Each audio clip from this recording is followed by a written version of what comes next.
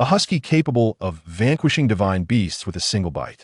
A giant panda possessing an indomitable body, along with one who claims to be the dragon god. This is a tale of a whimsical pet shop owner who, after traversing dimensions, acquires a system. Chapter 1. The World of Exotic Beasts. Ah, how delightful. After enduring 7 days of constipation, Lin Ran finally found relief in the restroom. 20 minutes later, feeling utterly refreshed, he donned his trousers, reveling in the beauty of it all. Subsequently, as was his custom, he mounted his beloved electric scooter, prepared to head to his pet shop. However, at that moment, Lin Ran suddenly felt the sky darken and the fabric of time and space tremble, causing him to faint instantaneously. Moments later, Lin Ran gradually regained consciousness, his vision still quite blurred. An overwhelming influx of information surged into his mind from all directions, bombarding his brain. Exotic beasts? Lin Ran? Beast Tamer? The information was exceedingly chaotic and immense, threatening to burst his mind. Lin Ran clenched his teeth tightly, collapsing to the ground in agony. After a considerable time, his mind began to settle. Fragmented, unfamiliar memories drifted orderly within his consciousness. I've traversed dimensions? All I did was relieve myself. Can one really traverse like this? Lin Ran, filled with disbelief, rushed outside. He discovered that the layout of the street remained unchanged, albeit everything appeared significantly larger. The pedestrians, regardless of age or gender, were accompanied by an array of exotic beasts in various forms. A parallel world? So it truly is a traversal. Never mind, let me first check my shop. As Lin Ran rode, he gazed around, noticing many peculiar structures, each towering and unfamiliar.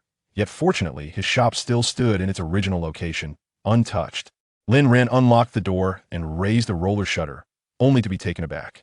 Within the shop, all pet food and supplies had vanished, and the husky he had raised for many years was also missing, leaving the place resembling a scene of a thorough robbery, pristine and empty. Oh no, I've been robbed. This is the end. Lin Ran nearly spat blood in despair. Ding, a suitable host detected, initiating soul test. Test complete, merging in process. Fusion complete, preparing for activation. At that moment, an emotionless mechanical voice echoed in Lin Ran's mind. A system? Upon my traversal, I receive such a grand welcome gift? Lin Ran was momentarily stunned, then excitement surged within him. Indeed, such things may be late, but they would never fail to arrive. As a modern-day recluse, gaming, watching dramas, and perusing novels comprised Lin Ran's daily existence. Thus he was well acquainted with this so-called system and promptly began to inquire about its functionalities. I am a super exotic beast cultivation system, aimed at nurturing the most formidable exotic beasts in existence. Lin Ran was taken aback, beginning to feel anticipation. Host detected to have no astral energy fluctuations, unable to become a beast tamer, a good for nothing. Initiating Plan B. Lin Ran was dumbfounded a good for nothing. How could one call him that when he was so handsome and dashing? Just as he was about to unleash a torrent of curses, a voice resonated in his mind again. Plan B initiated. Please find a shop to bind within 24 hours. Lin Ran hesitated slightly, then promptly replied, this shop is mine, bind it here. Binding in process. Binding successful, constructing layout. Cultivation room established. Hatching pool established. Exotic beast merchandise section established. Establishment successful. Please choose one from the following 2 exotic beasts within 2 days, increase its original strength 3-fold, and successfully sell it. Upon the system's completion of its statement, the shop's entrance was abruptly shut, transforming the area previously designated for pet grooming into a cultivation room. While the small water pool morphed into a hatching pool, however, the main area that once housed pet food and supplies remained starkly empty. What? Increase in exotic beast strength 3-fold in 2 days? Are you sure you didn't misstate that? Lin Ran began to doubt his own hearing, continuously recalling the memories in his mind. In this world, enhancing the strength of exotic beasts was notoriously arduous, requiring relentless training day after day, and to achieve a 3-fold increase in merely 2 days was utterly preposterous. What happens if I fail the task? Lin Ran asked nonchalantly. Since Plan B has been initiated, if the task fails, annihilation mode will be triggered, erasing the host and obliterating all memories related to the individual. It would be as if you never existed in this world, the system coldly replied. What the hell? You can't be serious. You think you can just erase me? This task is utterly impossible. Lin Ran exclaimed in frustration. Detecting severe verbal abuse from a host, initiating punishment mode, delivering 5 slaps. The system declared. Just as Lin Ran was about to speak, a transparent energy hand materialized out of thin air. Slap, slap, slap, slap, slap. 5 crisp slaps landed on Lin Ran's face. His face burned with pain, and he felt an overwhelming rage surging within him. Yet he managed to suppress his desire to curse. Could we perhaps change the task? Lin Ran touched his cheek, wearing a sly smile. No, execution is mandatory, the system asserted firmly. Fine then. Lin Ran thought to himself, irritated. I'll give a try. What a ridiculous system. I accept. Where are the pets? I shall choose. At that moment, 2 beams of golden light appeared before him, followed by the manifestation of 2 exotic beasts. After sifting through his memories, Lin Ran discerned. One was an orange shadow cat, its body adorned in orange fur except for its belly, which was black. It belonged to the wind element, a low-tier exotic beast typically used by novice beast tamers, reaching only a 3rd-tier strength upon maturity. The other was a sunfire sparrow, characterized by its red and white feathered plumage, remarkably diminutive, merely the size of a fist, and also a low-tier exotic beast, peaking at a 3rd-tier strength. Gazing at these feeble exotic beasts, Lin Ran felt an overwhelming sense of despair. Where was the promised advantage? Where was the invincibility? I'll choose the orange shadow cat, Lin Ran blurted out, unable to resist the resemblance to the orange cats on Earth. Lin Ran swiftly rifled through the memories in his mind and learned that in this world, the cultivation of exotic beasts places immense emphasis on the environment. Each powerful exotic beast breeding establishment meticulously constructs spaces tailored to the attributes of various beasts, showcasing a high degree of professionalism. However, upon surveying his own modest shop, Lin Ran realized that there was scarcely enough space to even contemplate such considerations. Detecting exotic beast, orange shadow cat, wind element, selecting dimension, wind forest sea mountain realm. Shall we proceed? Lin Ran was momentarily taken aback, his expression one of utter bewilderment as he muttered, let's go in. No sooner had he spoken than a violet rift abruptly widened, resembling a vertical eye, drawing both Lin Ran and the orange shadow cat into its depths. Suddenly, the world spun chaotically, darkness enveloped him, and it felt as if his very soul had detached from his body. After a brief moment, his vision gradually cleared, revealing an immense primeval forest before him, accompanied by the sound of howling winds. The host has successfully arrived at the Wind Forest Sea Mountain Realm. Time limit, 2 days. During this period, the host will receive the system's protection, absolute defense. Lin Ran was utterly stupefied.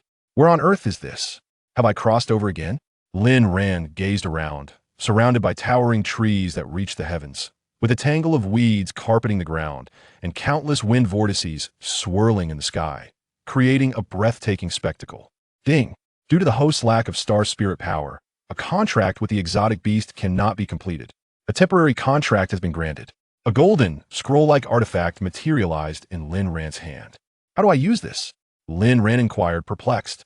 You must use the host's blood to draw the formation indicated in the diagram, and then place the exotic beast within the array, the system explained. Lin Ran unfurled the scroll and beheld a hexagram-like design, then bit his fingertip and inscribed the formation. Where's the orange shadow cat? After completing the drawing, Lin Ran intended to scoop up the orange shadow cat, only to find it exuberantly darting around a colossal tree, brimming with excitement. Lin Ran felt a wave of embarrassment. He approached and gently lifted the orange shadow cat, placing it within the formation, where it exhibited a remarkably amiable temperament, showing no signs of struggle. As the hexagram formation emitted a radiant glow, a sphere of light appeared in Lin Ran's mind, simultaneously allowing him to sense everything the orange shadow cat experienced. The feline, in turn, became exceptionally affectionate, circling around him and sniffing curiously. Chapter 2. The wind, forest, sea, and mountains. At that moment, several exceedingly powerful wind blades shot forth from the vortex in the sky. Run! Lin Ran exclaimed, momentarily taken aback before shouting urgently.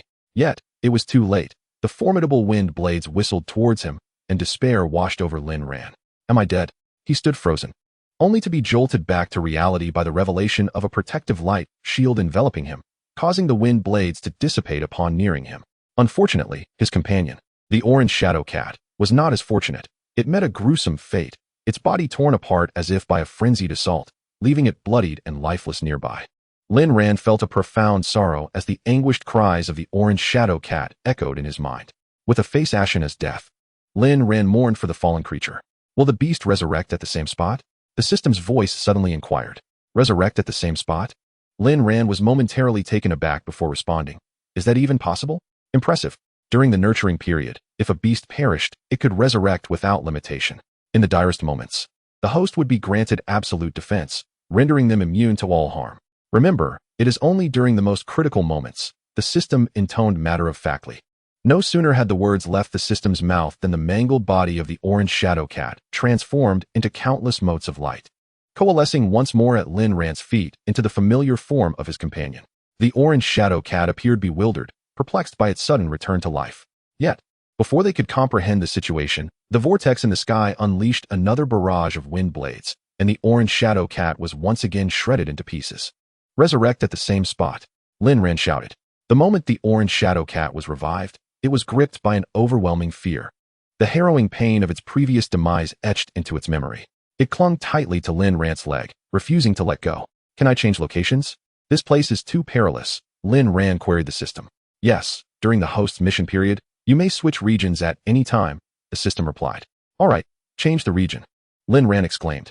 In a whirl of chaos, they found themselves in another jungle, the vortex in the sky now absent. Yet it was clear they remained within the realm of the wind, forest, sea, and mountains.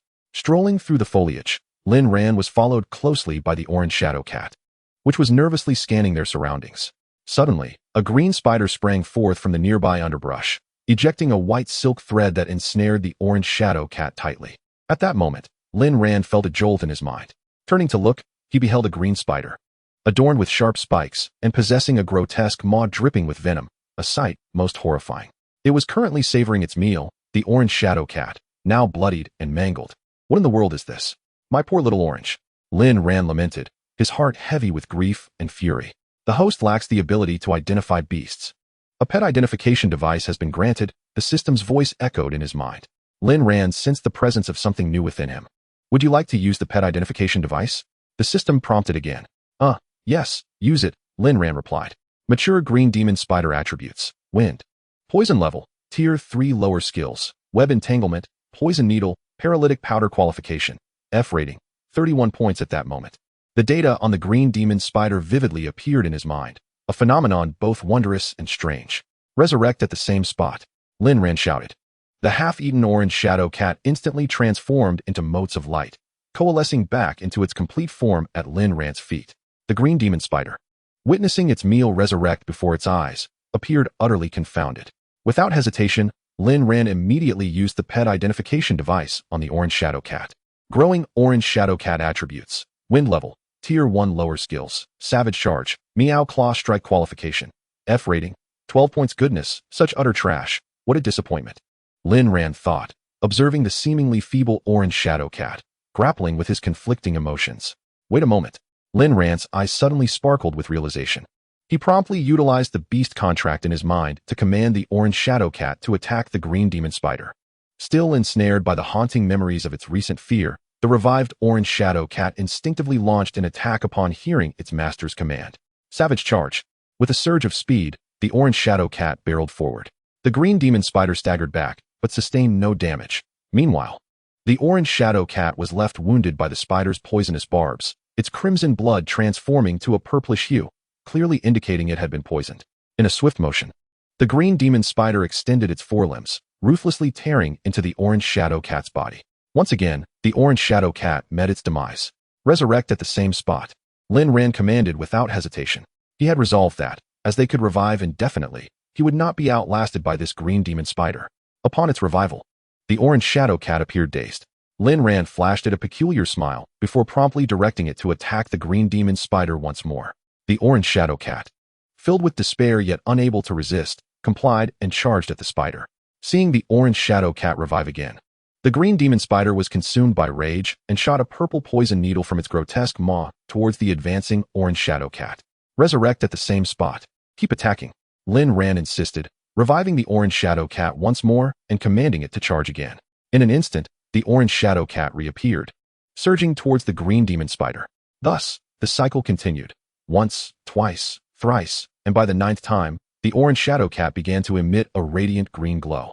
dramatically increasing its speed as it lunged towards the green demon spider's face. With a flurry of swift meow claw strikes, it landed 3 solid hits on the spider's visage, causing green blood to spurt forth. It had successfully mounted an offensive. Lin Ran stood agape, utterly astonished that a mere Tier 1 growth stage orange shadow cat could inflict harm upon a Tier 3 mature green demon spider. Truly remarkable. The earlier glow must have signified the comprehension of a new skill, yet its nature remained unknown. Soon, provoked by the assault, the green demon spider went berserk, once again tearing the orange shadow cat to shreds. Resurrect at the same spot, Lin Ran called out. The orange shadow cat seemed to have acclimatized to the cycle. As soon as it revived, it immediately charged forward. With its body aglow in green light, its claws had elongated significantly, resembling daggers. In a flash, it appeared behind the green demon spider, launching a frenzied assault on the poison-spewing maw. It sliced through the grotesque mouth, causing venom to spill forth. Roar! In agony, the green demon spider thrashed its tail, violently flinging the orange shadow cat aside, while exhaling a noxious yellow gas.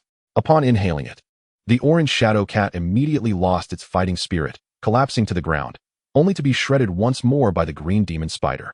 Resurrect at the same spot, Lin Ran shouted again. The orange shadow cat, now entirely accustomed to the cycle, launched into an attack the moment it revived. The green light around it flickered even more vibrantly, and its claws transformed into daggers, launching themselves outward. Remarkable. It has even learned to attack from a distance. Lin Ran marveled as he watched the projectile claws fly forth. 8 dagger-like claws rapidly struck the green demon spider's 8 legs, effectively incapacitating its ability to retaliate. Following this, the orange shadow cat executed another savage charge, colliding with the spider, which stumbled backward, its abdomen ruptured. Although the orange shadow cat had suffered injuries from the poisonous barbs, this time, it had somehow avoided being poisoned. Could it be immune? After sustaining severe injuries, the green demon spider became increasingly frenzied. With a violent tremor of its 8 legs, it shattered the cat claws embedded within them and frantically expelled countless strands of spider silk. The orange shadow cat, glimmering with a green light, sprinted desperately but was ultimately a moment too late, ensnared by the spider silk and ruthlessly drawn into its maw, swallowed whole. Revived once more. Just as the orange shadow cat was about to be digested, it vanished from the green demon spider's mouth, reappearing before it anew. Thus ensued a relentless cycle of attack, death, and resurrection. Finally, on the 25th attempt, the orange shadow cat shattered the green demon spider's abdomen and swiftly decapitated it. Clearly, the green demon spider had met its demise. Chapter 3. Can I revive too? After vanquishing the green demon spider, Lin Ran let out a profound sigh of relief, gazing at the utterly exhausted orange shadow cat, momentarily at a loss for words. For a creature of roughly first-tier strength to contend with a third-tier beast was indeed an overwhelming challenge. Yet, through endless resurrection and relentless assault, the training effect had proven remarkably effective. During the most recent series of revivals, the orange shadow cat's speed had visibly quickened, and its attack angles had become exceptionally cunning, even employing a feint to outmaneuver its opponent before launching a surprise attack on its already wounded abdomen. Though this battle was marked by continual death and revival, it had lasted a mere half-hour. The rapid enhancement of abilities in such a brief period was nothing short of astonishing. In his excitement, Lin Ran activated the pet appraisal device once more. Growth stage orange shadow cat attribute. Wind level, upper first tier skills. Barbaric charge, meow meow claw strike, wind spirit technique. Cat paw shot potential, C-class score, 22 ha. It seems that achieving a 3-fold increase in strength isn't as daunting as it appears. Just like that, it has reached the upper tier of the first level, with its potential even elevated. Not bad at all. Come on, little orange. Let us continue our journey, Lin Ran said, affectionately patting the orange shadow cat's fluffy head. I'm too exhausted to move. The orange shadow cat conveyed a rather displeased message through their temporary beast contract. Lin Ran paused, observing the immobile orange shadow cat sprawled on the ground, devoid of energy, and a peculiar smile spread across his face. Oh, are you quite tired? Let me give you a massage. Hearing this, the orange shadow cat nodded in apparent satisfaction. But a glance at Lin Ran's strange smile made its fur stand on end, causing a surge of panic. What was this lecherous human plotting? Don't be alarmed. I merely wish to offer you a gentle massage, Lin Ran reassured, smiling warmly as he approached the orange shadow cat. However, as he neared the corpse of the green demon spider, he swiftly drew a venomous stinger with his right hand and quickened his pace toward the orange shadow cat. Startled, the orange shadow cat had no time to react before it met its end once more, this time at the hands of Lin Ran. Revived on the spot. Haha, was that a pleasant experience? Aren't I wonderful? Lin Ran cooed, stroking the orange shadow cat's fur gently. He had long noticed that in this realm, each time the orange shadow cat revived, it returned to its optimal state, seemingly unscathed. Thus, while undeniably cruel, it was undoubtedly an efficient method for rapid recovery. Meow. Upon reviving once more, the orange shadow cat let out a furious cry, baring its teeth and scratching the ground in a display of anger. Oh dear. Don't be upset. This is all for your benefit, Linran said, crouching down to comfort the orange shadow cat. Reluctantly, the cat accepted this, thinking that had it not been for the temporary beast contract, it would have long since given its troublesome master a good scratch. Suddenly, Linran felt a sharp discomfort in his right hand. Glancing down, he saw it had turned a sickly purple, losing sensation as venom began to spread insidiously. He hadn't anticipated the green demon spider's venom to be so potent. Soon, he began to feel nauseous and dizzy. System, help me. I think I'm done for. Linran panicked. Host's self-destructive actions do not constitute an emergency. Absolute defense will not be activated, the system replied coldly. Wait, you. Before he could finish, Linran collapsed. Swiftly succumbing, his eyes wide open in a final, unblinking stare. The orange shadow cat was initially taken aback, then elated. Its tiny paws patting excitedly as if to say, look, retribution has arrived. You deserve this. Am I dead? Linran's gaze was vacant, but he soon awakened to find himself in the familiar forest, the orange shadow cat gleefully at his side. I can revive too. Haha. Linran exclaimed, filled with joy. I did mention that all beasts can revive at will, the system stated blandly. Am I also a beast? Linran began a tirade of jubilant exclamations. Yet, soon enough, he was met with 5 sharp slaps. Is this amusing? Now let us get back on the road, Linran said mischievously to the orange shadow cat. The feline's smile froze, and with a deep sigh, it obediently resumed its journey. Thus, for the next 2 days, Linran subjected the orange shadow cat to relentless and brutal training. They boldly confronted beasts at every opportunity, resulting in countless deaths, while Linran, despite his absolute defense, also met his demise a dozen times or more. Come, let me check your attributes once more. Linran activated the pet appraisal device aimed at the orange shadow cat. Growth stage orange shadow cat attribute. Wind level, lower 3rd tier skills. Barbaric charge, meow meow claw strike. Wind spirit technique, cat paw shot, tiger's roar, continuous wind arrows. Wind demon cloak potential, D-class score, 45. Ha! We did it. Are you happy, little orange? Linran exclaimed, embracing the orange shadow cat and showering it with affection, while the cat wore an expression of utter disillusionment. Ding. Dormitory task completed. Reward, 20 points. Store function unlocked. Commencing return. Return successful. Erasing certain memories of the beasts. After yet another dizzying whirl, the duo found themselves back in the shop. The orange shadow cat, sensing the surrounding safety, let out a deep sigh and promptly fell asleep, unaware of the memories it had just lost. The store? Where is it? Linran inquired, scanning his surroundings. Simply think of the store, and it will manifest in your mind, the system replied nonchalantly. Feeling somewhat awkward, Linran chuckled a few times, then focused his thoughts on the store. Indeed, a page appeared in his mind.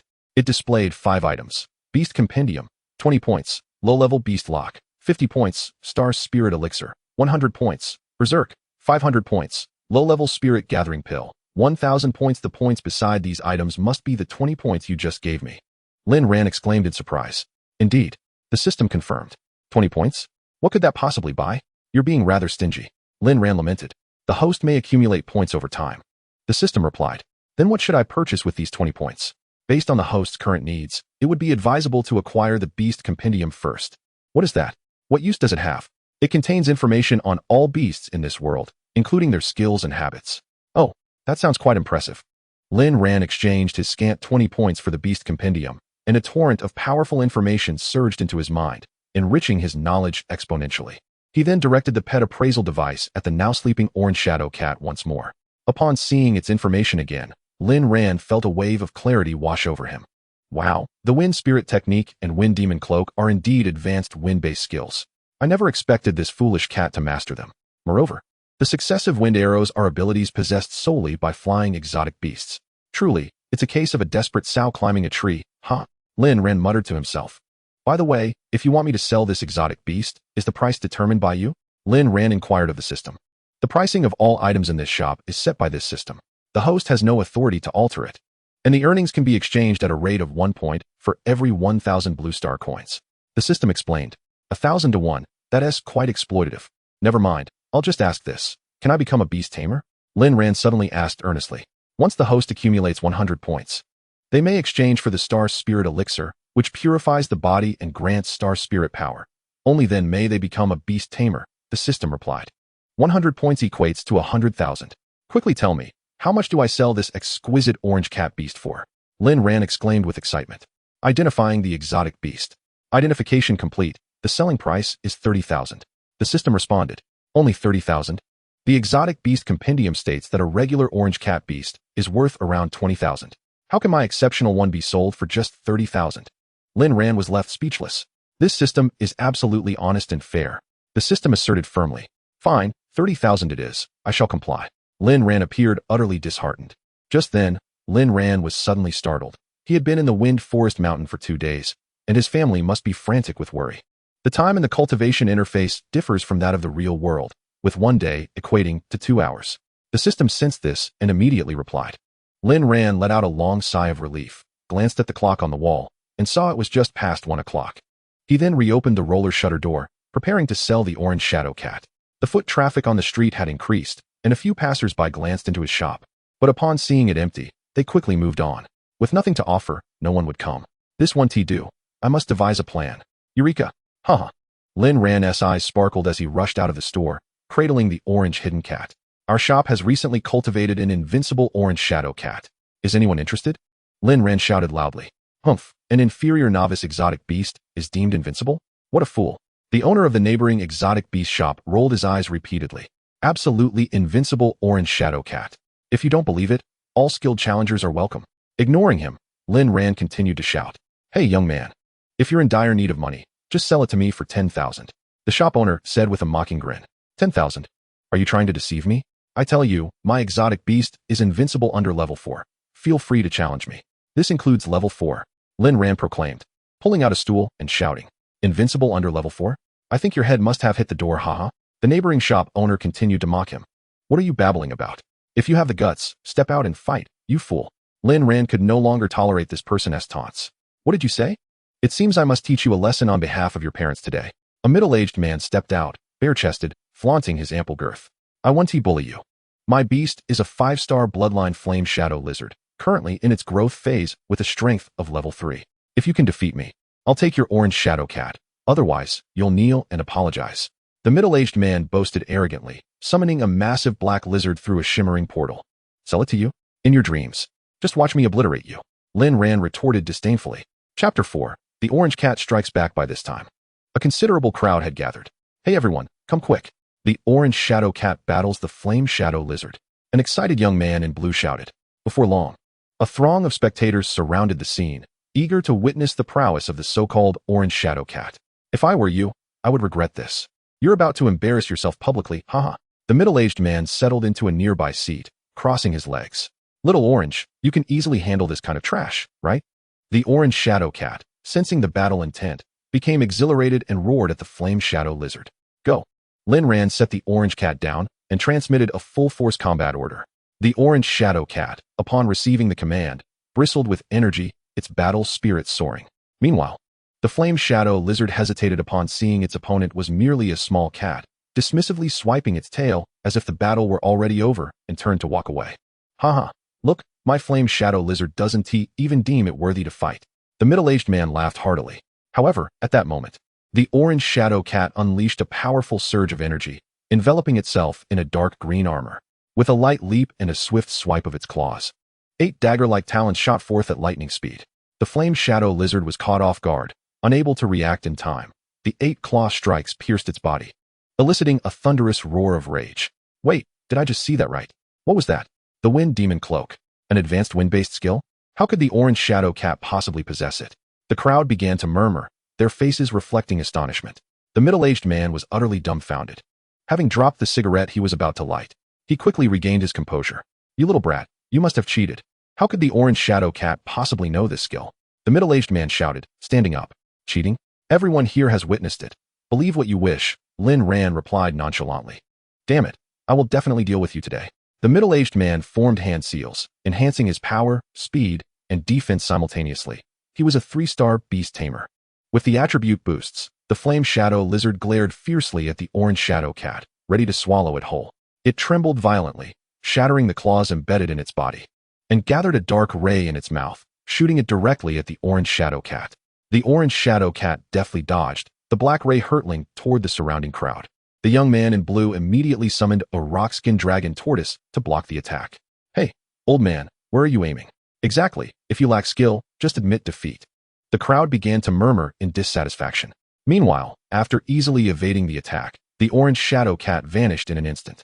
With a flash of green light, the orange shadow cat reappeared behind the flame shadow lizard, emitting a thunderous roar from its throat. Experiencing such a powerful sonic attack at close range, the flame shadow lizard collapsed, bleeding profusely from its head, incapacitated. Wait, did I hear that correctly? Was that a tiger's roar? A woman in yellow remarked. It was definitely a tiger's roar. Are you sure that's the orange shadow cat, and not some tiger-like exotic beast-esque cub? Doubts echoed from the crowd. Furthermore, that green flash, was that the wind spirit technique? Another advanced wind-based skill. It's undoubtedly the orange shadow cat. Incredible, a man shouted.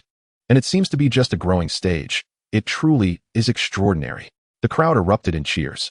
Meanwhile, the middle-aged man was left dumbstruck, unable to comprehend that this orange shadow cat could be so powerful, decisively annihilating his flame shadow lizard. I want it. Move. I was here first. I want it.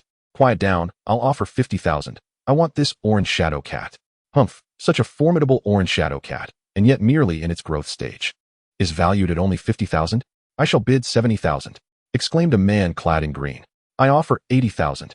A middle-aged gentleman from the adjacent shop, now awakened from his stupor after stowing away his fierce shadow lizard, hurriedly fawned over Lin Ran. Ah, young brother, it was all a misunderstanding. I concede. As per our wager, I shall take that orange shadow cat for 100,000. Did I ever agree to wager with you, fool? Everyone, listen closely. This orange shadow cat is for sale at the mere price of 30,000. Lin Ran cried out, his heart aching painfully at the thought. 10 whole thousand lost. 30,000. Wow. A surge of eager buyers flocked around Lin Ran. With so many of you, I have but one. Let us settle this with a game of rock, paper, scissors. The victor shall take it. Although Lin Ran felt a pang of sorrow, he was nonetheless thrilled to see so many wanting to purchase the exotic beast he had nurtured. During his previous days running a pet shop, he had never encountered such an influx of customers. The crowd was taken aback, but complied nonetheless. In the meantime, Lin Ran unlocked a temporary contract for the orange shadow cat following the system's directive. After a fierce bout, the victor emerged, a little girl, who was so ecstatic she could scarcely utter a word, nodding vigorously in joy. Now please pay. 30,000. Lin Ran gestured for her to scan the payment. The girl unhesitatingly pulled out her phone and transferred the 30,000 to Lin Ran, skipping joyfully as she cradled the orange shadow cat. Before departing, the orange shadow cat appeared to bask in the sunlight, radiating joy. I want one too. Boss, do you have any more? Indeed, the boss must have more. Boss, you look so young. You must have a powerful breeder in your shop. The crowd, undeterred, continued to press for answers. Lin Ran was taken aback. The system's secrets must not be divulged. Thus, he hastily fabricated a lie. Ah, this was an accidental cultivation, and there are no more available. Please come again another day. Lin Ran stood up to tidy his belongings, preparing to return to the shop. The crowd was deeply disappointed, reluctantly leaving. Some casting glances back at the shop's peculiar name, Ran Rant's Pet House. Meanwhile, the middle-aged man next door, realizing there was no hope, snorted disdainfully and retreated to his shop. His gaze fixed menacingly on Lin Ran. Congratulations, host, for completing Task B. Reward, 50 points. Additionally, 3 basic breeding platforms have been unlocked. A voice echoed in Lin Ran's mind. In the breeding room behind him, 3 blue crystal pillars had materialized. Only 50 points? How stingy. What are those 3 at the back? Lin Ran asked, visibly displeased. The basic breeding platforms can cultivate beasts of rank 4 or below. You gain 10 points per day, learning a random skill, or leveling up by 1 rank, the system replied. Is there a fee for this as well? Are you certain you are a system and not a swindler? Lin Ran retorted angrily. This system is absolutely fair, providing 3 basic breeding platforms at no cost, capable of simultaneously cultivating 3 exotic beasts. Each beast can earn you 50,000 blue star coins per day. The system coldly responded, ignoring Lin Ran's expression. 50,000 per day? My heavens, are you asking me to rob a bank? Are you certain this pricing won't lead to my shop being vandalized? Lin Ran exclaimed, utterly astonished. Through the beast compendium, he had comprehended the norms of this world. Typically, beast shops charged monthly for cultivation, generally not exceeding 20,000, with only a few high-tier beast shops charging a bit more, yet still not surpassing 50,000. The crucial difference was that they charged monthly. This system's invincible breeding apparatus is unparalleled by any ordinary shop outside. the system retorted disdainfully. So, the claim of learning a random skill or leveling up once per day is indeed true. That is correct. You need not worry, the system replied blandly. Lin Ran took a deep breath. Although expensive, the prospect of learning a skill or leveling up in a day was undeniably powerful. However, convincing customers of this was another matter entirely.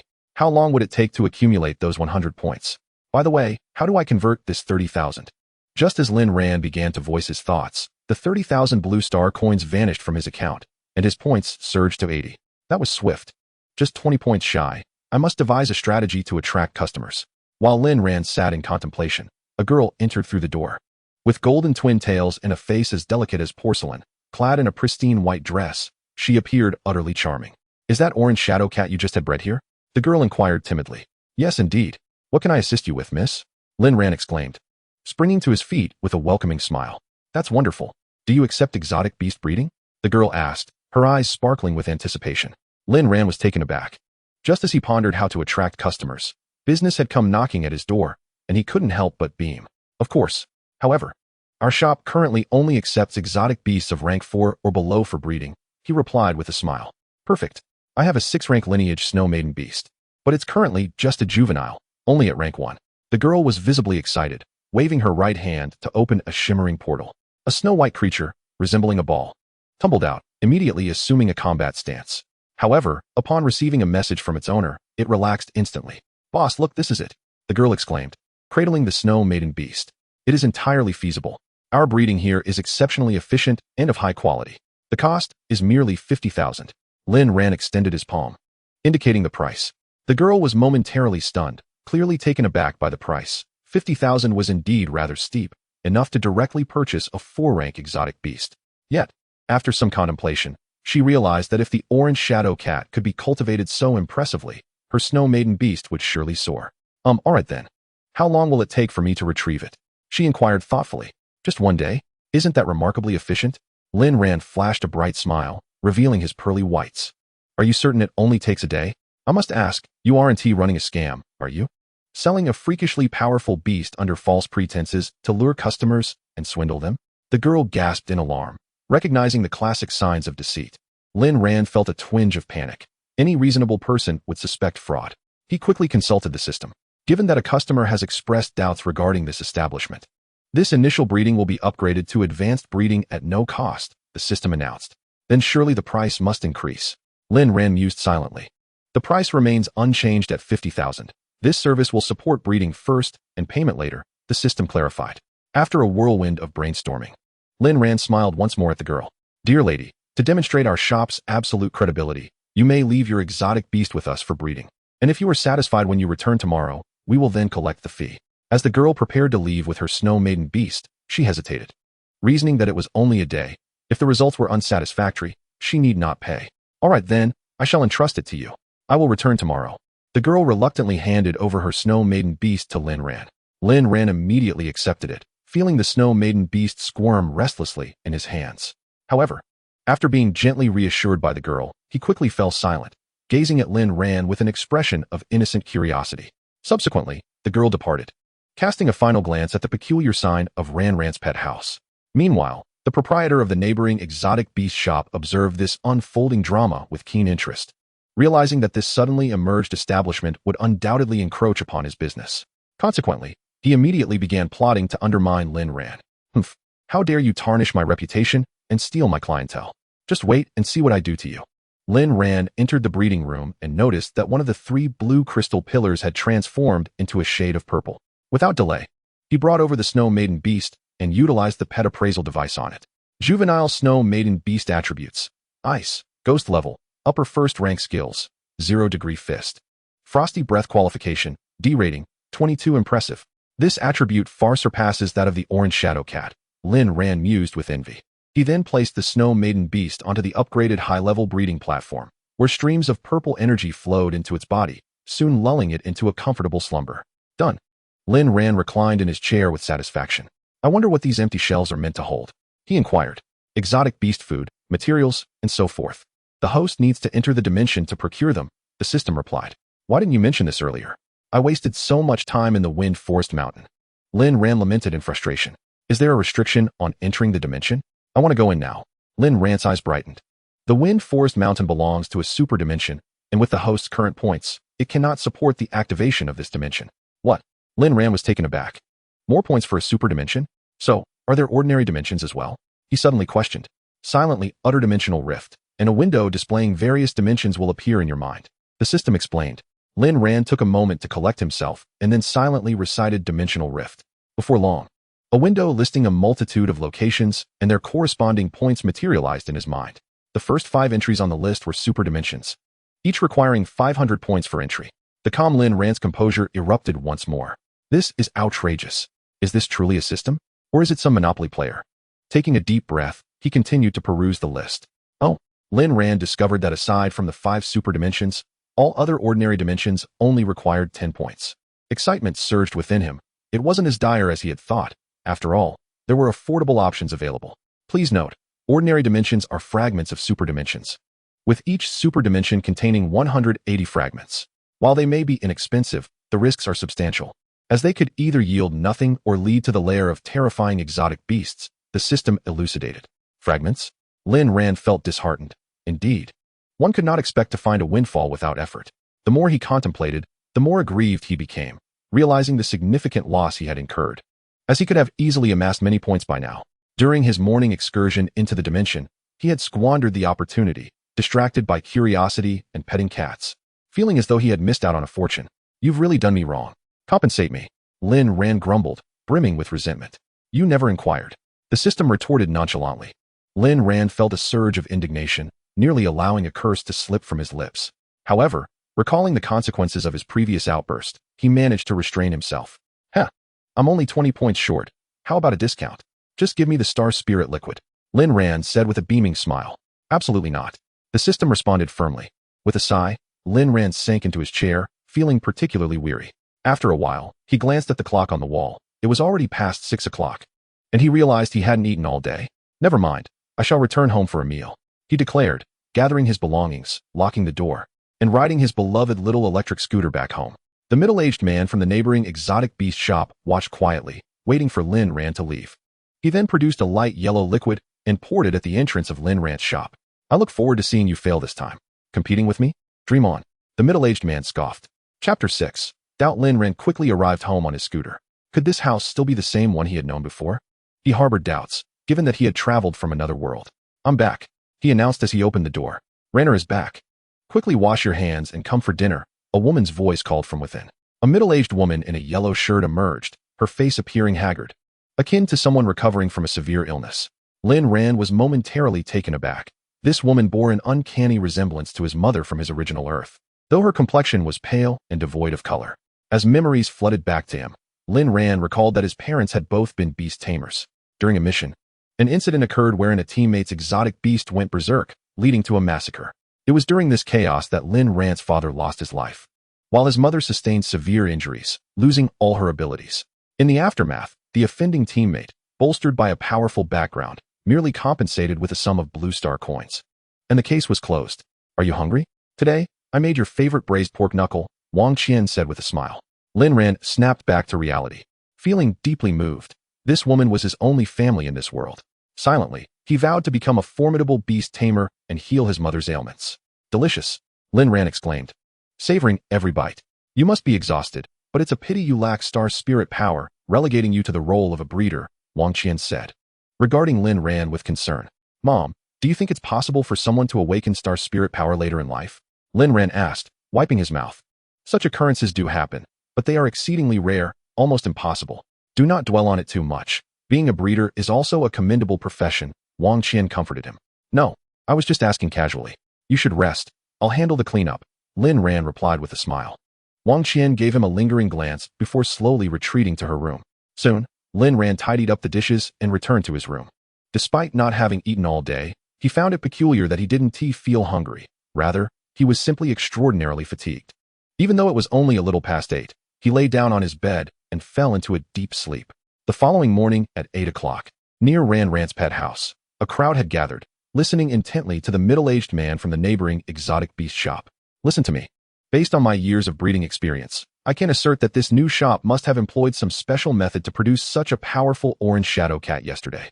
As you all know, the orange shadow cat is merely a low-tier exotic beast, suitable for novices. How could it possibly become so formidable? The crowd murmured in response, with one green-clad man shouting, "Humph, old man, are you just jealous and spreading rumors?"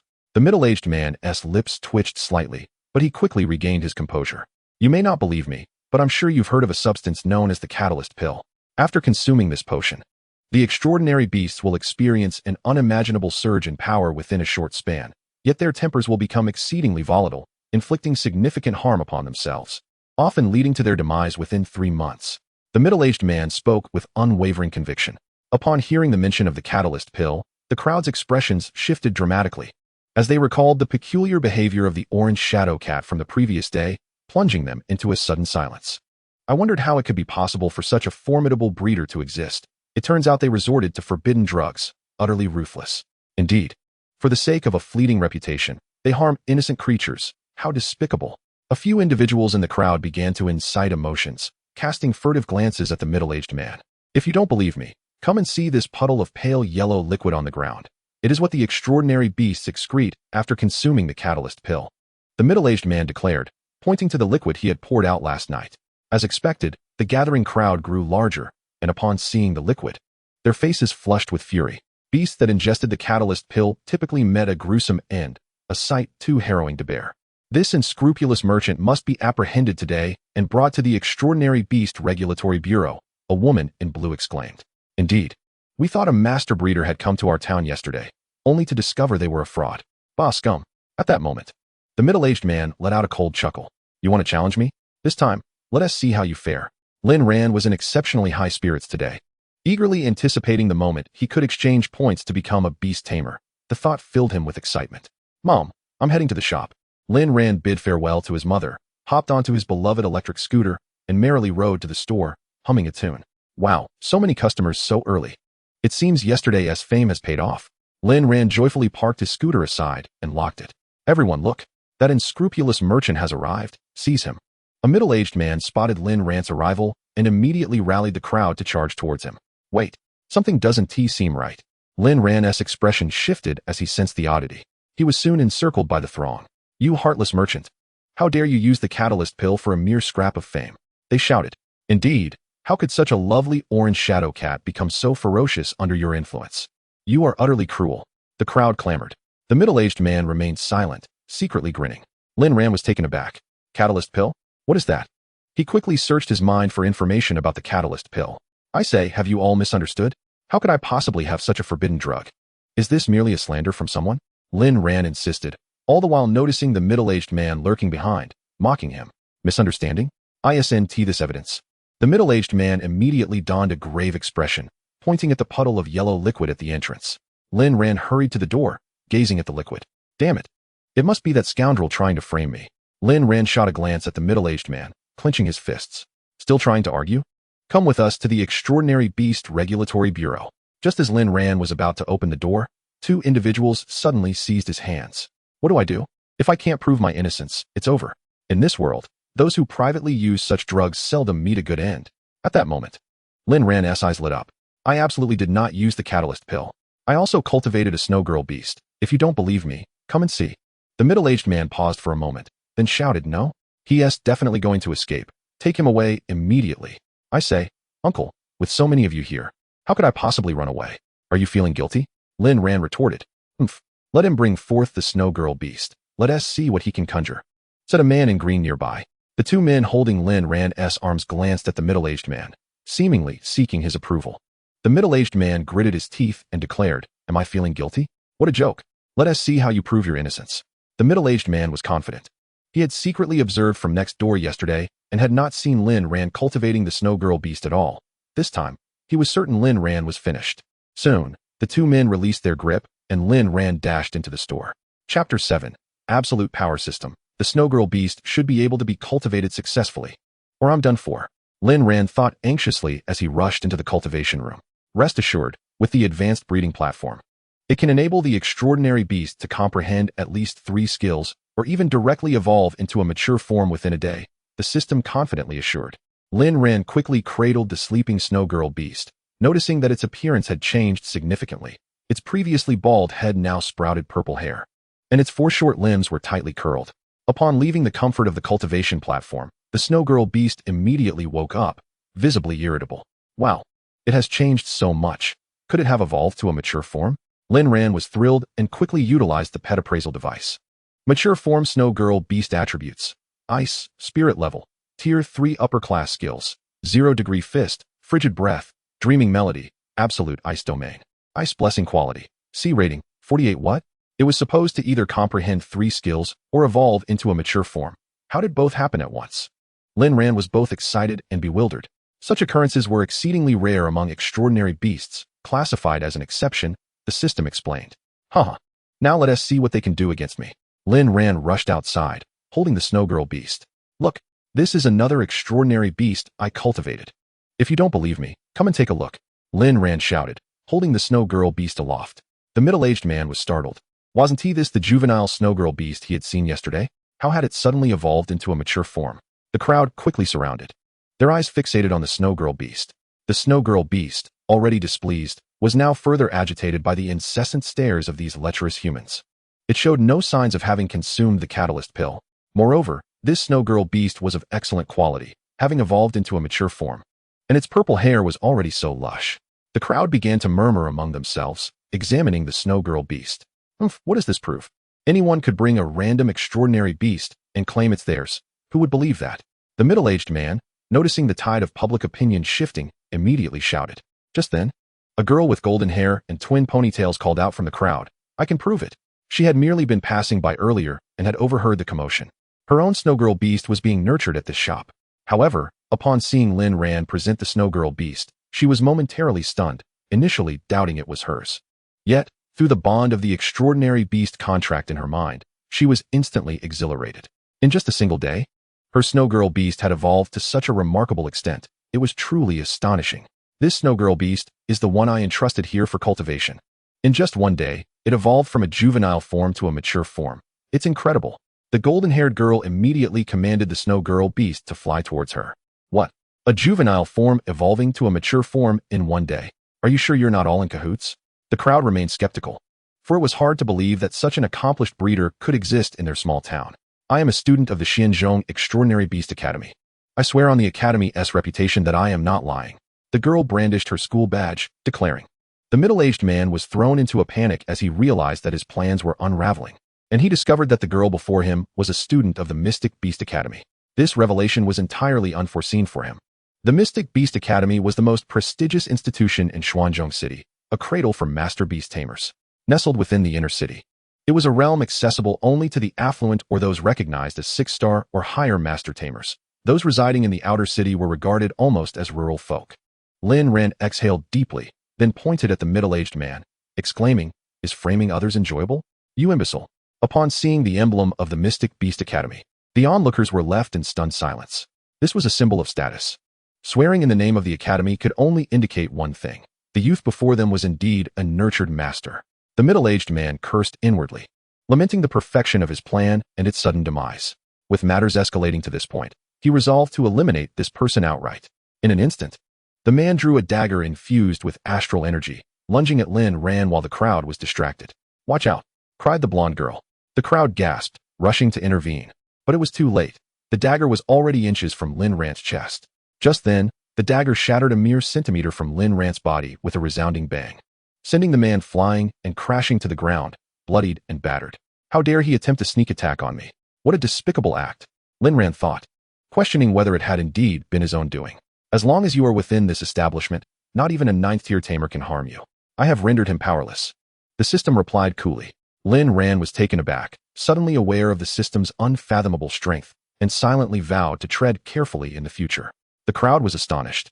Unable to discern how Lin Ran had acted, they could only feel the terrifying aura emanating from him. Could it be that this young man had reached such a level of cultivation? They speculated whether he was a 6-star or even a 7-star. This is extraordinary. Not only is he a nurtured master, but he is also a master beast tamer. A formidable figure. They murmured. It's all the fault of this scoundrel. We were wrong. Master, please forgive us. One man shouted. The blonde girl was equally shocked. How could this youth, appearing to be her age, possess such profound skills? Especially as a resident of the outer city? The crowd hastily apologized to Lin Ran, with several expressing a desire for him to nurture their beasts, but Lin Ran, overwhelmed, declined their requests. I'll soon have enough points. I must first become a tamer, he thought, his heart racing with excitement. Meanwhile, the fallen man was discreetly carried away, vanishing from sight. Shortly, Lin Ran dispersed the crowd, leaving only the blonde girl behind. Are you truly a master beast tamer? She finally asked. Lin Ran smiled slightly, choosing not to respond, but relishing the esteemed feeling that washed over him. Thank you for earlier. By the way, what is your name? Lin Ran suddenly inquired. No need to mention it. I'm Feng Ruodong, she replied, her cheeks flushing. All right, I'll remember you. But first, let us settle your payment. Lin Ran said, promptly taking out his phone to indicate that she should pay. He was eager to embark on his journey as a beast tamer. Without hesitation, Feng Ruodong paid him 50,000, evidently no longer harboring any doubts about the establishment. Ding. Earned 50 points, current total, 130 points. The system chimed in Lin Ran's mind. Chapter 8. My beast is a husky? Lin Ran was brimming with excitement, fidgeting in anticipation. However, Feng Ruodong remained, staring at him with an almost dazed expression. How could this youth, seemingly her peer, possess such terrifying prowess and remarkable nurturing skills? Was it true that there were greater beings beyond? At that moment, Lin Ran realized she had been gazing at him intently. Is she infatuated with me? He thought, an unexpected surge of confidence swelling within him. Suddenly, Feng Ruodong snapped back to reality, her face turning crimson as she caught him staring and hurriedly bid him farewell. Finally, she has gone. Now I can get to work. Lin Ran exclaimed, swiftly pulling down the roller door. He summoned the store within his mind, using 100 points to exchange for the astral essence. How do I consume this? He asked the system, staring at the crystal vial that had materialized in his hand. Simply drink it. Just be careful not to choke. The system replied coolly. Lin Ran felt a bit embarrassed, but disregarded it, tilting his head back and gulping it down eagerly. As the liquid flowed down his throat, a surge of potent energy surged within his dantian. Lin Ran cried out, his body flushing red and feeling intensely hot. The energy stored within his dantian erupted, striking every acupoint in his body. Each breakthrough was accompanied by searing pain, yet Lin Ran gritted his teeth, drenched in sweat. Soon, all 720 acupoints in his body were unblocked, each connected by a faint blue energy, resembling a starry sky. Lin Ran struggled to rise, only to find that the earlier pain had vanished, replaced by a formidable power coursing through him. He felt light as a feather, invigorated, with his senses sharpened. Is this the power of a beast tamer? How incredible! In my previous world, I could easily take on 10 opponents. Congratulations, host. You have become a beast tamer and received a beginner's gift pack. The hatching pool is now unlocked, the system announced. A small pool behind Lin Ran suddenly emitted a dazzling golden light, though it quickly dimmed. Where's the gift pack? Give it to me. Lin Ran shouted excitedly. The host has received one opportunity to enter a super realm, as well as one free use of the hatching pool. The system stated. Lin Ran was thrilled, recognizing that the hatching pool would yield his very first beast. Yet he felt a wave of anxiety. What if his first beast turned out to be something like a common orange cat? The system then prompted. The current hatching pool is at level 1 and can only hatch beasts of bloodline below 6th tier, with a 5 chance for 6th tier, 10 for 5th tier, 20 for 4th tier, and 65 for below 4th tier. Lin Ran furrowed his brow, thinking, a lottery? Only a 5 chance for 6th tier? That's incredibly low. Can it be upgraded? The host can upgrade it independently. Reaching level 2 requires 1,000 points. Level 3 requires points, and levels above 4 are currently unavailable. The host can silently invoke the hatching pool to review it in your mind, the system replied. Lin Ran immediately summoned the hatching pool interface in his mind, scrutinizing it closely. The level 2 hatching pool could potentially cultivate beasts with a 9th tier bloodline, though the odds were extremely low at just 0.1. The level 3 hatching pool significantly improved the odds of hatching a 9th tier beast to 10, with a 0.01 chance of producing a divine beast. Lin Ran was taken aback. The highest level of exotic beasts on the continent was merely at the 9th tier. These so-called divine beasts were the rulers of their domains, immensely powerful entities that humans could hardly hope to tame. Moreover, there were incubation pools at levels 4 and 5, which boasted even more extraordinary effects, with the potential to produce the legendary super divine beasts. However, upon seeing the astronomical points required, Lin Ran was dumbfounded. How many zeros were there? Though such astronomical figures were currently beyond his reach, the effects of the first-level incubation pool were already remarkable. It was known that on Blue Sea Star, a beast with a 6th tier bloodline started at 200,000, which translated to 200 points. After a moment of exhilaration, Lin Ran gradually calmed himself, taking a deep breath. All of this was in the future. All he needed to know now was what his first exotic beast would be. Lin Ran repeatedly murmured, "May the Jade Emperor bless me. May the Queen Mother bless me. May Jesus bless me. May my ancestors bless me." After invoking the blessings of various deities, he closed his eyes and shouted, "Open the incubation pool." The previously dim incubation pool suddenly radiated a golden light, flickering with brilliance. At that moment, a streak of black emerged from the golden glow, and with a resounding thud, a four-legged creature slowly stepped forth. Lin Ran widened his eyes, scrutinizing it closely. It had a coat of gray fur, with white fur on its face and belly, and a pair of sapphire-like eyes that blinked curiously at this unfamiliar world. Lin Ran was stunned. This was a Siberian husky. Moreover, the more he looked, the more it resembled the one he had raised back on Earth. He rushed over and parted the tuft of gray fur on its head. Sure enough, there was a light red star-shaped birthmark on its crown. "No way. How could it be you, Airbao?" Lin Ran exclaimed excitedly, embracing it and showering it with affection. The husky seemed to recognize him, continuously licking Lin Ran's hand while barking joyfully. But soon, Lin Ran pushed it away, shouting, "You are my first exotic beast? I want to change." "That is not an option," the system replied indifferently. Gazing at the goofy dog, Lin Ran felt a wave of despair. Yet curiosity compelled him to use the pet appraisal device on it. Young Star Wolfhound attributes: Wind level, mid-tier first skills, Savage Charge, Sharp Howl qualification, F score 15. Lin Ran felt like crying. He had initially hoped to acquire a beast with a 6th-tier bloodline, yet here he was with this creature. Fortunately, it still had a 4th-tier bloodline, albeit ranking among the lowest of its kind. Why, oh why, did you choose such a lackluster bloodline upon reincarnation? You've truly disappointed me, Airbao. Lin Ran lamented, on the verge of tears. Yet, he gradually regained his composure. After all, this had been his favorite pet. System, how do I sign a contract with it? Lin Ran suddenly remembered he still didn't know how to sign a contract with an exotic beast. To calm the beast's emotions, gather star spirit power with both hands and place them on the beast's head to complete the contract, the system instructed. Lin Ran promptly followed the instructions, and the Star Wolfhound seemed to trust him immensely, quickly completing the contract.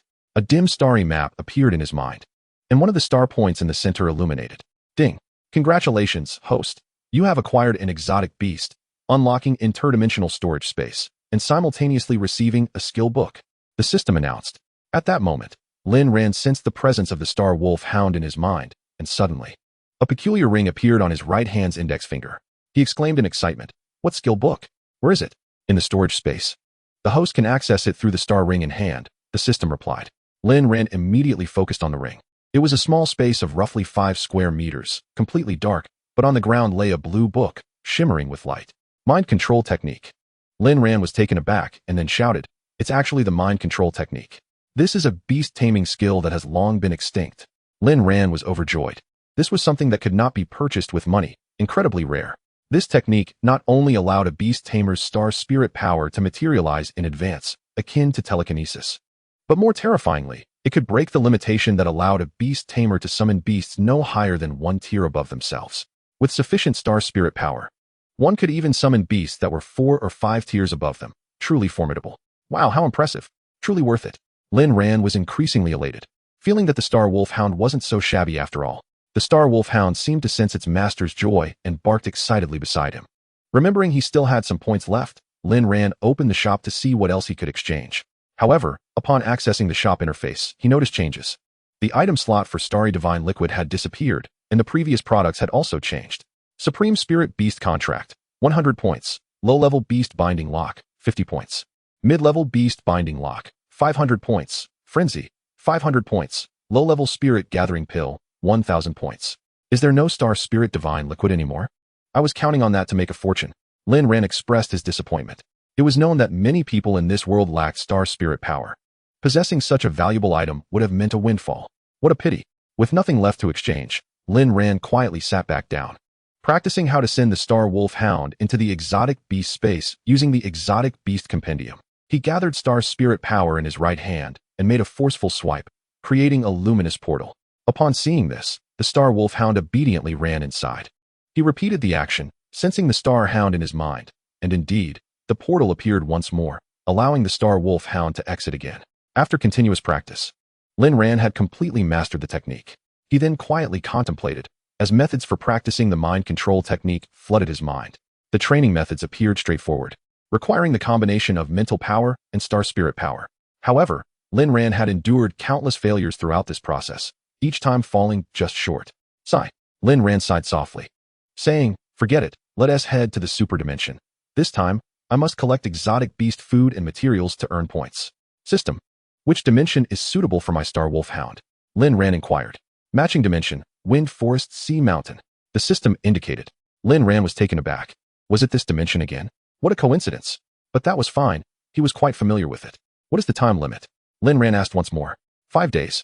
This is the longest duration for a super dimension to open, the system responded.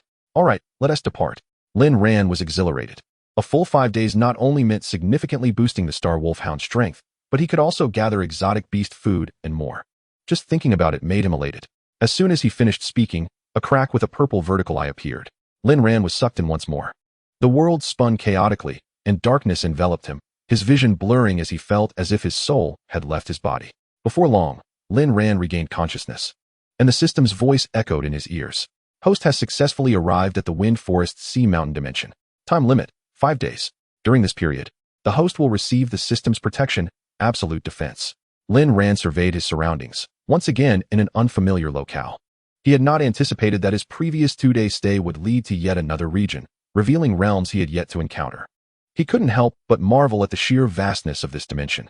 With a deft motion of his right hand, a shimmering portal materialized, from which the star wolf dog scampered out, barking excitedly at Lin Ran. He felt a surge of information about the beast contract in his mind. Indeed, this place was a paradise for wind-type exotic beasts.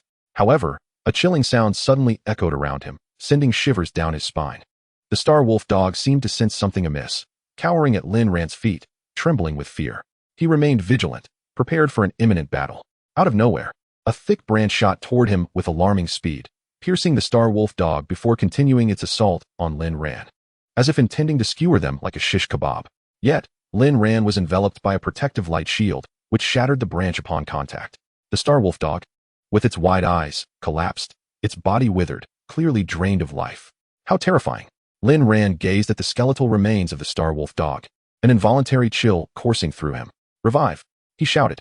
Moments later, the star wolf dog returned to life, though it was clearly terrified. The previous experience was a shadow it would likely never forget. Lin Ran scanned the area and finally spotted a peculiar dead tree, its trunk resembling human limbs, with a gnarled, aged face twisted in agony at its center, surrounded by a ring of desiccated grass. Without hesitation, Lin Ran activated the beast identification device. Mature demon treant attributes: wind, demon level, 4th tier upper skills, life drain, demon descent, shattering wind spear, 10,000 wood stabs qualification. E-rating, 41 to Lin Ran's astonishment. It was a 4th tier exotic beast. Suddenly, he noticed a blood-red gem gleaming behind the demon treant. System, do you know what that is? Lin Ran tentatively inquired. Demon blood gem, a gem that a demon-type exotic beast may condense when nearing death. If absorbed by a demon-type beast below the 6th tier, it can directly elevate its tier, valued at 200,000 blue star coins, the system explained. Lin Ran's eyes sparkled with excitement at the thought of 200,000. What a windfall! Although he lacked a demon-type exotic beast, he could sell it. Moreover, the creature before him was evidently on the brink of demise. If he didn't act now, when would he? Charge! Herbao, take it down! Lin Ran called to the star wolf dog. Though still gripped by fear, the star wolf dog, upon receiving its master's command, rushed forward without hesitation. It barked twice, its light red star atop its head flickering, as it sped toward the foe. Demonic canine charge. The demon treant reacted instinctively, aware that any creature encroaching upon its territory must perish. With a resounding crash, the star wolf dog collided with the treant's roots, savagely tearing at the bark. The demon treant let out a deafening roar, exuding black gas that quickly ensnared the star wolf dog, rendering it immobilized. Through his extensive knowledge of exotic beasts, Lin Ran recognized the treant's skill as demon descent, a common technique used by demon-type beasts to ensnare their foes in an abyss of despair. Lin Ran hastily relayed a command via the beast contract. But it was too late. The star wolf dog was already ensnared and pierced by a branch, its life force siphoned away. Revive! The star wolf dog reappeared once more. The aged visage of the demon treant registered a slight shift. What was happening? It couldn't kill it? Herbao? Use Sonic Howl, Lin Ran commanded, channeling the power of the beast contract. In battle, a beast tamer serves as the brain of the exotic beast, necessitating precise combat orders. This realm not only allowed for the honing of exotic beast abilities, but also served to refine Lin Ran's tactical skills. Upon receiving the command, the star wolf dog's star turned a vivid crimson, emitting a tremendous bark from its throat. The still-dazed demon Treant was caught off guard. A sudden jolt of pain coursed through its mind as the sonic howl miraculously struck true. Excellent. Attack its roots fiercely. Lin Ran noted that the Trent's most vulnerable point was indeed its roots, and tree-like exotic beasts typically lacked mobility, necessitating strong protection of their roots. After sustaining the sonic howl's assault, the demon Treant could no longer defend effectively. This was clearly an opportune moment. The star wolf dog charged relentlessly at the roots of the demon Treant, despite its fear, displaying a tenacity characteristic of canine exotic beasts. Lin Ran was astonished. He had not anticipated his husky to exhibit such ferocity, a stark contrast to its earlier trembling demeanor. All right, let us finish it.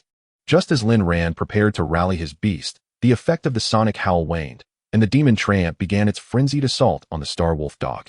Branches like scythes shredded the star wolf dog into pieces.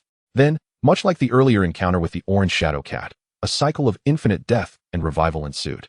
After the star wolf dog had perished 17 times, it was enveloped in a dark green glow, unleashing a wave of energy from its mouth that pierced through the last remnants of the demon Trent's life force.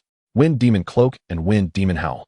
Lin Ran was ecstatic, astounded that this large canine had grasped two advanced wind-type skills in one fell swoop. He rushed over, eager to collect the demon blood gem from the ground, when an unexpected event transpired. The star wolf dog swallowed the gem whole.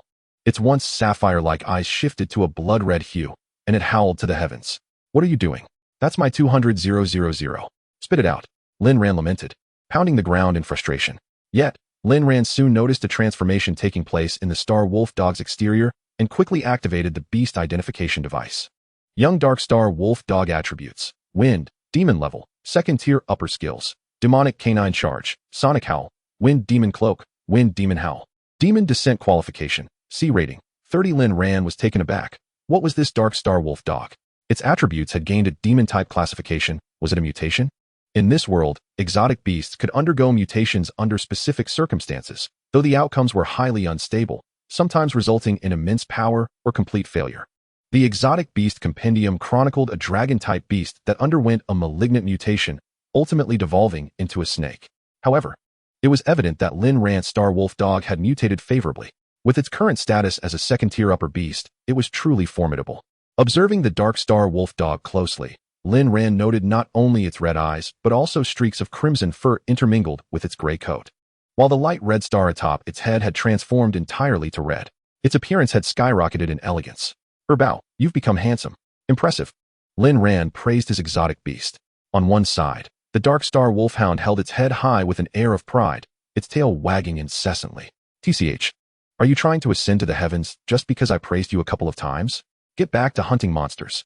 You've cost me 200,000. Hurry up and earn it back. Lin Ran bellowed. Woof. The Dark Star Wolfhound clearly expressed its discontent, but complied with its master's command nonetheless.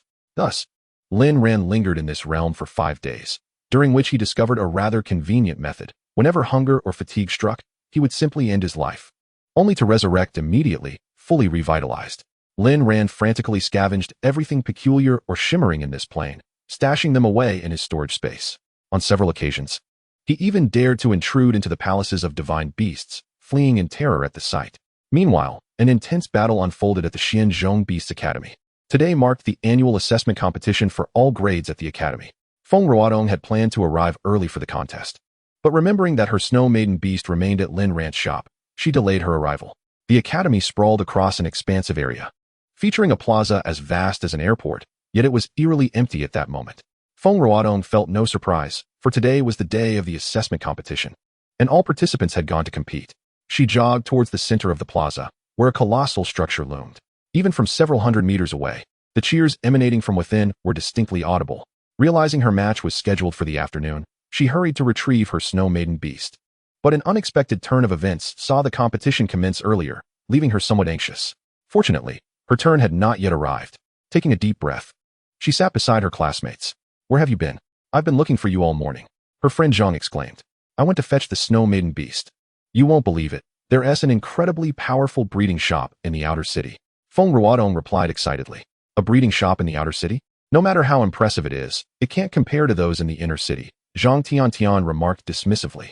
Feng Ruotong, now lacking the patience to explain, noticed that her match was next, as the preceding contestant had fallen ill, leading to her being called up unexpectedly. With the referee's whistle marking the end of the previous match, it was now Feng Ruotong's turn to take the stage. Go, Ruotong! Zhang Tiantian and their female classmates fervently cheered. Feng Ruotong nodded and dashed onto the platform. She felt a knot of anxiety in her stomach. For her opponent was a boy from another class, reputed to be one of the strongest. Soon, her adversary stepped onto the stage. A boy of about 170 centimeters tall, with short black hair and sharp golden glasses that glinted in the light. You must be from class 3. Don't worry, I usually go easy on girls, Li Zhe said, smiling at Feng Ruotong with an air of confidence, as though victory was already assured. All right, the match will be best out of 3. Each contestant may summon only 1 beast per round, and no harm may come to the beasts or malicious intent be shown. Otherwise, you will be expelled. The referee announced coldly. Begin. Li Zhe effortlessly waved his right hand, summoning a fiery tiger engulfed in flames. It's the Flame Spirit Tiger, a beast of 6th tier lineage, the enthusiastic host declared. Though currently in its growth stage, it's approximately 4th tier lower level. It seems Li Zhe is indeed a 3rd-star beast tamer. Truly impressive. Typically, a beast tamer could summon a beast only 1 tier above their own. Otherwise, they risked losing control and causing havoc.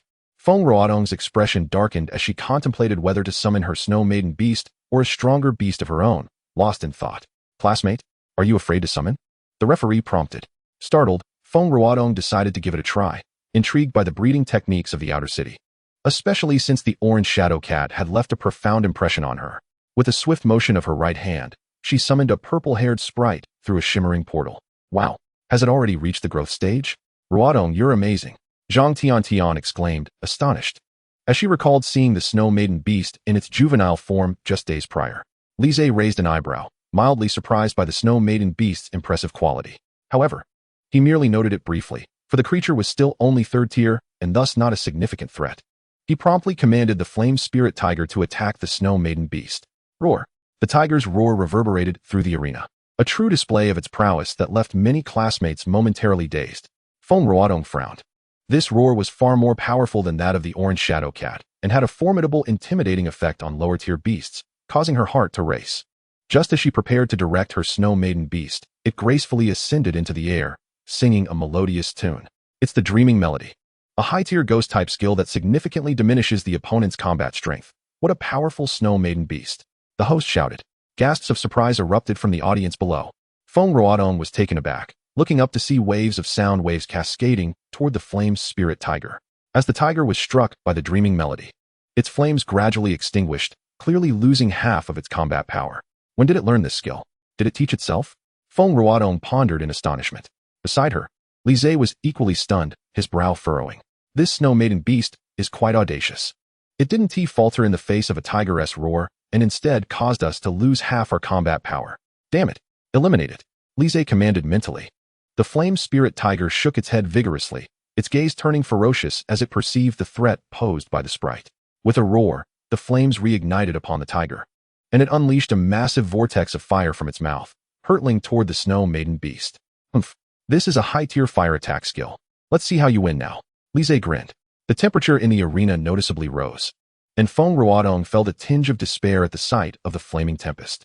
Yet, just then, the Snow Maiden beast radiated an aura of extreme cold, forming a protective domain around itself and its master. Its speed surged as it condensed cold energy in its right hand, darting swiftly toward the Flame Spirit Tiger.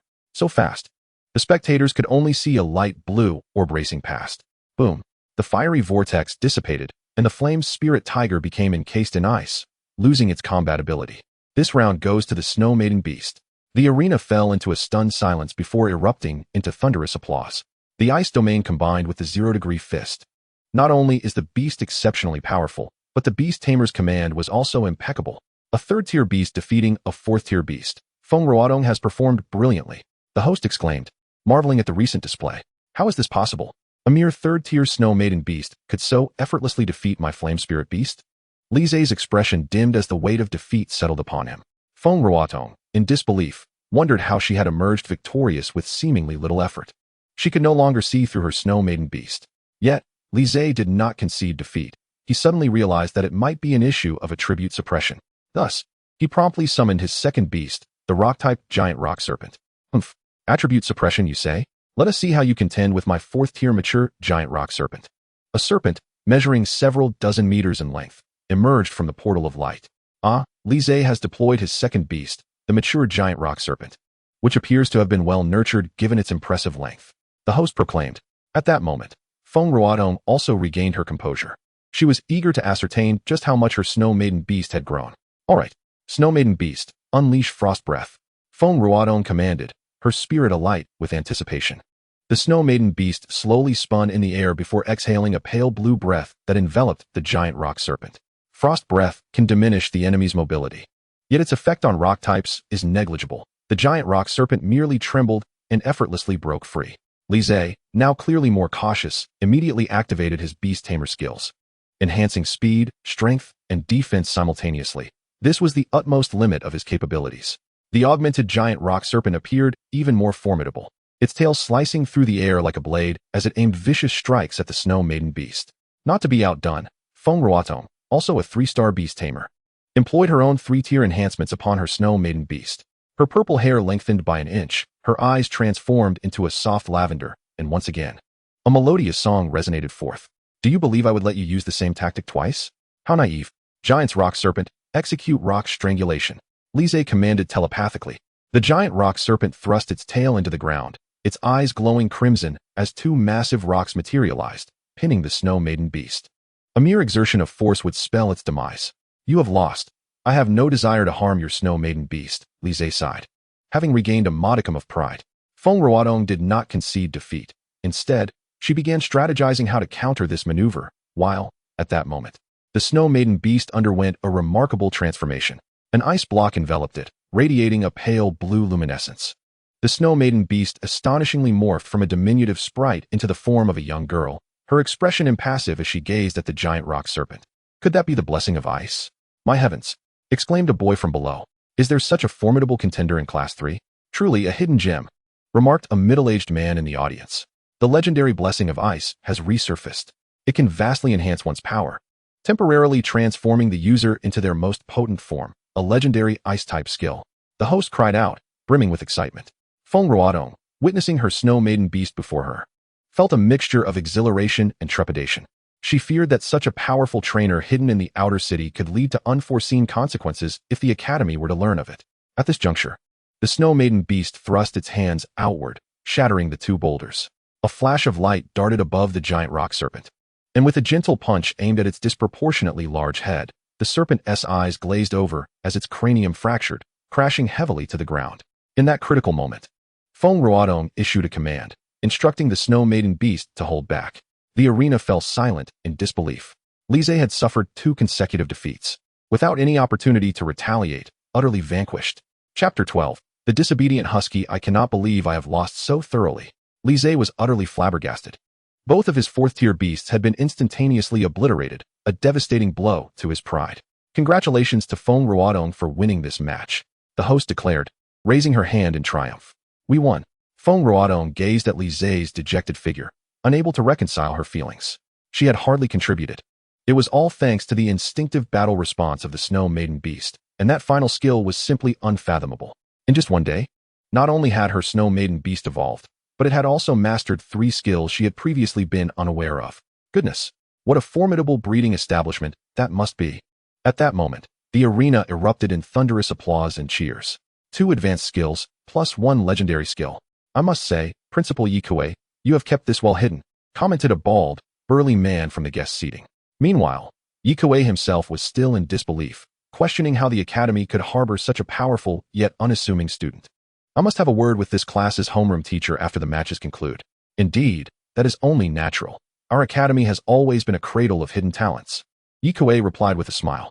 I want this student's information. Upon graduation, they will join my treasure-seeking team, the burly man declared.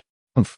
Such a promising talent surely belongs in the military. The treasure-seeking team is simply not fitting, interjected a woman in a deep green military uniform adorned with a red beret, exuding an imposing presence. In this world, the military held the greatest influence. Joining its ranks would undoubtedly be a matter of great pride. However, in recent years, the treasure-seeking teams established by the government had risen dramatically in prominence, amassing significant wealth and seemingly overshadowing the military. Thus, these two factions were nearly at odds with one another. Yi Kuei felt utterly helpless, forced to appease both sides with a conciliatory smile. Meanwhile, Feng Ruodong, amidst the crowd's adulation, descended from the arena, acutely aware of the many admiring glances from the boys, which made her feel quite uncomfortable. Around her, classmates began to approach, saying, "You're incredible. To have nurtured such a remarkable snow maiden beast in silence. It seems you'll have a bright future after graduation." There was envy in their eyes, mixed with a hint of jealousy, as this was the final assessment before graduation, with significant implications for their futures. Feng Ruodong's face flushed crimson, feeling quite bashful, especially since she had hardly done anything in the match. "Please, tell me what exactly happened with your snow maiden beast." As soon as she sat down, Zhang Tiantian eagerly inquired in a hushed tone. "I mentioned that a superlative breeding establishment has appeared in the outer city, where my snow maiden beast was nurtured," Feng Ruodong replied softly. "How could that be? You must take me to see it tomorrow," Zhang Tiantian exclaimed, her excitement palpable, though she still found it hard to believe. Before they knew it, the sky gradually darkened. In a secluded commercial street of the outer city, within Lin Ran's pet shop, Lin Ran had emerged from the dimensional space and was counting his spoils. Among them were some items he recognized, but most were unfamiliar, particularly 3 that he had risked his life to steal from the Divine Beast Palace, paying a steep price. "Should I list all items for sale?" the system prompted. "First, tell me what these 3 are," Lin Ran inquired. 9 Heavens Wind Demon Pill, priced at 500,000 upon consumption. It grants a chance for a 7th-tier Wind-type beast to instantly break through to 8th tier and randomly comprehend a powerful Wind-type skill. 1 Pattern Earth Sovereign Pill, priced at 300,000 upon consumption. It allows a juvenile Rock-type beast to evolve directly into maturity. Ascension Pill, priced at 100,000 upon consumption. It enhances the beast's potential. The system explained. "I'm going to strike it rich," Lin Ran exclaimed, filled with exuberance, his limbs flailing in delight. "Wait, that's not right. Such exorbitant prices are out of reach for most people," he realized, quickly sobering from his excitement. Lin Ran meticulously packaged these 3 treasures using the boxes provided by the system, placing them prominently on the shelf as the store's prized possessions. "You should appraise these as well," he exclaimed, pulling everything out. The system responded, "Appraisal in progress." 10 types of exotic beast ingredients, priced at 350, 500, and 750 respectively. 7 types of exotic beast materials, priced at 1200, 1500, and 1600 respectively. The remainder consists of worthless items that can be discarded. Only 17 varieties? How disappointing. I went through all that trouble to collect them one by one. Lin Ran lamented, albeit with a sense of joy, for those 3 treasures were indeed worth a fortune. Suddenly, Lin Ran realized that these exotic beast foods and materials were significantly more expensive than ordinary ones, making their sale a daunting task and risking the perception of being a black market dealer. Nevertheless, he proceeded to place the items into the boxes, leaving only the food for the Dark Star Wolfhound, arranging the rest on the shelf to await a fortunate customer. Subsequently, Lin Ran summoned the Dark Star Wolfhound again. But an unexpected event occurred. During its time in the dimension, it had undergone a remarkable transformation, not only mutating but evolving into a mature form. Its size having increased substantially. Fangs protruded from its mouth, and its tail tip had turned a sinister crimson, exuding an even more formidable presence. However, it had also advanced to the 4th tier, exceeding Lin Ran's control, and exhibited signs of rampaging. Warning: the exotic beast has lost control and is unleashing purifying power. The system alerted. Lin Ran felt utterly bewildered. It had seemed perfectly fine in the dimension, so why did it go berserk immediately upon exiting? A beam of white light enveloped the Dark Star Wolfhound, gradually lulling it into slumber. System, why was I able to control it in the dimension? Lin Ran inquired, perplexed. The dimension contains purifying energy that prevents exotic beasts from leveling up too quickly and turning against their hosts, the system elucidated. Lin Ran pondered this, realizing he had only just become a beast tamer, merely a novice, and indeed felt somewhat impatient. He then utilized the pet appraisal device on the Dark Star Wolfhound. Growth stage Dark Star Wolfhound attributes: Wind, Demon level, lower 4th tier skills, Hellhound charge, Sharp howl, Wind Demon cloak, Wind Demon roar, Demon descent, Hell roar. Phantom clone potential, C rating, 45. The primary breeding platform can only nurture exotic beasts up to the 4th tier. I must earn points swiftly, Lin Ran exclaimed, spending 10 points to activate the primary breeding platform and dragging the Dark Star Wolfhound inside.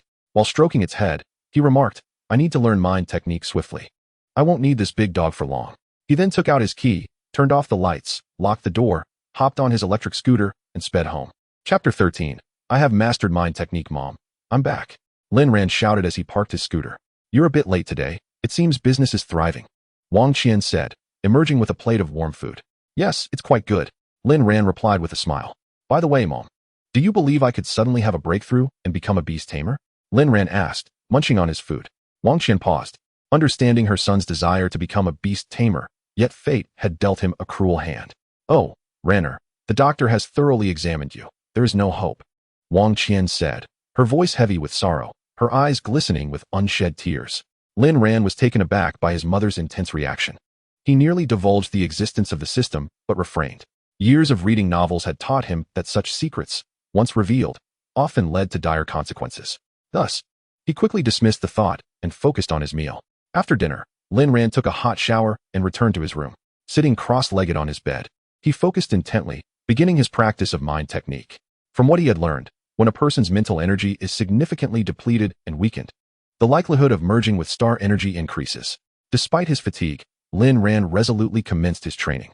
He observed as the pale blue star energy and golden mental energy spiraled around him. Furrowing his brow, he noted that they continued to circle without merging, just as they had earlier in the day. This won't do. I refuse to believe I cannot achieve fusion, he declared, attempting multiple times. You can choose to merge in the Dantian. First, create a small vortex with the star energy to draw in the mental energy. The system interjected, unable to remain silent. Lin Ran was startled, suddenly enlightened. Of course, creating a vortex to draw it in is so simple. How did I not think of that? You only reminded me. I would have figured it out. Though grateful, Lin Ran remained obstinately defiant. The system, however, offered no further response, ignoring him. Lin Ran dispersed the star energy surrounding him, simultaneously channeling the star energy from his acupuncture points into the Dantian, gradually forming a faint pale blue vortex. He began to draw the mental energy into the Dantian. And indeed, with a gentle pull, the mental energy flowed steadily toward the Dantian, seamlessly entering the blue vortex. Gradually, the pale blue vortex transformed into a blue-gold hue, radiating throughout his body and connecting with the star energy in his acupuncture points, which also began to shift to a faint blue-gold. After 2 hours of training, Lin Ran concluded his session, astonished to find that his beast tamer level had risen to the 3rd tier, a truly remarkable feat. To think that I could ascend to the 3rd tier merely by stepping into the threshold of mind technique. How extraordinary. If I reach complete mastery, could I not ascend to the 9th tier? Lin Ran mused, a mix of exhaustion and exhilaration flooding him. He was immensely thrilled with this advancement. He could utilize the Dark Star Wolfhound without hesitation. However, his mental energy had been drained, and the onset of drowsiness soon enveloped him, lulling him to sleep. The following morning, Lin Ran rose early, feeling invigorated after a restful night. After breakfast, he hurriedly made his way to the shop, eager to see if the Dark Star Wolfhound had undergone any changes during its overnight stay in the breeding platform. Upon arriving, he opened the breeding platform, noticing that the white light surrounding the Dark Star Wolfhound had dissipated, as he could now exert control over it, prompting him to instruct the system to retract its influence. Soon, the Dark Star Wolfhound awakened, and Lin Ran promptly directed a pet appraisal device towards it. Growth Stage Dark Star Wolfhound Attributes: Wind. Demon Level: Lower 4th Tier Skills: Hellhound Charge, Sharp Howl, Wind Demon Cloak, Wind Demon Roar, Demon Descent, Hell Roar, Phantom Clone. Demon Binding Potential: C rating: 50. Lin Ran was taken aback, although this was merely a primary breeding platform and not as effective as the previous Snow Maiden beast. The results were still commendable. It has even comprehended a high-tier demon skill, Demon Binding. Impressive work, my dear companion. Lin Ran exclaimed joyfully, patting the wolfhound's head. By the way, how many points are required to upgrade this breeding platform? Lin Ran suddenly inquired. 1,000 points will upgrade 3 breeding slots to a mid-tier platform. Should the host find the current breeding slots insufficient in the future, additional slots can be purchased for 1,000 points each. Upgrading to a high-tier platform is currently not an option. It requires the host to expand the shop, the system informed. Lin Ran's expression darkened. This was exorbitantly priced.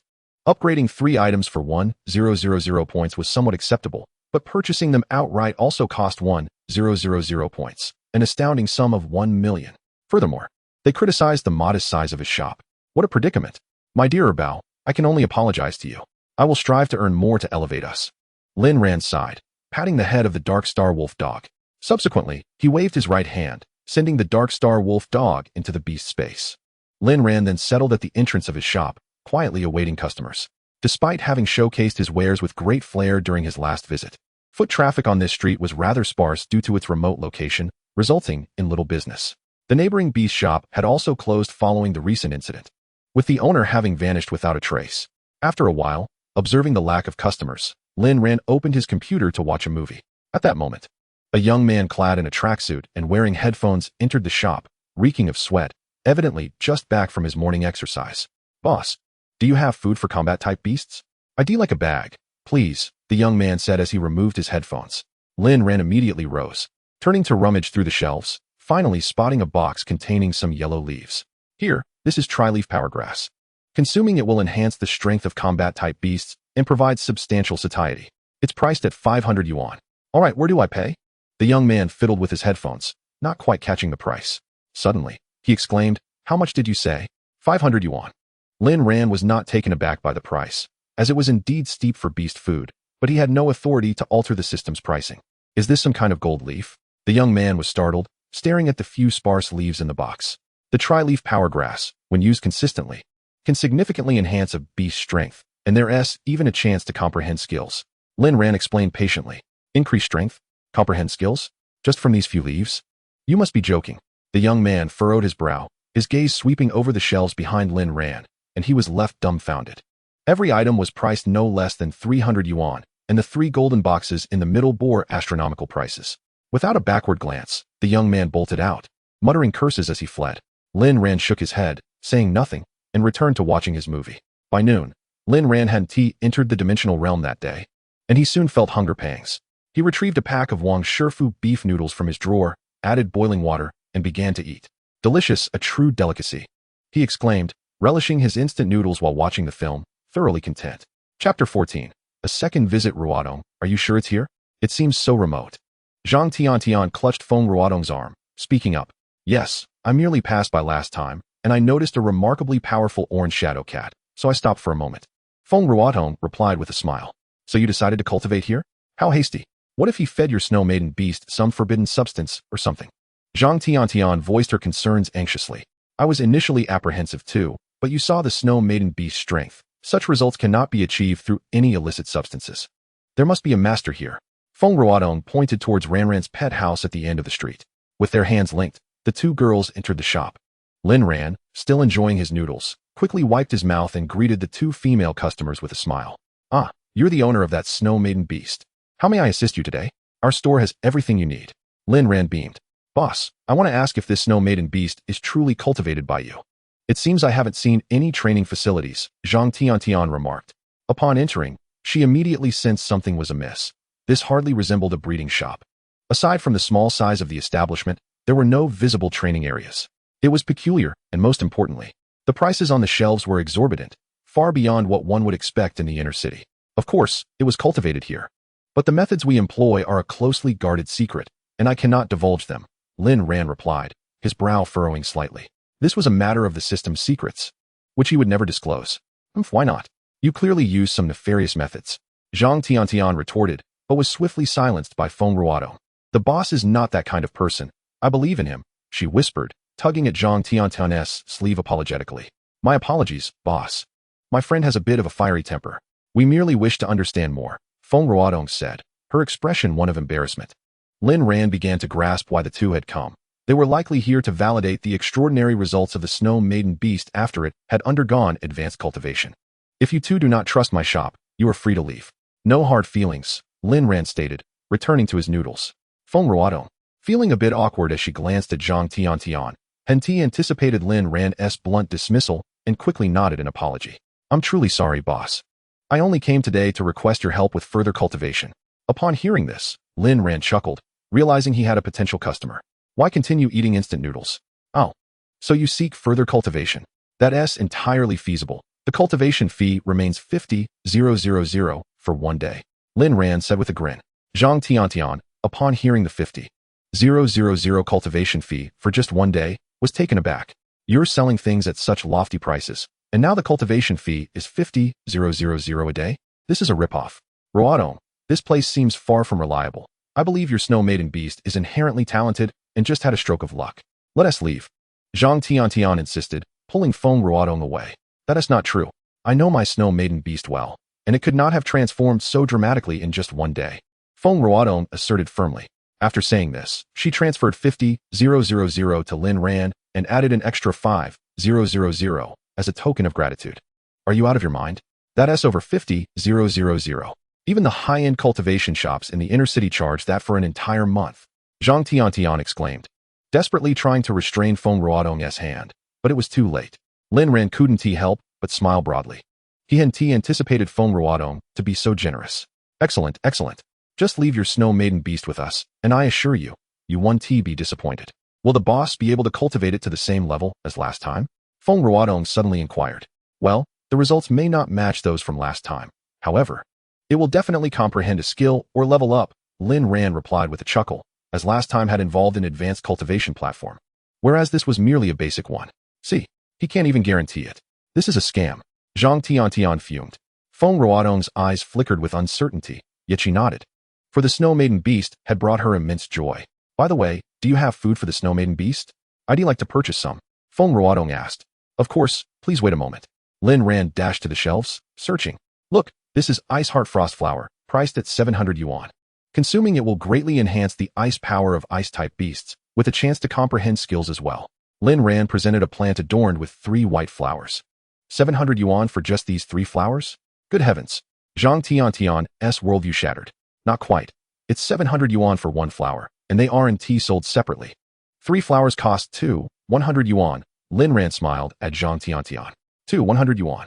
Feng Ruodong was also taken aback. I was merely trying to buy some food. Why is it so expensive? While my family is reasonably well off, I can't afford such exorbitance. Are you certain that these 3 flowers can enhance the power of ice and possibly impart skills? Feng Ruodong inquired tentatively. I assure you, there's no deception here. If it fails to work, feel free to demand a refund, Lin Ran declared with unwavering confidence. Very well, Feng Ruodong said, gritting her teeth as she transferred 2,100 yuan to Lin Ran. Subsequently, with a swift motion of her right hand, she summoned the Snow Girl Beast. Upon its appearance, the beast immediately assumed a combat stance, but upon spotting Lin Ran, it relaxed instantly, realizing it was in paradise. Observing the Snow Girl Beast's blissful expression, Feng Ruodong was taken aback. It was evidently quite fond of this place, confirming that she had indeed made the right choice. Meanwhile, Zhang Tiantian regarded them as if they were monsters, particularly focusing on Lin Ran. Let us hurry, there's a competition this afternoon. Zhang Tiantian insisted, eager to leave. Reluctantly, she pulled Feng Ruodong away. As the two departed, Lin Ran gleefully counted the money, totaling yuan, converting points, a total of 52 points. The remainder will not be converted, the system announced. Oh no, but there's still 5,000 yuan. Lin Ran exclaimed, bewildered. Customer gratitude fees cannot be converted. Keep them for yourself, the system replied nonchalantly. Lin Ran was speechless. Was this truly a monopoly system, particularly one that was excessively stingy?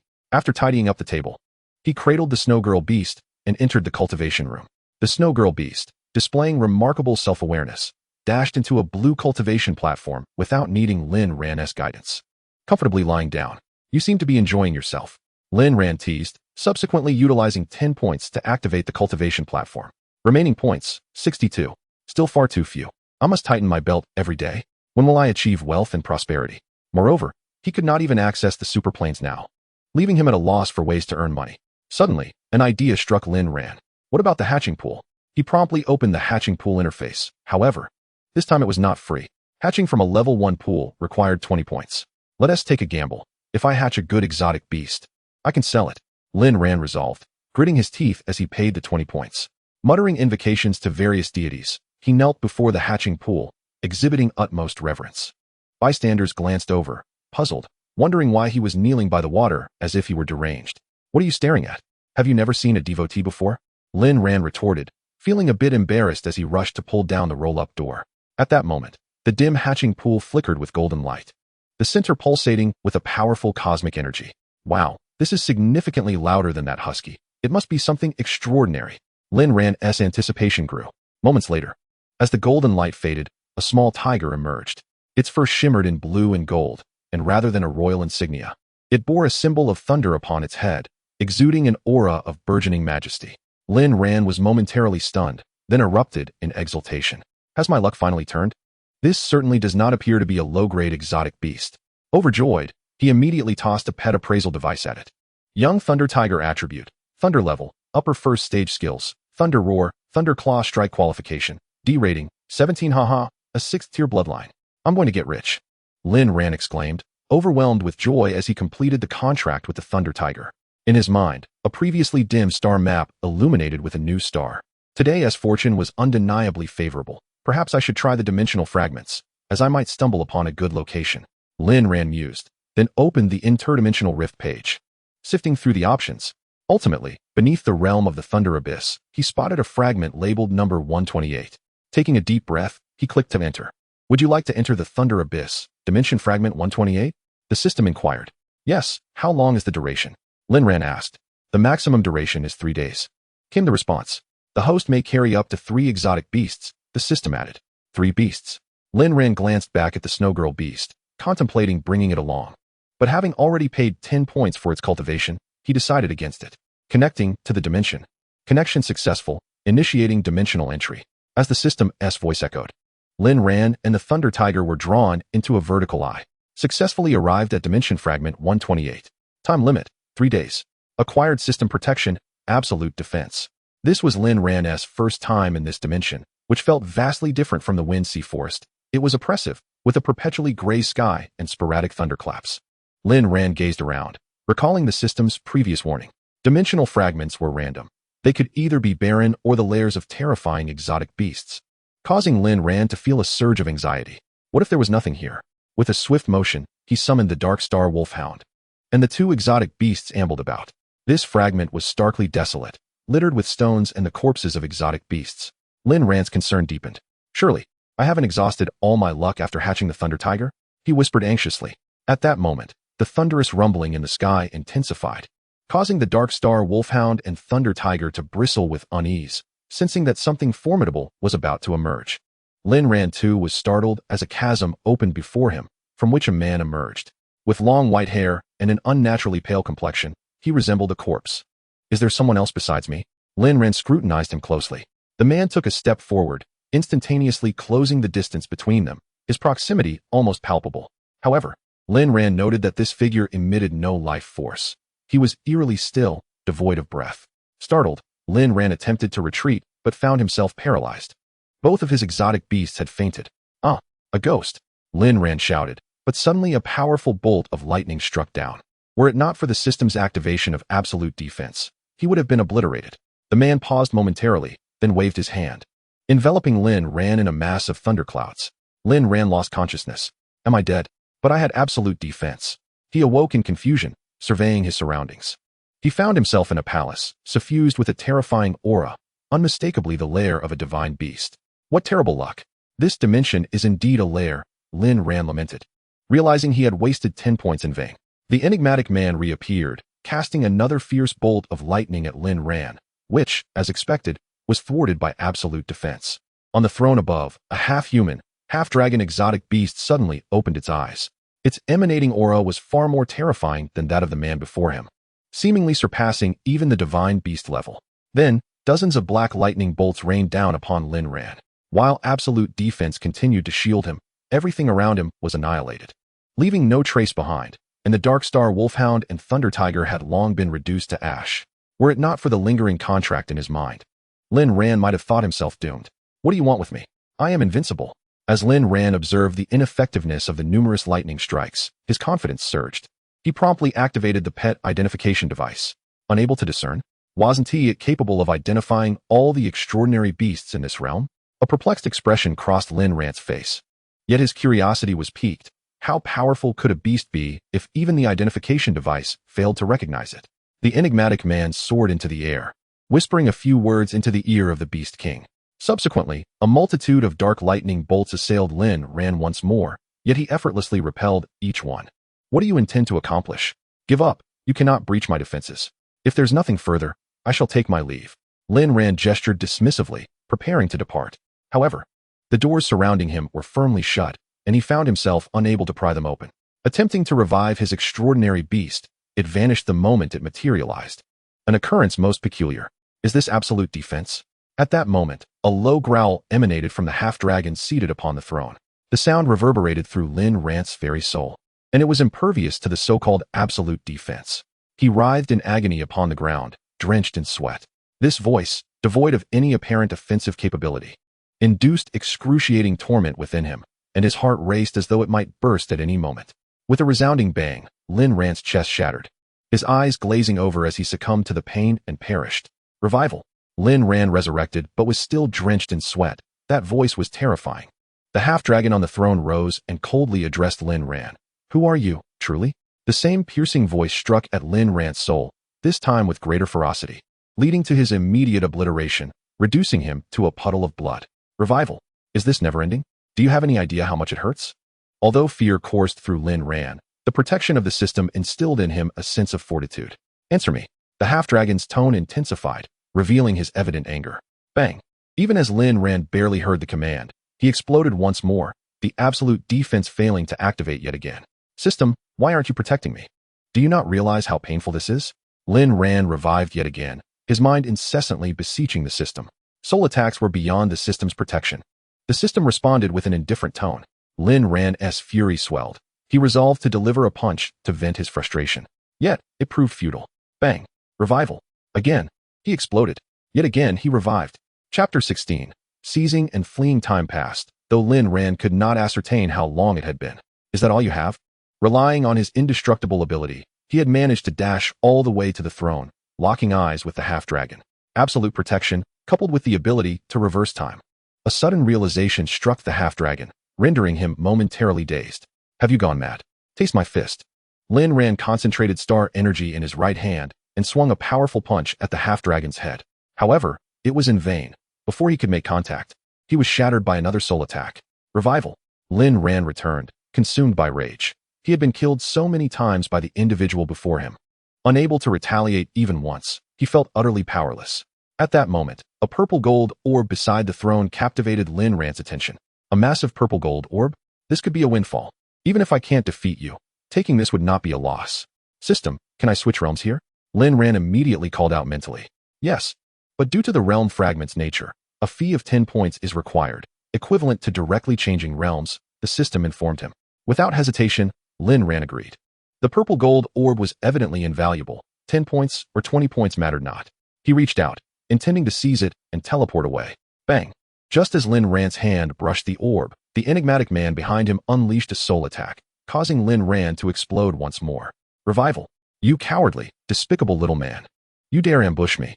Lin Ran cursed, yet he charged towards the purple gold orb again. Bang! His body shattered yet again. Revival. I refuse to believe I can't take this. After reviving, Lin Ran rushed forward without looking back. Thus bang. Revival. Bang. Revival. On his 7th revival, the half-dragon suddenly awakened, halting the enigmatic man. Lin Ran glimpsed a flicker of uncertainty in his eyes. This was an opportune moment. Indeed, Lin Ran successfully grasped the purple gold orb this time, and his body remained intact. He promptly activated the star ring, storing the orb in his space. Simultaneously, he shouted, Do you want to know who I am? I am your grandfather. Farewell. Bang. At that very moment, as he taunted, his body exploded once more, leaving not even a drop of blood behind. The half-dragon and the enigmatic man gazed at one another, seemingly deep in thought. This time, Lin Ran did not revive on the spot. He had just spent 10 points to transfer to the next realm fragment. Master, shall we allow him to take that item? The enigmatic man knelt before the throne. In this world, the only one capable of wielding absolute protection and reversing time, aside from that individual from years past, is no one else. The half-dragon stated with authority. But that item is too important, the enigmatic man replied. I sensed a familiar aura from that human. Do not worry, it rightfully belongs to him. Listen, should he ever return, ensure his safety, the half-dragon concluded, closing his eyes and drifting into slumber. The enigmatic man bowed reverently before vanishing into the shadows. Switching realms. Lin Ran departed from the 128th realm fragment and arrived at the 141st. Revival. Dark Star Wolfhound, Thunderclap Tiger. Lin Ran revived 2 extraordinary beasts.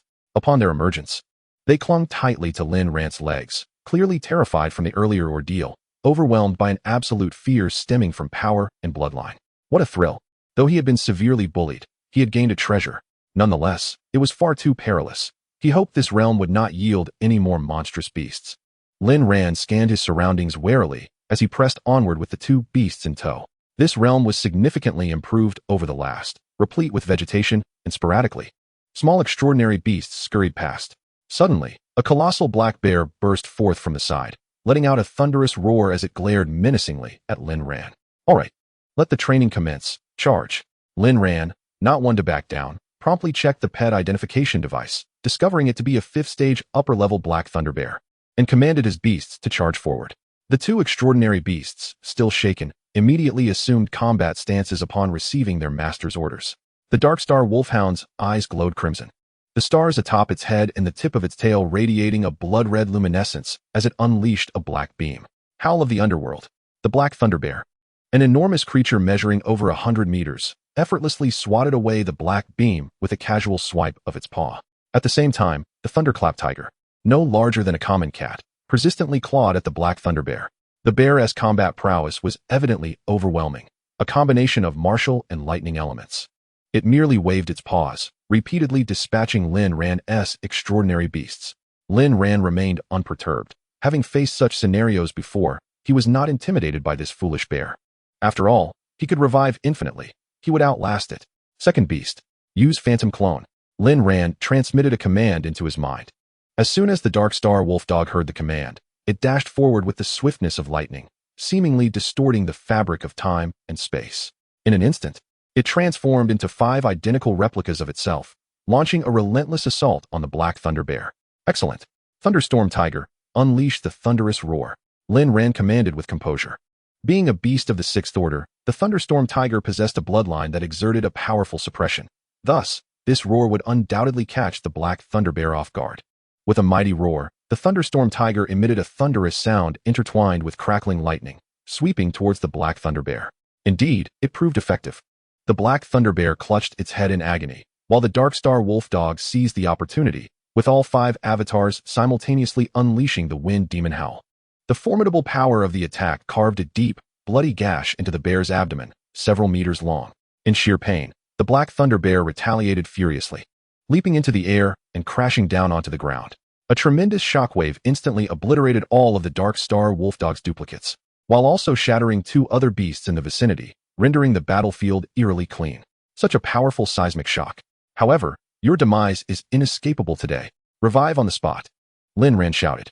With full vitality restored, the Darkstar Wolfdog and Thunderstorm Tiger charged forward once more, seemingly driven by instinct. Ultimately, after countless deaths and resurrections, the Black Thunder Bear was completely exhausted to death, its massive body collapsing like a landslide, from which a blue gem soared into the air. What is that? Lin Ran pondered. It is a Thunderdan. This Black Thunder Bear sought to break its shackles and ascend to a 6th-order beast, but failed. This is a remnant, encapsulating its lifetime of cultivation. It is worth 300,000, a tonic for Thunder-type beasts, the system explained. Lin Ran picked up the Thunderdan, and unsurprisingly, the Thunderstorm Tiger drooled at the sight. Yet, it was torn. The Thunderstorm Tiger intended to sell it, but should it keep it? Never mind, after all. The precious purple gold orb obtained earlier must be of great value. So be it, he decided.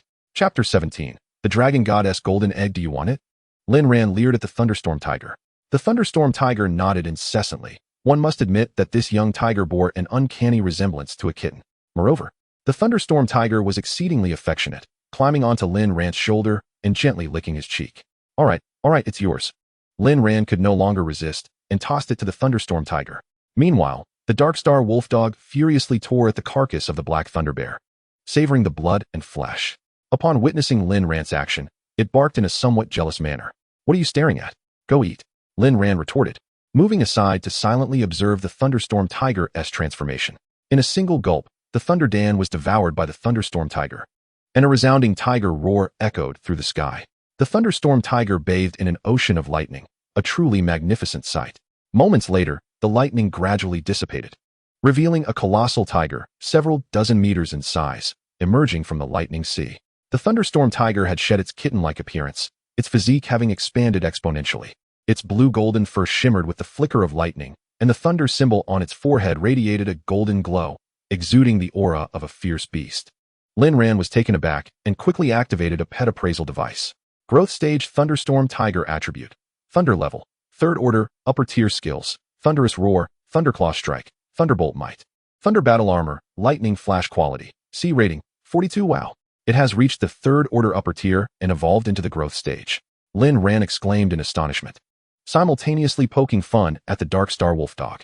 The Dark Star Wolf Dog, engrossed in its meal of bear meat, merely let out a few token barks before ignoring Lin Ran. In a similar fashion, the Thunderstorm Tiger rushed over, voraciously gnawing on the bear meat, and soon, a skeletal structure resembling a mountain emerged from the remains.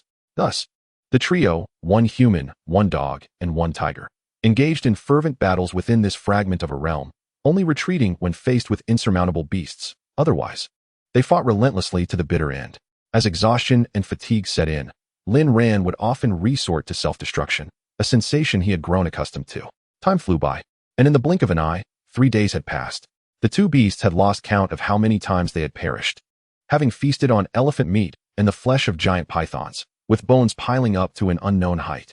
However, Lin Ran and the two beasts experienced rapid growth in strength. The Dark Star Wolf Dog had reached the pinnacle of the 4th order, while the Thunderstorm Tiger was on the verge of breaking into the 5th order. Compared to 3 days ago, their progress was nothing short of remarkable. The Ran Ran pet shop stood with its rolling shutter firmly closed, devoid of any customers. Suddenly, a vertical eye appeared out of thin air, followed by the emergence of 3 figures within the shop. It's so late, the sky has darkened. Huh, where's my Thunderstorm Tiger? Lin Ran mused, scratching his head and searching around.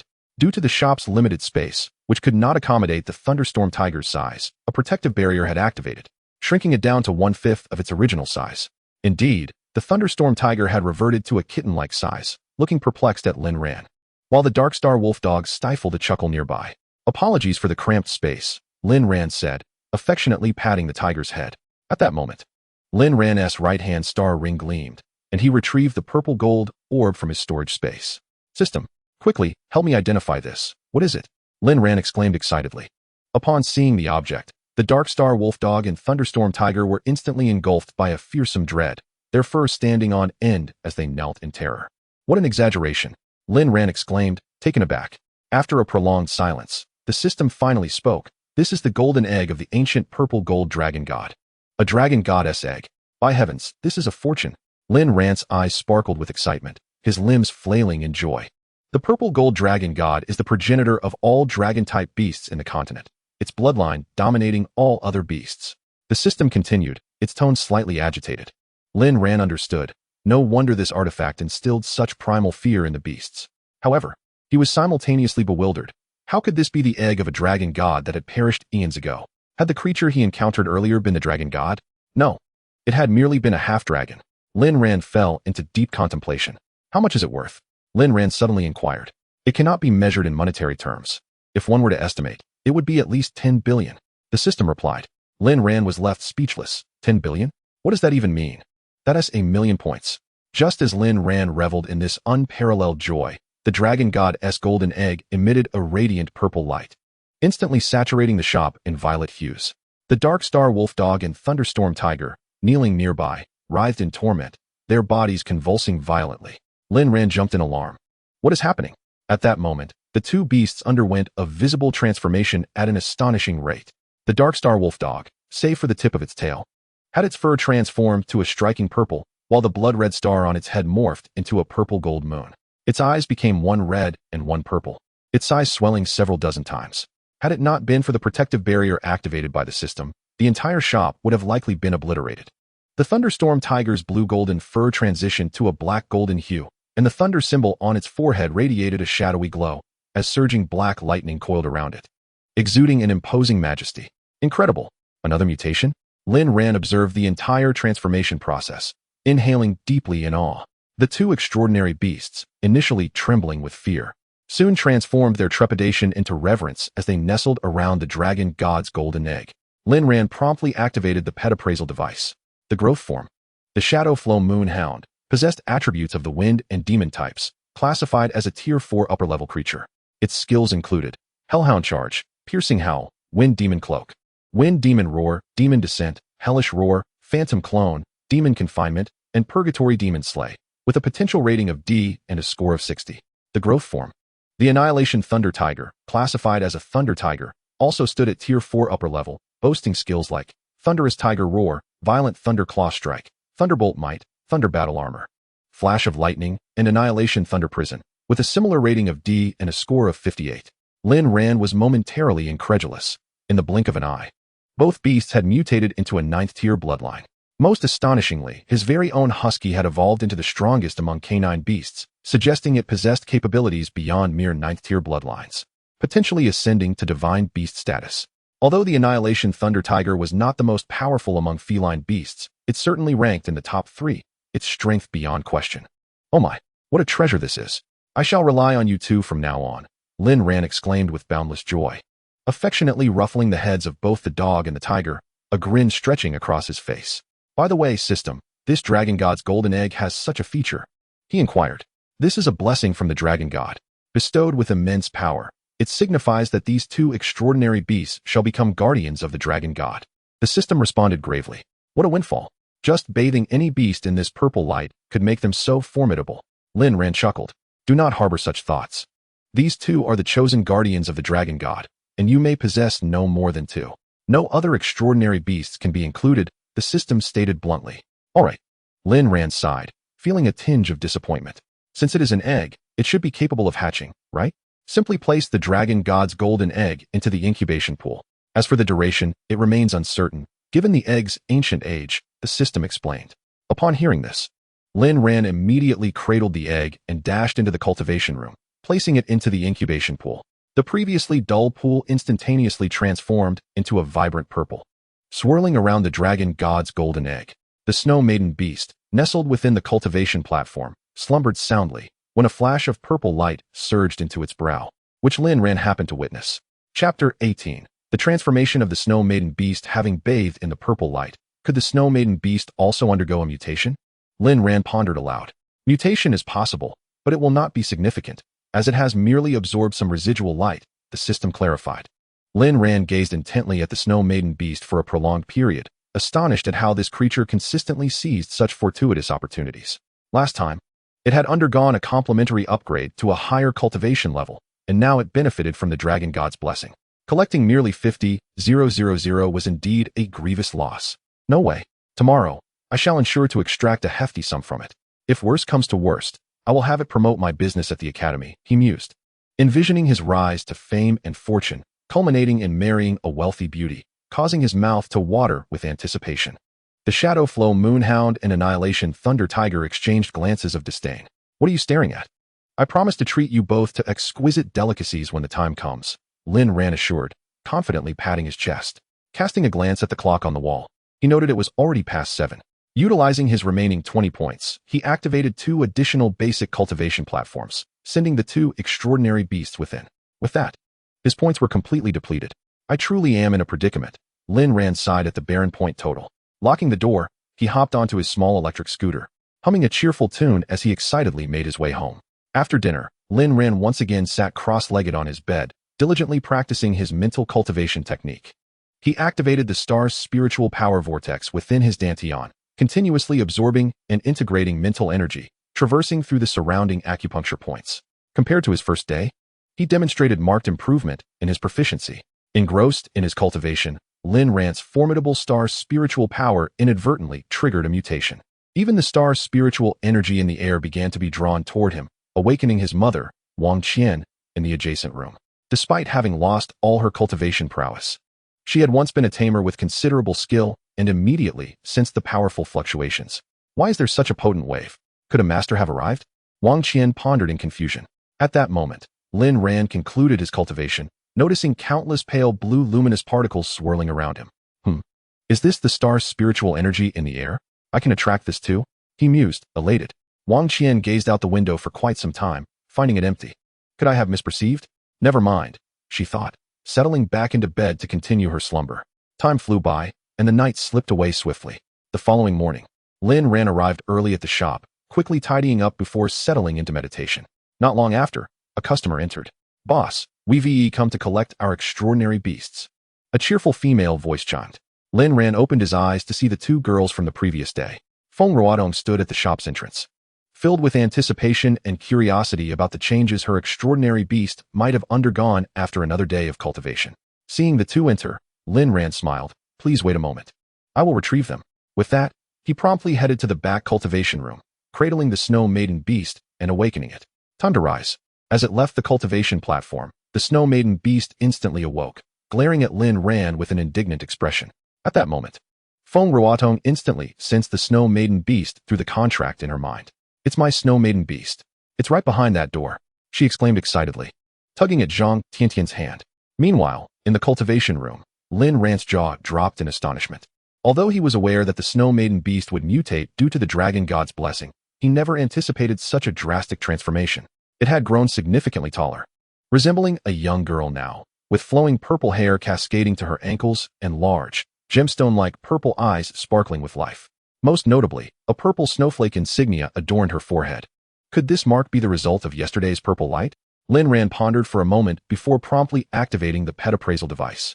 Growth form: Ice Sky Snow Maiden Beast attributes: Ice type, Ghost type level, Tier 4 upper level skills, 0 Degree Fist, Frost Breath, Dream Melody, Absolute Ice Domain, Ice Blessing.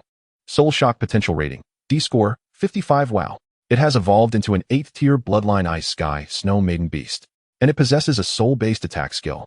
Lin Ran was left speechless, torn between excitement and heartache over the meager 50,000 he had invested.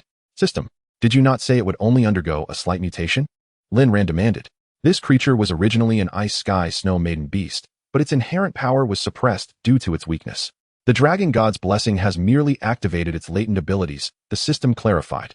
Lin Ran suddenly understood. Yet he needed to devise a reason to disguise this transformation when revealing it. "Hey, boss, what on earth are you doing in there? Hurry up," Zhang Tiantian said impatiently, her dissatisfaction with the shop palpable. "What's the rush? I'll be right out." Lin Ran took a moment to compose himself and stepped outside with a smile. Feng Ruotong gazed at him with eager anticipation. Upon seeing the Snow Maiden Beast in Lin Ran's hands, she was momentarily stunned. Wasn't this the form the Snow Maiden Beast assumed after using the Ice Blessing? How could it appear now? If it weren't for the bond she felt with the beast in her mind, she would have doubted whether this was even her Snow Maiden Beast. Zhang Tiantian, standing nearby, gasped in astonishment when he saw Lin Ran carrying the Snow Maiden Beast. "Don't just stand there," Lin Ran called out. The two snapped back to reality. "Boss, how did the Snow Maiden Beast transform like this?" Feng Ruotong asked excitedly. Lin Ran had already formulated a response and replied with a grin. "I noticed your Snow Maiden Beast was quite special and had the potential to evolve. After my expert nurturing, it has indeed evolved. It should now be called the Ice Sky Snow Maiden Beast." Ice Sky Snow Maiden Beast. I must be hearing things. Feng Ruotong exclaimed, her cheeks flushed.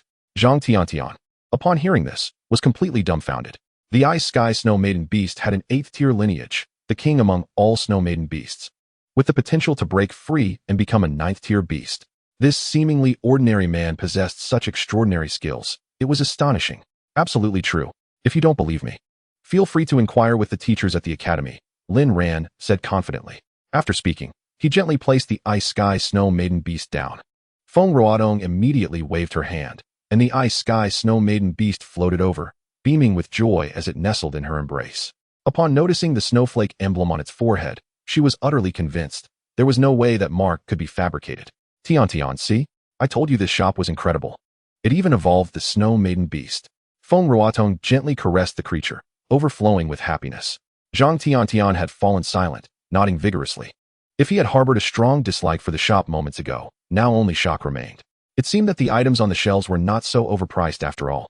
Chapter 19. Just like this, you want to take it away? Zhang Tiantian stared intently at Lin Ran for a long while before whispering to Feng Ruotong. "This is truly astonishing. How can such a store exist in this inconspicuous part of the outer city? Indeed, do you think I should inform the academy?" Feng Ruotong inquired. "I think you should. Perhaps we should first report to our homeroom teacher," Zhang suggested. The two then bowed deeply to Lin Ran before turning to leave. At that moment, Lin Ran suddenly spoke up. "Are you just going to take it away like this? Don't you think you should show some appreciation?" He wore a broad smile, appearing harmless as he gazed at them. The two felt a chill run down their spines, paralyzed with fear. After all, the man before them was inscrutable. "Haha. I harbor no ill intentions. I merely wish for you to help promote my shop at the academy and attract more business." Lin Ran raised an eyebrow and chuckled. "Promote?" The two stared at Lin Ran in disbelief. Such remarkable nurturing techniques were going without business? You can't be serious? "Boss, a person of your caliber wouldn't be short on money, would you?" Zhang Tiantian's tone had shifted dramatically, no longer daring to address Lin Ran as he had the day before. "Indeed, I am short on funds. Just look at this remote place. Where would business come from?" Lin Ran shook his head with a sigh. Observing Lin Ran's serious demeanor, the two were finally convinced. It turned out even a master could be so pragmatic. How about this? Our academy is conducting annual assessments in the coming days, and I believe that with this Ice Sky Snow Maiden Beast, I can achieve excellent results. When I stand on the podium, I will promote your shop in front of all the faculty and students. Feng Ruodong proposed with a smile. Wonderful. That's splendid. Lin Ran beamed. To have such a promotion in front of the entire faculty and student body would certainly bring a flood of business. It was a fortune waiting to happen. Feng Ruodong looked at the Ice Sky Snow Maiden Beast and nodded in agreement. Can I attend the academy to watch the competition? Lin Ran suddenly inquired. Feng Ruodong was taken aback.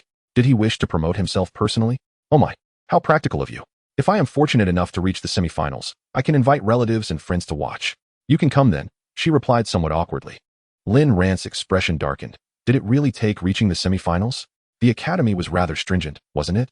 Although reaching the semifinals with the Ice Sky Snow Maiden Beast should be manageable, unexpected events could still occur. No, I need to guide her a bit. All right, I will await your good news. However, I must remind you, the Ice Sky Snow Maiden Beast possesses immense power. You must have complete faith in it and familiarize yourself with its skills. It will surely bring you pleasant surprises, Lin Ran advised with a smile. He refrained from directly revealing that the Ice Sky Snow Maiden Beast possessed a soul-related skill, fearing it would be too unbelievable and that she might not believe him. Subsequently, the two respectfully bowed once more to Lin Ran before departing. As he watched them leave, Lin Ran turned on his computer, beginning to design promotional flyers. Preparing to make a name for himself on that day. What a sluggish machine, Lin Ran thought, nearly at his wits' end with the slow computer. Yet, he finally managed to design the flyers and printed out several hundred copies. Thank goodness I have paper, otherwise I would have to spend money again, Lin Ran stretched, feeling a sense of relief. At that moment, his points were entirely depleted, with the Shadow Moon Hound and the world-ending Thunder Tiger in the nurturing chamber sleeping soundly. This was the last chance. He needed to devise a way to earn some money. Before he knew it, noon had arrived. After finishing lunch, Lin Ran sat quietly, meditating and practicing his mental techniques. At that moment, a customer arrived at the door. Boss, can you treat loss of appetite? Lin Ran opened his eyes to see a chubby little boy dressed in a yellow sweater, accompanied by a small pig. The pig appeared lethargic, its eyes dull, and its pink body looked like an ordinary domestic pig, except for the blue gem embedded in its forehead. Boss, do you have any pig feed that can stimulate appetite? My Bao Pig hasn't eaten anything for 3 days. Zhang Lin exclaimed anxiously.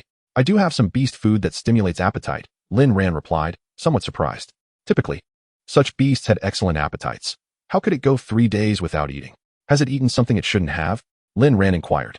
Zhang Lin shook his head vigorously, saying, it had its last meal 3 days ago, and then just stopped eating. I've consulted several beast hospitals, but they couldn't find any issues. I heard this place has a good reputation, so I came to see. Lin Ran nodded and took a closer look at the Bao Pig before turning to retrieve a bottle of condensed fruit from the shelf. This should help it eat. Really? Zhang Lin examined the confidently offered condensed fruit and asked, what kind of beast food is this? I've never seen it before.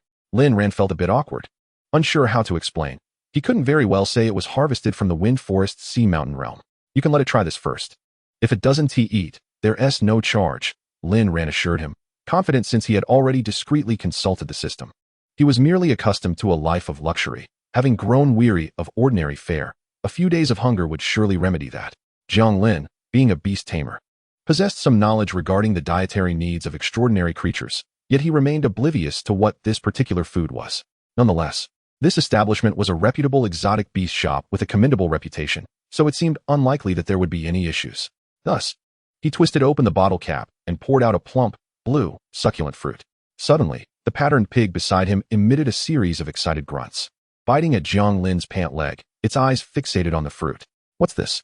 Zhang Lin was momentarily taken aback, then filled with exhilaration as he lowered his hand to offer the fruit to the pig. The creature devoured it with fervor, as if it had been starved for ages. Swallowing it in mere moments, its eyes crescent-shaped with delight as it lay on the ground, utterly satisfied. Such an effect. How much is this, boss? I'll take 5 bottles. Zhang Lin exclaimed with unrestrained enthusiasm. Lin Ran observed the pig's euphoric state and couldn't help but internally scoff. That's a condensation fruit, a product of the Qianning tree's essence. It holds immense allure for water-type beasts. We only have 1 bottle left in the shop. Each fruit costs 800 yuan, and there are 10 in total. Do you want them all? Lin Ran explained with a smile. 800 yuan for a single fruit? That seems a tad expensive. Yet still within reason, Zhang Lin pondered, feeling somewhat accepting of the price, but suddenly froze. Wait, 800 yuan for 1 fruit? Lin Ran nodded affirmatively. Jiang Lin stared blankly at Lin Ran, clearly struggling to believe the price. Yet witnessing his beast devour food signified that he was not being deceived. A glance at the expensive items displayed behind Lin Ran further assuaged his doubts. With such a steep price, what makes this fruit so extraordinary? Jiang Lin regained his composure and inquired. Lin Ran, taken aback that Jiang Lin had not been deterred by the price, promptly elaborated. The items I sell are not run-of-the-mill exotic beast foods. For instance, this condensation fruit, when consumed regularly, can enhance the attack power of water-type beasts. The other items behind me similarly augment the abilities of beasts. They are truly worth every penny. Enhancing a beast's strength? Jiang Lin's eyes glimmered as he pointed to the most expensive item in the display, the Jiuxiao Wind Demon Pill. What happens if you consume that one priced at 500,000?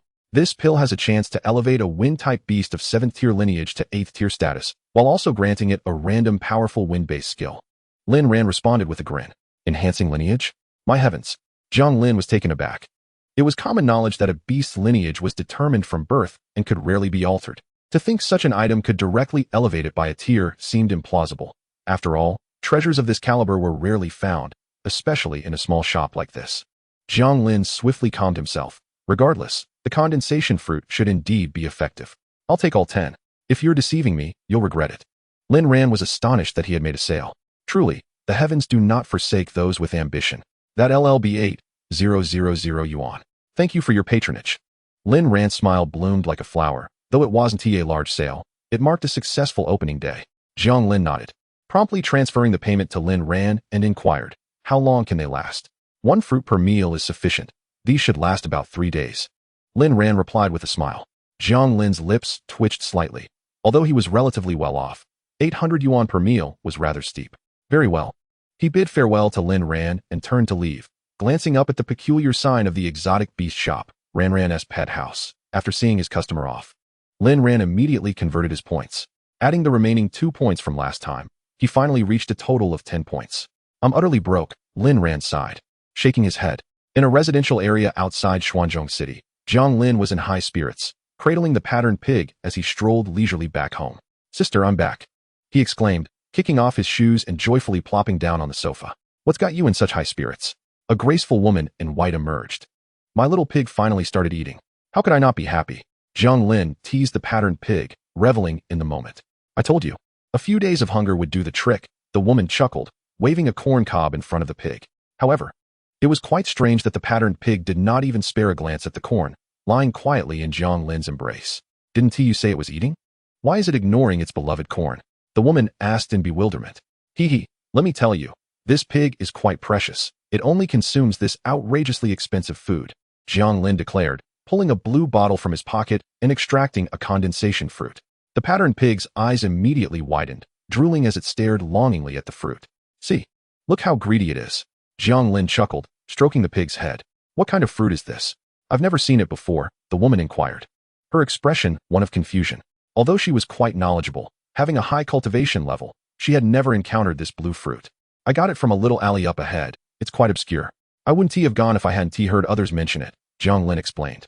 The owner called it condensation fruit, claiming it can boost the attack power of water-type beasts. I gritted my teeth and bought 10 at 800 yuan each. Condensation fruit? 800 yuan each? This mysterious food shouldn't be consumed recklessly. The woman expressed her concern, urgency creeping into her tone. Not only is it expensive, but what if something goes wrong? Don't worry. I saw it devouring it with delight. It wouldn't eat anything before, Jiang Lin replied nonchalantly. I must warn you. Some unscrupulous shops may deliberately lace their food with certain hallucinogenic substances to attract beasts, the woman said seriously. Surely not. I bought it from a legitimate shop. And everyone around said it was quite good, Jiang Lin countered. Please, don't be careless. Such food, when laced with hallucinogens, can drastically attract beasts, causing them to overindulge, which may lead to their demise. Just look at your pig. It's behaving exactly like that, the woman admonished gravely. Upon hearing this, Jiang Lin's previously carefree heart tightened. The patterned pig was a precious 7th-tier beast. Any mishap could lead to disaster. No, I must go there myself. Quickly tell me the address and name of the shop. It's called Ran's Pet House, located at the end of the street ahead. But be careful. I've heard the owner possesses formidable strength, Jiang Lin replied, tucking away the condensation fruit as concern began to creep in. Don't worry, I'll call a friend to accompany me. I intend to uncover what this shop is truly up to. With that, the woman produced her phone, dialed a number, and promptly exited. At that moment, Lin Ran was focused on his two exotic beasts, realizing that the primary breeding platform was indeed most effective for beasts below 4th tier. His beasts, already at 4th tier, were on the cusp of reaching 5th tier. It seemed he needed to devise a way to venture into the dimensional fragments again. However, he was left with only 10 points. If luck was not on his side, he could easily end up in a desolate place. Lin Ran sat in his chair. A wry smile etched on his face as he began to daydream. Suddenly, a flurry of hurried footsteps echoed from outside, and the shop door was flung open with force. Two shadowy figures rushed into the store. Lin Ran was momentarily taken aback, rising to his feet with a smile and inquiring, "May I ask what you two require?" "Black shop, you'd better come clean. Does that so-called condensed fruit contain any hallucinogenic substances?" The woman in white asked icily. She was Jiang Yuqi, the sister of Jiang Lin, accompanied by a burly man named Li Feng, whose cultivation appeared to be exceptionally formidable. Lin Ran was startled, his brows knitting together as he replied, "Hallucinogenic substances? What on earth is that? Do we know each other?" Lin Ran felt utterly speechless. It seemed he was perpetually embroiled in such predicaments. Previously, he had been falsely accused by a neighboring fool of using a catalytic pill, and now, out of the blue, a hallucinogen surfaced. Good heavens, business was proving exceedingly arduous. Chapter 21. Disturbing the boss humph. Don't pretend to be tough. I advise you to cooperate, or you'll regret it. Li Feng growled menacingly, his gaze fixed on Lin Ran. Indeed, Jiang Yuqi responded with an air of icy arrogance. "You must have misunderstood. This condensed fruit is absolutely safe," Lin Ran said helplessly. Simultaneously, he called upon the system in his mind. "What should I do if someone questions us again?" Temporary task acquired. Please ensure the reputation of this establishment remains intact. It must not endure any slander. Completion will reward you with 300 points. The system declared with authority, evidently a bit irked. Wow, there's even a temporary task. Lin Ran marveled, astonished by the prospect of receiving 300 points, converted into blue star currency that amounted to a staggering 30,000. He felt a surge of excitement, his lips curling into a grin. With a loud bang, Li Feng slammed his hand on the table, his anger palpable. "Still smiling? Are you seeking death?" Startled by the sudden noise, Lin Ran immediately retorted, "Do you have any evidence? Just because of a fruit you've never heard of, you reach such conclusions? Humph. How could a mere fruit prompt a beast that has lost its appetite to speak, let alone become infatuated with it? It even bewitched a 7th-tier bloodline treasure pig to the point of madness." Jiang Yuqi exclaimed, hands on her hips in irritation. "Is that so? Such ignorance. The condensed fruit is a product of the 1000 condensation tree spirit. If you don't believe me, go investigate for yourselves," Lin Ran replied calmly. "The 1000 condensation tree spirit? An extinct beast for a millennium? You should know better." Jiang Yuqi scoffed. Lin Ran was momentarily taken aback. Had the Wind Forest Mountain he entered truly been around for a millennium? He fell into deep contemplation. "Kid, it doesn't feel good to have your lies exposed." "Does it?" Jiang Yuqi shouted. Meanwhile, Li Feng's peripheral vision caught sight of the shelves behind Lin Ran, and sure enough, all the items were unfamiliar and exorbitantly priced, particularly the three in the center, causing him to clench his fists tightly. Clearly a black shop. Just look at those items. Their prices are outrageous. Li Feng seethed, an overwhelming aura emanating from him. Lin Ran was momentarily stunned.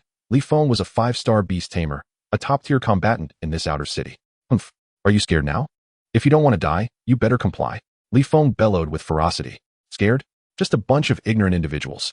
I stand firm and unyielding. If you have the ability, feel free to act," Lin Ran calmly responded. After all, with the system backing him, he had no fear of these ruffians. Jiang Yuqi was taken aback. Could it be that her brother's words held truth? The owner of this shop was indeed a concealed expert? He hadn't been intimidated by the aura of a 5-star beast tamer, indicating he had some connections. With a swift motion of her right hand, Jiang Yuqi conjured a portal through which a blue butterfly emerged, its icy gaze fixed on Lin Ran. "I don't care how skilled you are. Selling what should not be sold is against the law. Come with me to the Beast Regulation Bureau," she commanded coldly. Lin Ran immediately activated his pet identification device, discovering it was a 7th-tier ice spike bone butterfly, currently at the pinnacle of the 6th tier, poised for a breakthrough. Yet the beast tamer had suppressed it for better control. With a deep sigh, Lin Ran bolted for the door. Trying to flee, Li Feng swiftly summoned a 6th-tier hellhound and charged after Lin Ran. Both were 5-star beast tamers. Today truly was a day of calamity. "Herbal, protect me," Lin Ran called, summoning a formidable shadowy hound that unleashed a fearsome roar. "My heavens, what a terrifying beast," gasped onlookers, their expressions filled with astonishment. The previously aggressive hellhound immediately wilted. Despite its 6th-tier status, it was terrified, feeling an absolute suppression from the bloodline. Had it not been for the opponent's apparent youth, it would have likely cowered in submission. This aura belongs to a 9th-tier canine beast. How is that possible? Li Feng, who prided himself as a top expert in this outer city, was utterly flabbergasted by the presence of a young man with a 9th-tier beast. Jiang Yuqi stood there, utterly dumbfounded, realizing why he had fled. Summoning such a massive beast would certainly demolish the shop. Who are you? She stammered, panic creeping into her voice. While the beast he summoned appeared to be a mere juvenile at around the 4th tier, it possessed the bloodline of a 9th-tier creature. If she had previously doubted the safety of Lin Ran's beast food, she could no longer afford to entertain such thoughts. A youth with a 9th-tier beast implied an extraordinarily powerful lineage behind him, one she could never hope to rival. As for the condensed fruit or the 1,000 condensation tree spirit, anything seemed plausible now. Lin Ran was equally astonished. He had not anticipated that this Siberian husky could instill such fear in them. It appeared that in this world, a 9th-tier beast represented everything. Had he known, he would have showcased it from the beginning, saving himself the trouble of all that prior chatter. I am merely an unremarkable pet shop owner. I trust our misunderstanding has now been resolved, Lin Ran stated with nonchalance. Jiang Yuqi's expression shifted dramatically as she softly uttered, I apologize, we meant no offense, but my brother's matter had us anxious. Li Feng, too, was rendered speechless, nodding vigorously in agreement. Then please feel free to leave. No need for further pleasantries. Lin Ran's demeanor darkened. Upon hearing this, Li Feng immediately grasped Jiang Yuqi's hand, eager to make a hasty exit. Wait, I would like to inquire your esteemed name. Shopkeeper, Jiang Yuqi said quietly. My name is Lin Ran, he replied softly. With a heavy sigh, Jiang Yuqi and Li Feng bowed respectfully before hastily departing. Throughout their journey, Jiang Yuqi remained silent, visibly disheartened. Let us not involve me in such matters again. He drawn the ire of a formidable figure, Li Feng remarked with slight exasperation. Jiang Yuqi wore a bitter smile, her mind racing with thoughts of whether there was a prominent Lin family in Xuanzhong City, wondering if he was an outsider. Both were members of the treasure-seeking team in the outer city of Xuanzhong, working for the government, and they harbored a deep disdain for so-called black merchants. Never did they expect to find themselves in such an embarrassing blunder. Meanwhile, Lin Ran collected his thoughts and excitedly declared, Does this count as completing the task? Quickly, reward me with my 300 points. Ding. Temporary task completed. You have received a reward of 300 points. The system chimed. Lin Ran was overjoyed. It was far easier than conducting business. Along with the previous 10 points, he now had a total of 310 points. Chapter 22. Supreme Clarity Pill Clearly. Undertaking tasks yields a swifter accumulation of points than engaging in commerce. Lin Ran's eyes flickered as he inquired, System, are there any other tasks available? The system's voice responded. Tasks are issued according to the host's current circumstances. There are none at present. Disappointed, Lin Ran shook his head and summoned the shop in his mind.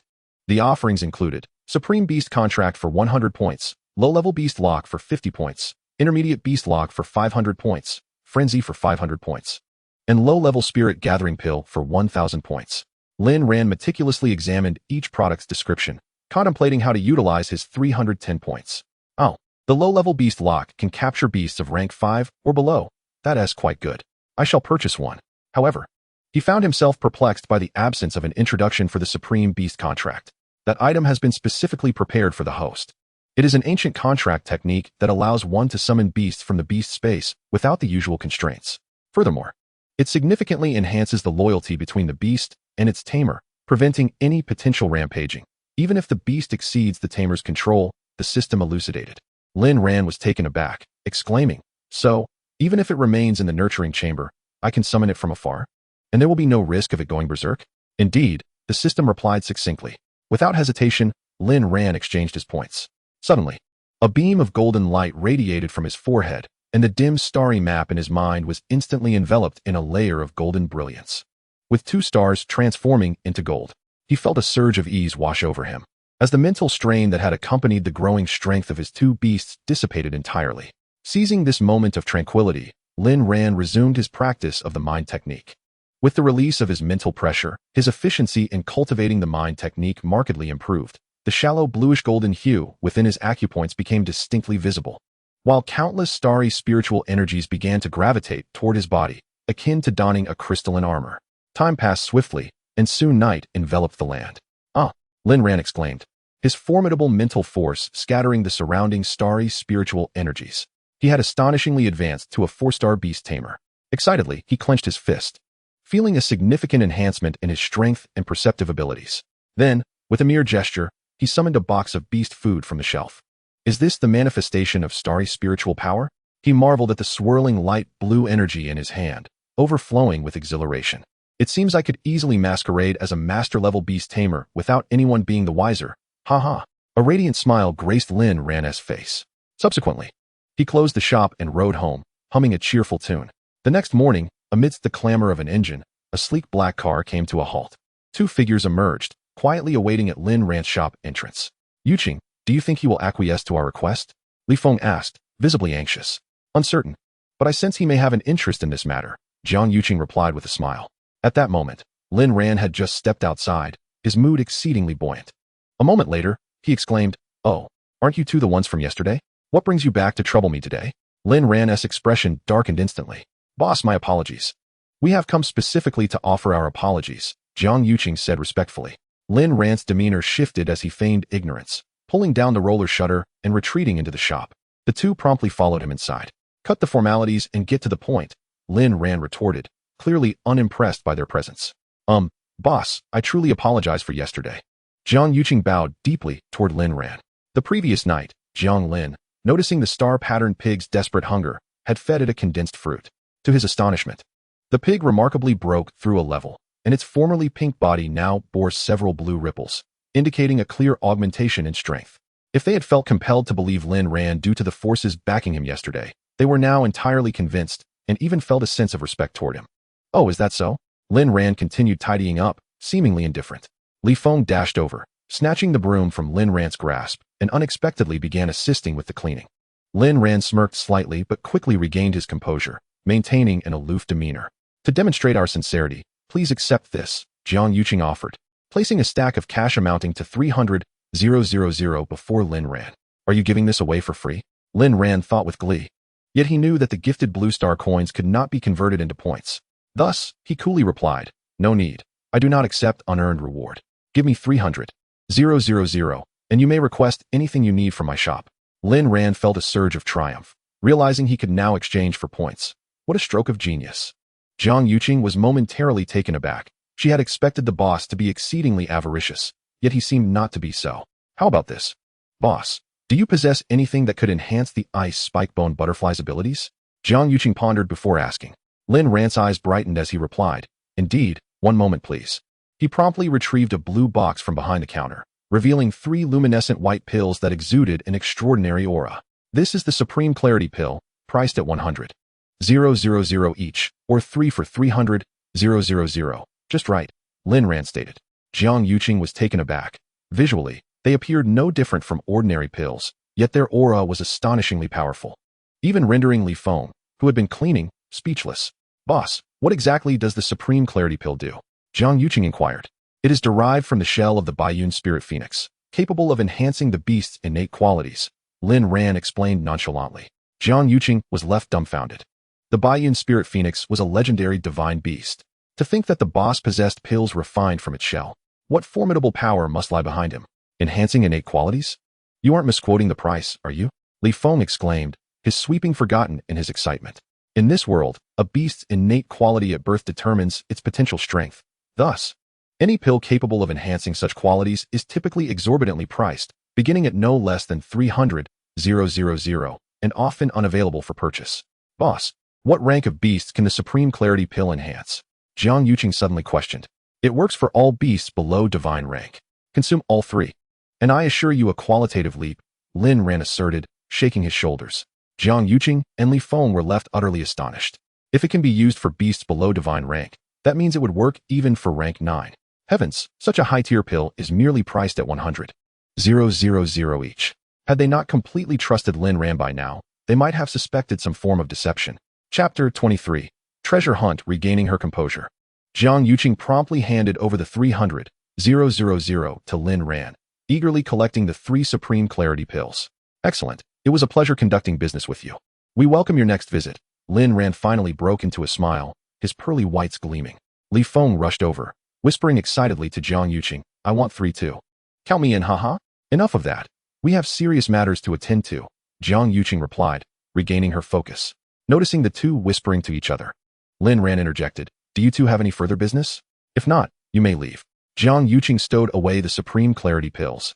Her gaze fervently fixed on Lin Ran as she asked, Boss, would you happen to have an interest in treasure hunting?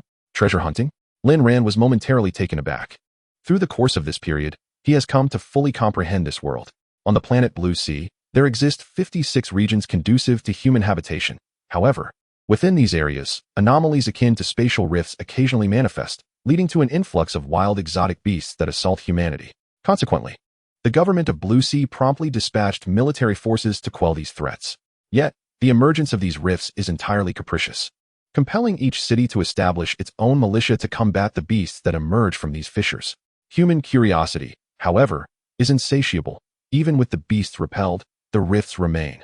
Driven by this curiosity, military personnel ventured into the temporal rifts, seeking to uncover treasures. Yet, the nature of these rifts is fraught with peril. Often, out of 10 squads that enter, only 1 or 2 manage to return, typically laden with formidable materials and artifacts, even capturing long-extinct beasts. The toll in casualties, however, was staggering. Thus, the government allocated funds to assemble a cohort of exceptionally powerful adventurers to form treasure hunting teams. This is an exceedingly hazardous department. Yet the rewards are equally substantial, offering not only vast financial resources, but also authority comparable to that of the military. For ordinary individuals lacking connections, joining the military is a daunting endeavor. However, the treasure hunting team presents a different opportunity. As long as one possesses strength and a clean record, one can join, a pathway for the common folk to attain status and wealth. Indeed, with your prowess, boss, running a shop seems a waste of your talents. Why not join the treasure hunting team? You can negotiate any terms you desire, and I assure you, you could earn a fortune, Li Feng hastily suggested. Lin Ran snapped back to reality, pondering the notion of earning a fortune. What good is that if it can't be exchanged for points? He replied blandly. The two were momentarily taken aback, surprised by Lin Ran's outright refusal. Wasn't it rumored that he was particularly fond of money? Jiang Yushi, regaining her composure, continued. Given the recent anomalies occurring on Saint Emperor Mountain, I believe a temporal rift will soon emerge. Are you truly uninterested? Disinterest is disinterest. Lin Ran waved his hands dismissively, signaling for them to leave. Isn't it comfortable to earn money sitting in the shop every day? Why venture to that cursed place? I've only just crossed over and haven't even had the chance to stretch my legs. I certainly don't wish to die. If we acquire valuable treasures this time, we can allow you to choose first, boss. Jiang Yushi insisted, biting her lip. Did you not hear what I said? No. Interest. Lin Ran shouted. Jiang Yushi looked at Li Feng with a bitter expression, clearly at a loss. Ding. A side quest has been activated. Participate fully in the treasure hunt within the temporal rift. Completion reward, 2,000 points. If you flee midway, 2,000 points will be deducted. The system's voice suddenly echoed in Lin Ran's mind. Lin Ran was taken aback. Another quest? Twice now, these two had triggered the system's tasks. Such a cursed connection. How dangerous. I don't want to die, he lamented internally. The system, devoid of emotion, stated, to become the most formidable beast tamer, how can one be afraid? Please complete the task promptly. Lin Ran was rendered speechless. Their argument was indeed compelling, leaving him without a counter. After much inner turmoil, Lin Ran clenched his fists and said, Wait, did you say that if we find powerful treasures, I get to choose first? Jiang Yushi's previously despondent expression brightened as she exclaimed, Yes. As long as you are willing to join this treasure hunt, everything is negotiable. Please give me a definitive answer. Lin Ran's expression darkened.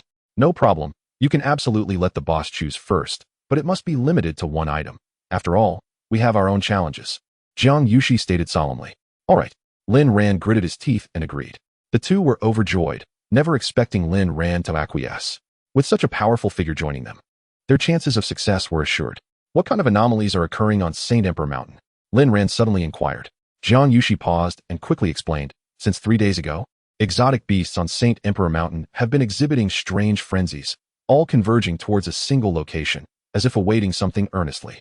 Our speculation is that a temporal rift is imminent, and it is likely to be extraordinarily potent. Otherwise, such a multitude of exotic beasts would not be behaving abnormally.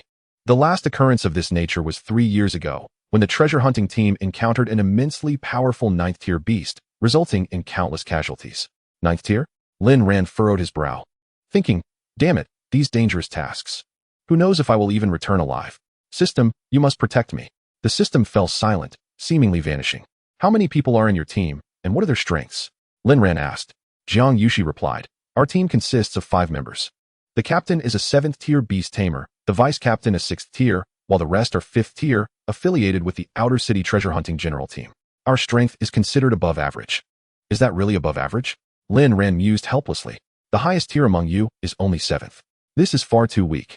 You expect to enter a temporal rift where 9th tier beasts may appear? Are you trying to drag me to my doom? Jiang Yushi and Li Feng exchanged awkward glances, realizing that this was merely an Outer City treasure hunting team. Keep in mind that a 7th tier beast tamer can command great influence in the Outer City. Boss, rest assured. We are merely tasked with the periphery of this rift. The key operations are handled by the elite treasure hunting teams from the inner city, Jiang Yushi hastily added, hoping to assuage Lin Ran's concerns. Lin Ran paid little heed to their reassurances. The notion of merely handling the periphery was flimsy at best. Should a 9th tier beast appear, they would likely all perish. To ensure his survival, he resolved to prepare for the worst. If they couldn't fight, he would flee immediately, no matter the points lost. Survival was paramount. The system pulsed momentarily in Lin Ran's mind, then returned to tranquility. When, precisely, will the temporal rift open? Lin Ran inquired. Based on our current observations, it is highly likely to open tonight, which is why we are so urgent, Jiang Yushi responded quickly. Goodness, it's happening so soon. I must prepare immediately. Lin Ran thought, frowning. All right, I understand. I need to make some preparations now. You may proceed. Very well, we shall not disturb you further, boss. We will return to pick you up at 8 p.m. Jiang Yushi and Li Feng clasped their fists in respect and departed. Chapter 24. Departure. Once the two left, Lin Ran glanced at the time. Approximately 10 hours remained. It was time to commence his training. He promptly pulled down the rolling shutter and summoned the interface for the interdimensional rift in his mind. Spending 10 points, he entered a fragment of a plane. Successfully arrived at plane fragment number 77. Duration, 3 days. Acquired system protection, absolute defense. Fortuitously, Lin Ran encountered a plane fragment highly suitable for training, teeming with exotic beasts. He immediately summoned his Shadow Moon Hound and world-destroying Thunder Tiger, embarking on an intense training regimen with a clear goal, to elevate both creatures to 5th tier status within the time limit. Time flew by.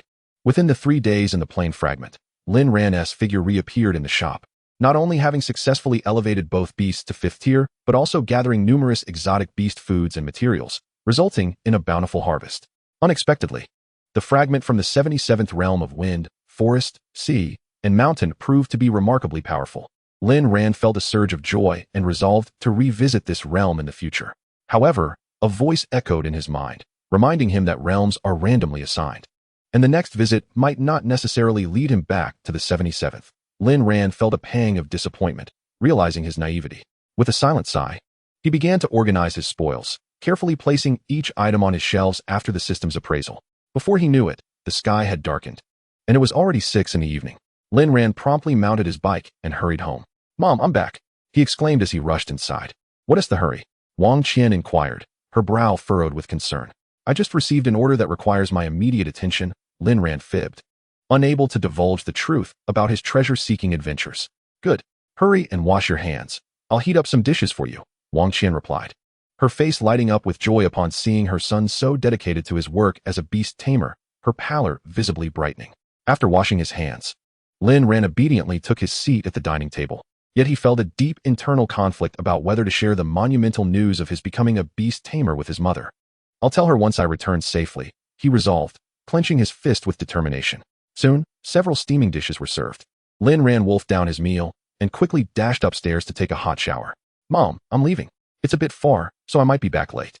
Don't wait up for me, he called out, glancing at the clock, which was nearing 8. He bid his mother farewell and set off towards the shop. Be careful on the road, she reminded him. At 8 o'clock in the evening, a black armored vehicle came to a halt outside Lin Ran's shop. Inside the vehicle were 5 individuals. The man in the passenger seat, donning dark sunglasses and smoking a cigarette, casually remarked, "Is that person really that formidable? Brother Wang. He possesses a 9th tier canine beast. My 2-headed hellhound was utterly terrified," Li Feng replied, exuding a sense of helplessness. Another muscular man in a tank top chimed in. Regardless of his strength, the mere existence of a 9th tier beast indicates he must have a powerful family backing him. Let us hope this encounter brings us some surprises. Indeed, big brother, perhaps he is from one of the inner city families. Best to ingratiate ourselves first, a young man in green at the driver's seat chuckled. Humph. Let us hope he is not just a pretty face, Wang Tao muttered, staring vacantly at the sky. Beside him, Jiang Yushi remained silent, quietly observing the surroundings, awaiting Lin Ran's arrival. He is here, Jiang Yushi exclaimed, her expression shifting. In the distance, a small yellow electric scooter ambled towards them. Are we certain he is from an inner-city family, riding such a humble electric vehicle? Wang Tao exclaimed, his cigarette nearly falling from his lips in disbelief. Lin ran. Having spotted the armored vehicle parked outside his shop, and sensing the notable fluctuations of astral energy emanating from it, quickly deduced that these must be Jiang Yushi's teammates. We just arrived ourselves, Jiang Yushi smiled. By the way, Boss Lin, let me introduce you. The young man driving is Ziming, a 5-star beast tamer.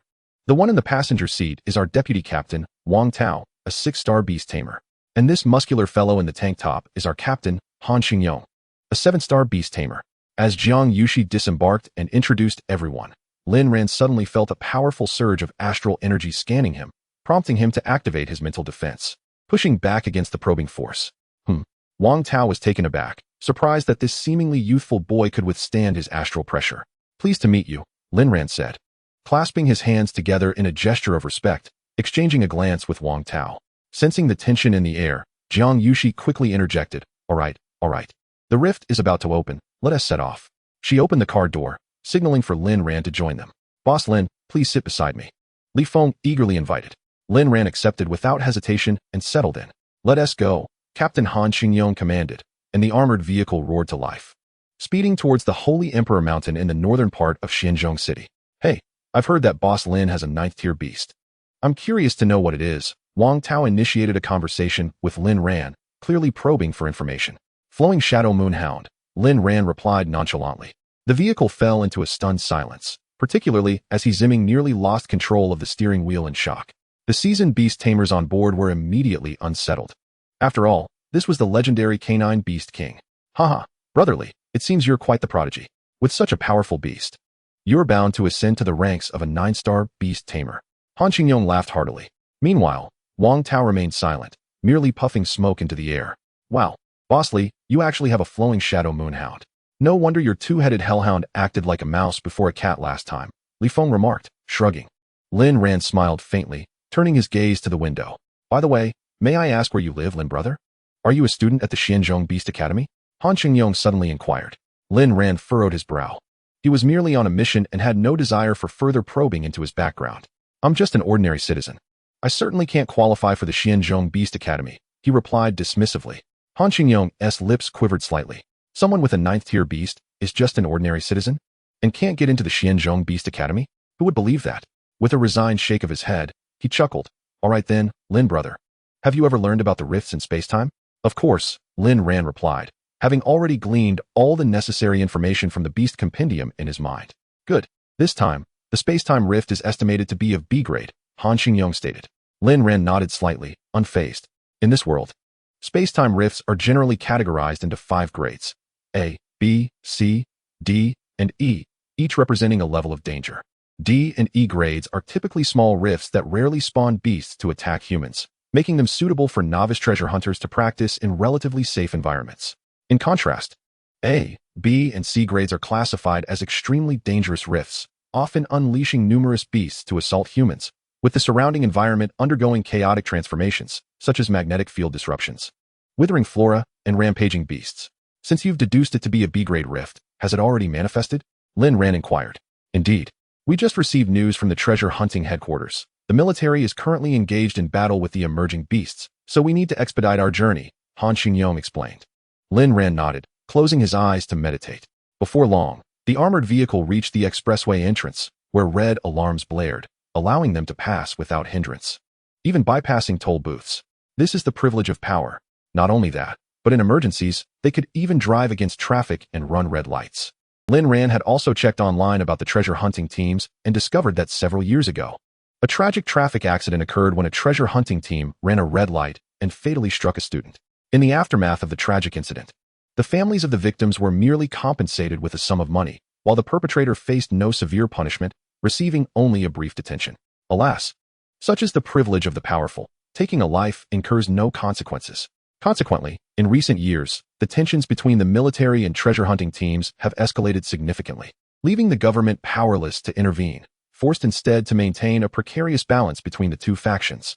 After racing down the highway for approximately half an hour, Lin Ran observed numerous armored vehicles, all evidently directed towards a single objective, Saint Emperor Mountain. Moments later, Lin Ran and his companions finally arrived at the foot of the mountain. This evening, Saint Emperor Mountain appeared particularly formidable, with countless high walls constructed both internally and externally, intended to prevent the encroachment of the emerging beasts into human territories. Gazing at the towering walls, reaching heights of 100 or 200 meters, Lin Ran was utterly astonished. What a monumental undertaking this is. Inspection.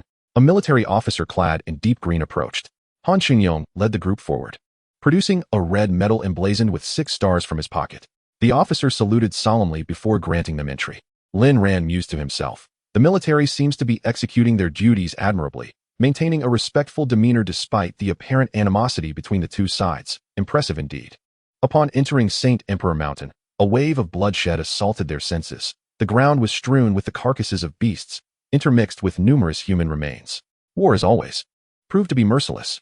After walking several dozen meters along the mountain path, they finally beheld a purple fissure halfway up the slope. The battle had evidently come to a close, as the beast from the rift had been vanquished, and many battle-weary officers and treasure hunters were seated around, their auras palpably potent. Lin Ran even sensed the presence of several 8-star beast tamers. As they gradually approached the rift, Lin Ran was taken aback.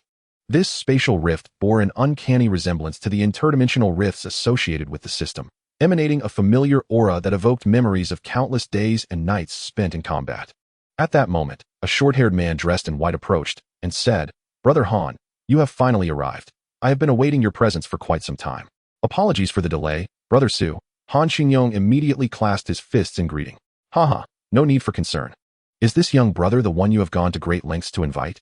Su Heng said, casting a smile at Lin Ran, still in a state of shock. Lin Ran suddenly heard Jiang Yushi calling out, "Boss Lin, this is our other invited ally, the 7-star beast tamer, Su Heng." Lin Ran snapped back to reality, feigning composure as he nodded at Su Heng. Su Heng furrowed his brow slightly. This fellow certainly carried an air of arrogance. "Brother Lin, we must proceed to the front for registration. As you have not yet joined a treasure hunting team, a brief inspection is required." Han Xingyong informed Lin Ran as he led him to a hall ahead. The hall was vast yet sparsely populated, as those present had already undergone thorough inspections. Han Xingyong guided Lin Ran to a device in the center of the hall, explaining, "Brother Lin, simply step onto this platform, scan your iris with your eyes, and the system will retrieve and record all your information." Lin Ran naturally stepped onto the platform, while Han Xingyong hurried over to press the activation button on the device's large screen. A massive robotic arm extended towards Lin Ran's face, emitting a blue light that captured his iris. Concurrently, the screen displayed Lin Ran's entire profile. Name, Lin Ran. Gender, male. Age, 18. Address, Building 13, Apartment 1005. Sunshine Community. Educational background, Wenba Kindergarten, Lily Elementary School, Longqing Middle School, Xinyu Vocational College. Family members, father, Lin Su. Mother, Wang Qian. Criminal record, none. Background, clear. Authorized for membership. Lin Ran was utterly taken aback. Merely scanning his iris revealed such extensive information, including his educational history and family details. "How terrifying," he exclaimed. Beside him, Han Xingyong was equally astonished, not having expected Lin Ran to be only 18 years old, and realizing that he had indeed spoken the truth. The information was astonishingly ordinary. "Is this how one joins a treasure hunting team?" Lin Ran inquired. Han Xingyong paused before responding. "This merely grants you a temporary designation. To officially join, you must attend an interview at the headquarters. However, even as a temporary member, you will possess significant authority, barring a stipend and an exclusive armored vehicle." "What else?" Lin Ran pressed. "Do you remember our promise that you could select a treasure first? Every item retrieved from the rift must be registered, as it is considered government property. The treasure hunters who extract these items can receive a substantial monetary reward, along with corresponding glory points," Han Xingyong elucidated. Lin Ran was taken aback. Treasures were not personal property, but rather government assets? This seemed rather exploitative, presenting an ostensible grandeur while effectively rendering one a mere laborer. "Glory points? What are those?" Lin Ran questioned. "Glory points are of utmost importance. They influence promotions and salary increases and can be exchanged for virtually anything. For instance, if you are particularly keen on a treasure and wish to keep it, you may directly exchange your accumulated glory points, or you may select items from the government's warehouse.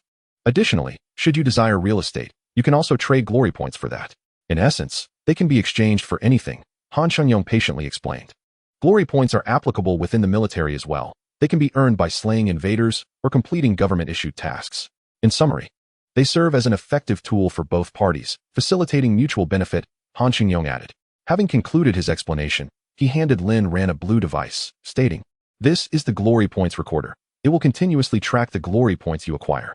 Lin Ran comprehended that glory points were, in reality, a means for the government to exert control over both parties, preventing treasure hunters from absconding with treasures while simultaneously incentivizing the bloodied officers. Truly ingenious. Chapter 26. Thunderous Abyss. After hearing Han Xingyong's introduction, the two exited the hall. "Gather around," Han Xingyong shouted. Soon, the team members assembled, and Han Xingyong quietly spoke a few words to them. Immediately, several pairs of curious eyes turned towards Lin Ran. Feeling somewhat uneasy under their scrutiny, he asked, "Are we departing now?" Indeed.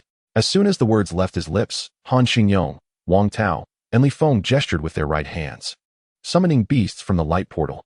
Bang, bang, bang. 3 dark green swift shadow lizards emerged from the portal. Though these lizards were not particularly strong, possessing only a 4th-tier lineage, their speed was unparalleled, capable of adapting to any terrain, making them the ideal mode of transport for treasure hunters, enabling them to cover vast distances with ease. The 3 leaped onto the backs of the swift shadow lizards, while He Ziming and Jiang Yushi jumped up as well, taking their places behind Wang Tao and Han Xingyong. Su Hong, standing nearby, smiled faintly, elegantly summoning a red and white gradient Pegasus from the light portal. "Brother Su, you truly are extravagant to possess such a rare beast as the dragon horse," Han Xingyong remarked with a grin. "Fortuitously acquired." Su Hong replied gracefully as he mounted the dragon horse. Lin Ran was momentarily taken aback upon encountering the dragon horse beast, a creature of the 8th-tier bloodline. Exceedingly rare in number. Legend has it that this species is born from the union of dragons and horses, inheriting not only the formidable offensive prowess of the dragon lineage but also remarkable swiftness, complemented by a pair of resplendent white wings. "Come, Brother Lin. Take a seat beside me," Li Feng beckoned with a smile. Lin Ran, without hesitation, deftly leapt onto the creature's back, sensing an unfamiliar aura behind him. The swift shadow lizard began to fidget restlessly, trembling incessantly. Li Feng promptly soothed its head, communicating through the beast contract in his mind. And soon the swift shadow lizard calmed down. Once preparations were complete, the 3 swift shadow lizards surged into the violet rift ahead, followed closely by the dragon horse beast. The instant they entered the fissure, Lin Ran felt the fabric of space and time contorting, as if his soul were momentarily disembodied. Reminiscent of his experiences while entering the system's realm. "Is this the thunderous abyss?" Lin Ran mused, observing the dim surroundings intermittently illuminated by flashes of lightning, his astonishment mounting at the thought of the system's realm manifesting in the real world. Could it truly be real? And if so, why can I resurrect infinitely? Countless questions flashed through Lin Ran's mind. "What's the matter, Brother Lin? Have you discovered something?" Li Feng inquired, noticing Lin Ran's unusual expression. "Nothing," Lin Ran replied with a shake of his head. Thus, the 7 individuals and 4 beasts continued their swift advance through the shadowy rift. "We primarily handle the periphery. We must not venture too deeply," Han Xingyong shouted. After a moment, their pace gradually slowed, and the group dismounted from the backs of the swift shadow lizards, preparing for battle. "Wang Tao, Li Feng, summon your main beasts to join me," Han Xingyong commanded. With a resounding crash, a massive bear cloaked in black and adorned with golden armor emerged from the luminous portal behind Han Xingyong. This was his primary beast. The 8th-tier, mid-level dark golden demon bear, a combat-type creature of the demon lineage, its blood-red eyes glaring ominously at its surroundings, emanating a palpable aura of menace. Wang Tao quickly followed suit, slicing the air with his right hand to summon a blood-red giant python, dozens of meters in length. This was the holy flame dragon python, possessing a fragment of dragon bloodline, also an 8th-tier beast. However, due to Wang Tao's insufficient strength, it could only maintain a 7th-tier status. Li Feng's beast, which Lin Ran had previously encountered, was a 6th-tier upper-level 2-headed hellhound, boasting a 7th-tier bloodline, formidable among canine beasts. Should it mutate into a 3-headed hellhound, it would rival the beast kings like the flowing shadow illusory moonhound. Indeed, Han's subordinates are all experts, Su Hong remarked, seated atop the dragon horse beast with a grin. "Brother Lin, why have you yet to summon your beast? I have heard tales of your 9th-tier bloodline creature. Might we witness it?" Su Hong suddenly turned his gaze towards Lin Ran. Lin Ran smiled faintly, unhurriedly summoning the flowing shadow illusory moon hound from the portal. "Marvelous. The flowing shadow illusory moon hound is truly exceptional. Brother Lin, you are a prodigy." "I am in awe," Su Hong said, his eyes glinting with a hint of greed as he gazed at Lin Ran's beast. "Alas, its strength is somewhat lacking. Merely at the 5th tier," Su Hong added. "Not to worry, the mere presence of a 9th-tier bloodline aura can intimidate most beasts." Yushi and Ziming, Summon your reconnaissance beasts as well. Han Shengyong expertly directed his team. Ziming waved his right hand, summoning a black giant eagle with a lion's head. This was the 6th-tier upper-level lion-headed demon eagle, possessing the vision of birds and the olfactory prowess of beasts, making it highly suitable for reconnaissance. Jiang Yushi promptly summoned the ice spike-bone butterfly, which followed the lion-headed demon eagle, scattering blue ice powder along the way. Any beast that came into contact with it would be immediately sensed. Let us proceed to the cave ahead. Han Shengyong, an experienced treasure hunter, felt an instinctual pull indicating that the cave surely harbored treasures. Thus, the team advanced steadily forward. Wait, there's an unknown beast by the river ahead. Ziming suddenly shouted. He sensed the lion-headed demon eagle's urgent warning in his mind. Can you identify what sort of beast it is? Han Shengyong asked. Ziming closed his eyes, delving into the mind of the lion-headed demon eagle. In terms of appearance, it should be a 6th-tier thunder-eating wolf. But something feels off about its aura, Ziming replied. It's just a thunder-eating wolf. We needn't be concerned, Su Hong proclaimed from the back of the dragon horse beast. However, the aura feels amiss, Ziming said, his brow furrowing with unease. With so many of us, what is there to fear? Let us take it down. Su Hong disregarded the caution and prepared to charge forward. Hold on, let me investigate, Lin Ran said, inquiring within his mind, flowing shadow illusory moonhound. Can you discern what it truly is? The flowing shadow illusory moonhound shook its head, unable to sense anything. If this truly was the thunderous abyss where he had trained day and night, and the flowing shadow illusory moonhound sensed no danger, it indicated safety. Yet Lin Ran could not shake a feeling of unease. Why was the thunder-eating wolf present by the river?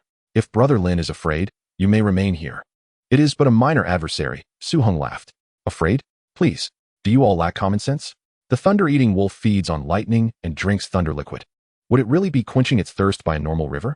Lin Ran retorted disdainfully, finding no favor in the white-clad youth who was both foolish and ostentatious. A source of irritation. The group paused, taken aback by Lin Ran's words. I'll take a look, Han Shengyong declared, leaping onto the shoulder of the dark golden demon bear, moving cautiously forward. Having avoided numerous dangers in the past due to his prudent nature, this time he donned a star spirit mirror capable of identifying all beasts. Scrutinizing the thunder-eating wolf intently. What do you see? Su Hong inquired. Han Shengyong exhaled in relief. Passing the star spirit mirror to Su Hong, I see no difference. Su Hong quickly donned it, confirming once more. What a fuss over nothing. It is merely a thunder-eating wolf. He returned the mirror to Han Shengyong, casting a somewhat disapproving glance at Lin Ran. Children will always be children, timid and overly suspicious. If someone else reaches the treasures in the cave ahead first, you'll have much to answer for. Chapter 27. Swarm of carrion bugs. Han Shengyong sensed the atmosphere shifting uneasily and hastily suggested, no matter. Let us deal with that thunder-eating wolf first. Humph. Su Hong scoffed, leading his 8th-tier dragon horse beast into the fray without hesitation. It's just a 6th-tier minor foe. It shall be swiftly dispatched. Lin Ran, however, remained silent, his gaze icy, an inexplicable aura emanating from him. Beside him, Jiang Yushi felt as though Lin Ran had transformed. His previously calm demeanor now replaced with an unsettling coldness, as if he were gazing upon a corpse. The aura he radiated seemed even more formidable than that of their leader when enraged. The thunder-eating wolf by the river suddenly sensed the approaching dragon horse beast, swiftly lifting its head. At that moment, Han Shengyong's expression turned to one of horror as he shouted, "Not good." As the dragon horse beast charged, Han Shengyong, ever cautious, activated the star spirit mirror and caught sight of a gaping blood-red wound the size of a bowl on the thunder-eating wolf's neck. A swarm of black insects began to pour out from the wound, and the thunder-eating wolf's body rapidly shriveled, leaving only its skin behind. Su Hong, retract your attack. The situation has changed. There are unknown creatures. Han Shengyong shouted hoarsely. However, they are merely a swarm of demonic insects. Behold as my Dracomare obliterates them with the divine destruction light, eradicating them entirely.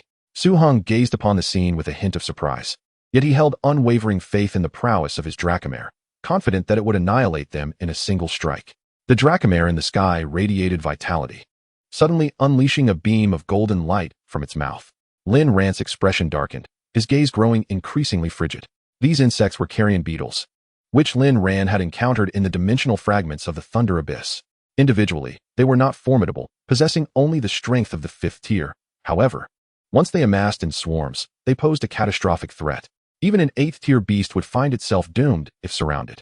Moreover, carrion beetles were highly intelligent and adept at camouflage, and this time, they cunningly concealed themselves within the body of a thunder wolf.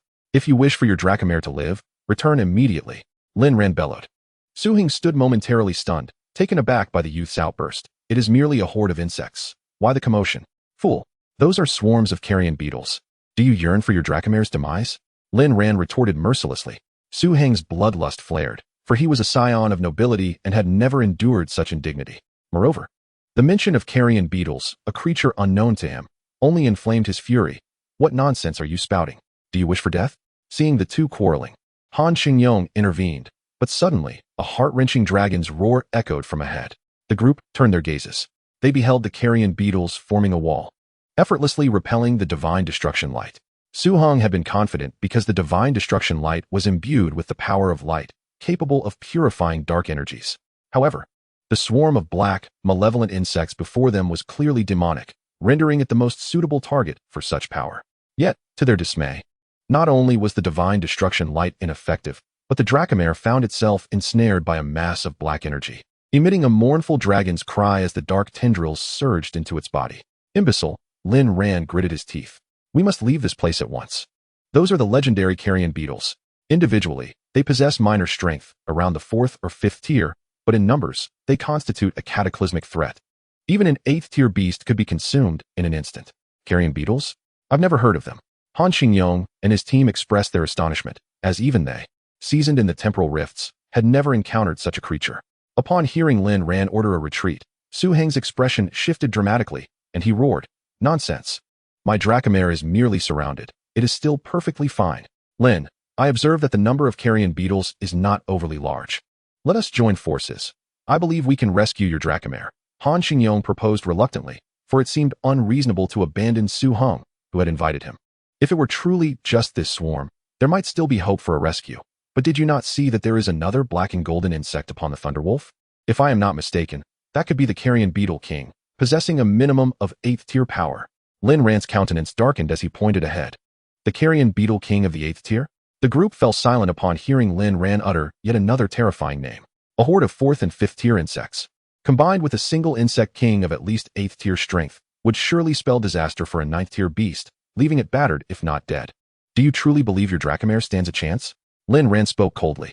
Had they been in the realm of systems, Lin Ran would have long since changed regions instead of foolishly awaiting death. Even a 9th tier beast would be no match. The group felt a chill run down their spines, instinctively looking towards the insect upon the Thunderwolf. Indeed, it was significantly larger, exuding an aura that rivaled even that of the dark golden demon bear. We must leave. Now. Han Xingyong, being decisive, shouted immediately. Su Hong, in a state of panic, felt his connection with the Dracomare dimming in his mind, a harbinger of death. He exclaimed, "You cannot leave. My Dracomare is still inside." Han Xingyong's eyes flickered with uncertainty, unsure how to respond, for today had already seen his dignity thoroughly trampled. "You little brat, I care not what backing you possess. If my Dracomare perishes, you shall not escape unscathed." Su Heng's murderous intent surged as he glared at Lin Ran. Lin Ran paid no heed to his threats. Seeing the others continue to hesitate, he activated his mental technique, a blue-golden energy radiating from his form, whipping up sand and debris as he cast a cold glance at Su Hong. "If you wish to live, depart at once. I will kill you." Su Heng's expression twisted with malice as he drew a dagger, lunging at Lin Ran. At that moment, the carrion beetle king stirred. With a thunderous sound, it transformed into a black projectile, shooting directly into the Dracomare's forehead. The creature's eyes dimmed instantaneously, collapsing lifelessly to the ground. In the next instant, countless carrion beetles surged from the wound, and within moments, the Dracomare had withered away, its death agonizingly reminiscent of the Thunderwolf's demise. "No!" Su Hong screamed in despair. And in that instant, the bond with his beast shattered. A wave of overwhelming terror flooded his mind before his legs gave way, and he knelt in defeat. "Flee now." Lin Ran, shaken by the Dracomare's death, felt a chill run through him, for they were next to face the same fate. He wasted no time, mounting his Shadow Moon Hound and fleeing. Han Xingyong and his companions, faces pale with fear, instinctively mounted their beasts, following Lin Ran's lead. Su Hong, regaining his senses, struggled to rise and summoned a golden-haired lion through the portal, hastening to catch up. Chapter 28. The Mysterious Cave Brother. Miss Jiang. Please take another look at the surroundings, Lin Ran instructed as he ran. He Ziming was taken aback. Lin Ran was commanding them? What was happening? Jiang Yushi, however, said nothing, quietly directing her ice-spiked butterfly to scout the area. "Lin, where are we going?" He Ziming inquired. "Just follow me. There are surely treasures to be found." Lin Ran asserted confidently, for he had realized that this was a location he had previously visited during his escape from that terrifying divine beast palace. Yet, He Ming was evidently skeptical of Lin Ran. After all, their captain had yet to speak, and as a novice, how could he know where treasures lay? At this moment, Han Qingyong interjected. Ming, let us heed Lin's words. His confidence suggests he has made a discovery. Understood. He Ming, seeing that the captain had agreed, felt it inappropriate to voice further doubts, and promptly directed the lion-headed demon eagle to soar into the sky for reconnaissance. Su Hong had also slowly caught up, riding on the lion's back, devoid of color in his face, having just lost his most cherished high-tier beast. It felt as though a piece of his heart had been severed, leaving him in profound pain. He cast a venomous glare at Lin Ran, clenching his fists tightly. Lin Ran too sensed an ominous aura and turned to Su Hong, frowning. This fellow was truly bothersome. We have arrived. Han, what do you think of this cave ahead? Lin Ran suddenly asked Han Qingyong. The aura emanating from within was remarkable, with glimmers of golden light flickering. Surely, there lay a powerful treasure. Impressive, Lin. Han Qingyong replied with a smile. They had narrowly escaped death moments ago. If they could acquire some formidable treasures now, it would not be in vain. However, to err on the side of caution, shall we first send a beast inside to investigate? Lin Ran proposed. Han Qingyong hesitated. The events that had just transpired were far too terrifying. The thought of any lurking creature springing forth sent shivers down his spine. Truly, one can be bitten by a snake once and fear the ropes for years. You're so formidable, why don't you go? Su Hong jested with a hint of malice. Humph, I shall go, just wait and see, Lin Ran retorted, though he felt no trepidation whatsoever. If this place truly was a fragment of that other realm, he had ventured into this cave long ago, merely testing the resolve of the others now. Han Qingyong and the others wished to voice their concerns, yet upon seeing Lin Ran's confidence, they fell silent. It would be splendid if that foolish mutt perished the moment it entered, a fitting tribute for my fallen Lama beast. Su Hong glared at Lin Ran, his mind swirling with curses. In no time, Lin Ran leapt onto the back of the Luiying Huanyue dog and dashed into the cave. Is Lin brother also going? Weren't we only sending in the exotic beasts? Han Qingyong expressed his unease. No worries, this particular beast is a bit dim-witted. I shall accompany it, Lin Ran replied nonchalantly, prompting the Luiying Huanyue dog to bark excitedly. The others could only shake their heads in resignation, with Su Hong secretly reveling in the thought of their impending doom as Lin Ran accompanied his Longma beast to the underworld. As Lin Ran stepped into the cave, he was met with a familiar aura. It was indeed identical to the last time he had visited. The Luiying Huanyue dog followed closely behind. The cave was vast enough that even such a large exotic beast could traverse it with ease. This is where I gathered numerous precious exotic beast ingredients last time. I wonder if they still remain. Lin Ran mused excitedly, eager to collect more before they had to compete for them, though they permitted him to claim one first. He believed in the maxim that the more, the merrier, first come, first served. Guided by the impressions in his mind, Lin Ran navigated to a narrow crevice. How swiftly they have regrown. He marveled at a cluster of purple flowers nestled within. This was the Zalewa, valued at 2,000 yuan apiece, capable of enhancing the attack power of thunder-type exotic beasts. The last time he discovered one, it had been devoured in an instant by the gluttonous Mishi Lehu, leaving him utterly speechless. Little tiger, I haven't summoned you this time. You can't steal my prize now, can you? Haha. Lin Ran promptly plucked the Zalewa, stowing away a total of 7 blooms in his star ring. Thus, he continued to gather more, his smile growing ever more radiant. Brother Han, Lin brother has been inside for quite some time. Could something have happened? Jiang Yushi expressed her concern. Indeed, it is suspicious that there is not a sound. Li Feng joined in, his own anxiety creeping in. Could there have been another mishap? Han Qingyong's face fell. While exotic beasts could be repurchased, the loss of a human life would be catastrophic, particularly that of a youth with such a formidable background. Nothing must happen. Follow me inside immediately, and for heaven's sake, stay close. Han Qingyong commanded the team to huddle together, aware that the cave's vastness could easily lead to disorientation. Su Hong lagged behind leisurely, secretly yearning to enter but feeling the pressure to comply. Su brother, I will certainly find a way to compensate you for the Lama beast. I hope you can forgive me, Han Qingyong said, clasping his hands in a gesture of contrition. Compensate? Don't make me laugh. It's a rare beast with no market value, Su Hong retorted bluntly, his mood plummeting. The Lama beast had cost him a fortune, secured through his father's influence in the city, and to lose it so abruptly filled him with rage, wishing he could throttle Lin Ran directly. Achoo! Lin Ran suddenly sneezed, involuntarily shaking his head. He had gathered enough. It was time to call the others in, so he swiftly made his way back to the entrance. Found him. Lin brother is here. He Ming exclaimed upon catching Lin Ran's scent, shouting with urgency. Lin ran, panting, looked at the group, and said, "Why are you all here? Wasn't I to scout ahead?" "Scout. The moment you entered, you vanished without a trace. We were concerned for your safety," Li Feng replied helplessly. However, upon seeing Lin Ran in good spirits, it was clear that the cave posed no immediate danger. Su Heng, witnessing Lin Ran's sudden reappearance, felt a wave of disappointment wash over him. His teeth clenched in frustration. "Lin brother, did you find anything?" Han Qingyong inquired. "This cave is quite expansive. I merely had a cursory glance, but it should be safe," Lin Ran replied with a smile. "Excellent. Everyone, keep your eyes peeled and search diligently. Do not overlook any valuable treasures." Han Qingyong sighed with relief, his spirits lifted. The treasure-seeking team promptly retrieved an array of instruments from their packs. Engaging in a highly professional search, Lin Ran was taken aback. Was this truly the demeanor of a professional treasure-hunting team? The air of seriousness suggested they were on the brink of uncovering some ancient tomb, had he not already taken the most crucial ingredients. They might have been obliged to surrender them. "Can your instruments detect everything?" Lin Ran queried with curiosity. "Anything that carries a resonance of star spirit power can be discerned by these devices," Han Qingyong explained. Nodding in acknowledgement, Lin Ran continued to accompany the main group deeper into the cavern. "Be cautious, there's an exotic beast ahead," He Ziming shouted. Lin Ran immediately extended his hand towards Han Qingyong, who understood instantly and handed over the star spirit mirror. Lin Ran donned it and scanned the distance, declaring, "It's a 5th-tier Lingu bat." With that, he commanded his Luiying Huanyue dog to engage. "Be careful, Lin brother." Han Qingyong exhaled deeply, fearing another unforeseen incident. The Luiying Huanyue dog dashed forward, unleashing a thunderous roar. Wind demon roar.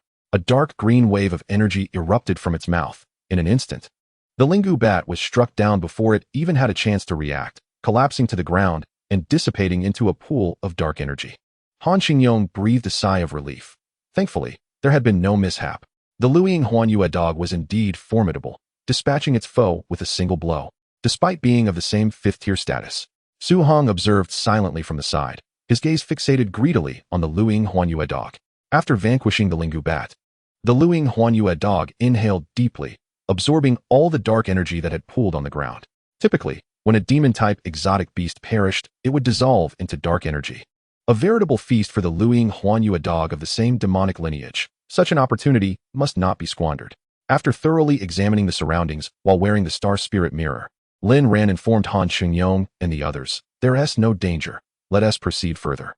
Lin Ran positioned himself within the middle of the group, with the Luiying Huanyue dog leading the way, emanating an aura of a 9th-tier exotic beast that intimidated the more timid creatures. Unbeknownst to them, they reached the depths of the cave, where the ground was littered with the remains of numerous exotic beasts. Suddenly, Lin Ran sensed a living presence nearby, and to his shock, the bones began to reassemble, launching an assault on Lin Ran and his companions. "It's a skeletal beast. Everyone, be cautious." Han Qingyong recognized the threat at once, calling out urgently. As a seasoned treasure hunter, he had no trouble identifying such creatures. They're merely 4th-tier skeletal beasts. "Allow me to handle this."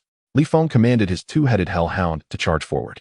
The 2-headed hellhound, boasting a lineage of fire and demon bloodlines, leaped into action, unleashing twin black flame dragons from its mouths, engulfing all the skeletal beasts. In an instant, every last one of them was obliterated, dissolving into dark energy, which the 2-headed hellhound greedily absorbed. Li Feng's speed was astonishing. Before his older brother had the chance to act, he had already seized the opportunity. He Ziming observed Li Feng with a hint of good-natured reproach. "Haha, I couldn't help myself. My apologies, brother. I promise I won't do it again next time." Li Feng chuckled, patting Han Qingyong on the shoulder. "Haha, no worries." Han Qingyong laughed heartily before continuing on his way. After about an hour, the group, utilizing their instruments, had uncovered a considerable amount of exotic beast food and materials. Unbeknownst to them, they had wandered into a dead end, confronting a colossal stone door. At that moment, the instruments suddenly emitted an alarm. Beep, beep, beep. Something's amiss. There must be treasures behind this stone door, He Ziming exclaimed excitedly. It's quite massive. Forcing it open may not be feasible. Let's check for any mechanisms first, Wang Tao suggested. Beside him, Lin Ran watched with fervor, for he had been here before and had been unable to proceed any further. No matter how fiercely the 2 exotic beasts attacked, they could not budge the stone door, leading to an inevitable retreat. But this time was different. With so many people, perhaps they could indeed open it. The group scoured the area for mechanisms, but finding none, they shook their heads in disappointment. Are we left with no choice but to use brute force? Wang Tao mused with a wry smile. I'll attempt to shatter it directly. Everyone stepped back, Han Xingyong declared, placing a hand on the stone door. He then unleashed his Beast Tamer skills. As a 7-star Beast Tamer, Han Xingyong could utilize all enhancement buffs from exotic beasts: speed enhancement, strength enhancement, defense enhancement, skill enhancement, and momentum enhancement. All 5 buffs were applied to the dark gold magic bear. With a mighty roar, the dark gold magic bear let out a thunderous howl, its size expanding several-fold, its muscular arms bulging.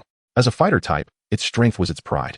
Its blood-red eyes fixated on the stone door, dark energy swirling around its arms. And one could faintly hear the sounds of wailing spirits. Dark Demon Fist. The dark gold magic bear unleashed its fists like missiles, sending a tremendous wave of dust and debris that obscured everyone's view. Did it succeed? With such power, it should have worked. The group awaited in anticipation. As the dust gradually settled, the stone door lay in ruins, yet the dark gold magic bear's fists were stained with blood, its body rapidly shrinking back to its original size, panting heavily, clearly exhausted from the effort. No way, the dark gold magic bear was injured? Wang Tao exclaimed in disbelief. Having worked alongside Han Xingyong for a decade, he was well aware of the immense power of the dark gold magic bear. It was astonishing that the stone door had managed to inflict harm. This door is enchanted. Had the dark gold magic bear not activated its evil spirit possession in time, we could have been in serious trouble. Han Xingyong wiped the sweat from his brow. It turned out that just as the dark demon fist was about to breach the stone door, an overwhelming force had surged from within. Fortunately, the dark gold magic bear had transformed into its demonic form, significantly mitigating the damage. Otherwise, it would have been dire. Lin Ran had already witnessed this through his star spirit mirror and was poised to intervene. But the revelation that the dark gold magic bear possessed the evil spirit possession skill astonished him. This was a legendary level demon skill, summoning the powers of the undead to temporarily transform into a demonic form, rendering one immune to all physical damage, akin to a ghost without a corporeal body. However, this skill bore significant drawbacks, as it would deplete the exotic beast's energy entirely. Moreover, had Han Xingyong not activated his Beast Tamer skills for enhancement, this maneuver might not have been possible. Clearly, a visit to the Xianzhong Exotic Beast Academy is in order. I must find a way to learn these 5 enhancement buffs. Lin Ran thought to himself. Let us proceed and take a closer look. Han Xingyong recalled the dark gold magic bear and summoned another exotic beast from the luminous portal, a tier 8 lower-class giant claw mantis, a fighter and insect type.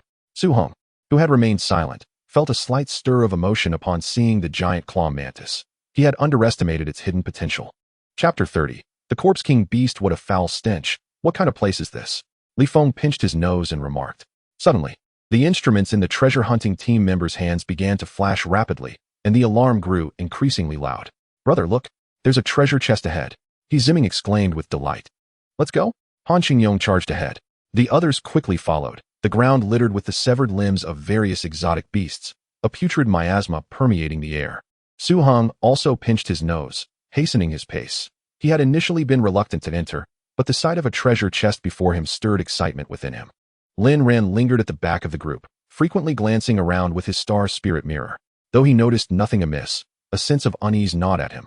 He recalled Han Xingyong mentioning a powerful energy surge when trying to breach the stone door. Why was there no sign of such energy now? Was it too quiet? The calm before the storm? Having experienced countless life and death situations in the system's realm, Lin Ran knew that such circumstances often heralded trouble. Yet, the allure of the treasure chest was undeniable, especially since it was his first time entering this area behind the stone door. Just as the group approached the chest, a sinister wind swept through, and the chest eerily opened on its own. A skeletal claw emerged from the chest, followed by a massive humanoid skeleton, its hollow eyes staring menacingly at the group. Is that the Corpse King Beast? Han Xingyong's pupils constricted in horror. The Corpse King Beast stood over 20 meters tall, clad in gray armor, wielding a dark sword several meters long, reminiscent of a war god. Heavens, how are we so unfortunate? First, we encounter a swarm of carrion-eating insects. And now a Corpse King Beast appears. Lin Ran muttered, studying it closely. Upon seeing the sword it wielded, his eyes gleamed with excitement. A blood-red gemstone was embedded in the sword's hilt. Lin Ran recognized it immediately as demon blood essence, and it was undoubtedly far superior to the one he had seen previously. Meanwhile, the Luiying Huanyue hound, sensing the excitement through their mental bond, urged Lin Ran to seize it. Regaining his composure, Lin Ran reassured the creature before rushing to Han Xingyong's side. It's an upper-class Tier 8 Corpse King Beast, and with that sword, its power is likely nearing Tier 9, Lin Ran stated solemnly. Han Xingyong's expression darkened considerably. Had it not been for the injury sustained by his dark gold magic bear, they might have been able to confront it. Reluctantly, he turned to his team members. Summon your battle-ready exotic beasts. We must defeat it. He then commanded the giant claw mantis to charge at the Corpse King beast. The disparity in size between the two exotic beasts was stark. Although the giant claw mantis was also a tier 8 creature, insect-type beasts generally suffered from smaller stature. In the face of such a colossal foe, it was at a disadvantage, though its exceptional speed allowed it to evade for a time. The others nodded vigorously in response, summoning their exotic beasts in unison. Wang Tao summoned his tier 7 fire spirit monkey. He Ziming called forth his tier 6 earth shadow giant turtle. Li Feng summoned his tier 6 flame spirit tiger, and Jiang Yushi brought forth her tier 6 soul phantom rabbit. In an instant, dozens of exotic beasts appeared in the cave, resembling a miniature army, all charging forth to besiege the Corpse King beast. The Corpse King beast possesses formidable strength, standing its ground against a multitude of aberrant creatures, fiercely assaulting them with the sword in its grasp.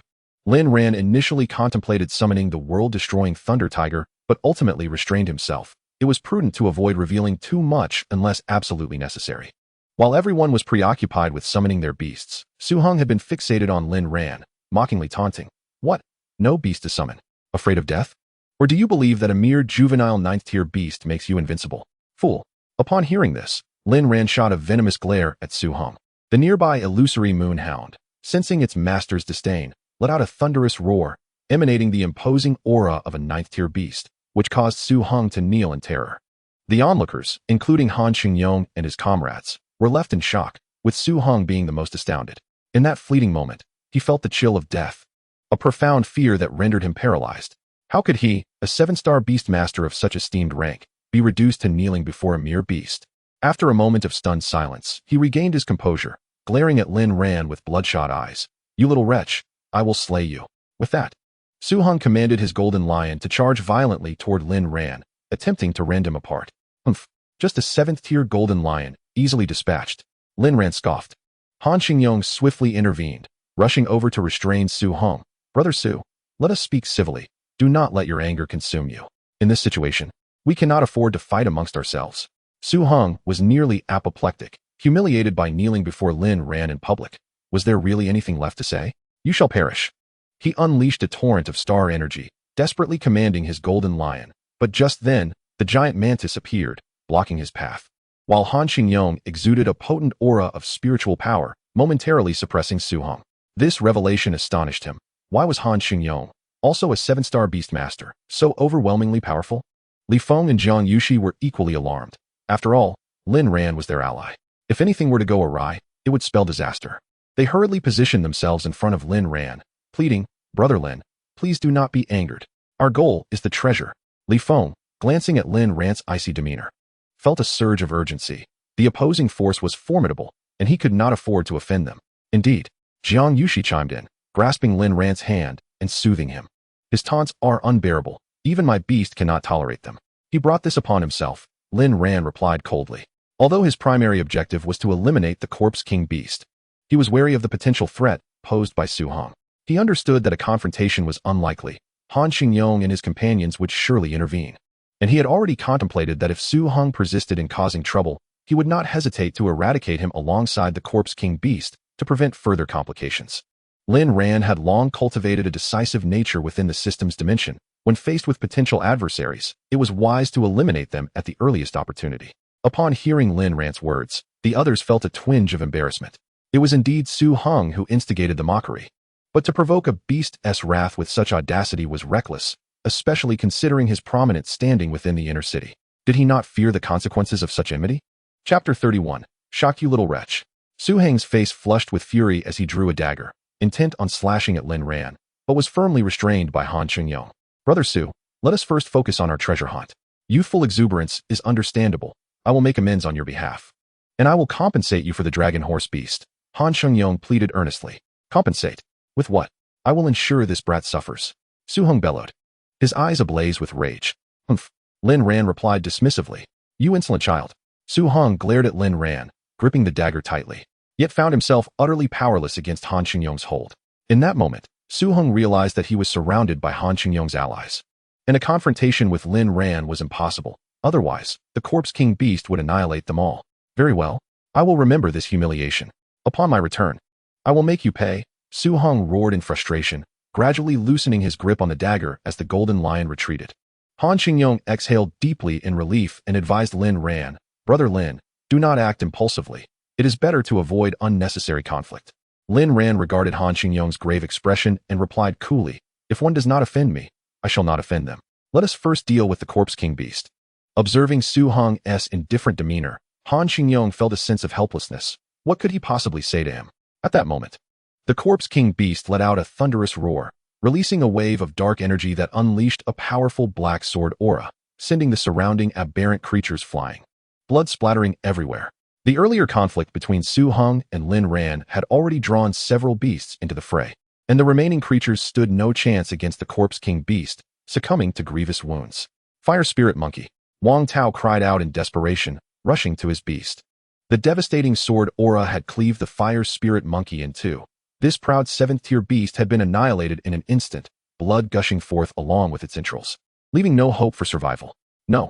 As the last vestiges of their bond shattered in his mind, the Fire Spirit Monkey drew its final breath. Its despair resonating within Wang Tao.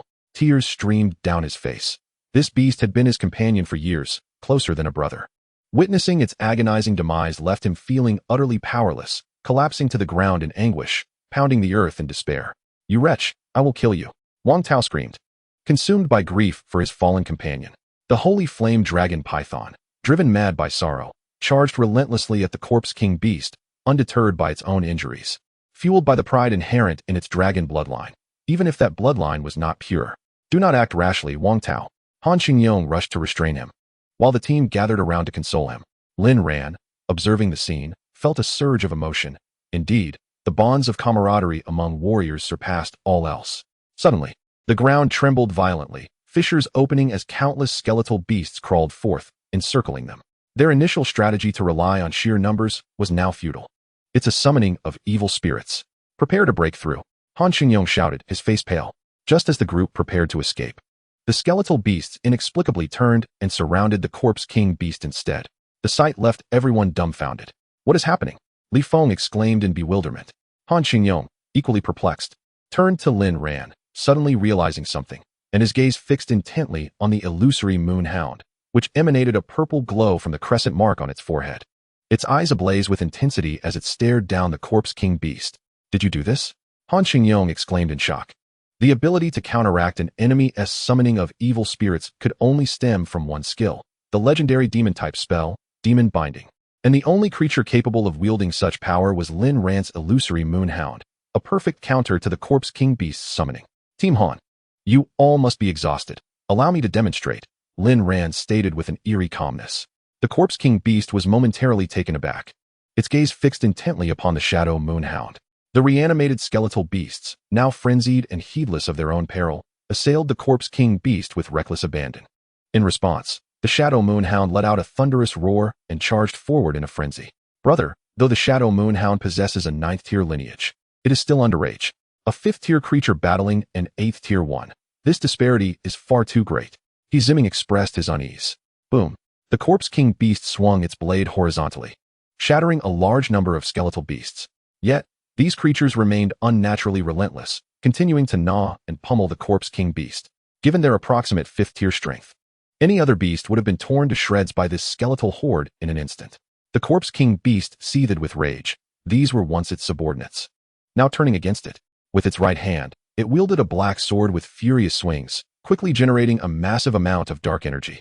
The Shadow Moonhound inhaled deeply, clearly satisfied. Excellent. Let nothing go to waste. Lin Ran observed his beast with calm composure. The onlookers were momentarily stunned. Could one truly be so composed amidst such chaos? Roar. A dark green figure lunged at the back of the Corpse King Beast, its sharp claws delivering rapid strikes while its jaws gnawed at the skeletal structure of the beast. The thinner bones were shattered instantly, while the thicker ones were pried off with brute force. Airbow, how does the taste of the Corpse King Beast's bones compare? Lin Ran inquired with a grin.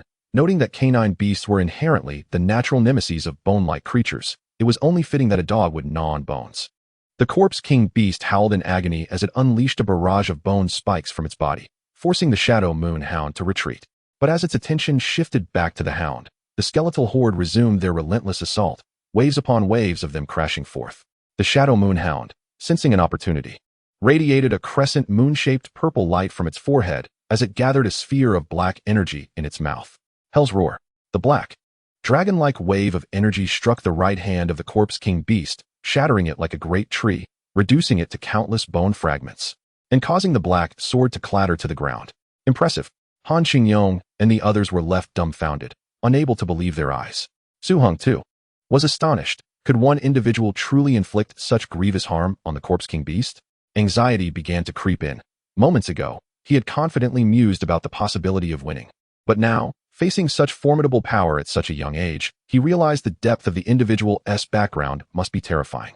Was there truly a prominent Lin family in the inner city? Could he possibly not be from the local area? Han Xingyong snapped back to reality, noting the flawless synergy between the Shadow Moon Hound and the skeletal beasts. The Corpse King beast had evidently lost a significant portion of its combat capability, presenting an opportune moment for a decisive strike. Chapter 32. Execution. Brother Lin has already gravely injured the Corpse King beast. Let us hasten to its aid and slay it together. Han Xingyong called out to his team. The group instantly grasped the urgency. The treasure-seeking team could indeed earn honor points by vanquishing the beasts emerging from the rifts in time and space. Slaying the Corpse King beast before them would undoubtedly yield substantial honor points, not to mention the valuable materials it possessed, including its head, an item of immense worth. Lin Ran chuckled at the exuberance of the treasure-seeking team. Did they genuinely intend to share his honor points? Yet, he bore no ill will toward them, save for Su Heng. In fact, he held a great admiration for these individuals, particularly Han Xingyong, whom he deemed a worthy friend. Let us join forces and eliminate it in one fell swoop. Lin Ran shouted. Agreed.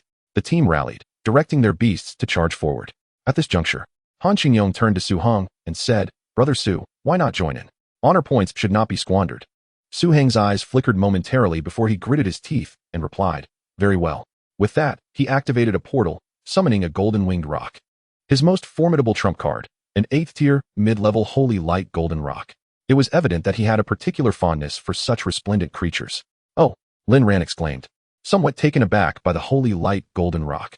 This beast should have belonged to a 9th-tier lineage. How could it possess only an 8th-tier bloodline? It seemed a failed mutation had led it to deviate unfavorably. A pity indeed. Lin Ran shook his head. A slight smirk graced Han Xingyong's lips. He had long known about Su Heng's hidden strength. Were it not for this, he would not have extended the invitation for assistance. Enhance. All of the remaining team members, save for Lin Ran, activated their beast tamer skills, a kaleidoscope of light cascading over their beasts. Speed enhancements, power boosts, defensive fortifications, skill augmentations, and morale enhancements were all employed. For a brief moment, Lin Ran felt somewhat awkward. Are you not going to enhance, Brother Lin? Han Xingyong suddenly inquired. To be honest, I cannot, Lin Ran admitted with a rueful smile. The group fell silent, but recalling Lin Ran's registration details, it was clear he had never attended a beast academy, which explained his inability to use enhancement buffs. As the team directed their beasts to charge at the Corpse King beast, a sudden, furious roar erupted. The Corpse King beast trembled violently, dark energy emanating from its form in waves. Boom. Countless bone spikes shot forth like missiles, instantly annihilating all nearby skeletal beasts. The Shadow Moon Hound sprinted desperately, evading the onslaught. Earth Shadow Giant Turtle. He Zimming exclaimed in shock, hastily directing the Earth Shadow Giant Turtle to erect earthen walls. In an instant, 4 or 5 layers of walls encircled Lin Ran and the others. The rock-type beasts prided themselves on their defensive capabilities, and the Earth Shadow Giant Turtle was a paragon of defensive beasts, skillfully conjuring earthen barriers. After a moment, the tumult surrounding the Corpse King beast subsided. Lin Ran quickly donned his Star Spirit mirror and peered ahead. The Corpse King beast, once towering at over 20 meters, had shrunk by half. Surrounded by a scattering of bone debris, the skeletal beasts all slain, and dark energy swirling around. It was the Corpse King beast's demonic corpse explosion. It was now in a weakened state, preparing to, Lin Ran shouted, we must not allow the Corpse King beast to absorb the dark energy from those skeletal beasts, otherwise, once it recovers, this earthen wall may not hold. The Shadow Moon Hound dashed forward, the air warping around it as it manifested clones, splitting into 2, then 4. Amidst the throng of its duplicates, the Shadow Moon Hound let out a skyward howl, akin to thunder, stunning the Corpse King beast into momentary bewilderment. This piercing howl, far more potent than when it had been a Star Wolf Hound, carried the weight of a 9th-tier beast's authority, capable of obliterating lower-tier foes, rivaling even the might of a true tiger's roar or a dragon's chant. Han Xingyong and the others immediately rushed to support. The holy light golden rock and the lion-headed demon eagle unleashed flames from the skies, while the giant mantis wielded its agile form to strike rapidly. The holy flame dragon python, its lengthy body coiling around the corpse king beast, joined the fray, with all remaining beasts attacking fiercely. As the corpse king beast found itself in dire straits, the sword that had fallen to the ground suddenly trembled, shattering into a blood-red gem that soared above the corpse king beast's head. Simultaneously, the surrounding dark energy was drawn to the gem, coalescing into the beast's form. Before their very eyes, the corpse king beast's body began to mend at a visible rate, swiftly returning to its original 20-meter stature, even restoring its shattered arm. Roar! A tremendous black wave surged forth, violently repelling all surrounding beasts. With both hands striking an enigmatic pose, a dense aura of darkness coalesced into a black hole at his chest. This is bad. It's the abyss of death. Retreat swiftly. Han Qingyong shouted, his face ashen. This was a skill of formidable power from the demon class, typically wielded only by 9th-tier aberrations. Yet, this corpse king beast was clearly of the 8th tier. How could it possibly unleash such might? Was it the orb atop its head that was responsible? At that moment, the shadow moonhound vanished, reappearing instantaneously above the corpse king beast, and promptly devoured the orb. Good heavens! Is this even possible?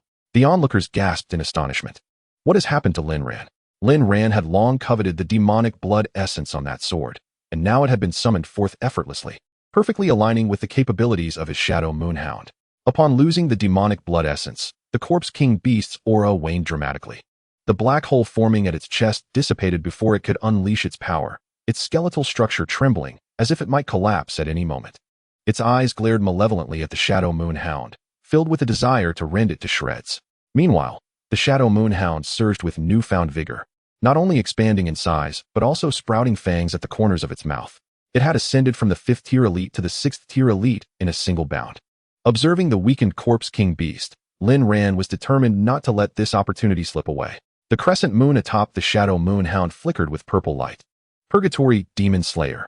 The shadow moonhound leapt into the air, letting out a roar as it transformed into 7 crimson shadows, charging at the corpse king beast. This was the shadow moonhound's most powerful demonic skill, capable of manifesting 7 demonic emissaries wielding scythe-like weapons. Although classified as a demonic skill, it proved remarkably effective against demonic aberrations due to its unique attribute bonuses, especially against a foe already in a weakened state like the corpse king beast. Upon witnessing the emergence of the 7 shadows, the massive body of the corpse king beast trembled in fear. Swish, swish, swish. The 7 scythes mercilessly slashed at the corpse king beast, and in an instant, its body was utterly obliterated, engulfed in a cloud of black mist, from which a crystal skull tumbled to the ground. Chapter 33. Help. Gazing at the crystal skull that had fallen, the crowd was utterly astonished. Lin brother, you have slain it. Han Qingyong exclaimed with excitement. It should be so, Lin Ran mused, sensing through the aberration contract that the shadow moonhound was greedily absorbing the dark energy. Soon, the black mist began to dissipate, and the group gathered around, scrutinizing the crystal skull on the ground. Is this the skull of the corpse king? Li Feng inquired. Indeed, it contains potent spiritual power and is a crucial material for the astral helm. According to legend, wearing it can significantly enhance a Beastmaster's astral power, allowing for manifestation. Han Qingyong gazed at it with fervent eyes. Weave struck gold. This is worth at least 3 million honor points, Li Feng said excitedly. However, since Lin Ran had been the one to slay it, and they had agreed to let him select the first item, they all turned to Lin Ran. Lin Ran was momentarily taken aback. He anticipated that the astral helm could also facilitate manifestation of astral power, aside from the mind technique. No wonder they all looked as eager as cats spotting a mouse. Yet, Lin Ran himself had no interest in the item. He was already capable of manifestation, and to him, it merely represented 3 million honor points. After pondering for a moment, Lin Ran said, I don't particularly need this item. Team leader Han, you may distribute it as you see fit. Han Qingyong was taken aback and then shouted, Lin brother, have you truly thought this through? This is a rare treasure. Han Qingyong doubted his own hearing and confirmed again. Lin Ran simply smiled and shook his head before walking away. He felt that there might be even better treasures hidden within the rift, and didn't he want to waste the opportunity to select something on this item he didn't need, even if it meant forfeiting 3 million honor points. The crowd was left speechless, and then they quickly began to cheer, realizing that the children of wealthy families indeed differed, showing no interest in the item. After a discussion, the crystal skull was ultimately awarded to Su Hong. Han Qingyong exhaled deeply, relieved that the Longma beast would not require compensation. Su Hong wore a broad smile. Although Lin Ran had frustrated him immensely, obtaining this treasure seemed to lighten his mood considerably. Once Su Hong stowed away the crystal skull, the treasure hunting team's instruments ceased to respond, indicating that the cave had run out of treasures. Team leader Han, how long can this temporal rift persist? Lin Ran asked suddenly as he approached. As long as the rift doesn't collapse, it can generally remain for an extended period, Han Xingyong explained. Lin Ran was astonished. It could last indefinitely. This was far superior to the temporally activated dimensional fragments provided by the system. However, with the numerous walls and fortifications built at the foot of Holy Emperor Mountain, along with the many troops guarding it, if it couldn't be kept open indefinitely, it would render it meaningless. So can I enter again later? Lin Ran continued to inquire. Temporary members cannot enter alone. They must be accompanied by the treasure hunting team, Han Xingyong replied. Oh, Lin brother, are you so interested in treasure hunting? Why not join us? Li Feng exclaimed happily. Lin Ran frowned slightly, realizing how complicated it would be. He would need to become a formal member of the treasure hunting team. Did he really have to join? I'll think about it, haha. Lin Ran smiled. Knowing that his primary goal was merely to complete a task and earn points through his shop, joining the treasure hunting team would be fraught with uncertainty regarding his fate. The group chuckled softly before continuing their expedition. Thus, the team scoured the periphery of the temporal rift for treasures, encountering numerous other teams along the way, some laden with spoils, while others bore injuries and missing limbs, causing Lin Ran to catch his breath in alarm. Indeed, this was a profession with high rewards accompanied by great peril. Now, everyone sat together beneath a tree, munching on rations. Brother, this haul is quite satisfactory, He Ziming remarked as he counted their spoils, clearly pleased. After all, this is a B-level temporal rift, haha, Han Xingyong said, devouring a biscuit. I must say, Lin brother. Oh no, Lin boss, true to your merchant instincts, your eyes are keen. You spotted a treasure in such an obscure cave, Li Feng laughed. Just earlier, under Lin Ran's guidance, they had discovered a pile of mysterious water crystals within a small cave, which could be fashioned into battle armor for water-type aberrations, greatly enhancing their combat prowess. However, Lin brother, don't forget to take your first selection opportunity this time. Don't go out and say we cheated you, Li Feng said, stepping closer to Lin Ran. Haha, my standards are rather high. I find these beneath my notice, Lin Ran replied, taking a sip of water with a smile. TSK, TSK, TSK, the others chuckled ruefully. If they hadn't previously visited this location, they would never have discovered such items. Lin Ran already had these mysterious water crystals for sale in his shop. Yet no one had shown interest, deterred by the price. Initially, Lin Ran had thought the system's pricing was too steep. However, after learning from them, he realized he had truly lost out by selling them for 20,000 each. Even scraps of this material were worth far more than that. Lin Ran lamented bitterly. What's wrong, Lin brother? Han Xingyong inquired, looking over. No, Lin Ran said awkwardly as he pondered, while Su Hong, having witnessed Lin Ran's formidable prowess, had become rather taciturn, cherishing the crystal skull in his arms. Just then, a desperate cry for help from a man and a woman echoed from afar. Something's amiss. He Ziming shouted urgently. Lin Ran hastily donned the star spirit mirror to survey the situation. Deep within the dense forest ahead, he spotted a pair of individuals, supporting each other, while two battered exotic beasts valiantly defended their masters against a colossal creature with a ghastly eye, advancing swiftly. At that moment, Lin Ran's pupils constricted as he exclaimed, "Is that a demon-eye beast? Prepare for battle." Han Xingyong immediately commanded his team. The hair on everyone's neck stood on end as they discarded their rations and summoned their exotic beasts. The demon-eye beast, measuring approximately 10 meters, possessed no extraneous appendages, merely a blood-red eye, exuding an eerie aura. It's an adult 8th-tier demon-eye beast, Lin Ran shouted. The faces of the group turned grim. They had just escaped the lair of the corpse king beast, and now a demon-eye beast had appeared. Heavens, are we still on the periphery of the time-space rift? Are we certain we haven't gone astray? However, after a period of recuperation, their exotic beasts had mostly recovered, except for Lin Ran's deceased shadow, Illusion Moonhound, which now surged with battle spirit and pounced forward, entangling with the demon-eye beast. The other exotic beasts followed suit, coordinating seamlessly. Meanwhile, the man and woman struggled to approach, trembling as they pleaded, "Please, help us." Han Xingyong supported them and said, "You two look quite familiar." Chapter 34, Help You? To be candid, we are from the Holy Radiance treasure-seeking team. My name is O Chun, and this is my companion, Chen Shui. O Chun gasped. The Holy Radiance treasure-seeking team? Are you from the inner city? An 8th-tier exotic beast has reduced your inner-city treasure team to this state?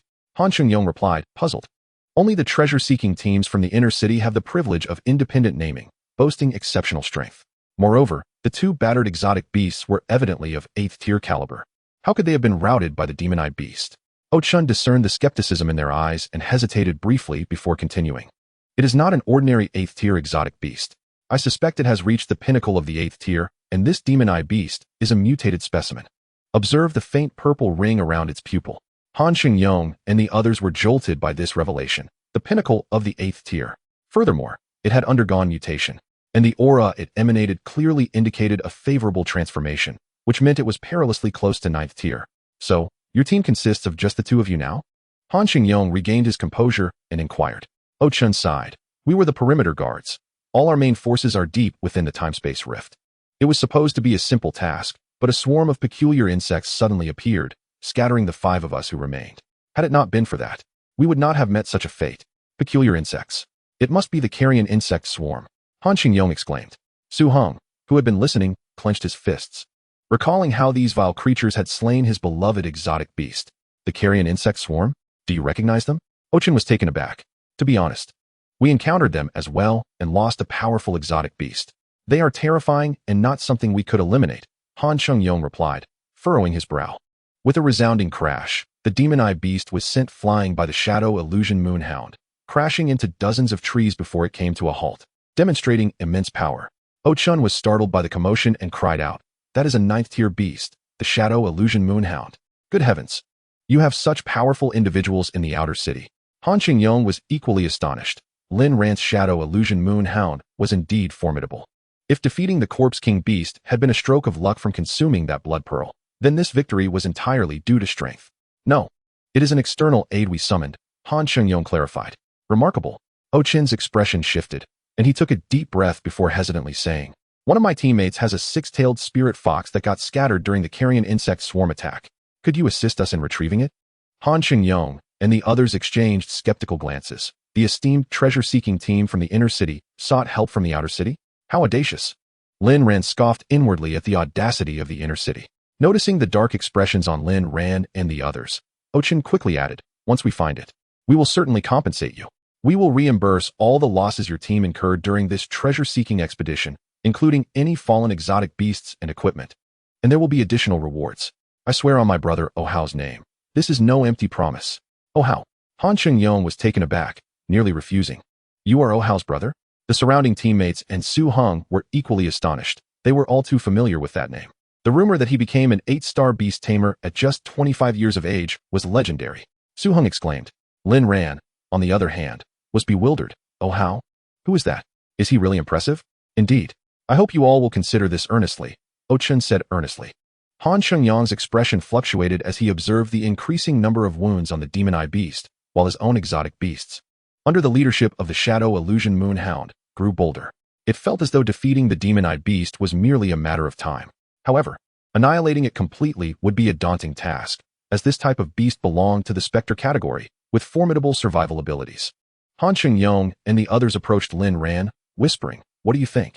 Should we help them? Why should we help? Who is this Oh-hao? Lin Ran inquired. Goodness, you don't know Oh-hao? Are you even from Xuanzhong City? He is the most renowned young talent in Xuanzhong City in recent years, breaking into the ranks of 8-star beast tamers at 25. A true prodigy. Li Feng interjected hastily. So he's quite impressive? I suppose he must be wealthy too? Lin Ran's eyes lit up.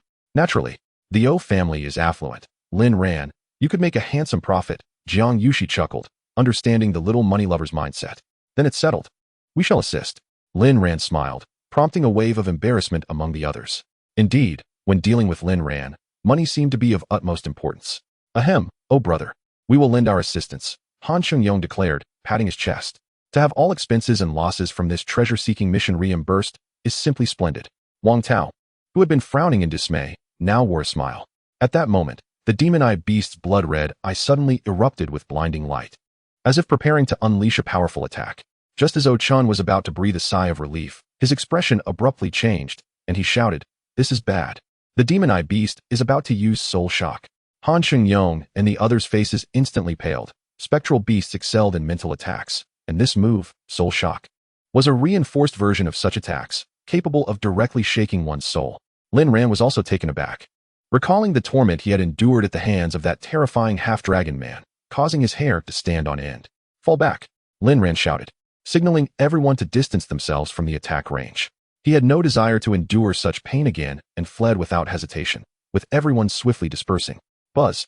Even at a considerable distance, Lin Ran still felt a partial impact, as if his head had been struck heavily by some unseen force, leaving him momentarily disoriented. Fortunately, he had mentally prepared himself, and he swiftly regained his composure. It doesn't seem all that unbearable. Could it be that after my previous ordeal, I have developed an immunity? Lin Ran pondered in confusion. However, the others were not as fortunate, clutching their heads and frantically pounding the ground in agony, with several collapsing unconscious. The aberrant beasts let out frenzied howls before falling into a stupor, as if their very souls had been dislodged by the direct impact of the soul shockwave. Thankfully, they were merely 7th and 8th tier creatures. Otherwise, they would have bled from their orifices and succumbed to excruciating death long ago.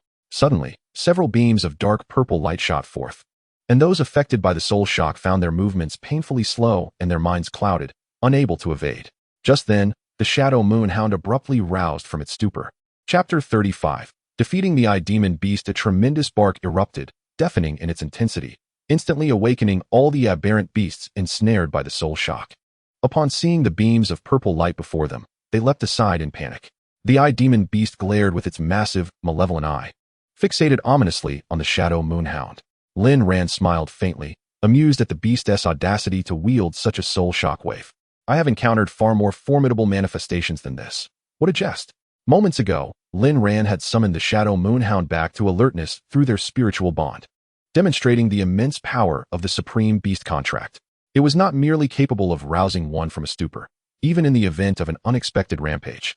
It could be recalled in an instant. Beside him, Ochan observed the entire scene, bewildered by the young man's apparent immunity to the soul shock, his demeanor remaining remarkably calm. Who is this individual, possessing a 9th-tier aberrant beast? Ochan's eyes flickered as he delved into contemplation. Bao? Enough play. It's time to strike. Lin Ran's gaze turned cold, transmitting his murderous intent to the Shadow Moon Hound. The Demon Beast had not anticipated that its most powerful attack would be so effortlessly neutralized. Had it unleashed its fatal assault, it could have annihilated them all. Yet now all had faltered. Upon sensing Lin Ran's murderous intent, the Shadow Moon Hound's lips curled into a slight grin, its body quaking as it radiated the unique aura of a 9th-tier beast. The glowing crescent above its head shimmered brilliantly, its blood-red eyes exuding an overwhelming aura of combat prowess. Feeling the oppressive aura emanating from its opponent, the Demon Beast trembled in fear. This was a direct suppression of bloodline. Even if it had undergone mutations, no amount of success could shield it from such pressure. Despite being merely a 6th-tier entity and still immature, the presence of so many other aberrant beasts nearby instinctively compelled it to flee. But how could the Shadow Moon Hound allow such an escape? Purgatory Demon Slaughter.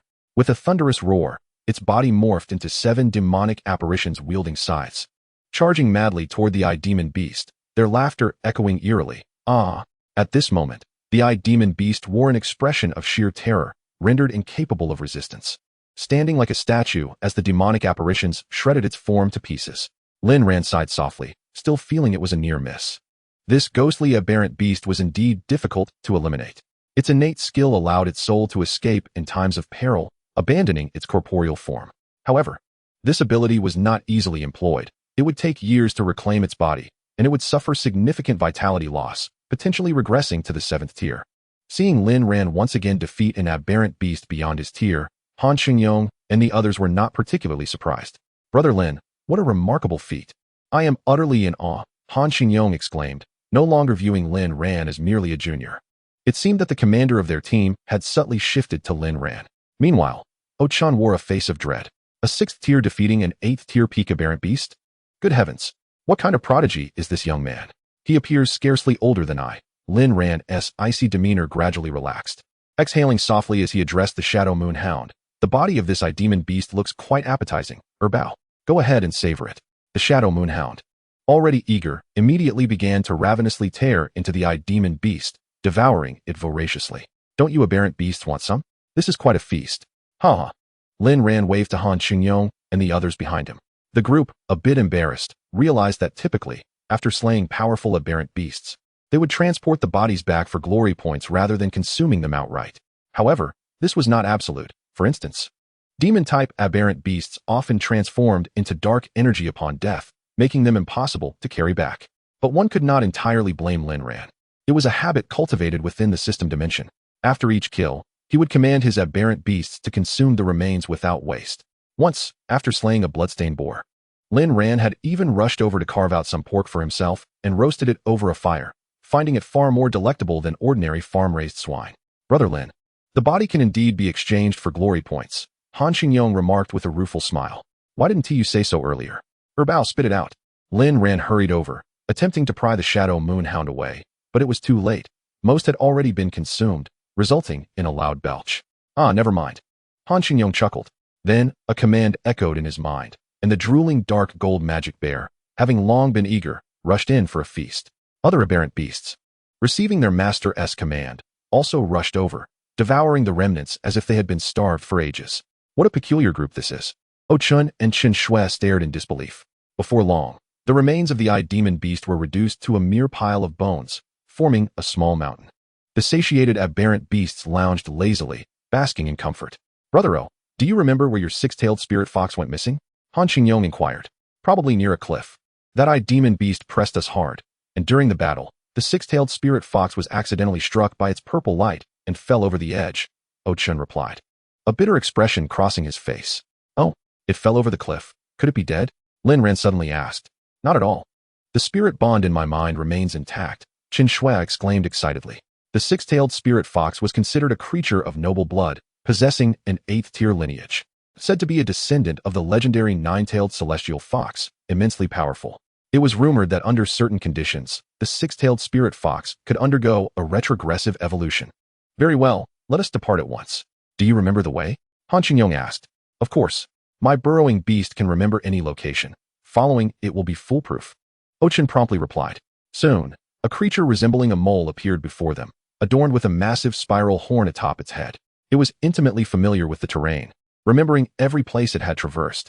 Moreover, it could emit a peculiar underground wave, capable of detecting conditions hundreds of meters below, marking it as an exceptional reconnaissance aberrant beast. Soon, after a couple of hours, the group arrived at the edge of a precipice, surrounded by numerous signs of battle. The air thick with the lingering scent of the six-tailed spirit fox. Lin Ran gazed into the unfathomable depths of the chasm, his expression dark as he remarked. It's so high. Even if one does not perish, they would likely be severely injured. Chapter 36. The Spirit Stone Vein. Do we have a flashlight? Lin Ran inquired, peering over the cliff. Yes, here it is. This is a specialized flashlight for treasure hunting. Its illumination is exceptionally powerful, He Ziming promptly responded, producing a black flashlight from his backpack and handing it to Lin Ran. Upon receiving it, Lin Ran directed the beam down the cliff. Indeed, the light was extraordinarily bright, illuminating the rugged cliffside clearly. However, the chasm's profound depth rendered the flashlight's reach insufficient to reveal any traces left by the six-tailed spirit fox. Let us use a glow stick, Han Xingyong suggested at that moment. He Ziming quickly rummaged through his backpack, retrieving several glow sticks and passing them over. Han Xingyong twisted one and tossed it into the abyss. Several glow sticks descended slowly, and when they reached a depth of about 10 meters, Lin Ran suddenly spotted a crack in the cliffside, adorned with a tuft of red and white fur. Nearby, it seemed that some peculiar objects were nestled within the crevice. Unfortunately, the glow sticks fell too swiftly for him to discern much. That object looks familiar. Could it be? Lin Ran hastily twisted another glow stick and hurled it towards the crack. This time, he saw clearly that the fissure did not contain ordinary rock, but rather a vein of ore. This ore, known as spirit stone, was an essential material for crafting battle armor for extraordinary beasts. However, due to years of rampant mining on Blue Ocean Star, such spirit stone veins had become exceedingly rare. The appearance of a complete vein before him was exhilarating. Upon entering through the system's dimensional portal, he had encountered a similar vein and had contemplated transporting it entirely back. But the storage space of the star ring was far too limited for such a feat. Moreover, veins of this magnitude typically harbored immensely powerful star spiritual energy, suggesting that formidable extraordinary beasts guarded them. Lin Ran had not anticipated encountering such a fortuitous event and felt a surge of excitement. Yet, he recognized that his own strength was limited. He would need the assistance of others and must be cautious of the extraordinary beasts defending the spirit stone vein. Previously, he had been confronted by an immensely powerful lizard, forcing him to hastily relocate after only managing to take a small portion of the spirit stones. Captain Han, look over there. There's a tuft of fur that must belong to the six-tailed spirit fox, Lin Ran called out to his comrades. Indeed, it seems to have fallen into that crevice, Han Xingyong replied. Wait, am I not mistaken? Is that a spirit stone vein in the crack? Zimming exclaimed excitedly. Quick, send your lion-headed demon eagle to investigate, but be cautious. Han Xingyong urged fervently. Zimming nodded vigorously, directing the lion-headed demon eagle to fly down. However, something peculiar occurred. As it approached the crack, the creature felt an overwhelming sense of pressure and was rendered unable to advance. This is not good. The crevice seems to have a powerful restriction in place that prevents flying extraordinary beasts from getting close. Zimming reported anxiously. Lin Ran was taken aback, saying, a flight restriction? It appears there is a formidable guardian extraordinary beast within the spirit stone vein. A guardian extraordinary beast? Zimming queried, puzzled. I have heard that each spirit stone vein, due to its immense star spiritual energy, attracts powerful extraordinary beasts to reside there, Lin Ran elucidated. The group quickly grasped the situation. Lin Ran was not deceiving them. The rarity of spirit stone veins in reality had led to their momentary disbelief. Han Xingyong's expression darkened as he remarked, this seems quite troublesome. By the way, don't you have a burrowing beast? In terms of tunneling capability, it should be the strongest. Why not dig a tunnel for us to enter? Just be gentle not to disturb that extraordinary beast, Lin Ran suddenly proposed. Indeed. I momentarily forgot about that. Brother O, your six-tailed spirit fox must also be in that crevice, Han Xingyong added. Ochin nodded rapidly, directing the burrowing beast to tunnel into the rocky cliff, feeling immensely fortunate to have encountered a spirit stone vein. After a brief period, a wide tunnel appeared before the group, and without hesitation, they all rushed inside. To everyone's astonishment, this seemingly narrow crack opened into an expansive space, large enough for even the enormous extraordinary beasts to enter with ease. Truly remarkable. I can sense the presence of the six-tailed spirit fox. However, the aura is quite faint. The situation seems dire. Zimming suddenly exclaimed anxiously. Oh Chun, Lin Ran, and the others were taken aback. Found it. The aura is very weak. It seems to be gravely injured. Given the height of the cliff, an extraordinary beast like the six-tailed spirit fox, which lacked flight and burrowing capabilities, would undoubtedly be severely harmed. Quick, take me there, Chun Shui urged, clutching Zimming's clothing in excitement. Soon, under the guidance of the lion-headed demon eagle, they beheld a blue vein of ore with a bloodied six-tailed spirit fox lying beside it, appearing in a critical state. Finally, we found you. Chen Shui wept as she looked at the six-tailed spirit fox. Upon seeing the dying creature, O Chun and Chen Shui bowed deeply to Lin Ran and the others, expressing their heartfelt gratitude. They quickly bandaged the fox's wounds and returned it to the extraordinary beast space for recuperation. The injuries were far too severe, and had it not been for the powerful star spiritual energy of the vein sustaining it, it would have likely succumbed long ago. At that moment, Lin Ran rapidly surveyed his surroundings and remarked, something feels off. This vein seems to have a problem. Lin Ran was astonished. Although he sensed a strong wave of star spiritual energy from outside, it should have been a complete vein, yet there was only this small section before him. As if its power had been siphoned away. The others were equally stunned, prompting Zimming to hastily retrieve several small instruments from his backpack, placing them on the vein to begin scanning. Spirit stone content, 5. Waste stone content, 65. Unknown or content, 30. As the group examined the scan results, their earlier excitement evaporated, replaced by profound disappointment. What a pity. This spirit stone vein is damaged, with a staggering 65 being waste stone, Han Xingyong lamented. The immense star spiritual energy surrounding us must have leaked from the damaged spirit stones. As for the undetectable unknown ore, it is likely of little use. Lin Ran scrutinized the scan results, growing increasingly perplexed. If this were merely a discarded vein, why was there a flight restriction in place? And where was the guardian extraordinary beast? Furthermore, what was this 30 unknown ore? Just then, the Luiying Huanyue hound beside Lin Ran suddenly emitted an excited awareness, nudging Lin Ran's backside with its large head. Lin Ran paused momentarily, then suddenly realized, if even this instrument could not detect it, the ore was likely not a mineral from Blue Ocean Star, and with Erbao so animated, it must be something beneficial to extraordinary beasts. System, can you conduct a scan? Lin Ran silently inquired. Chapter 37, Demon Spirit Crystals Affirmative. Activating Appraisal Mode. Appraisal complete. This is a demon stone vein, a fusion of demonic energy capable of refining demon spirit crystals, useful both for the cultivation of demon-type extraordinary beasts and for crafting their battle armor. Demon spirit crystals? But why couldn't the instrument detect them? Lin Ran asked.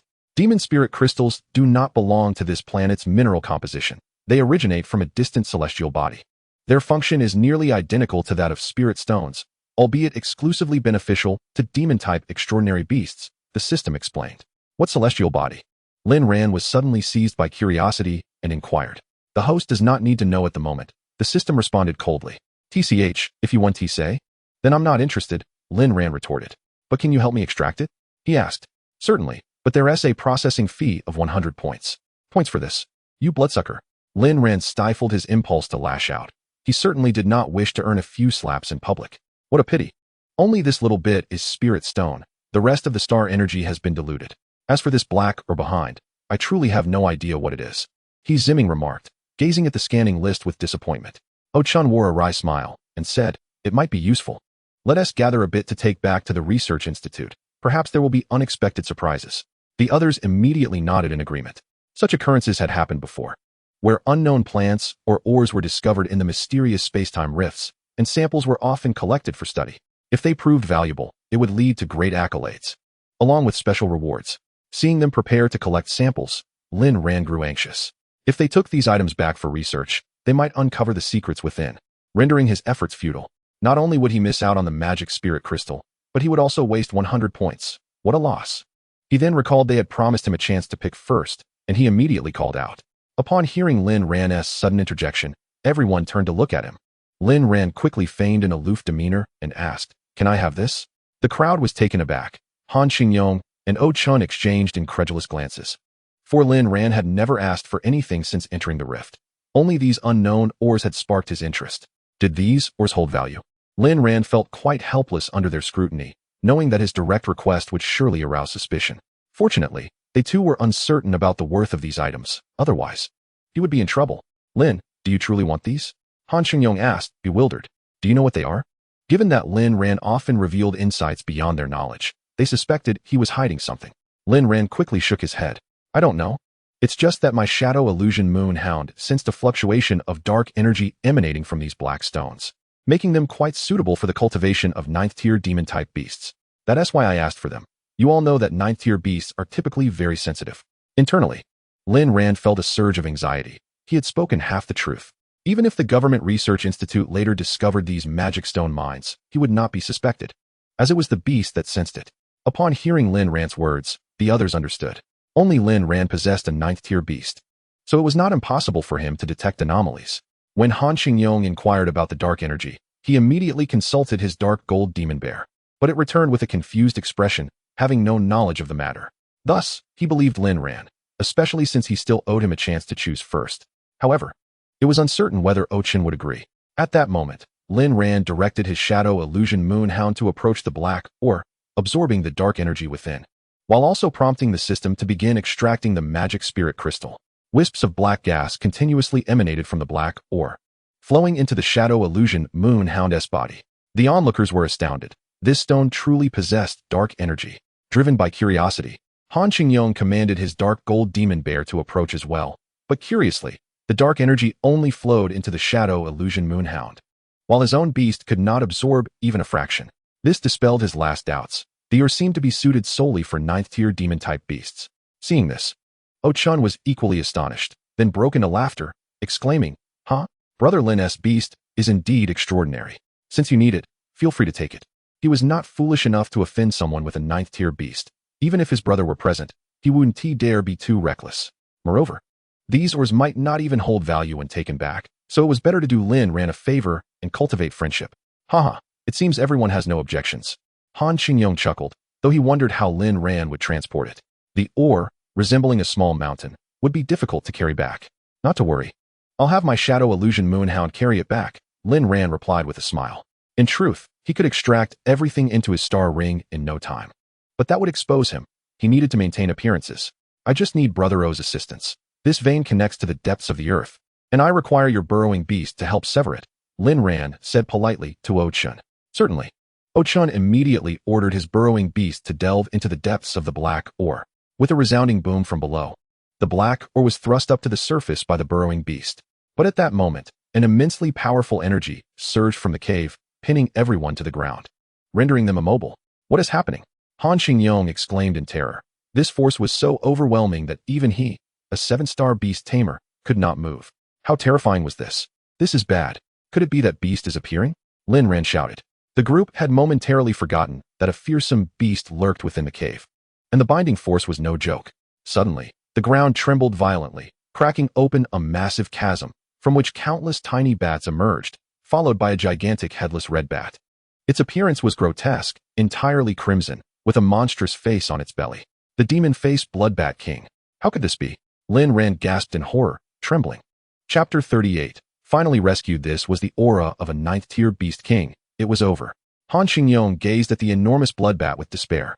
Although they had known this was in B-grade space-time rift, where 9th-tier beasts were bound to appear, they had assumed such encounters would occur only in the internal regions. Why were such powerful beasts always manifesting in this corner? Truly, it felt as if the heavens sought to obliterate them. The demon-faced bloodbat king glared furiously at the minuscule humans, disturbed from its slumber and angered by the destruction of its magic stone vein. Damn humans! You all must die. It roared from the grotesque face on its belly. At this juncture, all the beast tamers and their beasts were forced to the ground, powerless against the demon-faced bloodbat king, which prepared to strike. Only the shadow illusion moonhound stood firm, its gaze fierce as it confronted the foe. Lin Ran lay heavily on the ground, feeling miserable, as a warning resonated in his mind from the shadow illusion moonhound. The demon-faced bloodbat king harbored a murderous intent. It seemed all present would perish. The hound communicated that it could exert all its strength to take him away. But the fate of the others remained uncertain. Damn humans! All must die. The grotesque face within the bat's belly shrieked. At this level, a beast king's intelligence was profoundly advanced. The ability to speak was a trivial feat, as Lin Ran had witnessed with the half-dragon creature. Lin Ran was engulfed in turmoil. Contemplating abandoning the others to escape alone felt too cruel. After a moment's thought, he gritted his teeth. His survival was paramount. Were there's life, there's hope. Run. Herbao? Save me. Lin Ran hurriedly commanded the shadow moon hound to charge towards him. Thinking of fleeing? Do you believe that this underdeveloped little beast can facilitate your escape? The king of the ghost-faced bloodbats scoffed disdainfully. Upon hearing the derision, the shadow moon hound abruptly halted, glaring furiously at the opponent, emanating a formidable 9th-tier aura in an attempt to counterbalance the adversary. Little pup, perhaps when you have fully matured, I might regard you with some trepidation, but for now, you shall obediently meet your demise. After the king of the ghost-faced bloodbats proclaimed this, a sound wave surged forth from its mouth. Soul-devouring melody. This was a signature technique of bat-like beasts, a skill capable of striking directly at the soul, and to make matters worse, it was unleashed by the king himself, rendering it immensely powerful. The crowd was overwhelmed by the torment of the sound wave, writhing in agony as they beat their heads in a futile attempt to alleviate the excruciating pain. Several individuals, unable to withstand it, were bleeding from their orifices, teetering on the brink of unconsciousness. The strength of this sound wave astounded Lin Ran. He had naively believed that his prior experience with the half-dragon would have fortified him against most soul techniques, but he was sorely mistaken. Lin Ran clutched his head, crying out in anguish, while the shadow moonhound beside him also bore a pained expression, continuously growling in distress. You have destroyed that which belonged to me, and for that, you shall pay with your lives. The king of the ghost-faced bloodbats leapt into the air, gathering a potent energy in its mouth. Annihilation of death.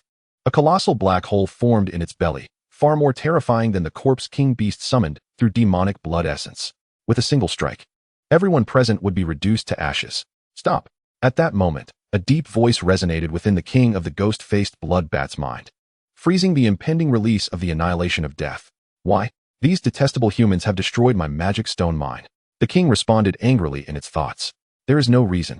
This is the master's command, an absolute command. The authoritative voice reverberated in the king's mind. Master, how could this be? The king of the ghost-faced bloodbats was filled with trepidation upon hearing this. You need not know too much. Simply understand that this person is one you must not kill. And if I refuse? You may certainly try. Enough, do not let me see him again, begone. Upon hearing this immensely commanding voice, the king of the ghost-faced bloodbats hesitated for a moment, ultimately yielding and vanishing as a streak of red light into the cavern. As the king departed, the terrifying aura gradually dissipated. What just happened? Han Xingyong managed to recover, struggling to stand as he spoke tremulously. Why did it suddenly disappear? Is it not going to kill us? Ochin also appeared bewildered. Meanwhile, Lin Ran's face was etched with sheer terror. He had just sensed an eerily familiar aura. That of the enigmatic figure he had encountered at Fragment 128 of the Thunder Abyss. Is it that guy? How could he possibly appear? Did he take the king of the ghost-faced bloodbats away? Countless questions flooded Lin Ran's mind, but regardless, they were now safe. That was close. We almost met our end. Lin Ran sighed, patting his clothes with a wry smile. It seems something intervened to distract the king of the ghost-faced bloodbats. Our luck is truly remarkable. Li Feng, recovering as well, wiped the blood trickling from his ear. Remarkable? Are you kidding? First, the Corpse King beast. Then the demon-eyed beast, and now a ghost-faced bloodbat. Truly a stroke of good fortune. He zimming mumbled, blood streaming from his orifices, his mind in disarray.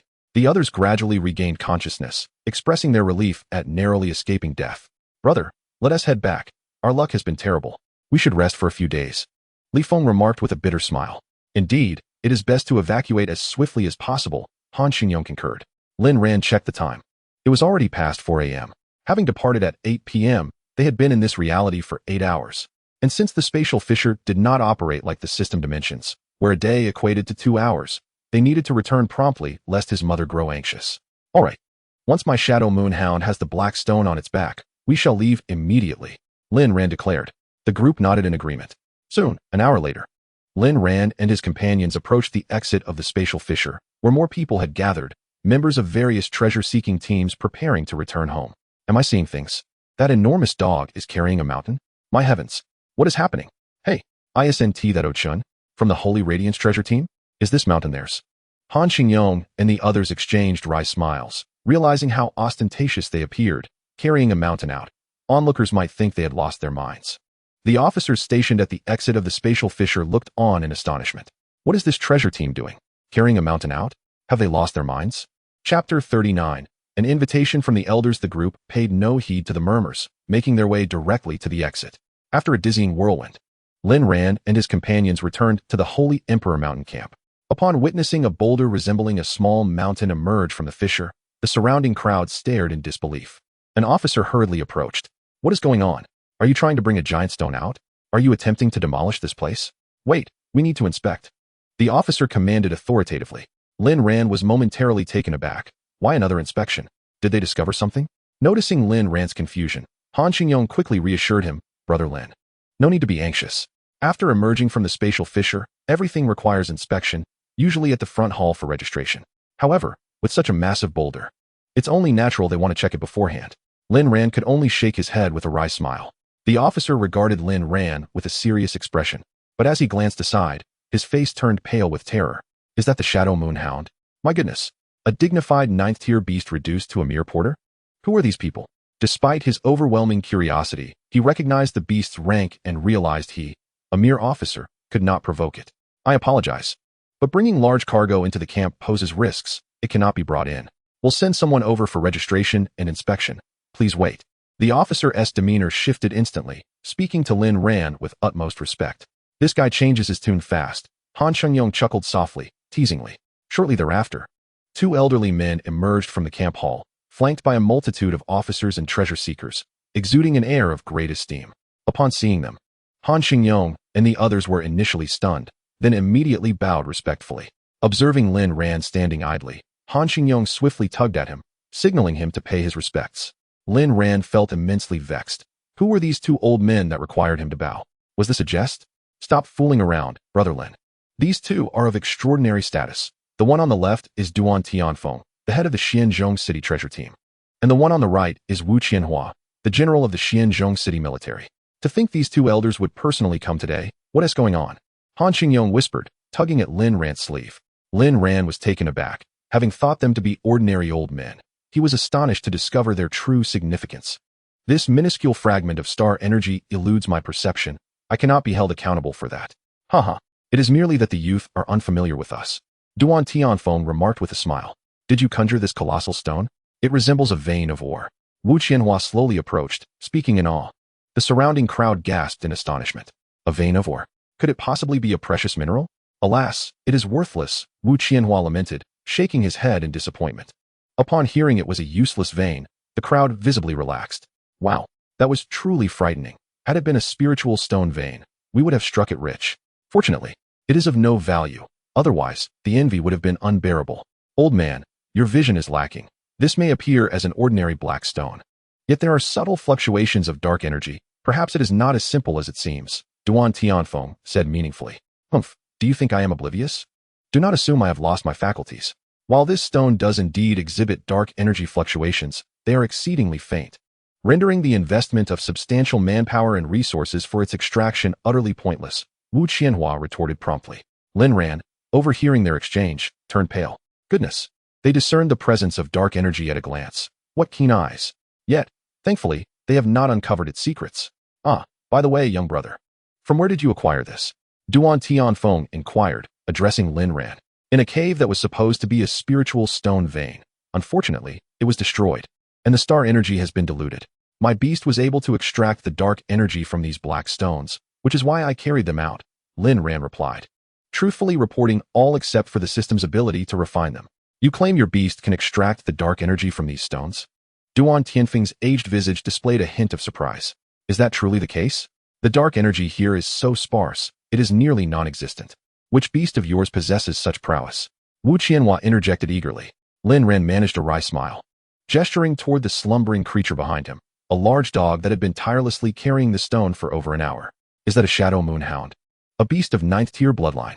Young brother, who are your parents? Both Duan Tianfeng and Wu Qianhua exclaimed in unison, their astonishment palpable. Lin Ran felt somewhat flustered and did not respond immediately, instead offering an awkward smile. Meanwhile, Han Xingyong promptly handed a dossier to the two elders. So, he hails from the outer city, and is even a temporary member of the treasure-seeking team. Duan Tianfeng and Wu Qianhua exchanged puzzled glances as they scrutinized the document. Old man, this is quite peculiar. An ordinary person from the outer city possesses a 9th-tier beast. Could it be he has encountered some extraordinary fortune? Not necessarily. It might be that he is a love child of some prominent clan. Look, his father's name is marked as deceased. Intriguing, indeed, the two elders whispered among themselves. Lin Ran stood there, quite tense, regretting not having refined the stones within the cave before emerging, leaving him in an awkward position. Haha, young brother. There is no need for anxiety. Our curiosity is merely piqued. Since your beast is capable of absorbing the dark energy from this colossal stone, we shall not press further. Do you possess glory points to exchange it? Duan Tianfeng smiled. Lin Ran was taken aback, realizing he had forgotten this crucial detail. All treasures found must be submitted to the government and require glory points for retrieval. What should I do? Clearing his throat, Duan Tianfeng continued. We have reviewed your status. You are a temporary member of the treasure-seeking team, correct? Lack of glory points is inconsequential. Should you formally join our treasure-seeking team in Xianzhong City, you may take this stone with you immediately. Duan Tianfeng attempted to directly recruit Lin Ran into the treasure-seeking team. Wow, you cunning old fox, such a promising talent should naturally be enlisted in our military. Young brother, take this stone. Furthermore, I will grant you additional glory points. Once you join our military, you will have everything you desire. Wu Qianhua quickly endeavored to win over Lin Ran. Your military strength is formidable. Surely you need not vie with my humble treasure-seeking team for talent. Humble treasure-seeking team? You have no shame. Everyone knows your department is the wealthiest. Cease your attempts to poach talent from me. I shall not cease. You are the one who initiated this. Unbeknownst to them, the two elders began to bicker, completely disregarding the crowd of onlookers. Chapter 40. I am merely a slacker. Lin Ran stood in bewilderment. His mind flooded with questions. What is happening? Just moments ago, they were questioning me, yet now they are vying for my allegiance. Brother Lin, these esteemed individuals clearly hold you in high regard. Why not acquiesce and swiftly join our treasure-seeking team? Li Feng chimed in with a grin. Indeed. We have formed a bond of life and death. Hasten to join us. Han Xingyong sincerely invited Lin Ran. Lin Ran offered a rueful smile, remaining silent. It is evident this young brother has little interest in your treasure-seeking team. Come, our military is far more suited for you. Some officers behind Wu Qianhua began to sway Lin Ran as well. What does it matter to you? You know nothing. Cease your incessant prattle. I dare you to repeat that. What will you do if you disagree? Come and bite me. Although some remained oblivious to the situation, witnessing the two elders compete for the youth prompted them to instinctively join the fray, unwilling to let either side prevail. System, can you assist me in departing? Lin Ran inquired helplessly. Negative. Please resolve this independently. This segment is part of your task, and successful completion will yield 2,000 points, the system replied flatly. Great. Not only do you refuse to help, but you also add tasks. How shameless. Lin Ran felt utterly despondent. Old fox, while we may compete, how have the younger generation begun to get involved? You instigated this. Wu Qianhua exclaimed. Do not place the blame on me.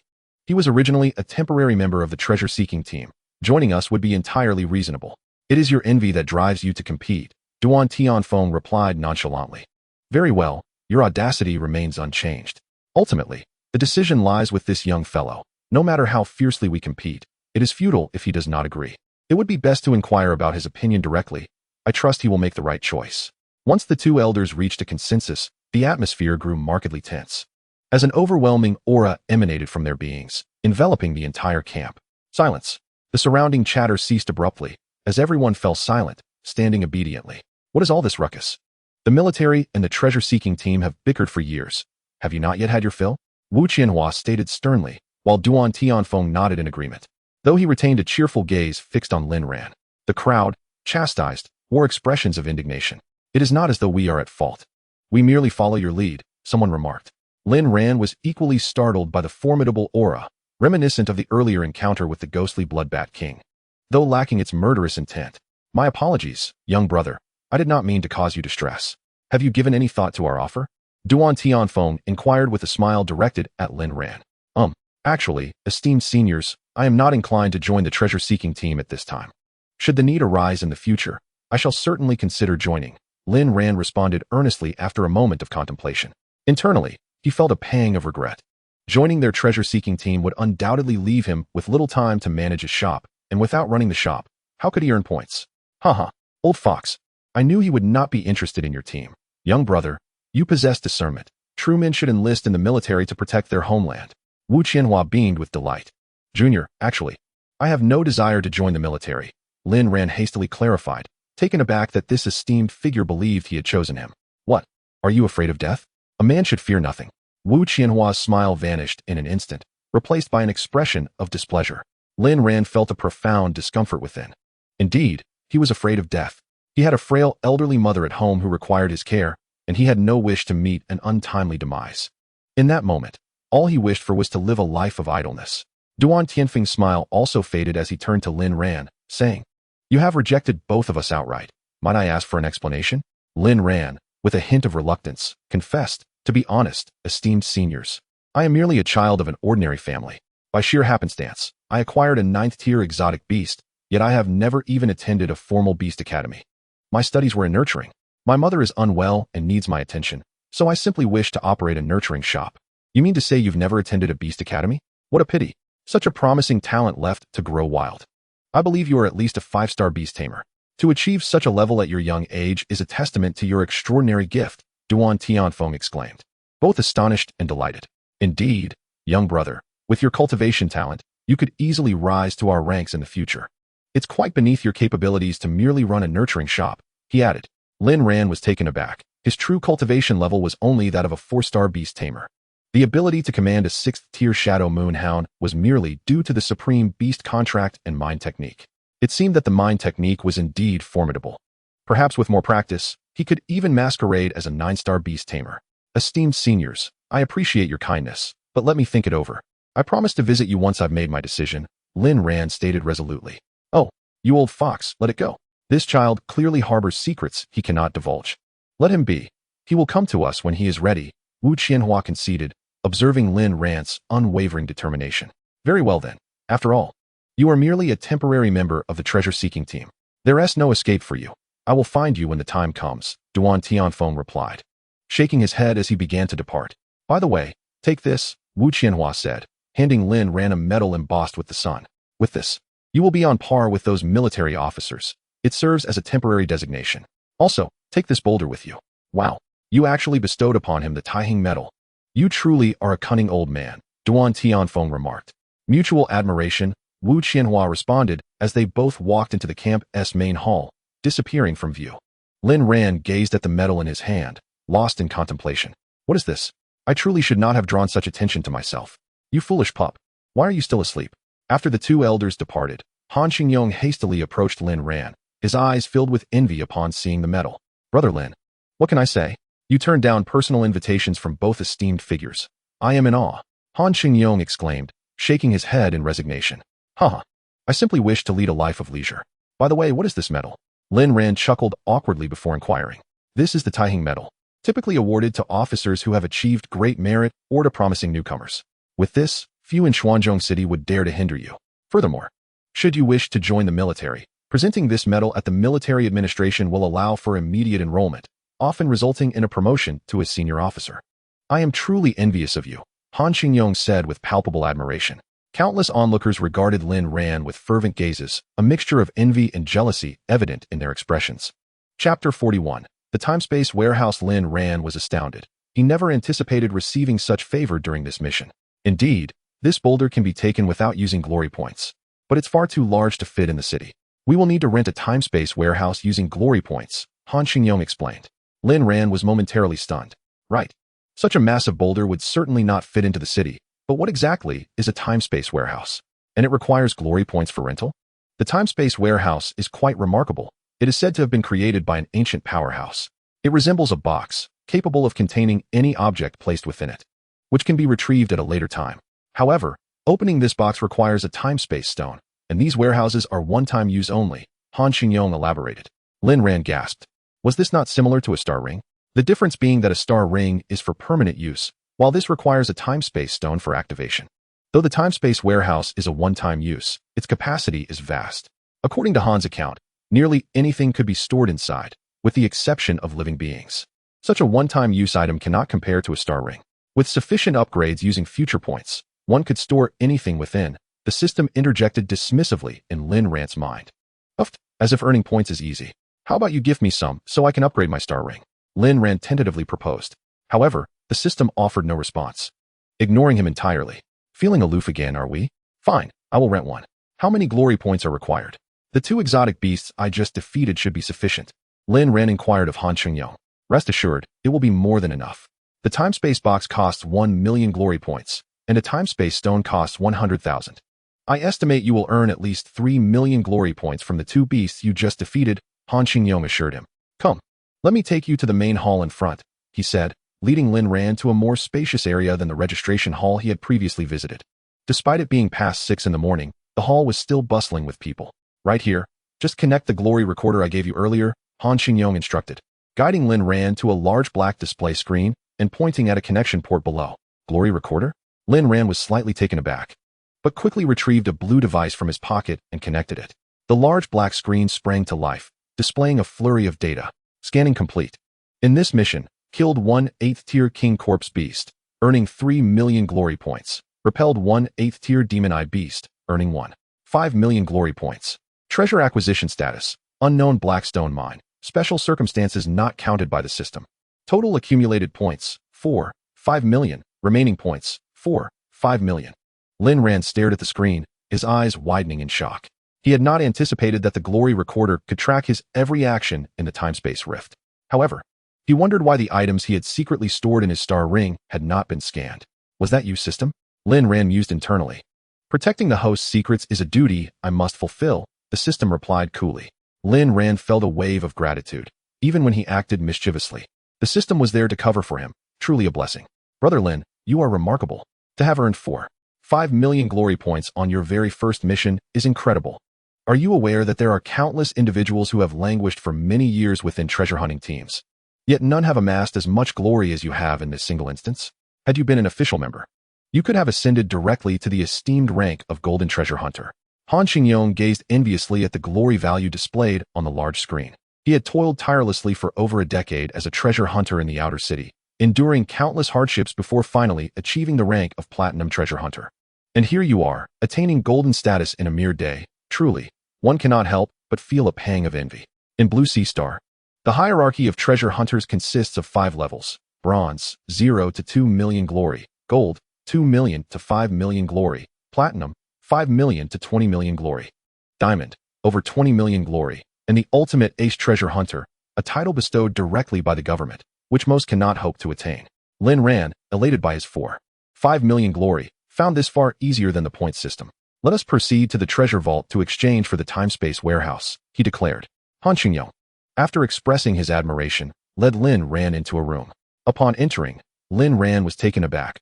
All the merchandise within the room was projected as holograms. Although not the actual items, the array was nonetheless dazzling.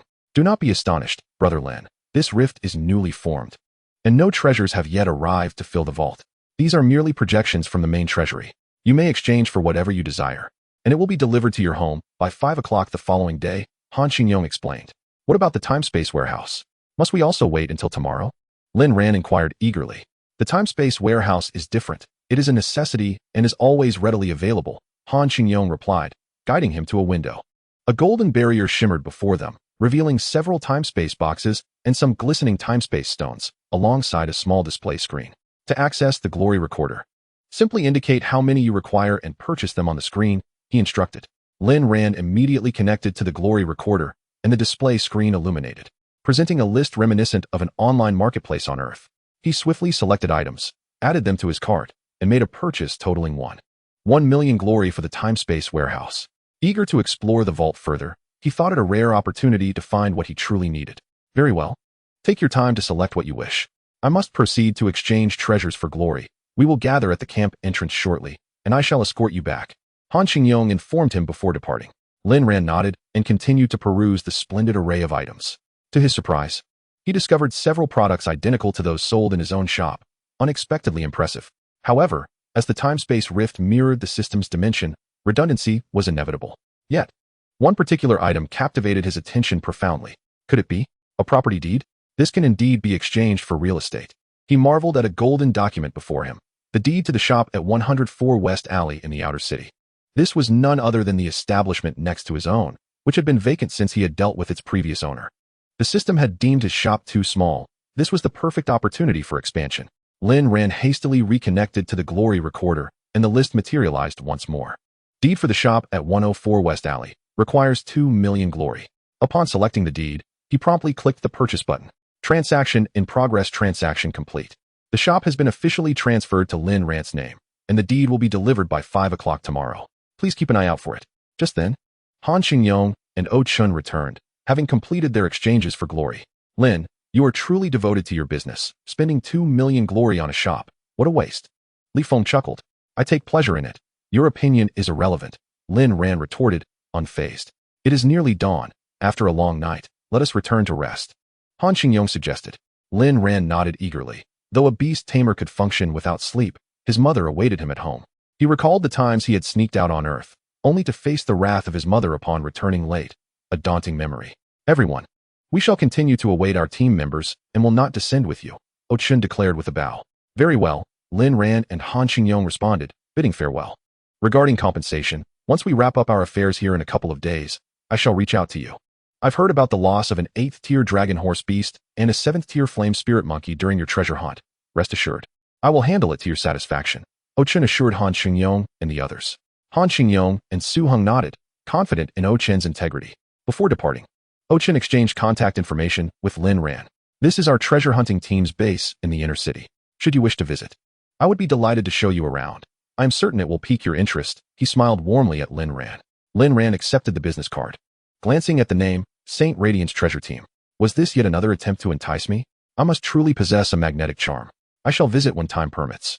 Lin Ran replied, tucking the card away and offering his own shop's card, seizing every opportunity for promotion.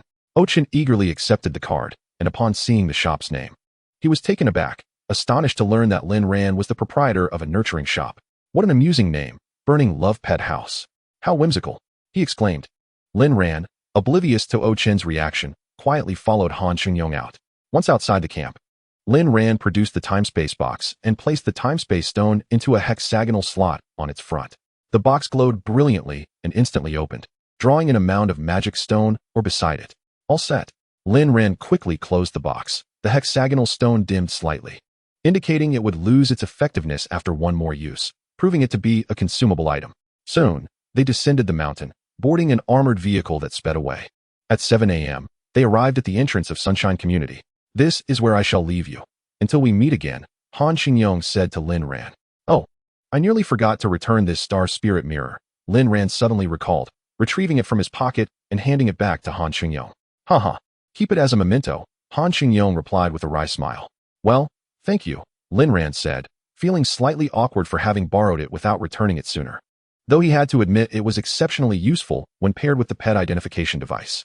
After bidding farewell to Han Xingyong and the others, Lin Ran walked through the community, his heart heavy with concern.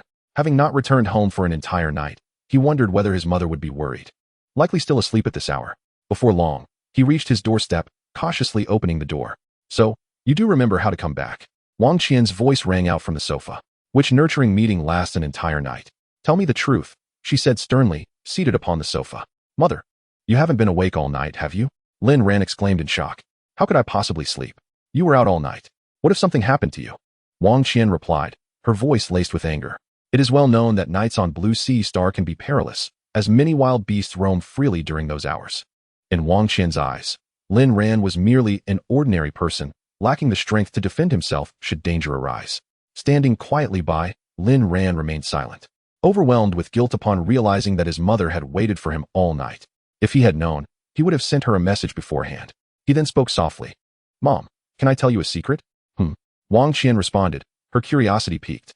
I haven't mentioned it before, but I've awakened my star spirit power. Lin Ran finally summoned the courage to reveal. At once, Wang Qian sprang to her feet, her face a mask of astonishment. You awakened? Good heavens. Let me see. Without hesitation, she grasped Lin Ran's wrist, sensing a distinct wave of star spirit energy. Lin Ran quickly suppressed his power to the level of a one-star beast tamer, for he feared that revealing he had transformed from an ordinary person into a 4-star beast tamer in just a few days would frighten his mother. A 1-star beast tamer. Huh, you little rascal, keeping this from your mother. Wang Qian exclaimed, a mix of surprise and delight in her voice. I awakened not long ago, but I was uncertain until last night when I sought confirmation from my former teacher, Lin Ran explained. That's wonderful. Although you've missed the prime age for awakening, it's still a great achievement. Come on, let's go buy you a beast. What kind do you want? Wang Qian said, her excitement palpable as she tugged Lin Ran towards the door. Wait, Mom, actually, I already have a beast, Lin Ran replied, his eyes glistening with emotion as he spoke softly. Huh, you do? Let me see it. Wang Qian urged eagerly. Lin Ran quickly called upon the system in his mind. Can you help me transform the Shadow Moon Hound into the appearance of a star wolf? Absolutely. The system replied succinctly. With a wave of his hand, a portal of light emerged, and a husky-like Shadow Moon Hound bounded forth, appearing quite discontented with its new form. Why must I always be made so small? This is utterly humiliating. Wang Qian paused, taken aback. Is this a star wolf? While it suits your current level, its power isn't very strong. Come on, let's find you a more formidable beast. I can still afford one around the 5th or 6th tier, she insisted. The Shadow Moon Hound perked its ears, barking indignantly. What? You're saying I'm weak? Don't compare me to those 5th and 6th tier trash beasts. Change me back at once. I want to scare her. Lin Ran quickly rushed over to Comet. Play along with me, or you can forget about that magic crystal. Upon hearing this, the Shadow Moon Hound promptly zipped its mouth shut and lay down obediently, wagging its tail. I believe this star wolf is quite fitting for me, for now. I don't need anything else, Lin Ran said, petting the star wolf's head with a smile. However, Wang Qian observed the bond between Lin Ran and the star wolf and slowly replied, very well, if that's what you want. It's fine, I still have my breeding shop. I can slowly earn money and buy whatever I desire later, Lin Ran reassured her. Hearing this, Wang Qian's eyes welled with tears, momentarily rendering her speechless. She recalled when Lin Ran was younger, unable to awaken his star spirit power, and she had forced him to learn beast breeding and open a shop. She had thought he would resent this profession, yet now he showed such dedication. Her child had truly grown up. Have you considered attending the Beast Academy? With your age, you might still be able to get in, Wang Qian suddenly asked. Let us not. They say only those who awaken their star spirit power at a young age can enter. I'll stick to running my shop. Lin Ran quickly shook his head. Are you really not going? Wang Qian said, her tone filled with resignation. Lin Ran firmly nodded, then stored the Shadow Moon Hound in the beast space and returned to his room. Once inside, the system's voice echoed in his mind. Ding. Treasure hunt task completed. Reward, 2,000 points. Lying on his bed, Lin Ran felt elated. With this reward, he now had a total of 2060 points. Not bad. I finally have some savings. I won't rush to the shop today. I'll take a good rest. Calmly lying in bed, the small vortex in his dantian continued to merge his mental and star spirit powers. Since advancing to a 4-star beast tamer, he no longer needed to cultivate deliberately. During moments of relaxation, the vortex would automatically condense and engage in cultivation.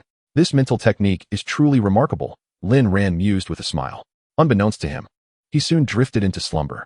Around 4 p.m., he called out to his mother, Mom, I'm heading to the shop. Riding his small electric scooter, he set off. After a restful sleep, Lin Ran initially had no intention of visiting the shop again today. However, he recalled that the property deed he had purchased would be delivered by 5 p.m., compelling him to rise and make the trip. As he approached the shop, he spotted 2 figures waiting at the entrance, Feng Ruodong and her close friend, Zhang Tiantian.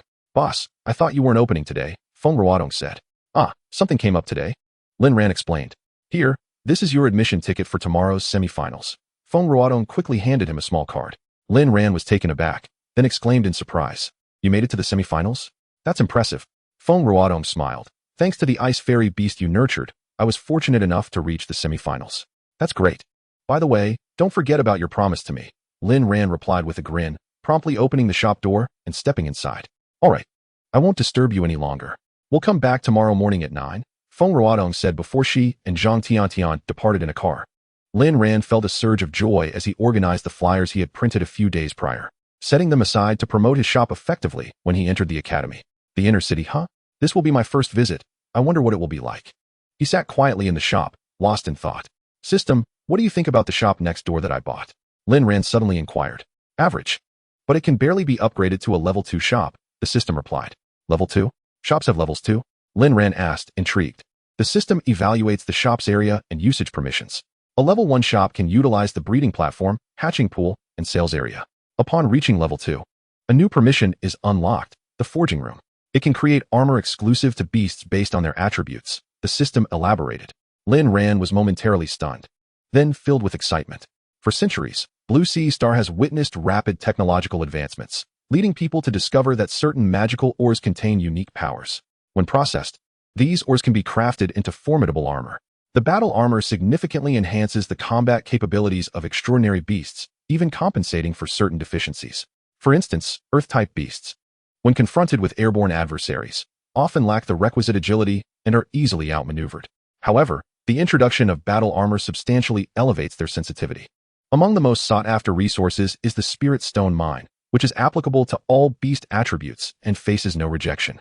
Consequently, spirit stones have been extensively mined, leading to their near extinction. Thus, the market price for spirit stones is exceedingly high.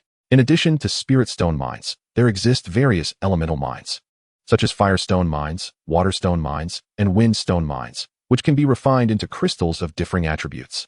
One such crystal is the mysterious water crystal, which can only be utilized by beasts of the corresponding attribute. Otherwise, a state of rejection occurs. Naturally, some extraordinary beasts possess multiple innate attributes, making them advantageous, as they can don armor corresponding to any of their attributes. Thus, this profession has swiftly ascended to become the most lucrative on Blue Ocean Star, with numerous forging shops flourishing everywhere. Remarkably, it seems that opting to exchange glory points for a store was indeed a sagacious decision, and Lin Ran felt an overwhelming joy. At that moment, a black sedan halted at the entrance of Lin Ran's shop. A figure clad in a black suit and sunglasses entered the establishment. Good day, boss. Here is the contract for room 104 that you exchanged for. Please keep it safe, the suited man stated, handing Lin Ran a blue box containing the contract and the keys to the shop. Lin Ran was taken aback. Was this a delivery? Why did it feel so clandestine? Almost theatrical. Nevertheless, he set aside his quips and gladly accepted the box. After completing the delivery, the man in the suit promptly departed. Chapter 44. The forging room. Lin Ran eagerly opened the box to discover a crimson contract and a set of keys. He hastened next door, unlocked the door, and stepped inside. Surveying the premises, he felt a surge of satisfaction. This shop was considerably larger than his own. Quickly, system, upgrade it, Lin Ran exclaimed, rushing over and closing the door behind him.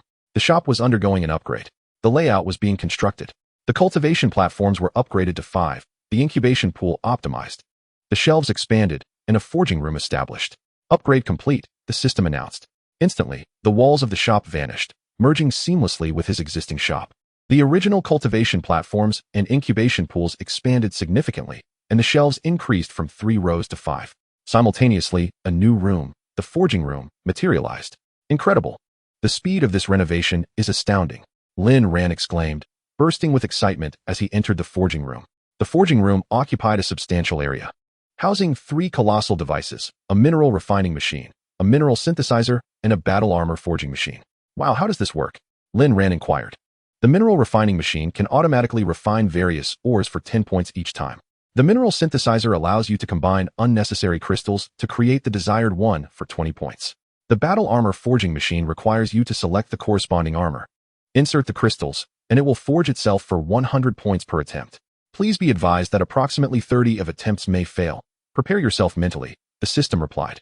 Seriously? Not only do I need points, but there's also a risk of failure? What a scam, Lin Ran retorted. Although the success rate appeared to be around 70. For someone with notoriously bad luck, a 30 failure rate felt significantly daunting. Is there a guaranteed method for success? He pressed. There is. As your shop upgrades, a new item, battle armor lubricant, will be introduced. which boosts the success rate by 30 for 100 points, the system explained. Upon hearing this, Lin Ran immediately summoned the shop in his mind. Indeed, the previously supreme extraordinary beast contract had transformed into battle armor lubricant. The other items remained unchanged, save for a refresh option appearing in the upper right corner. Refreshing once costs 10 points, the second time doubles the cost, and the third time doubles it again. Refreshing will reset the types of goods and the number of purchases in the shop, the system clarified. Lin Ran quickly grasped the concept. It resembled a typical in-game microtransaction shop.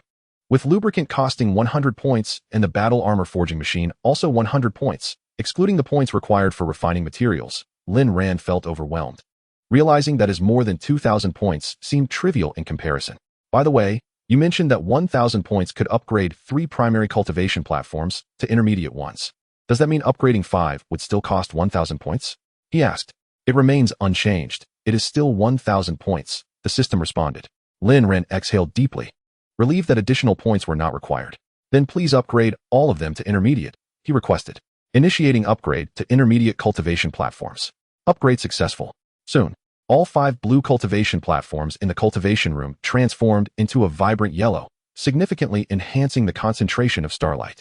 The intermediate cultivation platforms could accommodate extraordinary beasts of levels 5 to 7 for 10 points per day, the system added. Lin Ran nodded in satisfaction. At least he wouldn't need to worry about anything below level 7 for the time being. Alright, since you collected 100 points yesterday, shouldn't you help me refine the magic crystal now?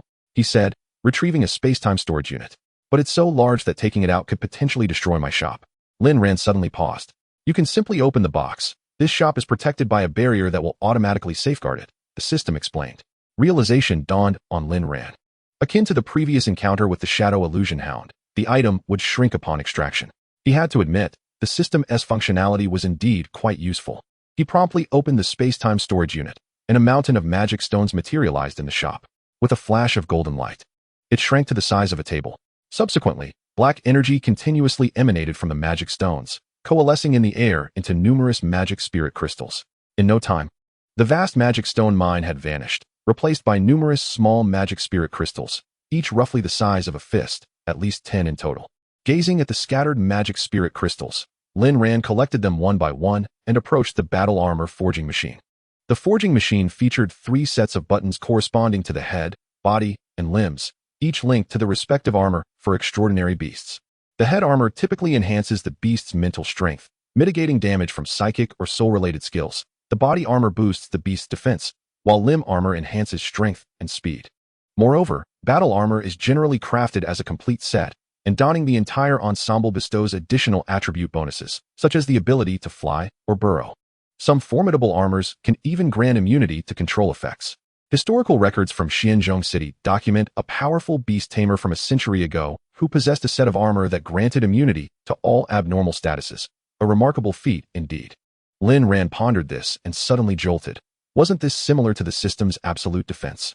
However, it lacked the system's overwhelming capacity to negate all damage, only affording immunity to control effects. He couldn't help but wonder about the origins of this enigmatic system. Nevertheless, Lin Ran quickly dismissed such thoughts. Now was not the time for speculation.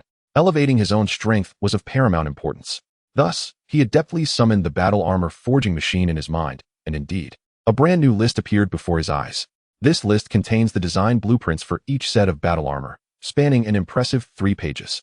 Lin Ran meticulously examined each set, discovering that the armors on the first page were all entry-level, primarily offering basic enhancement attributes.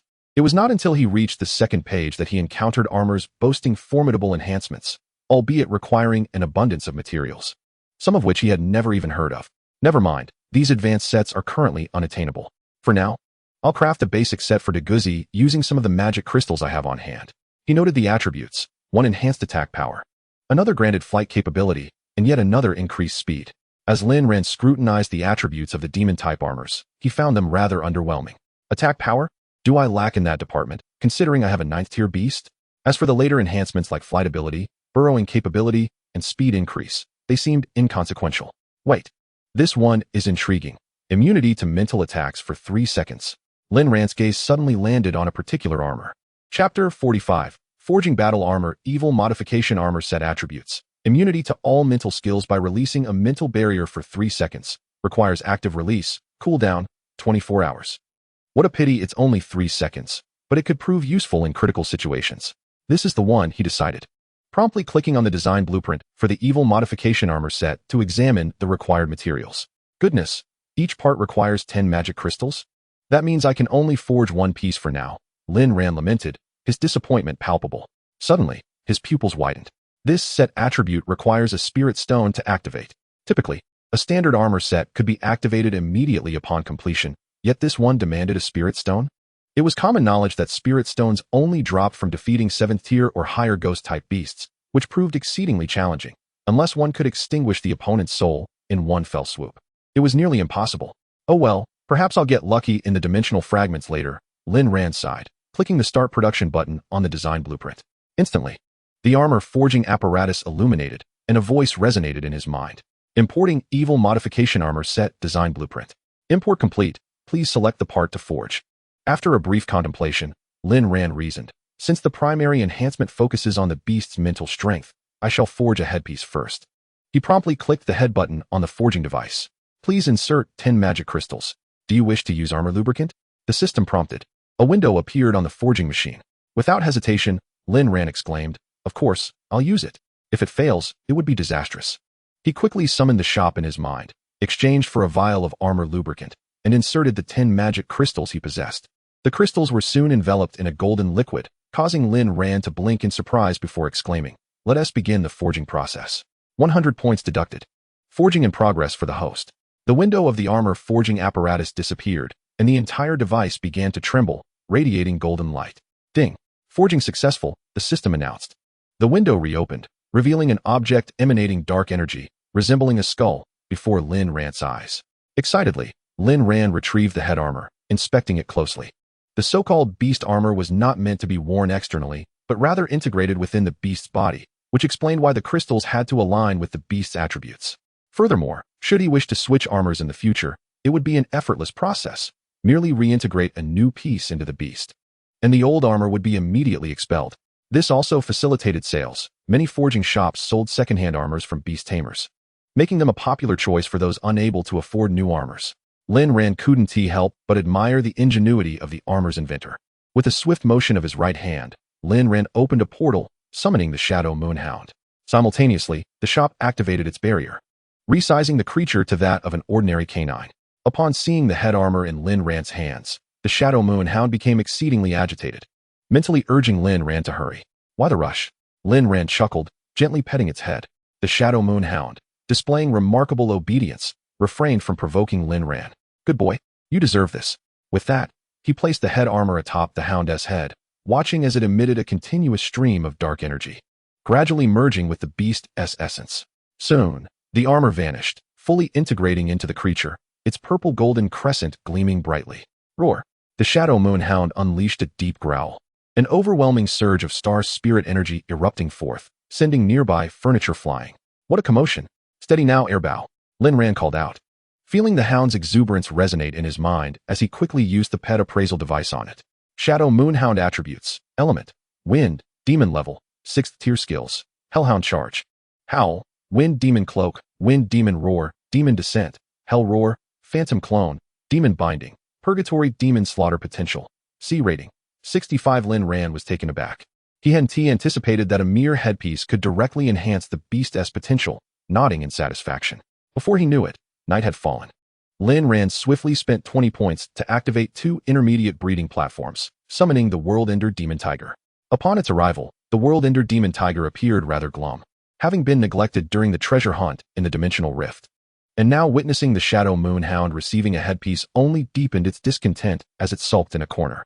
Lin Ran couldn't help but chuckle. Is this fellow feeling jealous? He hurried over to reassure it. Don't be upset. I promise I'll get you an armor too in a few days. Hearing this, the tiger perked up, its ears standing tall, nodding eagerly at Lin Ran. He chuckled again. Compared to magic crystals, thunder-type crystals were significantly easier to acquire. After all, he had spotted some during his last venture into the Thunder Abyss dimensional fragment, though he hadn't been strong enough to claim them. But now, with 2 9th-tier beasts at his side, he felt invincible. After soothing the World Ender Demon Tiger, he transferred both beasts to the intermediate breeding platforms and then rode his electric scooter home. The next morning, Lin Ran set out early.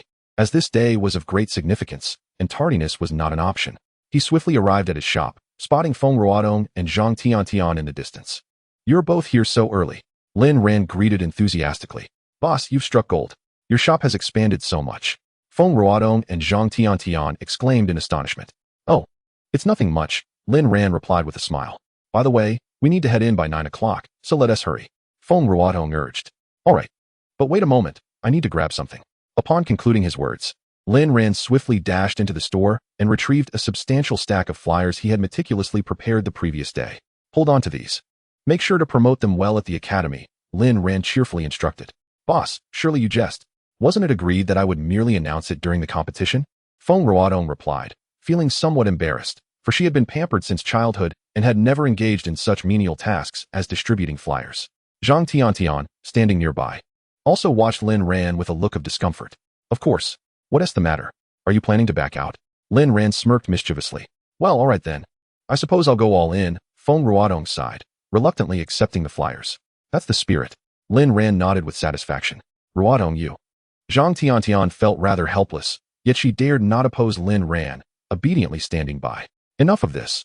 Time is of the essence. Let us set off," Lin Ran said, glancing at the clock. Soon, Lin Ran locked the door, and the two girls promptly hailed a taxi.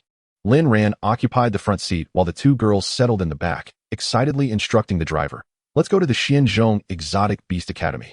The driver, glancing at them in surprise, remarked, "I see you are all students of the Xianzhong Exotic Beast Academy. How splendid." For an ordinary person like the driver, this was a life to aspire to, one where one could freely command exotic beasts, an undeniably enviable existence. Lin Ran nodded with a smile, his excitement palpable as it was his first visit to the academy, and particularly to the inner city. Before long, the taxi arrived at the boundary between the outer and inner city. A guard officer, eyeing the license plate with disdain, approached and demanded identification.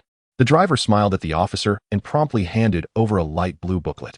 The officer gave it a cursory glance before allowing them to pass, uttering not a word, not even bothering to look the driver in the eye.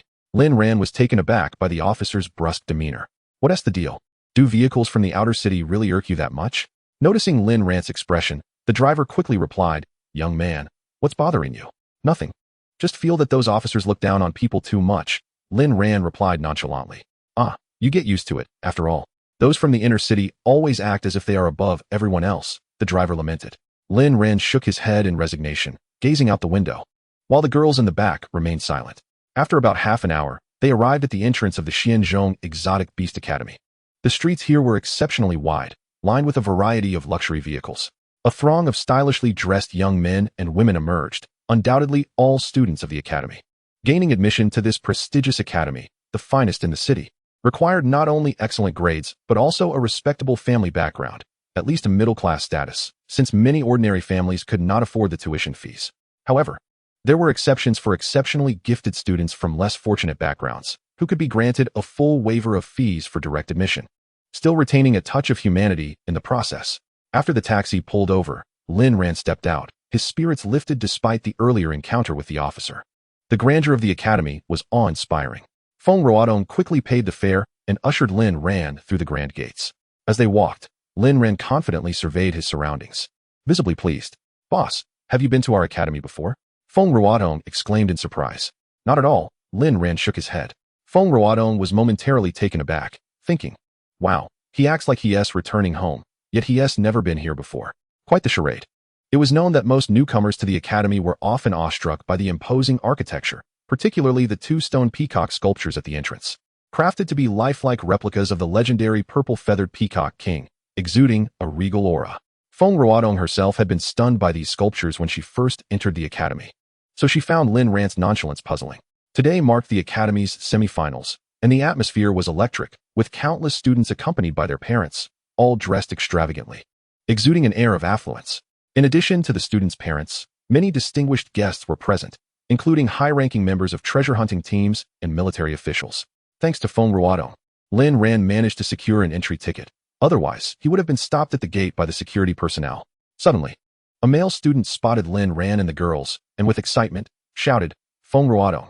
Upon hearing her name, many students turned to look, surrounding her as if she were a celebrity. Feng Ruodong was considered quite beautiful within the academy, although she preferred to keep a low profile and rarely made flashy appearances. Her combat skills were commendable, ranking 23rd among the female students. However, after showcasing a remarkable snow maiden beast during a recent assessment, her popularity skyrocketed, elevating her to the top of the female combat ranking and making her the object of admiration for many male students. That is Feng Ruodong. The rumors were true. She is stunning. Did you see her snow maiden beast? It's a prodigy. It can fight above its level with ease. I heard she is the only girl in the semifinals. From a distance, several male parents eyed Feng Ruodong, mentally calculating how splendid it would be if their sons were to marry her. Zhang Tiantian had now fully assumed the role of Feng Ruodong's bodyguard, blocking the infatuated boys from approaching, and turning to them, she said, "You all should leave. I'll protect her. Let us meet at the main venue." Her tone was dramatic, causing Feng Ruodong to burst into laughter. "Wow, you have quite the fan base," Lin Ran exclaimed, feeling somewhat overwhelmed by the boys jostling around him. "Let us run. We need to get to the main venue," Feng Ruodong urged. Just as Lin Ran prepared to follow Feng Ruodong, he suddenly paused. "Why should I leave? I came here to promote." He chuckled. "What? You're actually here to hand out flyers?" Feng Ruodong was taken aback. "Why not? Haha, it's too chaotic here. Let us find a quieter spot first," Lin Ran replied, grinning. With a resigned nod, Feng Ruodong pulled Zhang Tiantian along and led Lin Ran away from the crowd. Moments later, they arrived beside a beautiful flower bed, which was not only adorned with ordinary flowers, but also featured several enchanting floral spirits flitting about, tending to the blossoms. "Hey, isn't that Chen and his crew?" Zhang Tiantian suddenly pointed to a group of boys on the other side of the flower bed. Feng Ruodong quickly glanced up and nodded. "Those are the students ranked on the male combat leaderboard. Chen Xian is ranked 7th. 7th? That is impressive. If he is that strong, he must be wealthy too. Hurry, let us go and catch them. Time to start distributing those flyers," Lin Ran urged eagerly. Chapter 47. The Flyer Campaign. Upon hearing Lin Ran's words, Feng Ruodong's face flushed slightly. After all, she was now somewhat of a celebrity at the academy, and engaging in such a task as handing out flyers felt rather humiliating. Lin Ran observed the unusual expression on Ruodong's face and chuckled. "What is the matter? Feeling shy? You promised me no backing out." Feng Ruodong hurriedly replied. "Not at all. I'm just contemplating how to articulate it." "Have you figured it out now?" Ruodong nodded. "Then why are you still hesitating?" With a slight bite of her lip, Feng Ruodong quickly grasped Zhang Tiantian's hand and dashed over. "Ah, is that not classmate Feng?" Chen Xian, taken aback by the hurried approach of Feng Ruodong and Zhang Tiantian, exclaimed, "What brings these two beautiful ladies here?" Chen Xian's heart raced with excitement. After all, she was the goddess basking in glory lately. Could it be that she has taken an interest in me? "Hello, Chen Xian. Could you please take a look at this flyer?" "Thank you." Feng Ruodong, her cheeks flushed, handed a flyer to Chen Xian. What is going on?" Chen Xian stood there in bewilderment. "This is a shop that cultivates my snow woman beast. The owner's breeding skills are remarkable. If you're interested, you might want to check it out." With her face burning, Feng Ruodong hurriedly finished her sentence and took off. Chen Xian remained rooted to the spot, utterly perplexed. Were they here to promote something? No way. I'm already intrigued, and you present me with this? Meanwhile, Feng Ruodong and Zhang Tiantian hurriedly distributed several flyers to others around Chen Xian before exhaling deeply and fleeing. Watching the retreating figures of the two goddesses, the boys were left in utter shock, their perception of the goddesses crumbling in an instant. "Boss, I've distributed them all." Feng Ruodong panted as she dashed back to Lin Ran. "Well done. Your efforts in cultivating the snow woman beast have not gone to waste," Lin Ran beamed, nodding approvingly at the two goddesses. "Let us keep distributing. Get all these flyers out," he encouraged. "All right." Feng Ruodong and Zhang Tiantian exchanged a glance filled with a resolute determination. Thus, the trio meandered through the academy, handing out flyers to everyone they encountered, each person displaying looks of astonishment and trepidation. Lin Ran, too, busily distributed flyers, but he could not compare to the allure of the two goddesses. "Clear the way.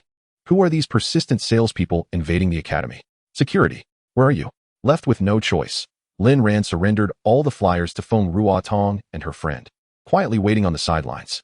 Feng Ruodong and Zhang Tiantian wore expressions of exasperation, but suddenly, Feng Ruodong's eyes lit up as she tugged at Zhang Tiantian and dashed off. Moments later, they returned to Lin Ran's side. "Have you finished the flyers already?" Lin Ran asked, surprised. "We were too slow, so I gave them to others to distribute. Isn't that faster?" "Haha." Feng Ruodong and Zhang Tiantian laughed joyously. Lin Ran was momentarily taken aback. "Wow, you've even learned to develop your own little team.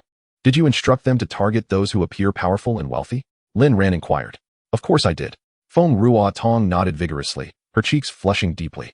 Unable to meet Lin Ran's gaze, reminiscent of a schoolchild caught in a misdeed, feeling quite guilty. Lin Ran quickly understood but chose not to broach the subject, knowing that in such a lively atmosphere, if one student spread the word, it would quickly become common knowledge. Boss, the semifinals for the entire grade have commenced. Although I am slated to perform last, the competition is quite thrilling. Would you like to come and watch? Feng Ruotong asked. Lin Ran nodded. Since the task of distributing flyers was complete, he merely needed to wait for her to promote his shop effectively during the competition. Everything would then fall into place, and the reputation of his store would surely soar, ensuring a steady stream of business in the future. Let us go. Let us watch the competition. Lin Ran agreed, following the two girls into the grand venue. The grand venue was the largest competition arena at the Xianzhong Exotic Beast Academy, remarkably spacious, capable of accommodating tens of thousands of spectators. The audience area featured a colossal competition platform, akin to the size of dozens of football fields, a truly eye-opening sight. Suddenly, Lin Ran was astonished to see a familiar face in the front row of the audience. Oh-chun from the Sacred Radiance treasure hunting team, accompanied by a group of individuals clad in identical uniforms. Evidently a team. What brings them here? Are they here to recruit? Lin Ran mused. However, given the large number of attendees, Oh-chun and his companions did not notice Lin Ran, who preferred to avoid any potential trouble and quietly seated himself beside Feng Ruotong and Zhang Tian. Look, that S. Yang Long from Class 2, Year 2. Zhang Tian exclaimed excitedly, pointing to a tall, muscular young man on stage. Feng Ruotong quickly nodded in acknowledgement. Yang Long was indeed memorable to her. He was her junior, the class leader of Class 2, Year 2, and at just 17. He was already a 3-star beast tamer. Renowned for his prowess with combat-type exotic beasts, he was undoubtedly a strong contender for the championship among second-year students. Lin Ran focused intently on the competition, eager to gauge the capabilities of these so-called prestigious academy students. With a thunderous boom, Yang Long's exotic beast delivered a powerful punch, sending his opponent sprawling. The immense shockwave surged towards the audience, prompting the referee to activate a protective barrier in an instant to safeguard those below. The beast was a massive gorilla, donned in striking red boxing gloves, its muscles bulging with an impressive aura. The Boxing King Gorilla, an 8th-tier exotic beast, although it is currently at the 4th-tier upper level. The power of that punch is extraordinary. This fellow has cultivated it quite well, Lin Ran noted, slightly nodding in approval as he observed the stage. Yang Long is so impressive.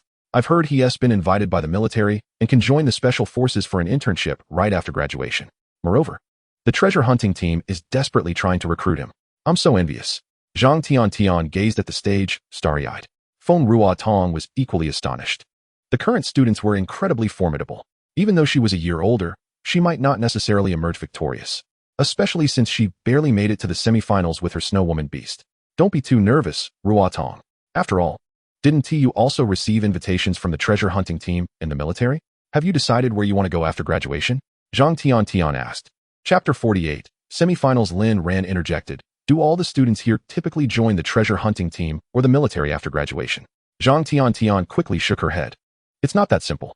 To enter the military, you either need to be outstanding enough to receive a recommendation letter from the academy or enroll in an exotic beast military academy. Otherwise, it's nearly impossible to get in. The so-called Exotic Beast Military Academy is specifically designed to cultivate talents for the military. Students graduating from there can almost always join the military. However, even if you gain admission, if your abilities are average, you'll likely only be able to join the city defense team. Some less fortunate individuals may even be assigned to outer cities. Yet, if one has the opportunity to ascend to the special forces, that would be remarkable. Special forces? What is that? Lin Ran inquired further. That is where the military's elite congregate, with an exceptionally high threshold for entry. You either need to achieve significant merit or earn the favor of a military bigwig. Otherwise, it's quite difficult to gain entry, Zhang Tian elucidated. Lin Ran paused, suddenly recalling the Tai Hung medal he possessed. Now he understood why those individuals had stared at him with such intensity. And what about the treasure hunting team?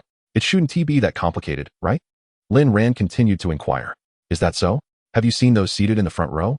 They are all members of the exceptionally skilled treasure hunting teams from the inner city.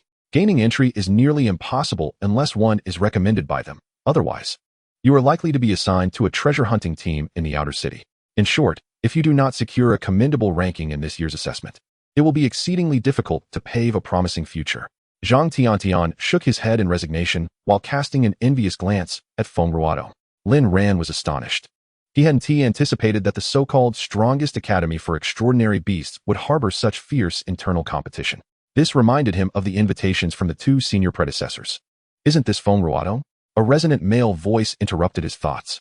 Feng Ruodong quickly turned to see 4 or 5 individuals approaching, led by a man with a close-cropped black hairstyle and deep-set eyes, adorned with an earring in his left ear. The others obediently followed behind, resembling lackeys. Shengning? Feng Ruodong exclaimed in surprise, what brings you here? Isn't your class on the other side? She felt a surge of tension, for this individual was to be her opponent, renowned within the academy as the class leader of Year 3, Class 2. At just 19, he had already attained the status of a 4-star beast tamer, making him exceptionally formidable among his peers.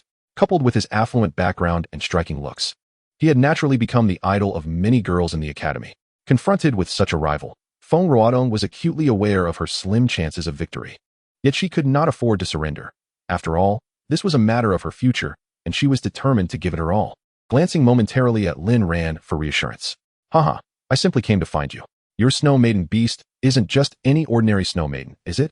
I took the liberty of examining your competition records from the past few days, and if I'm not mistaken, it must be an ice snow maiden beast, correct? Shengning smiled. Feng Ruodong was taken aback after learning from Lin Ran that her snow maiden had evolved. She had promptly informed her teacher while deliberately concealing its true form. How had he discerned it so quickly? Lin Ran, standing nearby, was also somewhat surprised. This fellow seemed to possess quite an eye for talent, and his attire suggested considerable wealth. Indeed, I should seize an opportunity to converse with him more, he thought.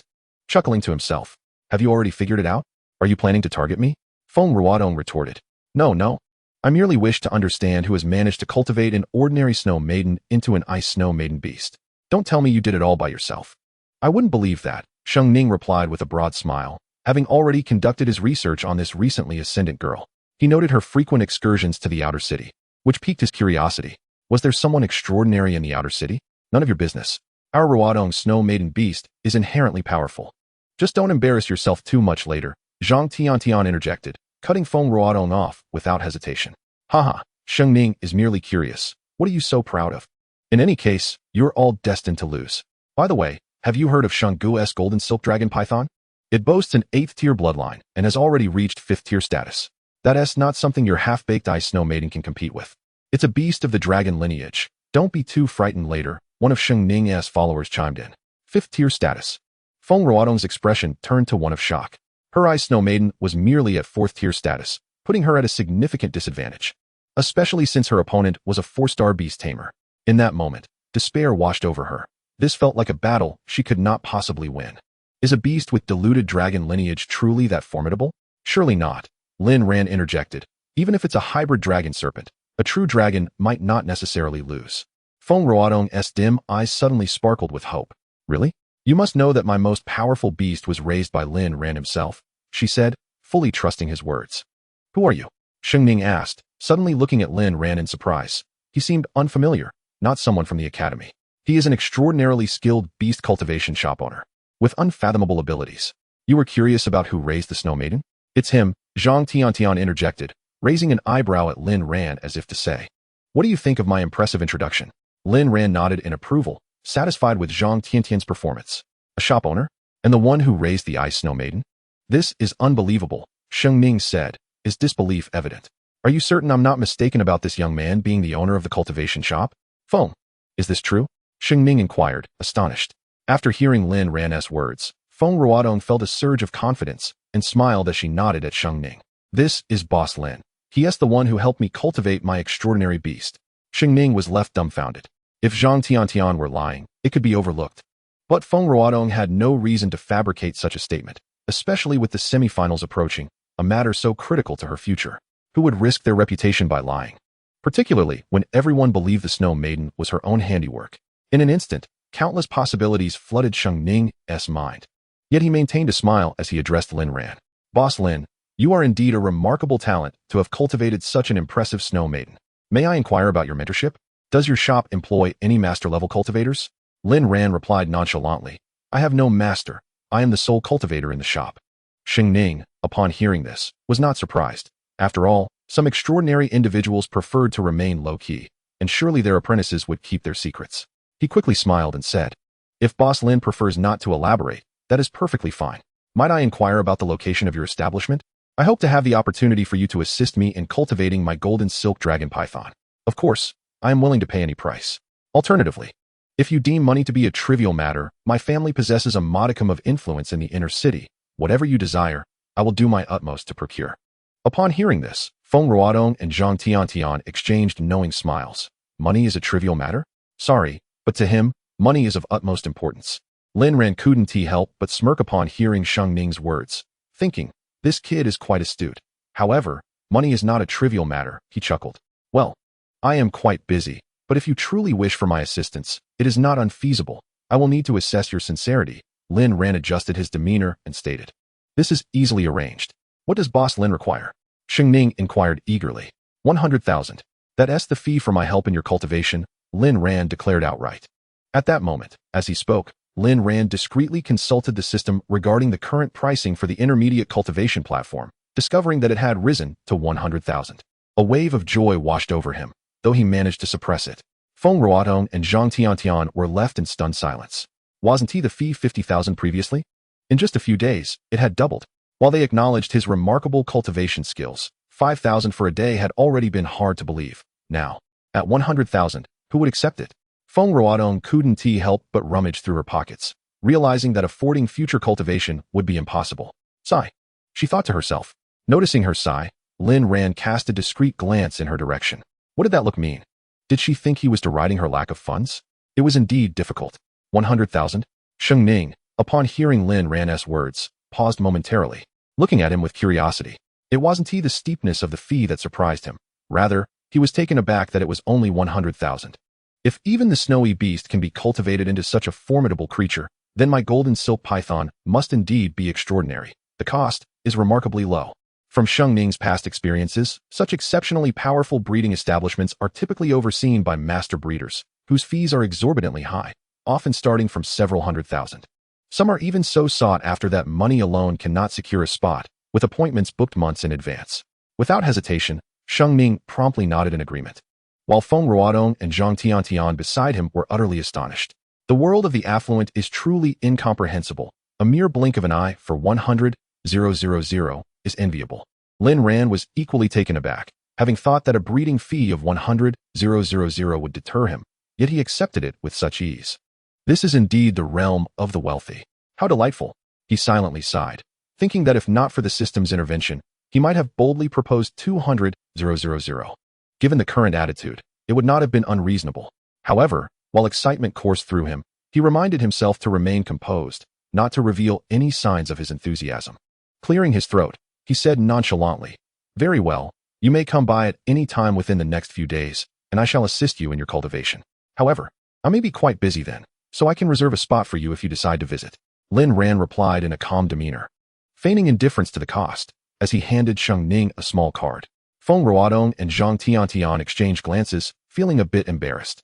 This guy truly has no shame. Is the shop really that busy? If we hadn't visited, who else would? What audacity! Sheng Ning promptly accepted the card, examining it closely, and was immediately stunned. An establishment in the outer city? When did such a breeding shop open there? He had never heard of Ran's pet house before. He turned to the others, whispering inquiries, but they all wore confused expressions. Yet, it wasn't that Sheng Ning doubted. On the contrary, he believed wholeheartedly. This was evidently a shop run by a recluse. He silently mused, I must go see it.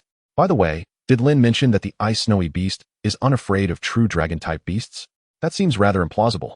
If the ice snowy beast could indeed defeat his golden silk python, he might just barely accept it, but defeating genuine dragon-type beasts seems utterly impossible. After all, in everyone's minds, dragon-type beasts are typically exceedingly powerful. If one were to categorize the strength of beasts into a pyramid, dragons would undoubtedly occupy the pinnacle, while the ice snowy beast, though formidable, would only rank at a mid-level. Nothing is impossible, Lin Ran replied nonchalantly. Currently, this ice snowy beast may not be capable of such feats, but that does not mean it truly cannot. Are you familiar with the Ice Emperor Beast? The mere mention of the Ice Emperor Beast left Sheng Ning utterly dumbfounded. That is the Ice Emperor Beast, a legendary beast of divine status, the strongest among ice-type creatures. And more importantly, it is the ancestor of all snowy beasts, a queenly existence. Yet, it is said that this beast has completely vanished, not having been seen on Blue Ocean Star for centuries. Indeed, the Ice Emperor Beast is incredibly powerful, but it is a long-extinct creature. Surely, Boss Lin is exaggerating. Sheng Ning exhaled, attempting to regain composure. Feng Ruodong, upon hearing about the Ice Emperor beast, was even more bewildered. How could one connect her ice snowy beast to that terrifying creature? Though she knew Lin Ran's breeding skills were impressive, transforming her beast directly into the Ice Emperor beast seemed far-fetched. Surely, he is just putting on airs. Haha, I merely mentioned it casually. However, the Ice Snowy beast is indeed strong, so do not underestimate it. Lin Ran chuckled lightly. He had merely spoken offhandedly. The notion of an Ice Emperor beast appearing was utterly unrealistic. Furthermore, it seemed that most divine-level beasts of ancient times had all but vanished, the reasons for which were not thoroughly explained in the system's compendium of beasts, leaving him to feel that there must be some undisclosed secret behind it all. Thank you for the reminder, Boss Lin. I shall take my leave now, and will certainly visit your shop on another occasion, Shengning said, clasping his hands together in gratitude before departing with his companions. Lin Ran smiled and nodded, feeling that Shengning was not so bad after all. Although he had a tendency to show off, he was more agreeable than Su Heng from their previous encounter in the space-time rift. Among wealthy heirs, how could there be such a vast difference? Once Shengning had left, Feng Ruodong eagerly turned to Lin Ran, asking, Boss, did you really see the Ice Emperor beast when you mentioned it? Could my Ice Snowy beast possibly? Haha, what are you imagining? I merely said that to spook him. Do you truly believe I possess such extraordinary abilities to evolve your beast into an Ice Emperor beast? Lin Ran interjected, laughing. Feng Ruodong fell silent, obediently watching the competition. Soon, the final match of the second-year exhibition concluded, with participants exiting the stage in an orderly manner as announced by the host. Following the second-year competition, the highly anticipated semi-finals for the third-year students commenced, marking their final assessment in the academy, a matter of great importance regarding their futures, each one eager and excited. Chapter 50. The competition begins all right. We are about to witness the most thrilling segment of this year's grand assessment, the graduation evaluation for our third-year students. Please welcome the first competitors, Feng Ruodong from Class 3-3 and Shengning from Class 3-2. Let us give them a warm round of applause. The host enthusiastically proclaimed.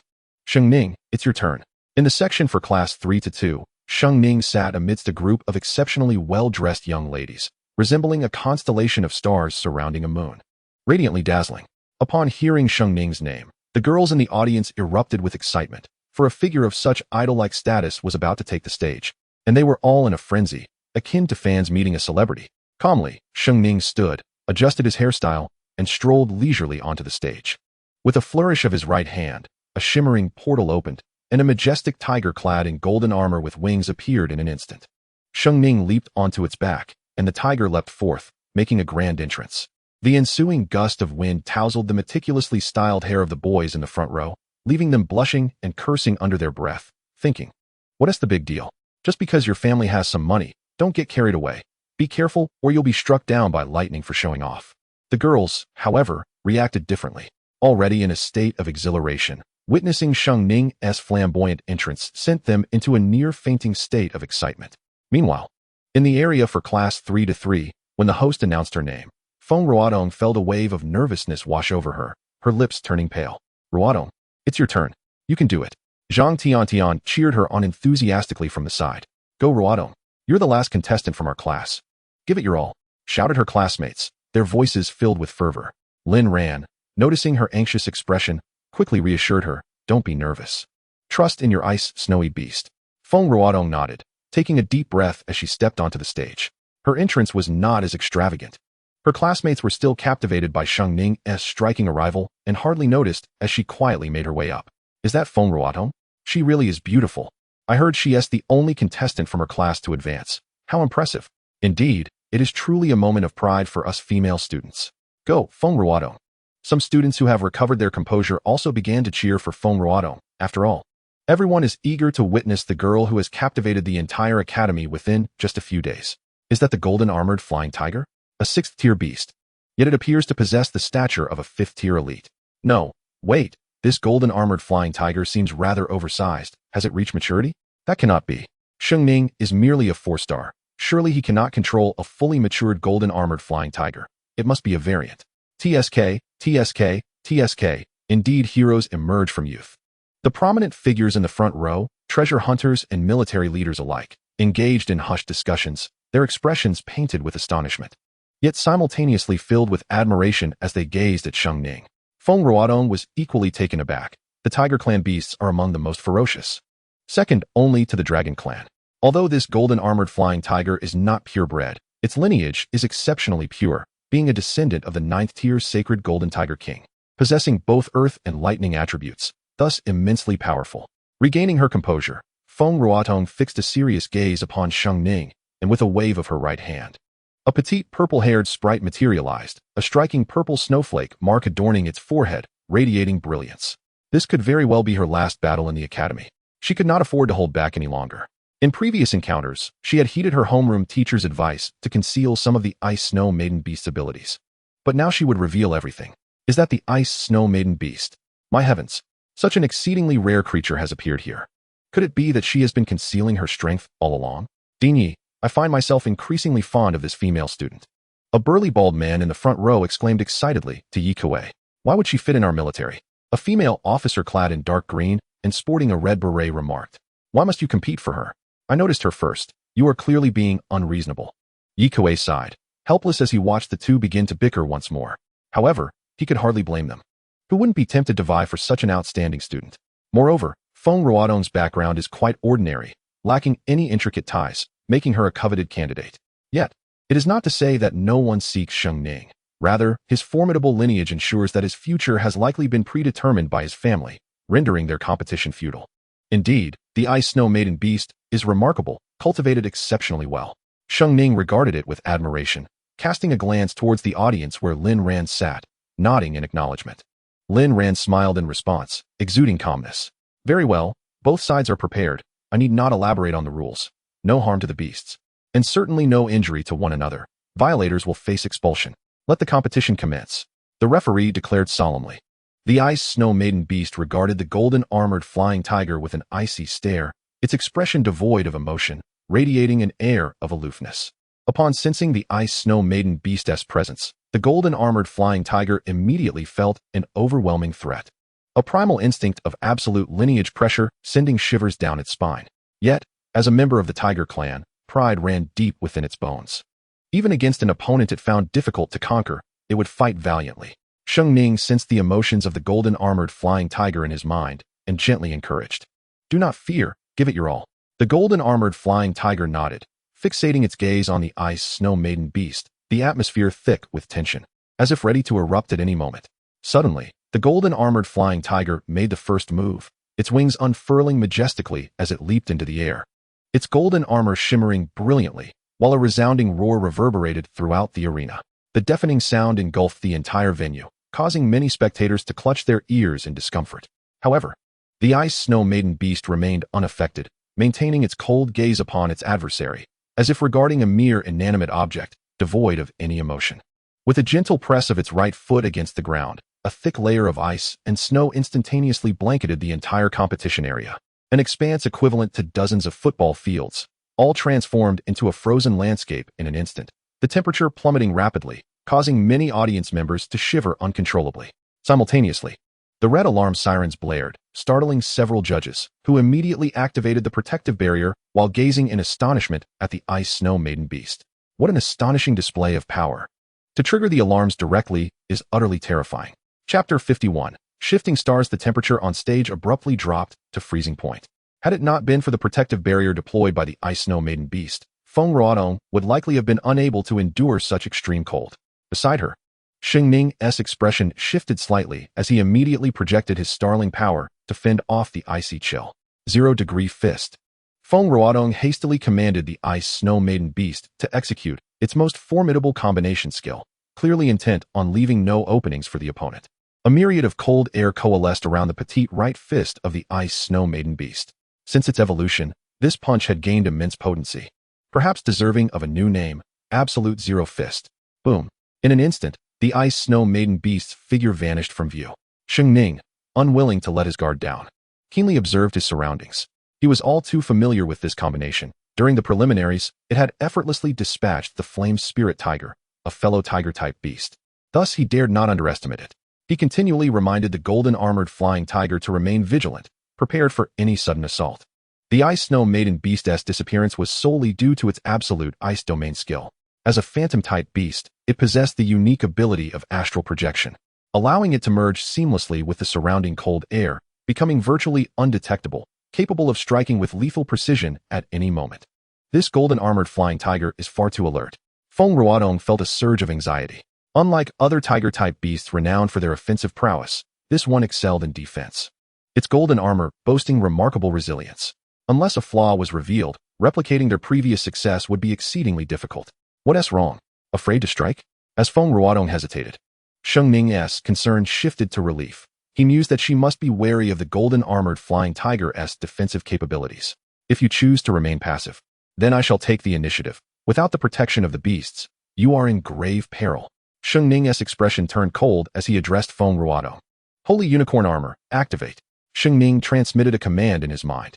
Instantly, the armor adorning the golden-armored flying tiger transformed into light, morphing into two golden rings that spiraled around its body. Its eyes gleamed with golden light, and with a powerful flap of its massive wings, it surged towards Feng Ruodong. He has discarded his armor? Feng Ruodong gasped in shock upon seeing the two luminous rings, but quickly realized it was not a mere abandonment of armor. Rather, it was a transformation that significantly amplified its offensive power. This was the distinctive quality of the golden-armored flying tiger, setting it apart from other defensive beasts. Though this maneuver could only last 3 minutes, and all capabilities would cease thereafter, it was sufficient. Those 3 minutes could secure their victory. Yet, how could Feng Ruodong allow him to succeed?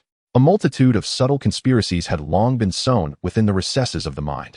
Observing the formidable defensive strength of the golden-armored flying tiger, Feng Ruodong realized that relying solely on the absolute zero fist would yield little success. However, what of Sheng Ning? At this moment, the golden-armored flying tiger was in its most potent offensive stance. Would commanding the Ice Sky Snow Woman beast to strike directly at Sheng Ning secure an unequivocal victory? The contest was now a matter of speed. Even if he was a wind elemental beast, he would never surpass the Ice Sky Snow Woman beast in the realm of absolute ice. Moreover, he was not. Strike! Feng Ruodong commanded with fervor. Suddenly, an intense chill emanated from behind Sheng Ning, where a pair of violet eyes fixed upon him with unwavering intensity. At the same time, a hand pressed firmly against his right shoulder. Had it not been for the match's regulations against inflicting harm, the contest would likely have concluded at this very moment. The fierce golden-armored flying tiger abruptly halted, attempting to turn back to rescue its master, but it was too late. Had the first match already ended? Surely not. How many semi-finalists lack a backup plan, especially when facing Sheng Ning, a man of both wealth and formidable strength? Ah, you have truly astonished me. It seems your target has always been me, Sheng Ning remarked with an air of indifference, seemingly unperturbed by the impending danger. And what of it? Surrender and concede the next round. Feng Ruodong's anxious demeanor had noticeably softened. Huh, surrender? Are you quite certain of your victory? Sheng Ning suddenly laughed heartily, his body radiating a soft blue glow. The energy points across his being erupted with brilliant light, and in the blink of an eye, he vanished, replaced by the infuriated golden-armored flying tiger, which charged forth with its golden claws, resembling a massive axe, directly at the Ice Sky Snow Woman beast. Holy Shadow Axe Claw! With a deafening crash, the Ice Sky Snow Woman beast was sent hurtling away, crashing violently against the protective barrier, which instantly shifted from a pale yellow to a vivid red. Astonishingly, the golden-armored flying tiger, which had been near Feng Ruodong, transformed into Sheng Ning, who grinned enigmatically at her and declared, I have thoroughly researched every ability of your Ice Sky Snow Woman beast and prepared accordingly. How do you fare now? Having lost even your strongest beast? Do you have any tricks left? Feng Ruodong stood dumbfounded. How could this be? The star shift allowed for instantaneous positional exchange with 1's beast, achieving an element of surprise, a nearly flawless strategic skill. Its only drawback was the substantial consumption of star energy, and with Sheng Ning being a 4-star beast tamer, he could employ it only once. Thus, the timing of its usage was crucial, and it was evident that Sheng Ning had executed it impeccably. The unsuspecting Ice Sky Snow Woman beast had been struck with full force by the 5th-tier golden-armored flying tiger, and as a 4th-tier beast, it had likely lost its combat capability. This scene left the audience utterly astounded, a wave of murmurs cascading through the crowd. Star Shift. He possesses such a rare beast tamer skill. Truly, he is the foremost among all the boys in the school. How enviable. The younger students, particularly the boys, were buzzing with excitement, filled with admiration and jealousy, pondering the vast differences in their capabilities. The girls, however, were even more enamored with Sheng Ning, casting fervent glances his way, nearly drooling with admiration. Hey, watch it. Mind your own business. Sheng Ning is the best. Go, Sheng Ning. The crowd spontaneously erupted in cheers. How thrilling. Is this merely the semifinals? Such a high-caliber beast tamer skill has already emerged. This Sheng Ning was truly remarkable. Regrettably, Feng Ruodong was also exceptionally strong and adept at seizing the moment in battle. Had it not been for Sheng Ning's almost unfair star shift ability, she might have won the first match. Indeed, that Ice Sky Snow Woman beast was extraordinary, capable of utilizing such a high-level absolute ice domain at the 4th tier. It had been cultivated to a remarkable degree. Alas, the esteemed guests in the audience debated fervently, some commending Sheng Ning, while others lamented for Feng Ruodong. Chapter 52. Out of control? Wait, look at the expression on the golden armored flying tiger. Is it fear? A man in the guest seating suddenly shouted. All eyes turned to the golden armored flying tiger, which stood with its fur bristling, trembling as it cautiously approached Sheng Ning. The atmosphere grew palpably tense. What is happening? Sheng Ning sensed the fear radiating from the golden armored flying tiger and felt bewildered. Had he not won? Meanwhile, Feng Ruodong had been stunned since the earlier events. The contract with her Ice Sky Snow Woman beast suddenly quivered violently in her mind, jolting her back to attention. She urgently relayed commands to the Ice Sky Snow Woman beast, but there was no response, as though cast into the abyss. The Ice Sky Snow Woman beast, which had previously collapsed to the ground, now floated upward, emanating a pale blue light that flickered from its body. Simultaneously, its form began to expand, transforming from the size of a young girl to that of a girl matching Feng Ruodong's stature.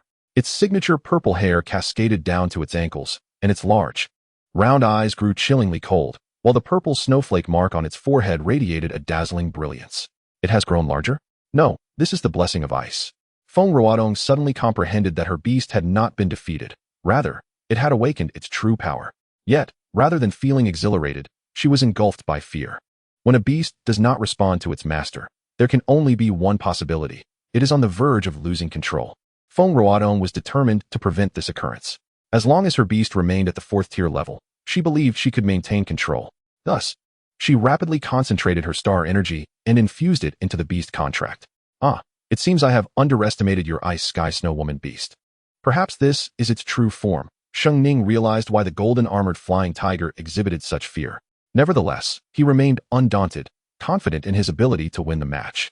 Yet, just as Sheng Ning's words fell, a beam of icy purple light shot forth, piercing through the golden armored flying tiger behind him. Its golden armor shattered, revealing a colossal purple snowflake mark on its chest, and a mouthful of blood erupted from its lips as its eyes dimmed, collapsing to the ground. Silence enveloped the arena, the spectators gazing in horror at the unfolding spectacle. It's the light of the Ice Emperor. How is this possible? How could it possibly execute such a move? Could it be a reversion? My heavens, it's utterly monstrous. The senior figures in the guest seating wore expressions of shock. If this Ice Sky Snow Woman beast had indeed reverted, the only outcome would be its ascension to a 9th tier beast, potentially even reaching the divine beast level. However, this light of the Ice Emperor is not complete. It has not fully reverted, an elderly man with graying hair observed calmly. The power is too weak. If it were the genuine light of the Ice Emperor, it would not merely leave a purple snowflake on its chest. It could have annihilated the golden armored flying tiger outright. Nevertheless, despite this, the golden armored flying tiger is gravely injured, indicating that the young girl has won the first round. The crowd nodded in realization. If reverting were that simple, the Ice Emperor beast would have appeared countless times over the centuries. They had been overly excited. However, even so, the Ice Sky Snow Woman beast's power was undeniably formidable, capable of vanquishing an opponent significantly stronger than itself, truly fearsome. At this moment, Sheng Ning's face was one of sheer terror.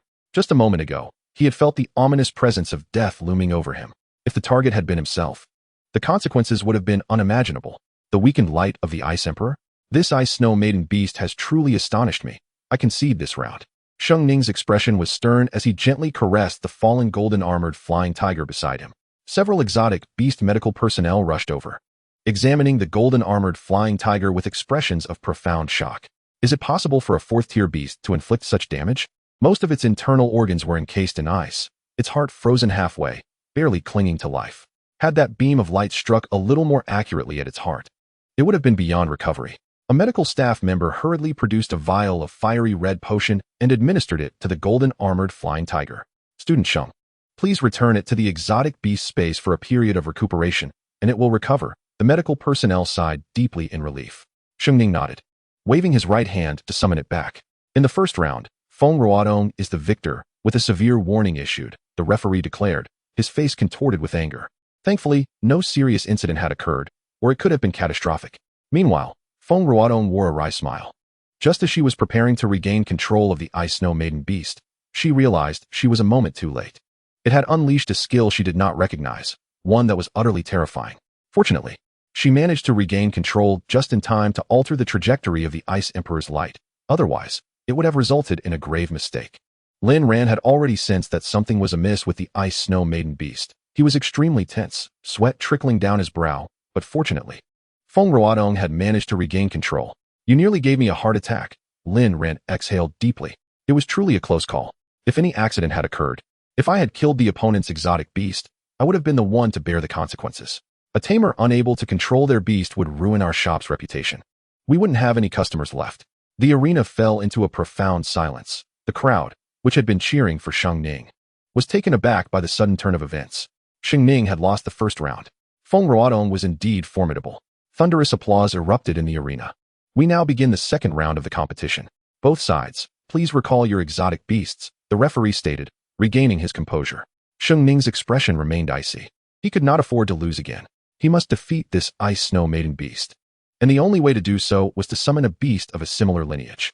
With a swift motion of his hand, a colossal portal of light appeared, and a gigantic dragon's head emerged, followed by a 100-meter-long serpentine body, its golden scales shimmering brilliantly. In an instant, it soared into the air, its resounding roar echoing throughout the venue. The golden silk dragon python, an 8th-tier exotic beast, possessing traces of dragon lineage. This was Sheng Ning's ultimate trump card. Its size far exceeded that of a 5th-tier beast. Could it be that its level was suppressed? Many outstanding students, as well as the teachers and high-ranking guests in attendance, displayed expressions of utter astonishment upon witnessing the golden silk dragon python.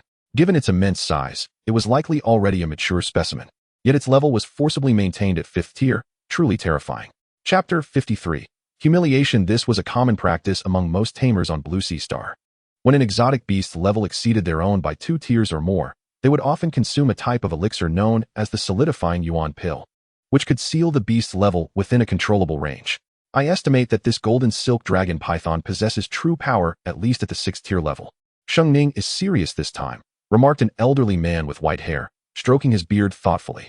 Meanwhile, Feng Ruodong hesitated, contemplating whether to continue using the Ice Snow Maiden beast. However, without it, her other beasts stood little chance of victory. What to do? Forget it. I'll take the risk. If I can win just one round, I will have succeeded, Feng Ruodong resolved, grit in her teeth as she commanded the Ice Snow Maiden beast to her side. All right, the first match begins. With the referee's command, the competition resumed. All eyes were fixed intently on Feng Ruodong, wondering how far this girl could go against such a formidable opponent, and whether the Ice Snow Maiden beast could once again work miracles. Let's give it our all. Ice Snow Maiden beast, Feng Ruodong said, grasping its hand. The Ice Snow Maiden beast had already regained its composure, aside from its body maintaining the state of ice blessing. It was otherwise just as before. It nodded eagerly at its master before fixing a cold gaze upon the golden silk dragon python. The sight of Feng Ruodong and the Ice Snow Maiden beast holding hands was a harmonious one, exemplifying the greatest trait of anthropomorphic exotic beasts, their profound sentience. Lin Ran, too, was entirely focused on the match, his attention riveted on the Ice Snow Maiden beast. This exotic beast held too many mysteries. How had it managed to unleash the Ice Emperor's light? Was its previous mutation not thorough enough? Could it be that my suspicions were correct, and it had genuinely mutated towards the Ice Emperor beast? Lin Ran did not expect the Ice Snow Maiden beast to triumph over the golden silk dragon python. He merely hoped that no further accidents would occur in the upcoming matches, lest Feng Ruodong be unable to maintain control. Although I am reluctant to employ this exotic beast, as it would be unfair to you, I am already a 4-star tamer 1 level above you. Combined with this golden silk dragon python, which possesses true strength at the 6th tier, your victory is nearly impossible. Yet, I must win this match, Sheng Ning declared coldly. My golden silk dragon python possesses both fire and lightning attributes, and as a dragon-type exotic beast, its resistance is exceedingly high. Therefore, your frigid aura will have no effect this time, Sheng Ning stated icily. He was not exaggerating. The ice layer on the arena began to melt, the temperature rising rapidly, while lightning surged around the golden silk dragon python, ready to explode at any moment. Feng Ruodong was momentarily taken aback, but quickly devised a countermeasure.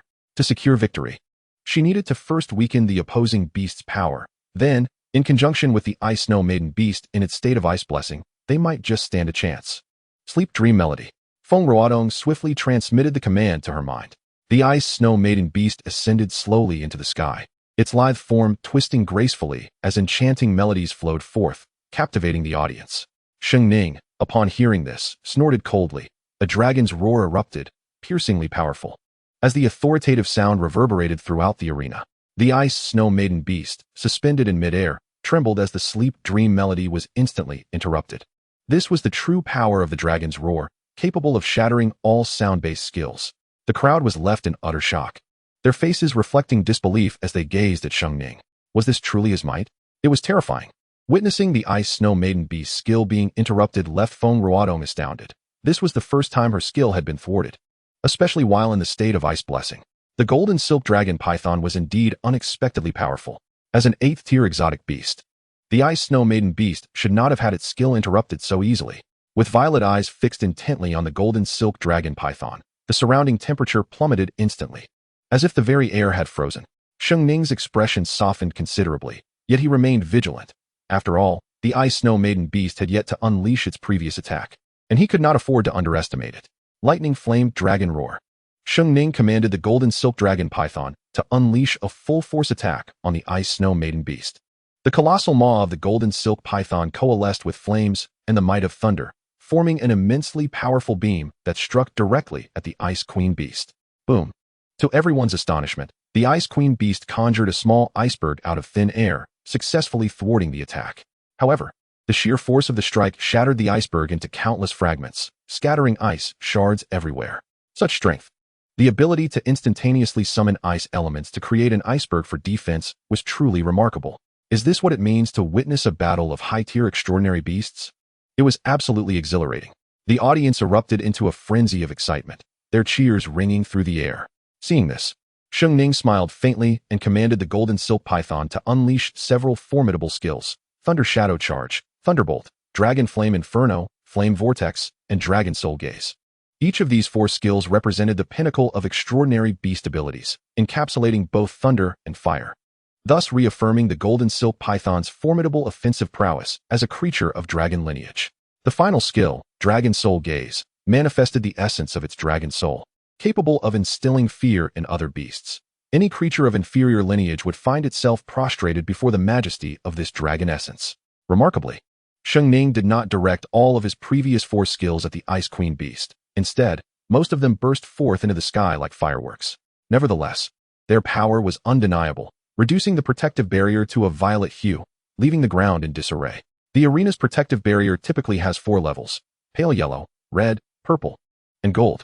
This series of skills had directly reduced the barrier to a level 3 state, showcasing the might of high-tier extraordinary beast skills. The audience was once again taken aback. If all those attacks had landed on the Ice Queen beast, would it have survived?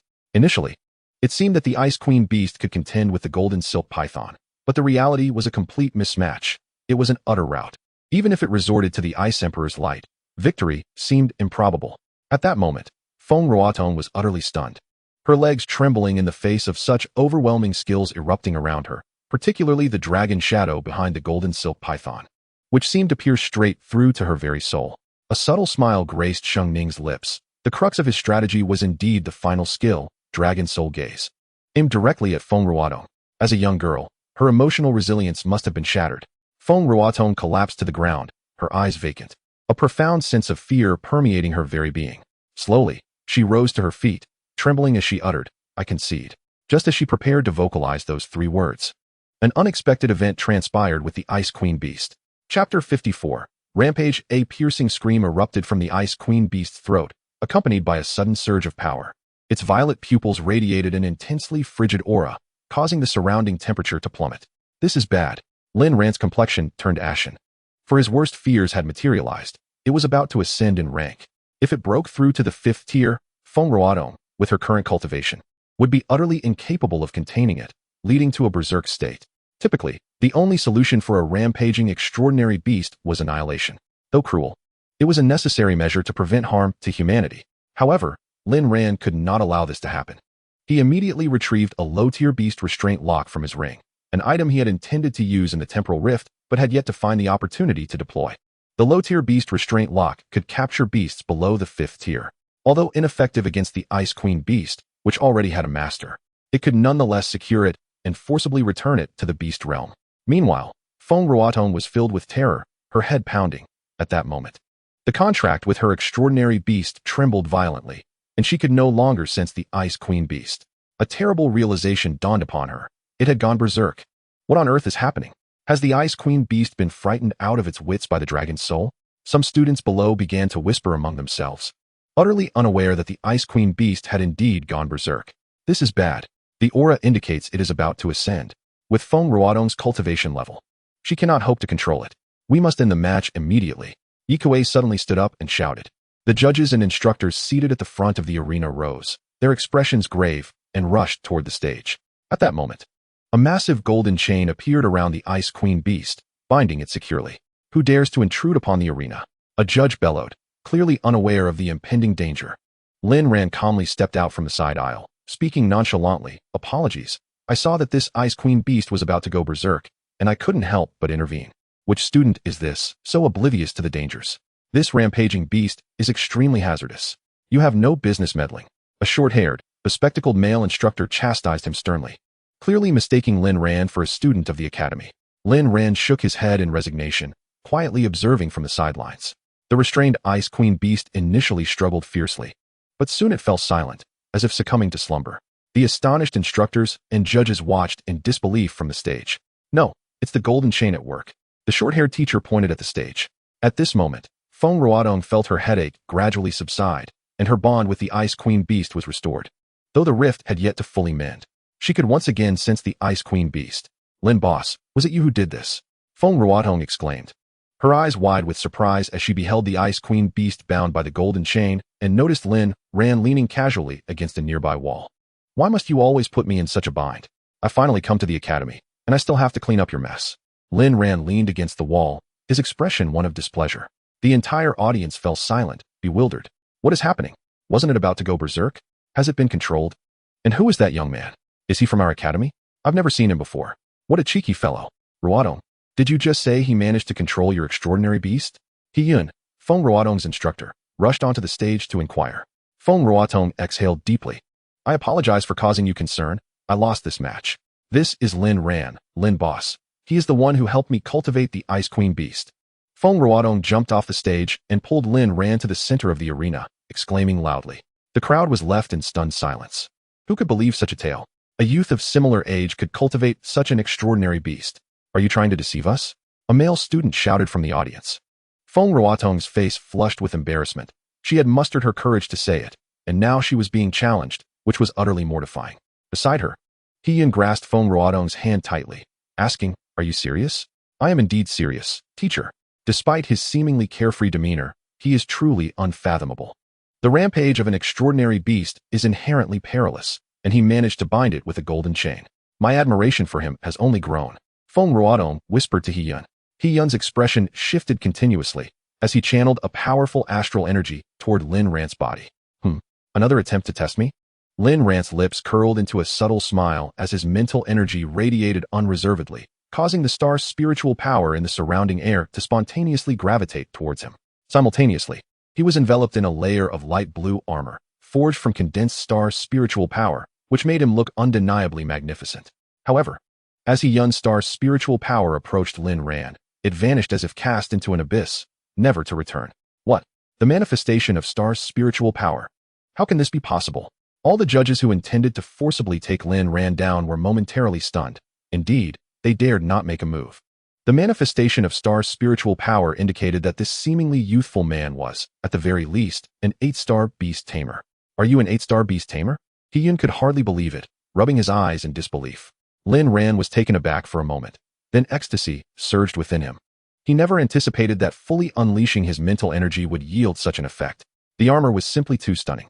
Ahem, it is as such. Lin Ran immediately feigned a lofty demeanor and replied, My heavens, is there no sense of justice left?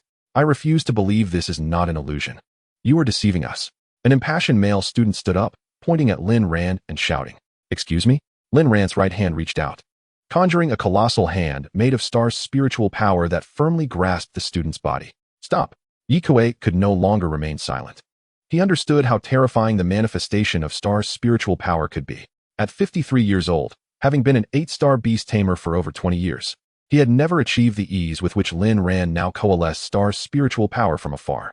Moreover, That layer of light blue star spiritual armor was likely beyond even the capabilities of a 9-star beast tamer. Apologies, we students were rash. We hope you can temper your anger, Yi Kuei said solemnly, clasping his hands in respect towards Lin Ran. Lin Ran smiled slightly and gently released the male student, who appeared pale and dazed, as if enchanted. So it is Brother Lin. Indeed, a remarkable skill. Ochin, seated in the guest area, stood up and cupped his fists towards Lin Ran. You know him? The burly bald man queried, perplexed. Not only do we know each other, but we have also faced life and death together. Haha, Ochin replied with a laugh. Brother Oh, you are well. Lin Ran quickly responded. Could it be that you are the one who saved us from the spatial rift at St. Emperor Mountain? Inquired a man in green beside Ochin. Ochin nodded. Lin Boss is indeed my benefactor. It was thanks to him that we escaped from the spatial rift at St. Emperor Mountain. The spatial rift? Feng Ruodong was dumbfounded. And the others, including Hiyun, were equally astonished. This seemingly youthful boy not only possessed formidable strength, but was also a treasure seeker who rescued Ochin from peril. Ochin's colleagues and some military officials urgently grasped his hands, urging, quickly, elaborate on this. It is simply unbelievable. Ochin, filled with admiration for Lin Ran's prowess, deemed him even more extraordinary than his brother Ohua. This manifestation of star spiritual power was something his own brother could not accomplish. It was truly remarkable. Soon, Ochin recounted the events within the spatial rift to everyone, and at the conclusion, he clasped his fists once more towards Lin Ran, saying, "This is how it transpired. I shall repay the life-saving grace of Lin Boss and the retrieval of the six-tailed spirit fox. Whenever you require my assistance, I will do my utmost to help." What? He possesses a 9-tier beast king, the Shadow Moon Hound? He single-handedly defeated the 8-tier Corpse King Beast and the 8-tier Demon-Eye Beast. Good heavens, is he even human? The crowd was filled with dread, and Yi Kuei broke into a sweat. Why? As the principal of the strongest beast academy in Xinzhong City, had he been entirely oblivious to such a prodigious youth? Most absurdly, he was merely a shop owner from the outer city. Faced with the incredulous gazes of those around him, Lin Ran felt utterly helpless, though internally he reveled in joy. He had become an overnight sensation, making it difficult to remain low profile thereafter. Beside him, Xingning had been in a state of shock since Lin Ran ascended the stage. Initially believing that Lin Ran's arrogance stemmed from having a hidden master in the family, she now realized that was far from the truth. A lad who appeared barely 20 was capable of vanquishing 8-tier beasts and was a master-level beast tamer? Did this not imply that Lin Ran's prowess surpassed that of everyone present? Once considering herself an extraordinary talent, she now felt utterly ridiculous in light of Lin Ran's existence. At a similar age, Lin Ran had already reached the pinnacle that she could only dream of. In an instant, Sheng Ning felt overwhelming defeat, yet she was also grateful that she had not lost her temper earlier due to Lin Ran's demeanor. Well, I shall take my leave now. And Ruodong, quickly return your ice sky snow maiden beast to the beast space. You must not summon it before becoming a 4-star beast tamer. Today, you nearly tarnished my shop's reputation and wasted a precious item. We shall settle this account later. By the way, you all should have received the flyers for my shop, right? Located at 104 and 105 in the western alley of the outer city. Do come and visit. After speaking, Lin Ran dissipated the light blue armor enveloping him, stepped forward, and instantly returned to his seat, maintaining an expression of calm throughout. Yet, inside, he was overjoyed. He had not expected his mental energy to be so powerful. With only the strength of a 4-star beast tamer, he could manifest such formidable star spiritual power. That final, impressive step would surely astonish them further. Reflecting on this, a slight tremor appeared at the corner of Lin Ran's mouth, though he quickly suppressed it. Such strength, such an extraordinary young man. How did I remain oblivious to this? Has the outer city truly developed to this extent? Yi Kuei pondered, bewildered. Meanwhile, the audience of students and guests had completely lost interest in the competition. Some clamored around Ochin, incessantly inquiring about the details, while others rushed to the stage to chat with Feng Ruodong. The scene descended into utter chaos, yet amidst the turmoil, not a single soul approached Lin Ran. Why has everyone left? How dull. Lin Ran sighed, shaking his head in exasperation, realizing that even Zhang Tiantian had vacated her seat beside him. Internally flustered, Zhang Tiantian had initially thought Lin Ran's ability to cultivate such a powerful ice sky snow maiden beast was due to the presence of a master-level tamer at his shop. Her impression of him had merely been that of an avaricious, unscrupulous proprietor. However, after witnessing Lin Ran's astonishing strength, she had been struck with fear, shivering in place and daring not to sit beside him any longer. Everyone, return to your seats. Yi Kuei, after a moment of contemplation, ascended the stage and unleashed a commanding wave of star spiritual power, shouting emphatically. The venue quickly fell silent. Confronted with the principal's authority, the students dared not act out, dutifully returning to their seats. Due to Feng Ruotong's beast rampage, the match cannot continue. Thus, Xing Ning is declared the victor. The third round will be postponed until tomorrow, and the remaining contestants will also have their matches delayed until then. Dismissed. Yi Kuei declared with gravity. Why have we suddenly stopped? I haven't even had my turn yet. A chubby boy protested, visibly disgruntled. What are you thinking? In a situation like this, how could we continue? Someone like him has stolen our thunder. What can be done about it? Can you compete with them? The students exited in an orderly fashion, continuously discussing Lin Ran. By the way, he mentioned distributing flyers earlier. You all received them, didn't you? A boy in a yellow shirt produced a crumpled ball of paper from his pocket. I almost discarded it, but thankfully I kept it. That formidable ice sky snow beast was actually cultivated by that prodigy. No, after this competition, I must seek him out for my own cultivation. I will join you. Soon, all the students had left, leaving only Lin Ran still seated. Is it over? So soon? Lin Ran, seeing that the students had all departed, felt somewhat helpless and remarked, well, the goal has been achieved anyway. It's fine if I don't watch the competition. Time to head home. Just as Lin Ran was about to rise and leave, the male mentor with a buzz cut and glasses, Wang Chun, hurriedly called out to him. Please wait, Boss Lin. Is there something else? Lin Ran asked, his expression one of surprise. We would like to invite Boss Lin to our office for a chat. If you would. Wang Chun smiled. Not interested, Lin Ran replied casually, stepping out of the auditorium. Chapter 56. The invitation. Wang Chun wore an awkward expression as he turned to Yi Kuei. Principal, who exactly is this person? He asked with a bitter smile. We cannot let him leave. We must find a way to keep him here.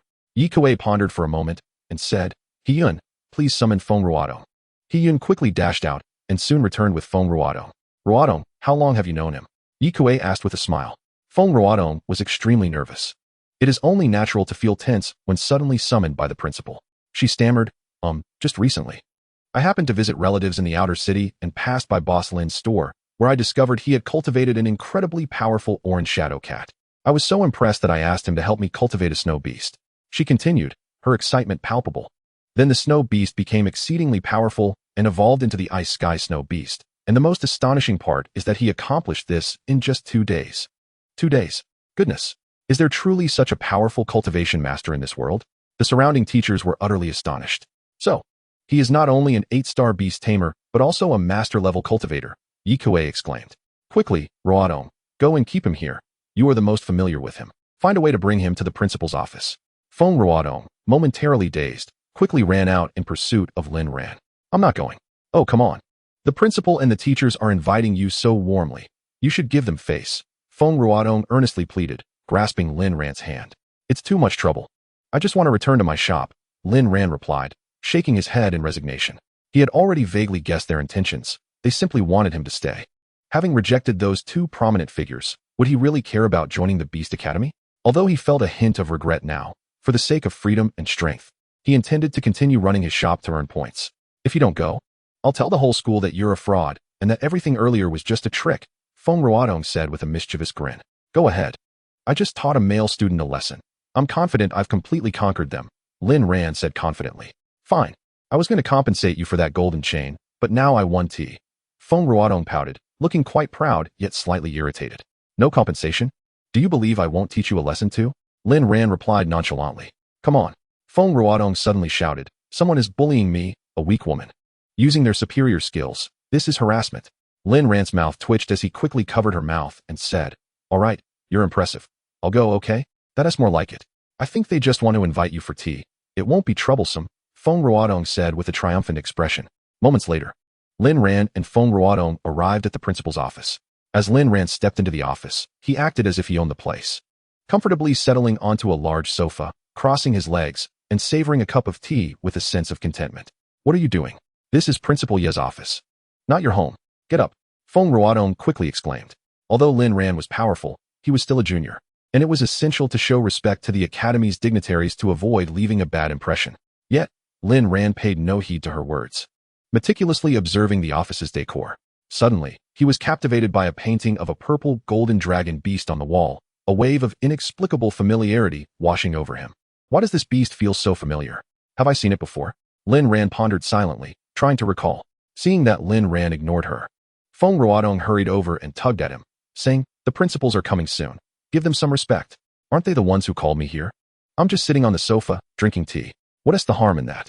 Lin Ran retorted, plopping back down. I'm at a loss with you. Feng Ruodong sighed, standing quietly beside him in anticipation of the principal's arrival. Don't just stand there. Come sit and have some tea, Lin Ran said, just as he was about to hand a cup to Feng Ruodong when he suddenly perked up, saying, They're here. At that moment, the door to the principal's office swung open, and the principal along with several heads of departments entered. Each was an 8-star beast tamer, exuding a commanding presence. Lin Ran's expression shifted slightly, but he quickly regained his composure and resumed sipping his tea. Greetings, principal and directors, he said. This was Feng Ruodong's first time witnessing all the principals and directors gathered together, and the overwhelming aura of Star's spiritual power emanating from them caused her considerable psychological pressure, rendering her pale.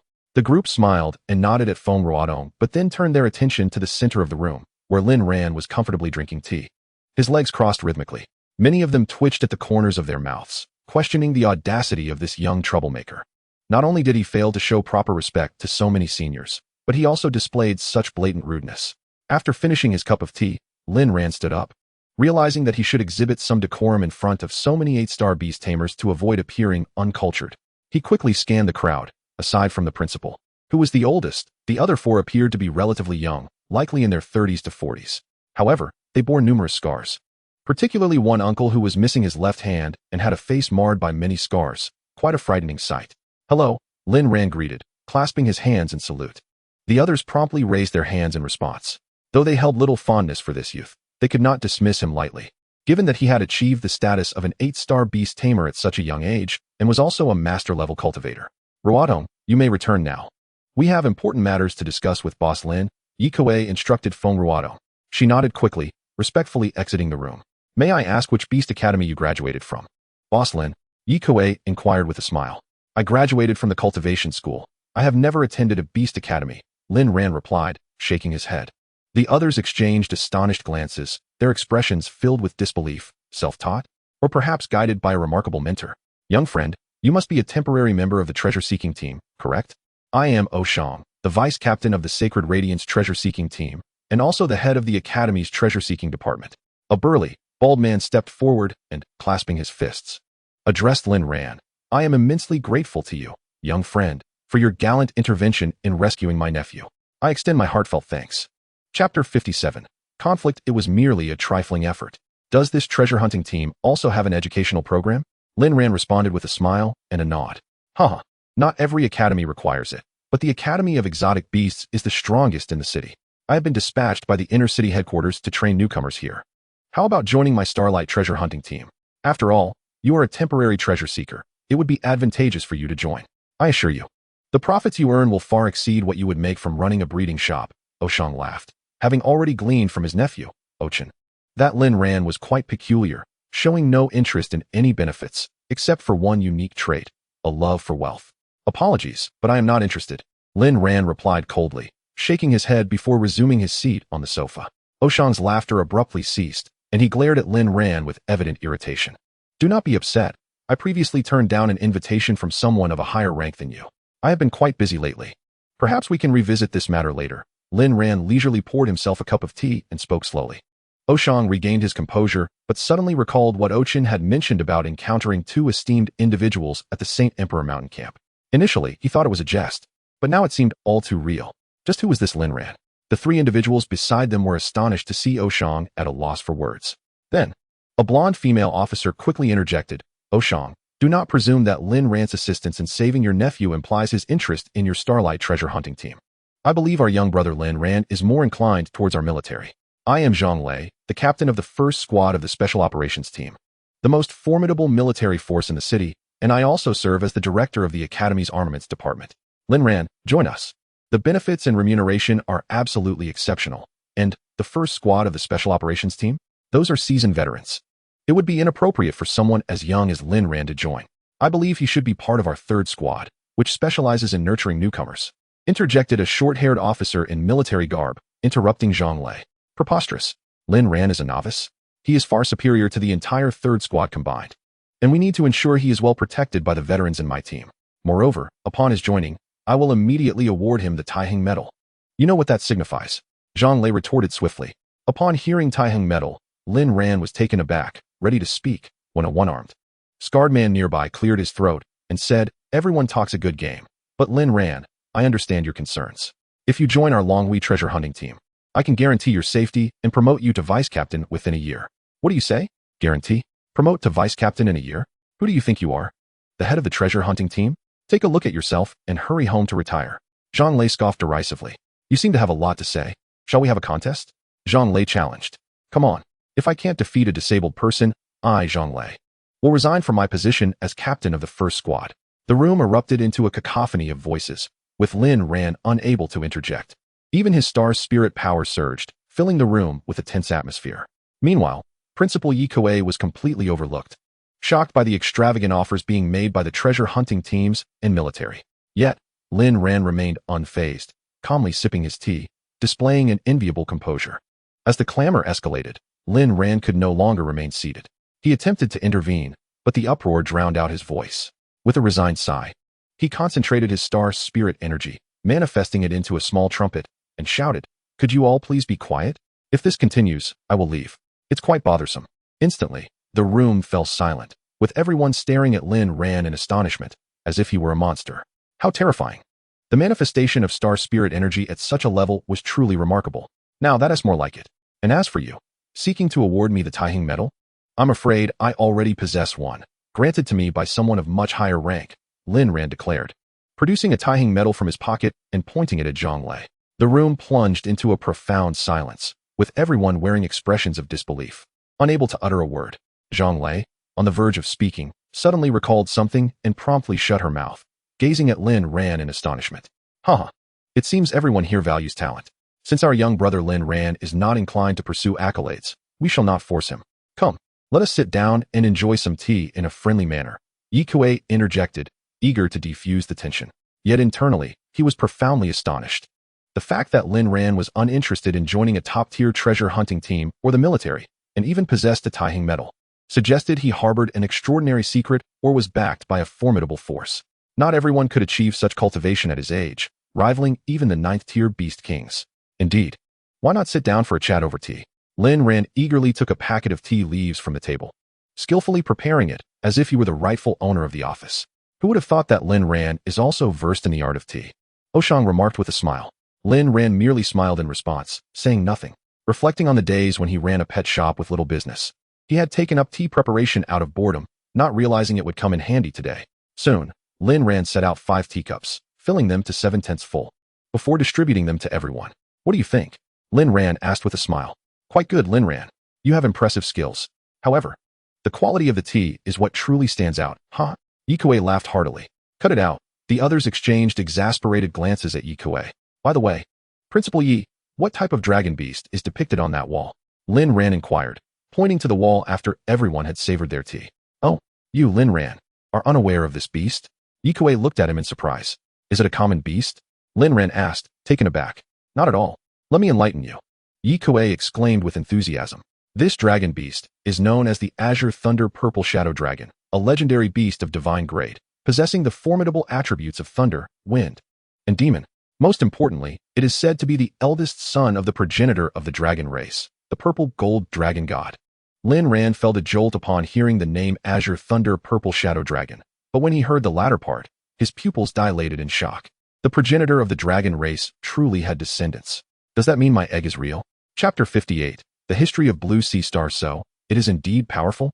Lin Ran asked. Certainly. According to legend, in ancient times when humanity had just emerged, exotic beasts dominated this planet. Unlike today, which has 56 regions, there were only 5 primordial regions back then. For the newly emerged humans, surviving on this planet was an arduous challenge. However, as time progressed, humanity underwent continuous evolution, giving rise to an exceptionally formidable tribal leader. He discovered within himself a potent energy capable of subduing the mighty beasts that roamed the land.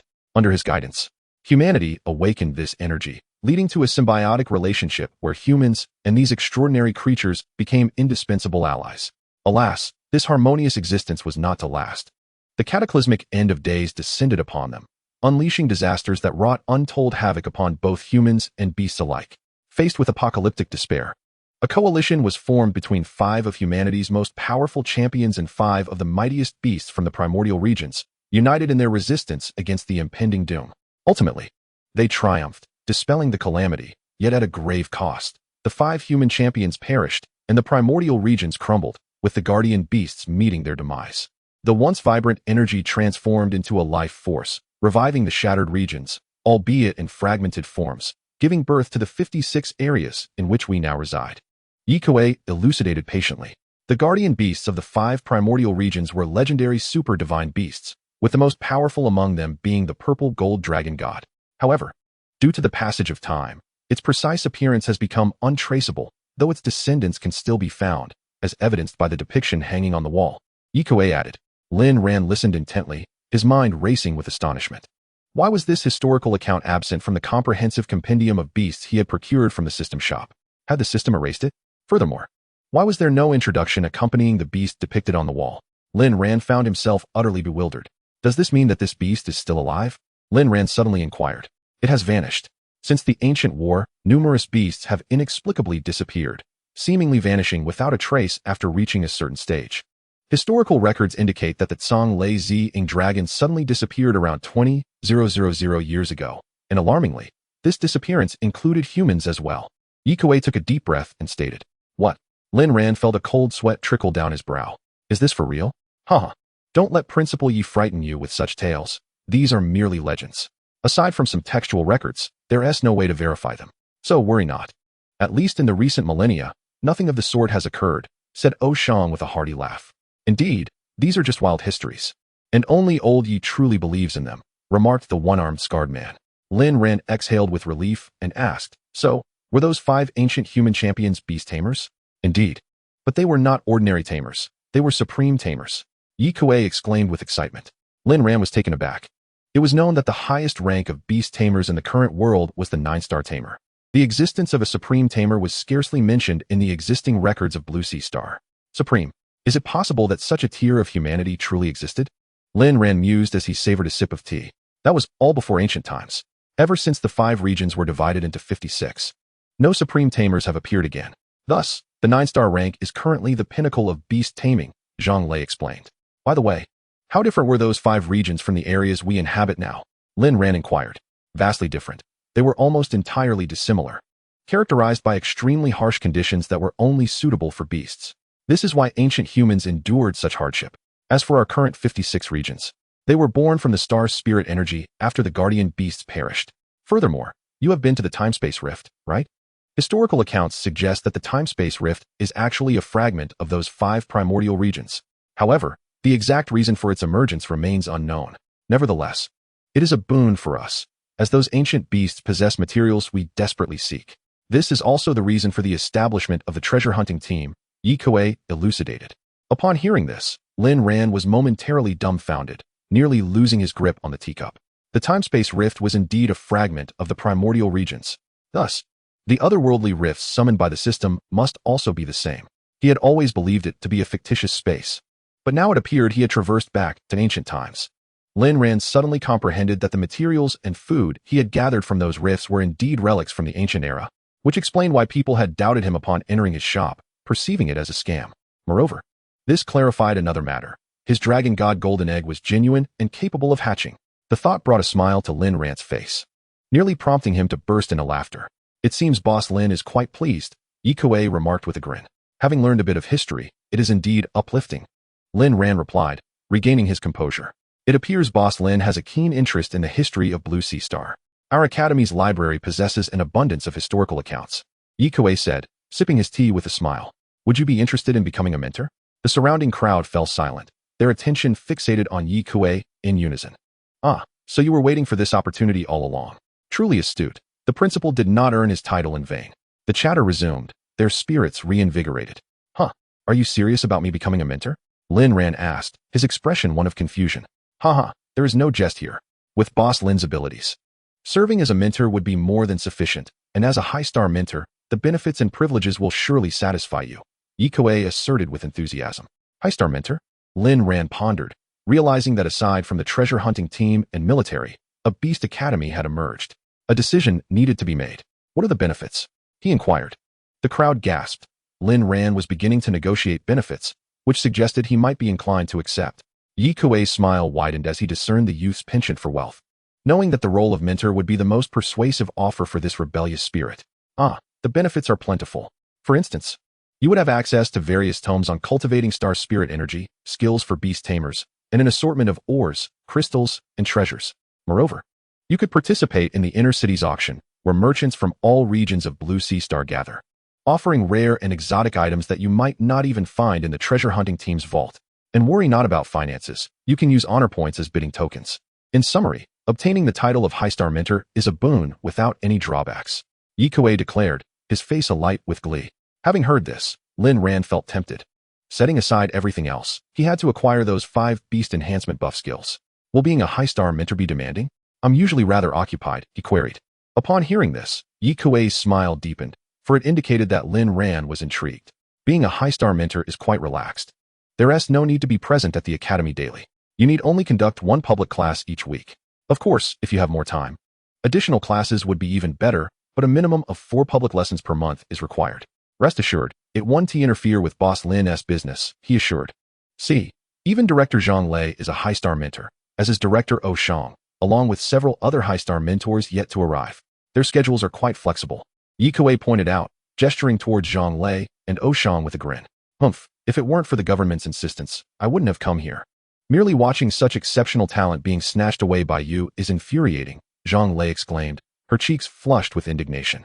Oh Shang, standing nearby, could only shake his head in resignation. After a moment of contemplation, Lin Ran swiftly responded, very well, I accept. Yikue burst into laughter, excellent. I'll have someone prepare the paperwork and contract immediately. From now on, Boss Lin, no, Mentor Lin, will be our esteemed high-star mentor at the academy. Let us give a round of applause. The atmosphere fell into an awkward silence, with no one joining in the applause. The onlookers exchanged glances filled with exasperation, inwardly cursing the principal for his cunning schemes. However, joining the academy wasn't without its merits. After all, they were all under the government's jurisdiction. They could only look on enviously at Yikue, for with Lin Ran's prodigious talent, barring any unforeseen calamities, he was destined to become a 9-star beast tamer.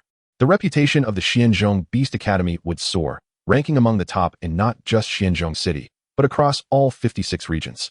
The envy was palpable. Noticing the lack of applause, Yikue's lips quivered in embarrassment, and he quickly began to clap himself to alleviate the awkwardness. Soon, the crowd dispersed in disappointment, leaving only Lin Ran and Yikue in the office. They both settled onto the sofa, where Yikue even personally poured a cup of tea for Lin Ran. Smiling as he asked, Mentor Lin, you aren't too old, are you? 18, Lin Ran replied naturally, accepting the tea and savoring it. Yikue was taken aback. He had assumed Lin Ran was at least in his early 20s.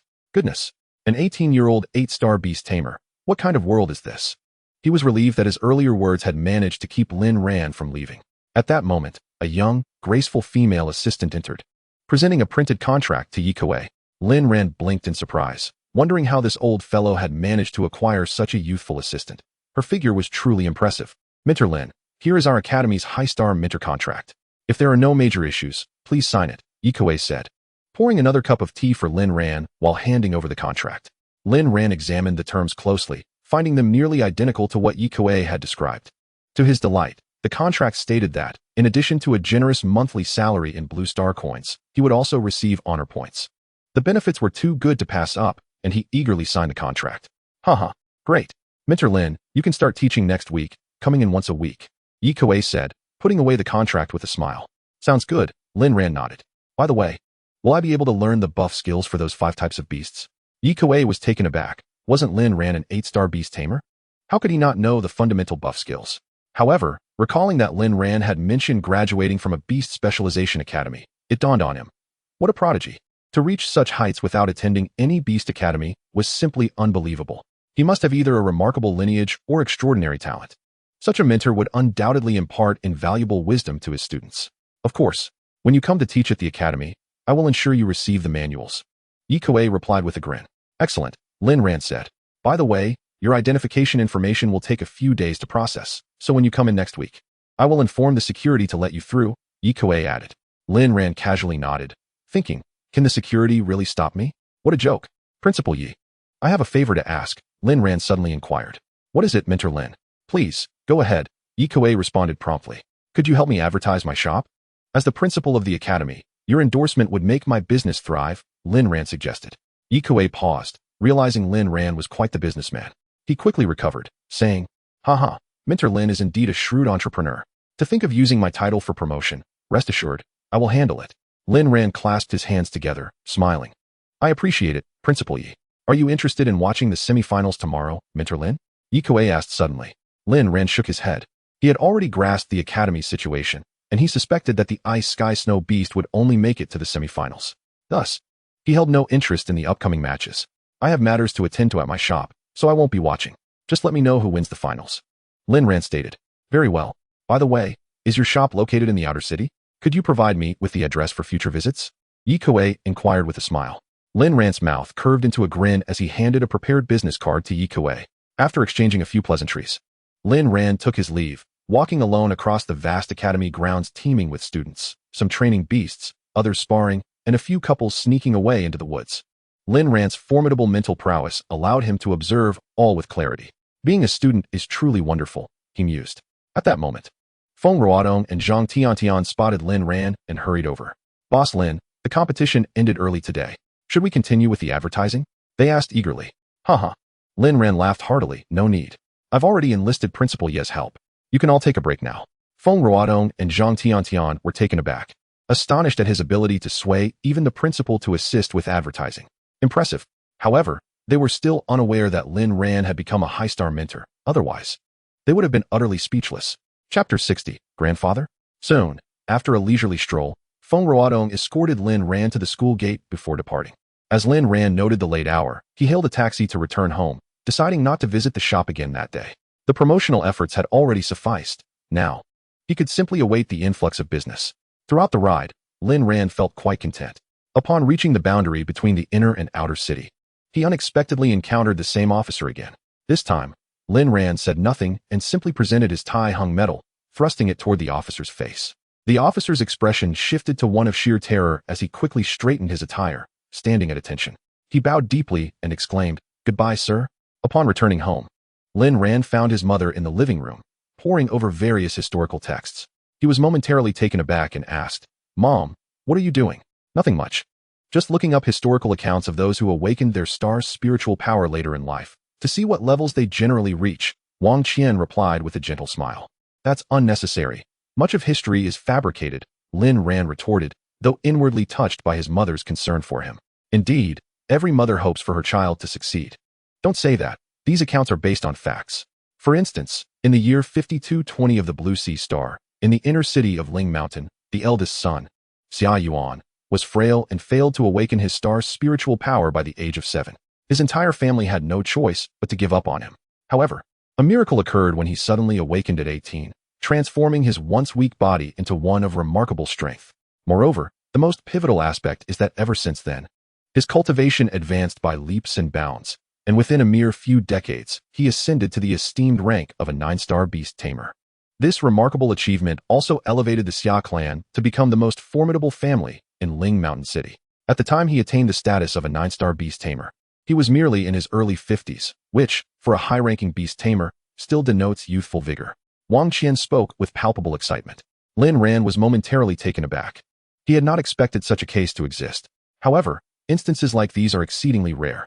In the general consensus, those who awaken their star spirit power later in life typically have multiple acupoints within their bodies that remain unactivated due to a lack of timely unblocking, rendering them incapable of reaching higher levels of cultivation, most often peaking at around 5 to 6 stars. 5,220 years. That's nearly a 4,000-year gap from our current year of 9,020. "It seems rather implausible," Lin Ran remarked with a wry smile. "I knew you wouldn't believe it. But never mind, I must tell you to dedicate yourself to your cultivation. In due course, I can leverage connections to secure you a position in the military." Wang Qian suddenly declared. "The military? Mother, when did you acquire such influential connections?" "I had no idea," Lin Ran replied, astonished. In Lin Ran's memory, he was well aware of his father's identity as a 6-star beast tamer employed in the treasure-seeking team of the outer city. His mother's identity, however, remained somewhat nebulous. He only knew she was also a 6-star beast tamer working alongside his father in the same treasure-seeking team, and they fell in love over time. Subsequently, a tragic incident occurred wherein his father was killed by a rampaging beast during a mission through a space-time rift, sacrificing himself. His mother sustained severe injuries. With nearly all her acupoints blocked, rendering her incapable of channeling any star's spirit power for the rest of her life. At that time, Lin Ran was merely 7 years old and had not awakened his star spirit power during the examination. Consequently, his mother had no choice but to release the beasts left behind by his father. As for his own beasts, they remained sealed within the beast space due to his inability to channel star spirit power. Now trapped for 11 years, he wondered if they were still alive. Mother, it seems you were part of the treasure-seeking team. How does that connect to the military? Lin Ran inquired. I indeed was not, but your grandfather was. He insisted that I join the military, but at that time, I had already devoted myself to your father. Upon learning he was part of the treasure-seeking team, I resolutely followed him. Wang Qian reminisced, a faint blush appearing on her pale face. Grandfather? Lin Ran was taken aback, having little recollection of this grandfather, only knowing he seemed to harbor an aversion towards him. Is he still alive? Doesn't he dislike me? Lin Ran asked with a bitter smile. Oh, it's not so much dislike. He simply feels ashamed to face you. When your father had his accident, he could have brought the perpetrator to justice, but unfortunately, that individual had a formidable background, and your grandfather was left with no choice but to let him go. For many years, he has felt too embarrassed to see you, and he has been too afraid to visit me. Wang Qian sighed deeply while seated on the sofa. No way, Lin Ran said with a bitter smile. Where is he now? He resides in the inner city with your uncle, Wang Qian replied. What? Another uncle? Lin Ran was in shock. What was happening today? It seemed like he had suddenly acquired numerous relatives. After your grandfather stepped down, your uncle took over his position as an 8-star beast tamer, currently serving in the 3rd team of the Inner City Special Operations Unit. He has always kept in touch with me and holds great affection for you. However, since you had not awakened your star spirit power, he couldn't take you under his wing for training. All these years, how do you think we, as a mother and son, have managed to live so worry-free in this outer city? Wang Qian chuckled. Oh, and you have a cousin who studies at the Xianzhong Beast Academy.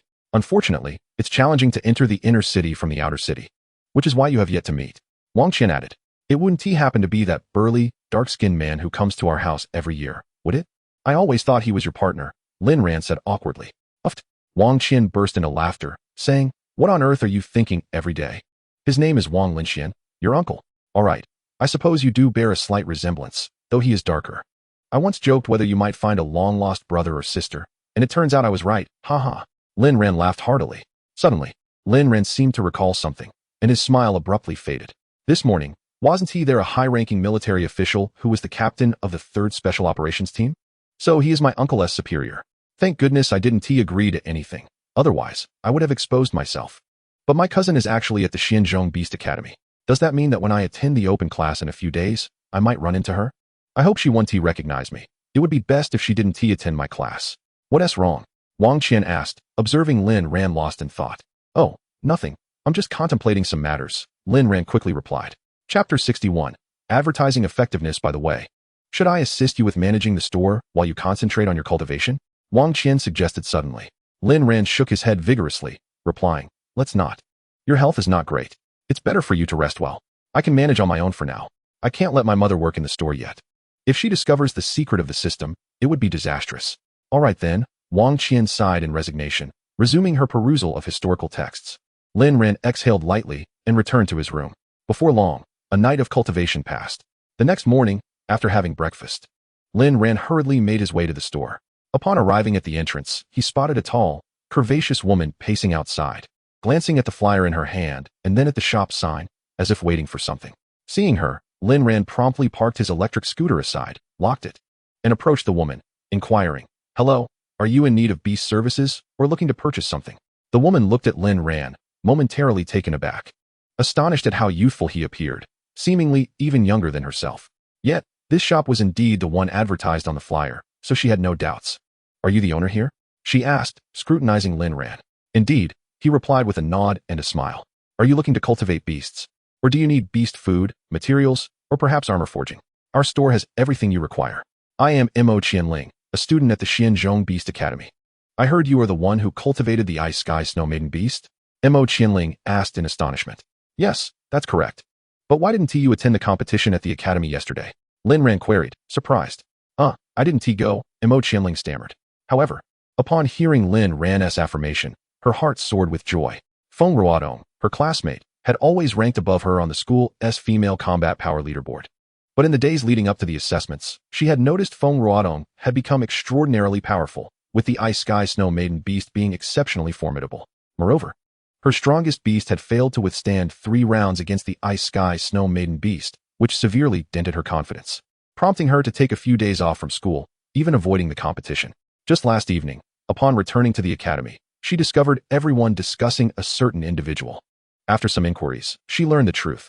The Feng Ruodong she had always overshadowed had risen to prominence thanks to a breeding shop called Ran Ran's Pet House. Thus, she had procured a flyer and followed the address to the outer city. As she caught sight of the shop, Imo Qianling found herself momentarily entranced. Here was a place capable of nurturing the Snow Woman beast into the Ice Snow Woman beast. It was rather inconceivable that such a modestly presented establishment could exist in the outer city. She had heard from friends that the proprietor was exceptionally young and highly likely an 8-star beast tamer, leaving her utterly astonished. I wish to cultivate extraordinary beasts. What is your fee? Will you be the one to nurture them? Imo Qianling inquired. Upon hearing this, Lin Ran maintained a composed exterior, but internally he was elated. The advertisement from yesterday had evidently made an impact. Even those who did not attend the competition were aware of it. It was simply splendid. He anticipated that once the competition concluded in a few days, business would flourish. Of course, I will handle the cultivation myself, and our fees are charged by the day. Lin Ran replied with a gentle smile. Charged by the day? Imo Qianling was taken aback. Although she was immensely surprised, her classmates would not deceive her. Moreover, Feng Ruodong had confirmed it herself yesterday. Upon further reflection, it seemed somewhat reasonable. Such powerful cultivation establishments typically had an array of peculiar rules. Very well. I wish to cultivate 3 beasts, she said eagerly. Certainly. Our fee is 100,000 for each beast, and currently, we can only nurture beasts of up to the 7th tier. Do you have sufficient funds? Lin Ran inquired, slightly taken aback. After all, it was rather improbable for a student to carry 300,000 with them. 100,000 each. Imo Qianling raised an eyebrow. Cultivating 3 beasts for a single day would amount to 300,000, a price that seemed exorbitantly high compared to ordinary cultivation shops. Yet, when considering the ability to nurture a formidable Ice Snow Woman beast, it felt almost a bargain. Inviting a master cultivator from the inner city would typically cost at least $1 million. This price is incredibly reasonable. Are you certain you haven't misspoken? Imo Qianling exclaimed. Lin Ran felt a pang of distress. Indeed, the inner city was rife with affluent individuals. To think that 300,000 could be deemed too cheap. If not for the system's prohibition on raising prices, he would have charged double. Our prices have always been set this way, he replied calmly. That is splendid. Please proceed with the cultivation of these 3, Imo Qianling said, her excitement palpable as she summoned 3 extraordinary beasts from her spatial pouch. One was a flame demon eagle, a 7th-tier bloodline beast with fire attributes, currently at the 4th tier. The second was a snow crystal butterfly, also a 7th-tier bloodline beast with ice attributes, and similarly at the 4th tier. The last was Imo Qianling's principal extraordinary beast, the multicolored silver ferret, boasting a tail adorned with 3 distinct colors. An 8th-tier bloodline beast with attributes in fire, wind, and water, extremely rare.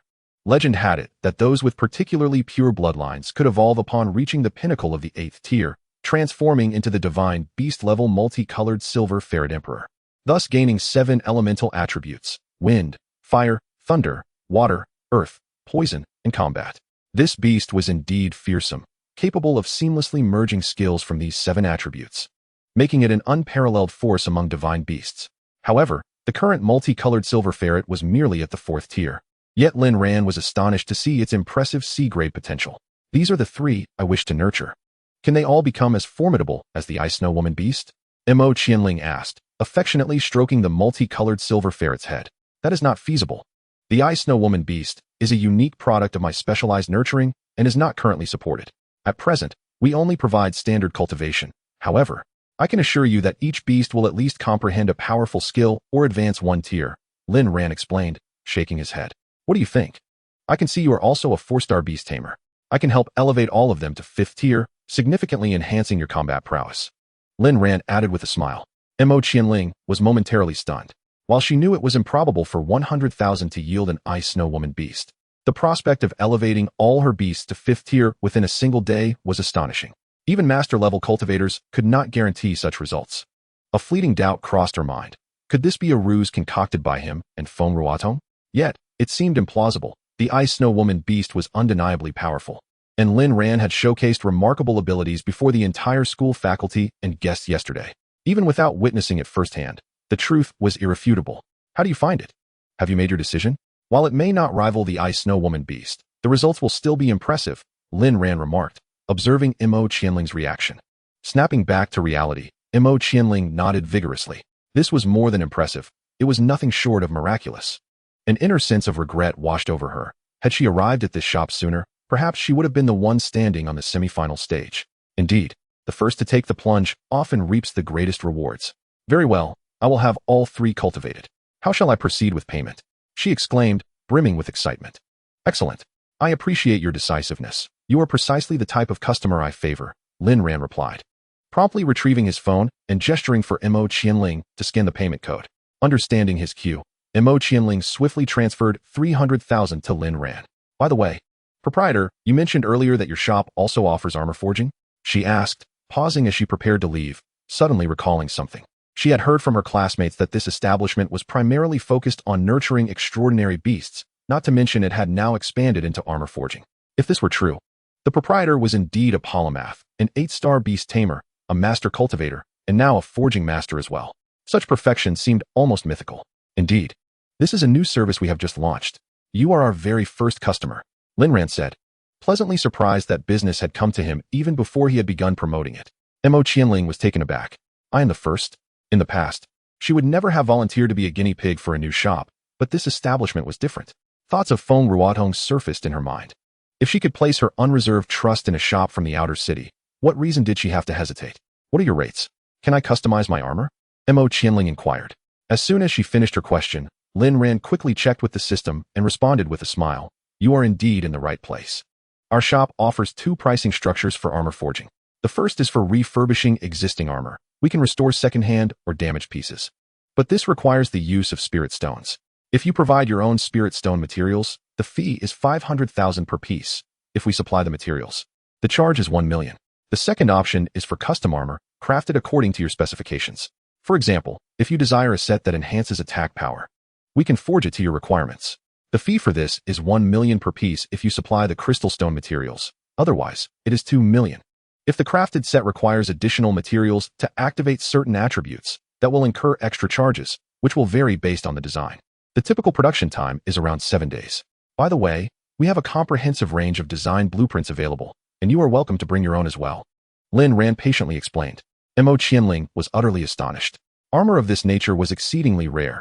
Very few students in the school possessed any, and those who did typically only had a few scattered pieces, hardly enough to constitute a complete set. Forging armor was an immensely challenging endeavor.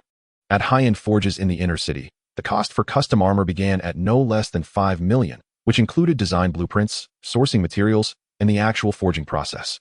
It could easily take several months, and encountering elusive crystal stones could stretch the timeline to a year or more. Though the refurbishment of battle armor may not require an extensive amount of time, the complexity of the task is significantly greater, and the fees are correspondingly high. It demands an unparalleled familiarity with the armor, and there can be no room for error during the forging process. Otherwise, the entire armor may collapse. In less severe cases, it may become irreparable, while in more grave instances, it could sustain damage rendering it unwearable. Consequently, most forging shops are reluctant to take on the task of refurbishing battle armor, as the risks far outweigh the rewards. And it is rare for individuals to return for such services, given the high likelihood of damage. It is often more prudent to forge anew. Upon hearing Lin Ran's words, Mo Qianling was left astounded and slowly remarked, Boss, you must be exaggerating. The custom battle armor at other forging shops starts at 5 million each. Your charges seem extraordinarily low, and you can even refurbish armor?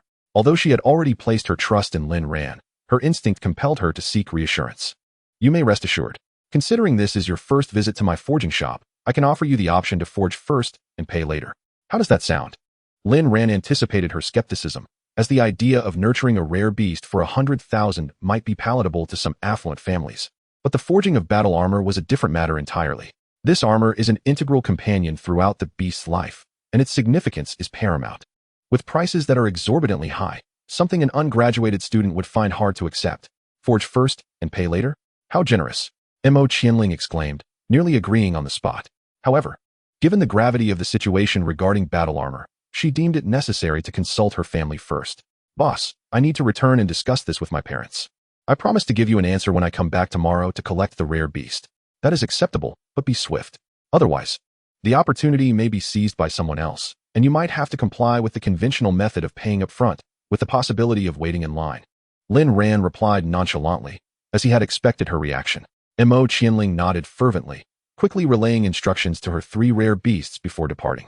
Although the 3 beasts were aware of their owner's command, they felt a pang of unease at her absence. However, upon following Lin Ran to the nurturing chamber, they were immediately captivated by the yellow nurturing platform, eagerly rushing in to bask in its comforting embrace. At this moment, Lin Ran did not need to retrieve the 2 rare beasts back into the beast space, as the Supreme Beast contract allowed him to summon them directly, regardless of their location. Suddenly, he recalled something and fell into contemplation. Could the Supreme Beast contract be the invention of the 5 most formidable human beings from the ancient era? Aside from them, it seemed there were no other Supreme Beast tamers in existence. After tidying up, Lin Ran settled into a chair at the counter, closed his eyes, and began his meditation. Is this the shop? It seems rather modest, and the decor is not particularly upscale. Could I have taken a wrong turn? No. I am certain this is the place. I have read that those reclusive masters often maintain an unassuming appearance. Moments later, Lin Ran heard a commotion at the entrance and opened his eyes to see a group of men and women at the door. The girl was petite, dressed in a light blue gown, peering inquisitively into the shop, while a robust man, approximately 6 feet tall, strode confidently inside. Is this the shop that nurtures the Ice Snow Maiden beast? Feng Hui surveyed his surroundings and remarked. Lin Ran's heart leapt with joy upon realizing that these 2 were likely from the academy. He promptly nodded and replied, Indeed, do you require nurturing services as well? Feng Qing, standing behind Feng Hui, broke into a smile upon hearing this. She turned to Lin Ran and said, My rare beast is quite formidable. Can you nurture it? Will the prices be exorbitant?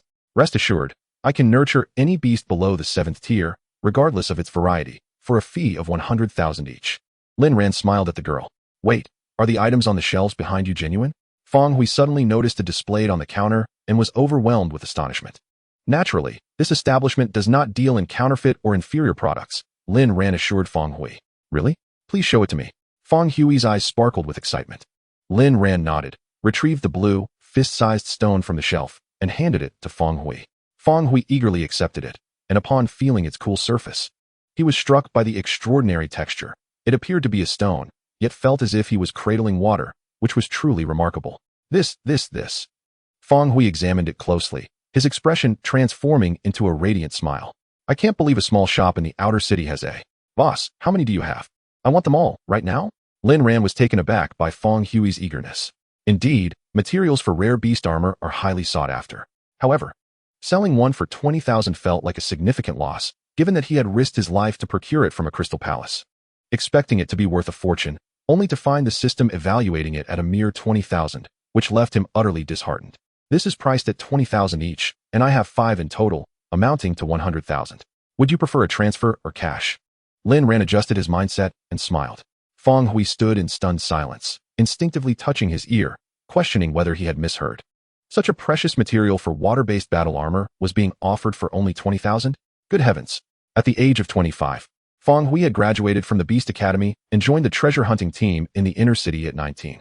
After nearly 6 years of perilous treasure-seeking expeditions through time-space rifts, he had only managed to save a modest sum. He had hoped to buy a second-hand set, but had yet to find a suitable option, and thus had no choice but to custom-make one, which was prohibitively expensive. His savings were barely enough for a single piece of water-based armor. Now, discovering the in a small shop at such a low price was astonishing. The 5 pieces together cost only 100,000. While the previous water-based armor he had forged had set him back over 300,000, with the alone consuming a significant portion of that budget. Boss, I want them all. I'll transfer the money to you right away, Feng Hui declared without hesitation, hastily retrieving his phone. Lin Ran smiled faintly as he pulled out his own phone, feeling a pang of regret within. You intend to forge a water-based battle armor, correct? We can also forge here. Would you be interested? After completing the transfer, Feng Hui happily gathered the 5 crystal stones, but suddenly exclaimed, Wait, you can also forge battle armor here? Isn't this a nurturing shop? This is our new service, currently available at an exceptional discount, Lin Ran replied. Noticing Feng Hui's evident interest. I see. Feng Hui hesitated for a moment, not out of disbelief, but because he had already paid a deposit at another shop, making it difficult to withdraw. He sighed, Boss, I've already put down a deposit at another place, and I may not be able to back out. Ah well. Lin Ran sighed in disappointment, murmuring, What a pity. Customizing a water-based battle armor here only costs 200,000, and since you need to provide your own materials, it's only 100,000. Such a shame, truly. What did you just say?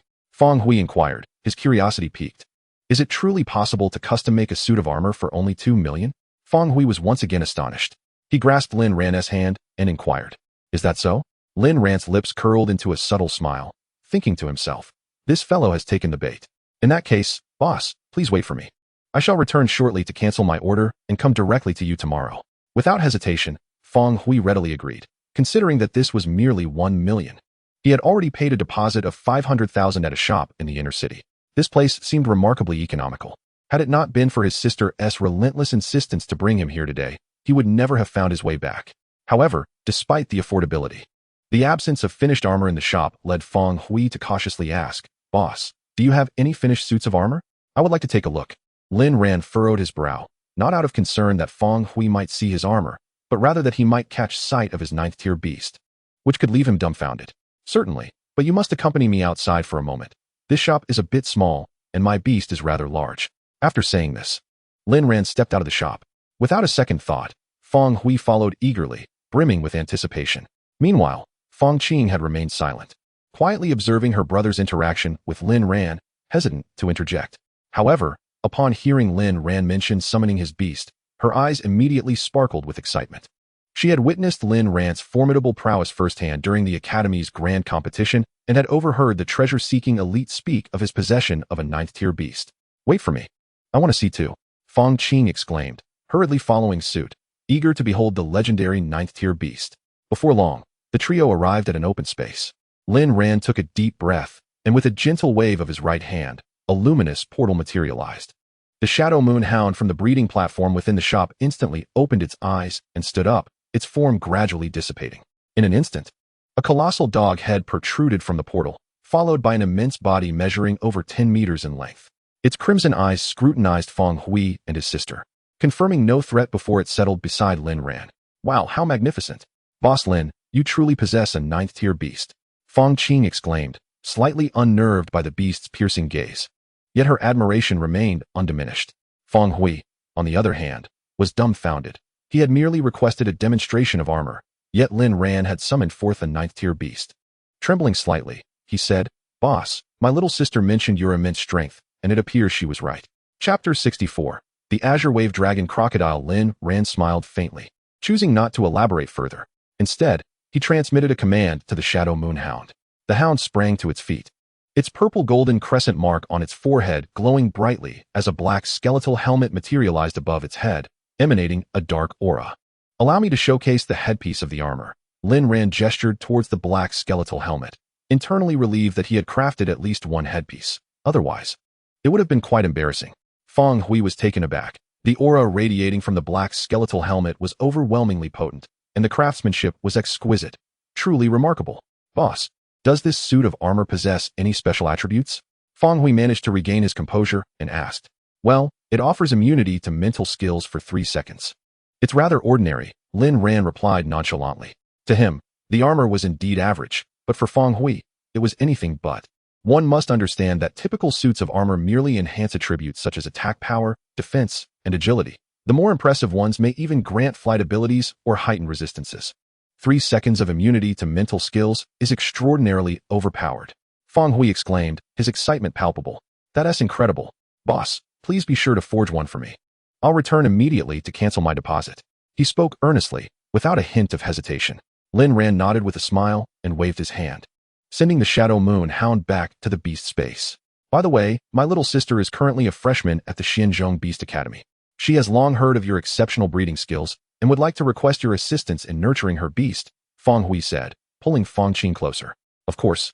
You mentioned it is a rather fierce beast. Let me see it, Lin Ran replied. Feng Qing, brimming with joy, quickly nodded and summoned a blue-scaled crocodile over a meter long, resembling a creature clad in armor, complete with a pair of dragon horns atop its enormous head, a most peculiar sight. This is it, the Azure Wave Dragon Crocodile. Its temperament is rather fierce, apart from me. No one else can handle it, Feng Qing said with a wry smile. Lin Ran was momentarily taken aback, reflecting on the caliber of individuals who could gain admission to the Xianzhong Beast Academy. This newly enrolled student possessed a beast with an 8th-tier bloodline. Such beasts were renowned for their formidable combat capabilities and belonged to the water element. However, they were notoriously aggressive and were among the most likely to attack humans in the wild, exhibiting a notoriously volatile temperament. Very well, Lin Ran nodded. This azure wave dragon crocodile appears to be in its juvenile form. Upon hearing Lin Ran's approval for its nurturing, Fang Qing was overwhelmed with joy. Initially, she had been elated to acquire this beast. But she soon realized a critical problem. This creature was excessively cold-blooded and could not accept training from anyone other than its master. Many breeding shops had refused to accept such beasts, and seeking a master breeder for home service was prohibitively expensive, leaving her with a juvenile that evolved at a sluggish pace. Yes, it remains in its juvenile form, currently at the first-tier upper level, Fang Qing replied promptly. Not a problem. Our shop charges 100,000 for beast nurturing, Lin Ran said with a smile. Only 100,000? Is that enough to nurture it into a creature like the ice celestial snow beast? Fang Qing asked, brimming with excitement. Naturally, that is not feasible. The ice celestial snow beast is a special case. However, rest assured, I can guarantee to nurture your first-tier beast into its growth form, achieving at least tier 3. Lin Ran confidently asserted, patting his chest. Internally, he felt a twinge of frustration. Every customer who visited seemed to expect their beasts to evolve into ice celestial snow beasts. In truth, that was merely an anomaly. Without the dragon goddess golden egg, the ice celestial snow beast would have remained an ordinary snow beast. Fortunately, all his breeding platforms had been upgraded to intermediate levels. While they were designed to nurture beasts from tiers 5 to 7, they were still more than adequate for beasts below tier 5. Creatures like this one at around tier 1 were easily manageable. All right, Fang Qing replied, slightly disappointed. Yet, upon hearing Lin Ran's subsequent words, her expression lit up with renewed hope. Really? That is acceptable, as she was only a 2-star beast tamer. If the azure wave dragon crocodile were to be nurtured into a tier 3 growth form, it would be ideally suited for her. Moreover, if he could nurture the ice celestial snow beast to such a terrifying state, surely her beast wouldn't be far behind. How long will it take to complete? Fang Qing inquired eagerly. Just one day, Lin Ran responded. One day? My goodness, are you serious, boss? Fang Qing exclaimed, her face a mask of astonishment. Fang Hui, hearing Lin Ran's words, was equally taken aback. Such breeding skills, transforming a first-tier azure wave dragon crocodile into a tier 3 growth form within a single day, was simply unheard of. Our establishment prides itself on honesty and integrity. You need not worry. If the nurturing is not successful by the time you return tomorrow, I shall waive all fees. How does that sound? Lin Ran replied with a calm smile. That's wonderful. I trust you. Upon hearing Lin Ran's unwavering confidence, Fang Qing felt an overwhelming joy swell within her. She promptly communicated with the Bai Lang long crocodile behind her, whose previously languid gaze transformed into a fierce glare, fixated intently on Lin Ran. Embarrassed, Fang Qing remarked, I apologize. This extraordinary beast has such a temperament. However, rest assured, my boss, I have instructed it not to harm you. Not at all. It's of no concern, Lin Ran replied, unperturbed. After all, who would fear a beast when they dare to run a beast cultivation shop? I am eager to see just how fierce it truly is. With a calm demeanor, Lin Ran approached, attempting to stroke the creature. The Bai Lang long crocodile immediately tensed, its blue armored scales standing on end, its massive maw slightly ajar, poised to strike at any moment. Startled, Lin Ran recognized the difficulty of handling such a beast. It was no wonder she had mentioned that no cultivation store would dare accept this order. Nevertheless, Lin Ran stood resolute, letting out a cold snort as an immense surge of stellar energy erupted from within her, manifesting faintly as she cast a cold glance at the Bai Lang long crocodile. The creature, which had been prepared to attack, suddenly wilted, its armored scales dissipating into softness, its eyes averted from Lin Ran in submission. Now that is more like it, Lin Ran said, dissipating her stellar energy and gently caressing the beast. Fang Qing stood in astonishment, utterly bewildered by the sudden change in the creature's demeanor. Just moments ago, it had been on high alert, and now it appeared so compliant. Fang Hui, on the other hand, was filled with trepidation. The sheer magnitude of Lin Ran's stellar energy during that brief moment had far exceeded his expectations, and the outer layer of pale blue armor was indeed a manifestation. This is a master. Fang Hui swallowed hard as he gazed at Lin Ran. Well then, I assume you two have no further business here? Let us proceed with the payment, Lin Ran said with a smile. Fang Hui, suddenly coming to his senses, hurriedly retrieved his phone and transferred 100,000 to Lin Ran. Subsequently, they bid farewell and left in high spirits. Chapter 65, Dream-Eating Beast. All right. Let us return to the shop, Lin Ran instructed the Bai Lang long crocodile as the two departed. The creature dared not resist, nodding obediently as it followed Lin Ran's lead. Moments later, they arrived at the shop, where Lin Ran placed the Bai Lang long crocodile onto the cultivation platform. As expected, it reveled in the experience, initially deterred by Lin Ran's prowess, but now completely relaxed, luxuriating on the platform. Simultaneously, Lin Ran activated the last cultivation platform, placing the Annihilation Thunder Tiger within. Thus, all 5 platforms were filled, costing a total of 50 points. Lin Ran began tallying the day's earnings. The earlier transaction with the girl yielded 300,000, and selling 5 pieces of Mystic Water Crystal brought in another 100,000, along with the Bai Lang Long Crocodile's 100,000.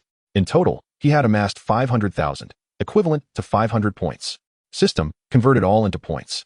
Lin Ran exclaimed joyfully. Soon, his point balance in his mind swelled to 1290 points. At that moment, Lin Ran cast a glance at the nearby hatching pool, feeling a surge of excitement. When the shop upgraded to level 2, the system had mentioned that the hatching pool had undergone optimization. He wondered if the chances of a successful hatch had improved. Most importantly, his Dragon God golden egg remained here, and perhaps this hatching pool could yield something extraordinary?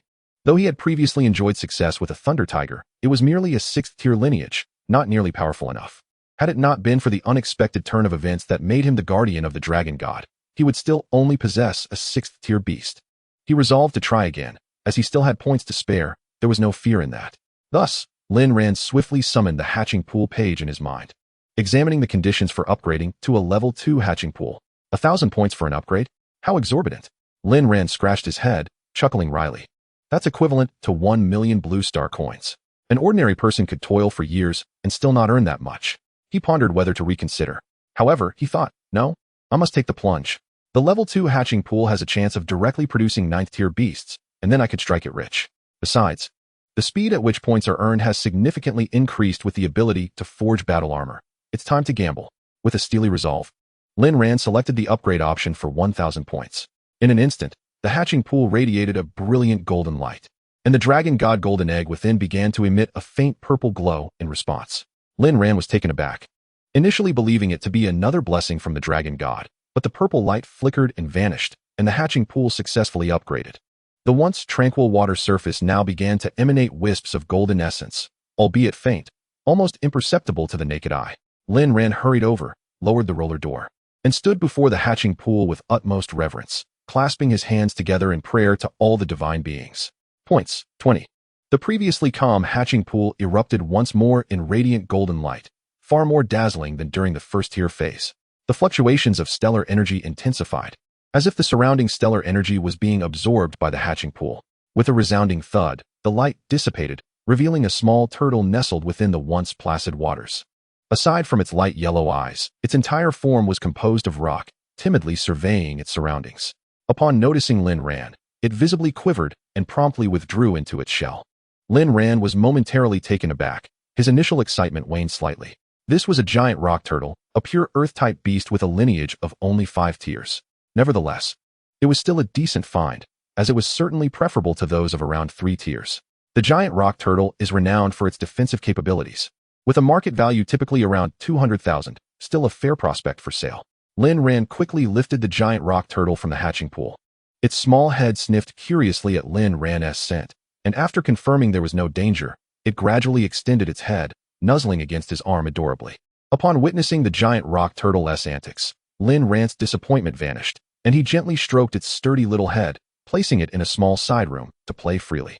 This room had become available following the shop's upgrade to level 2, and Lin Ran converted it into a playroom for extraordinary beasts, stocked with ample food for customers to select as needed. Let us try once more. Lin Ran recalibrated his mindset and promptly paid another 20 points. Once again, the hatching pool began to concentrate a dense stellar energy, the dazzling golden light pulsating as Lin Ran eagerly watched the transformations within. With a loud bang, the golden light gradually faded, revealing the first sight of a black-eared, black-eyed bear-like beast. Lin Ran felt a surge of excitement. Bear-like creatures often possessed formidable strength and combat prowess. The creature stretched lazily and slowly crawled out, its entire form coming into view. Aside from its black ears and eye rims, its limbs were also black, while its face and belly were white, sporting a round little tail. Lin Ran was momentarily stunned. Is that a panda? No way, he exclaimed, hastily activating the pet appraisal device. Infant dream-eating beast. Attributes, combat type. Level, first tier upper class. Skills, bear paw body slam. Qualification, C. Rating, 20. A dream-eating beast? An 8th tier lineage beast? Lin Ran's astonishment quickly transformed into indescribable joy. The Dream Eater. A creature of remarkable rarity on Blue Ocean Star, boasts an 8th-tier lineage and possesses a singular attribute, mastery of the combat arts. However, this extraordinary beast differs from its 8th-tier counterparts. During its juvenile phase, the Dream Eater is exceedingly fragile, exhibiting limited combat prowess, arguably even weaker than the Orange Shadow Cat. Moreover, it is notoriously slothful, often sleeping for entire days, which makes its survival particularly challenging, one of the key reasons for its scarcity. Consequently, many beast tamers shy away from this 8th-tier creature, as nurturing it proves to be an arduous task. Who can endure a beast that sleeps incessantly? Yet, there are those undeterred by its challenges, recognizing its potential as an 8th-tier entity. They expend tremendous effort in attempting to cultivate the Dream Eater, only to find it still slumbering upon summoning. Thus, these creatures are primarily appreciated for their beauty rather than being employed as primary combatants. Chapter 66. A boon can also be a burden. Is this truly a beast that will perpetually slumber? Lin Ran mused. At that moment, the Dream Eater lay in the incubation pool, its dark eye sockets contrasting with its large, brown eyes, lazily observing Lin Ran. Unlike the vigilant rock turtle, it yawned, its eyelids drooping in a sleepy struggle before succumbing to slumber once more. Lin Ran cradled it in his arms, examining it with great affection. Although he secretly hoped to hatch a 9th-tier beast, the probability seemed exceedingly slim. Even after optimization and upgrading to level 2, the odds were nearly insurmountable. Having attempted the process only twice, the emergence of an 8th-tier beast was already a delightful surprise. Everyone perceives you as a mere slothful 8th-tier beast. Yet how few know of your true might. Lin Ran thought with a satisfied smile, gently stroking the Dream Eater's fluffy head. He had long familiarized himself with the beast's details and understood that the reason for the Dream Eater's 8th-tier status lies in its formidable innate skill, counterattack from the abyss. This skill is instinctively mastered upon reaching adulthood and, in moments of extreme rage, allows the creature to temporarily lock its physical strength, resulting in a dramatic surge in attack power while rendering it nearly immune to all physical assaults. As a creature of the bear lineage, its destructive potential is staggering, and when combined with this skill, it can even withstand the onslaught of 9th-tier beasts. This explains why some tamers are willing to invest any resources to cultivate a Dream Eater, despite the considerable challenges involved. The most formidable phase in the Dream Eater's development is from its juvenile to adult form, during which it enters a prolonged state of sleep, sometimes for days without waking, refusing sustenance in the process. However, this phase affords a significant advantage. Dream Eaters boast extraordinarily long lifespans, often exceeding 500 or 600 years. In the wild, they rely on their longevity to gradually break through limitations.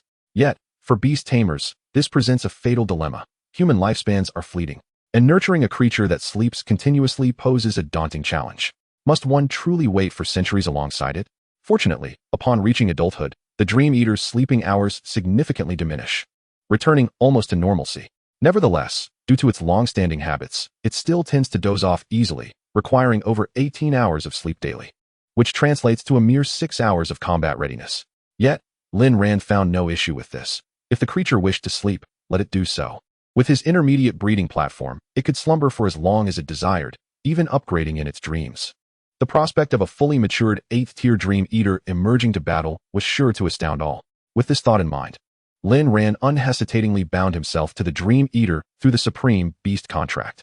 As the astral energy flowed into the creature's brow, Lin Ran felt an additional twinkling point manifest in his mental cosmos, accompanied by a new consciousness, one that radiated languidness and drowsiness.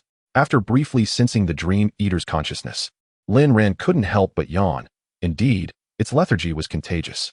All 5 breeding platforms are occupied, Lin Ran remarked sheepishly, scratching his head. Had he known, he wouldn't have attempted to place the Annihilation Thunder Tiger there. Oh well, you can rest in this small room for now. When a platform becomes available tomorrow, I shall prepare one exclusively for you. With a gentle stroke of its head, he placed the Dream Eater in the adjacent room.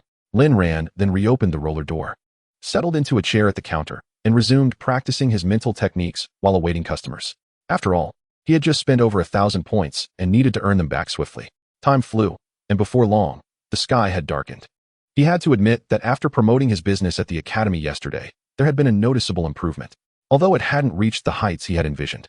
The results were commendable. He had garnered nearly 800,000 blue star coins throughout the day, primarily from selling high-quality beast food and rare materials. Just moments ago, several students had approached him for assistance with breeding, but alas, the platforms were full. Moreover, the academy was currently engaged in a year-end competition, Once the contest concluded, there would likely be even more patrons. The thought of this made Lin Ran feel a pang of frustration. His establishment had only 5 breeding platforms. With one dedicated to the iron-eating beast, he could only accommodate 4 orders daily, translating to a maximum of 400,000 Blue Star coins. The profits from selling beast food and materials were modest, and the most lucrative forging services were beyond the student's financial reach. It seemed imperative to find a way to expand his operation. 1,000 points to expand a breeding platform? That's exorbitant. Lin Ran lamented as he examined the requirements for expansion. With his current points and the 80,000 Blue Star coins converted to points, he barely had enough for one upgrade. System, are there no other methods for breeding beasts? The host may opt for manual breeding. Akin to the initial process with the orange shadow cat, the system replied. Manual breeding? Isn't that cumbersome? I would need to enter a separate dimension. And each entry costs 500 points. Plus, dimensional fragments are notoriously unstable. I can't afford to leave my shop now that business is picking up. Lin Ran silently grumbled. At the host's request, the substitute function may be activated, the system stated coolly. Huh, what do you mean? A replica identical to the host can be created, allowing it to enter the dimension for breeding beasts or gathering materials. Lin Ran was taken aback, then his excitement surged. How convenient. Is it free? It incurs a fee of 10 points per use, with a maximum of 3 beasts permitted per entry, the system clarified. That's manageable. Lin Ran exhaled deeply, contemplating the brilliance of the substitute function. It meant he could simply select a dimension each day and send the substitute in with beasts, effortlessly breeding them and gathering various materials, a truly advantageous arrangement. If the fragment of the dimension selected isn't favorable and I wish to exit midway, will the substitute vanish? Lin Ran inquired. Indeed, so the host should proceed with caution, the system responded indifferently. Lin Ran shook his head in resignation, realizing that the points for entering a fragment of the dimension had increased from the usual 10 to 20. Just moments ago, he had thought the system was becoming less troublesome, only to find that he had been overly optimistic. Sighing, he decided it was getting late and resolved to return home for the day. He muttered a few words to himself, packed up his belongings, locked the door, and headed back. Chapter 67. Cultivating the extraordinary. The following morning, before Lin Ran even arrived at the shop, 2 individuals were already standing at the entrance. Are you here for cultivation as well? Mo Qianling, who had arrived early, was surprised to see a couple who had come even earlier than she had. Indeed. Fang Qing nodded, responding, Sister, are you also from the Xianzhong Exotic Beast Academy? You look so familiar. Yes, Mo Qianling replied with a smile. The two began chatting as they awaited Lin Ran's arrival. Ah, you're all here so early. Lin Ran arrived and greeted them promptly. Where's your brother? Didn't he come? Lin Ran felt a tinge of disappointment upon noticing only Fang Qing's presence, as he had promised to come and forge today. He had an urgent matter with the treasure hunting team and couldn't make it. But don't worry, he refunded the deposit yesterday. So he should come looking for you in the next few days, Fang Qing said with a smile. Lin Ran nodded, maintaining his composure as he unlocked the shop door. Please wait a moment. I'll retrieve your exotic beast soon, he said before stepping into the adjacent cultivation room. As expected, all 4 exotic beasts were sound asleep, except for the cataclysmic thunder tiger, which sensed Lin Ran's presence and became exceedingly excited, continuously calling out. Oh, you've leveled up. Lin Ran felt the tiger's excitement and quickly reached out to pat its head, saying, Impressive, you've reached the 6th tier so swiftly. However, for the next few days, you and Air Bao cannot remain here. We'll take you to the dimension fragments for training instead. The cataclysmic thunder tiger nodded obediently and ran into the light portal Lin Ran had created. After retrieving the cataclysmic thunder tiger, Lin Ran promptly used the pet appraisal device to check the changes in the exotic beasts from yesterday's customers. Mo Qianling's flame demon eagle had evolved to a lower 5th tier and had comprehended a skill, Meteor Fire Ring. Unfortunately, the snow crystal butterfly had not gained any skills but had reached the upper 5th tier, while the radiant silver ferret had undergone a more significant transformation.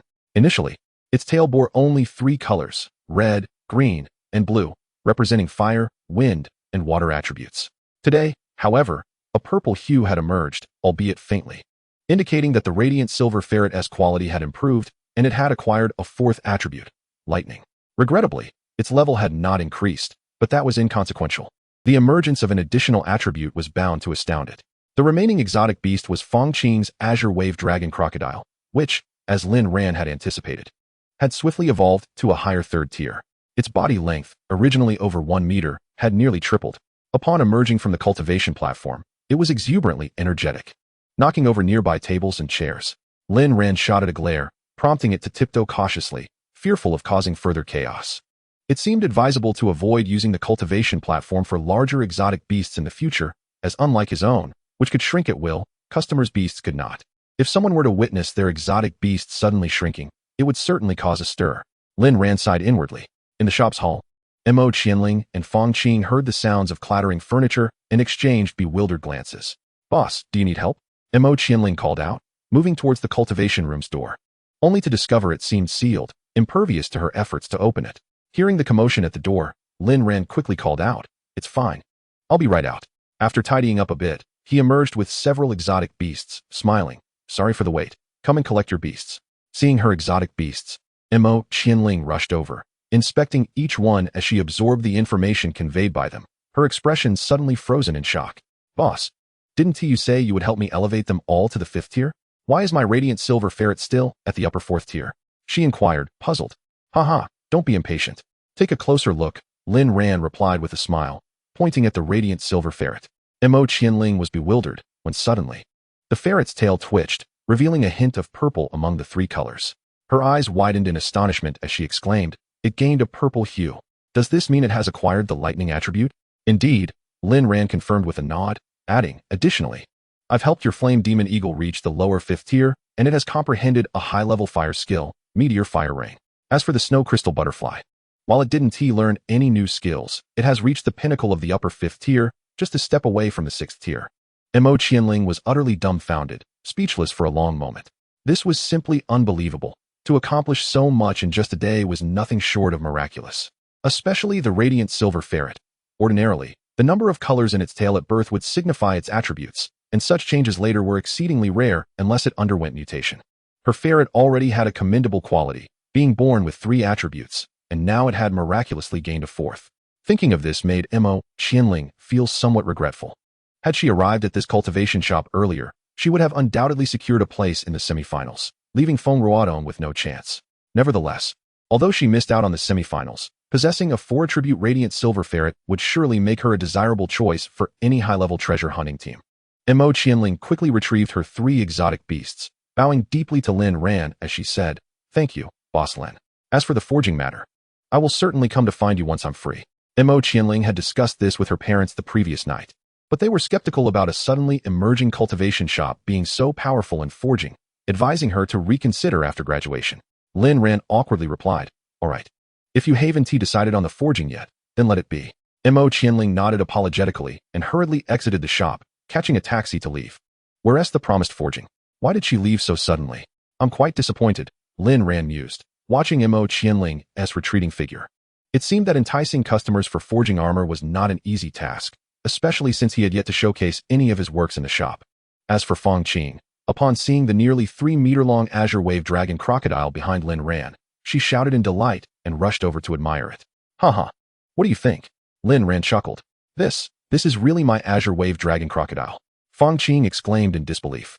Without the contract connecting her to the exotic beast, she would hardly have recognized it. Not only had its body lengthened to nearly 3 meters, but its armor-like blue scales had also become incredibly sharp, even sprouting barbs. Its head resembled that of a dragon more and more, and the 2 dragon horns on its forehead had elongated by several inches, exuding an impressive aura. "Of course, I help you cultivate it to the 3rd tier growth stage. Such a transformation is only to be expected. If this azure wave dragon crocodile were to reach full maturity, it would exceed 10 meters in length, resembling a terrestrial dragon." "Haha, how could a girl like you possibly tame such a ferocious exotic beast?" Lin Ran chuckled from his seat. "Why can't a girl tame such an exotic beast?" "I think it's quite magnificent," Fong Qing replied, lovingly stroking the head of the azure wave dragon crocodile. "Well, all right then." Lin Ran awkwardly chuckled a few times and said, "I have fulfilled my promise. It has now reached the pinnacle of the 3rd tier and has comprehended a powerful water-based skill, the extreme water armor. You must be aware of just how formidable this skill is." Fong Qing was already quite astonished, but upon hearing Lin Ran's words, her pupils widened in shock as she exclaimed, "Extreme water armor? You've nurtured it from a 1st-tier juvenile to a 3rd-tier adult in just one day, and it has even grasped the high-level water skill." Lin Ran nodded with a smile. Then, filled with excitement, she grasped Lin Ran's hand and said, "Boss, you are truly remarkable. I'll give you an extra 100,000. Could you help me nurture it for just one more day? Or, if it's too troublesome, I'll just pay for a monthly package. How about 3 million? Upon hearing her words, Lin Ran felt a rush of exhilaration. A monthly payment of 3 million would directly grant him 3,000 points. It was simply delightful. Just as he was about to agree, the system's voice echoed in his mind. Our establishment treats every exotic beast with fairness and justice, and we do not permit clients to nurture the same beast for an entire month. Additionally, a single exotic beast can only be nurtured every other day. Come on, are you trying to cut off my source of income? 3,000 points. Do you have any idea how long it will take me to accumulate that? Lin Ran exclaimed, agitated. Even if I agreed to let this exotic beast enjoy a month of nurturing, have you considered whether this little girl can handle it? After a month, it could very well reach the peak of the 7th tier. Do you think a second-star beast tamer can manage that? The system coldly rebuffed Lin Ran. Lin Ran was taken aback. Indeed, he had momentarily lost his composure and overlooked the most crucial detail. Fong Qing was currently only a second-star tamer. A third-tier Azure Wave Dragon Crocodile was already beyond her limits. If he carelessly nurtured it for a month, it could become uncontrollable, potentially leading to another incident like that with the Ice Sky Snow Beast. Moreover, the Azure Wave Dragon Crocodile was decidedly more vicious than the Ice Sky Snow Beast. Should it go berserk, the consequences would be unthinkable. Remembering his mother's words about how his father had perished due to a teammate's exotic beast going wild, Lin Ran clenched his fists. It was imperative to ensure that the exotic beasts he nurtured never lost control. He could not allow history to repeat itself. Seeing Lin Ran lost in thought, Fong Qing asked, "Boss, have you made your decision?" Suddenly roused from his reverie, Lin Ran replied softly, "Our establishment does not support monthly packages." "Really? Is it because the payment is too low? I can increase it." Fong Qing replied, somewhat disappointed. "This isn't about the money. It's about whether you have the capability to control the Azure Wave Dragon Crocodile after a month of nurturing. Please come back once your strength has improved," Lin Ran stated directly. Fong Qing was momentarily taken aback. Glancing at the Azure Wave Dragon Crocodile beside her, her cheeks flushed. She realized that she had indeed been overly excited and had forgotten that she was merely a second-star beast tamer. Currently, managing a third-tier Azure Wave Dragon Crocodile was more than sufficient for her needs. There was no necessity to forcibly elevate its strength. With a newfound respect, she looked at Lin Ran, who she had initially thought was as money-hungry as the rumors suggested. Now, she recognized his selflessness in refusing 3 million outright, which was profoundly admirable.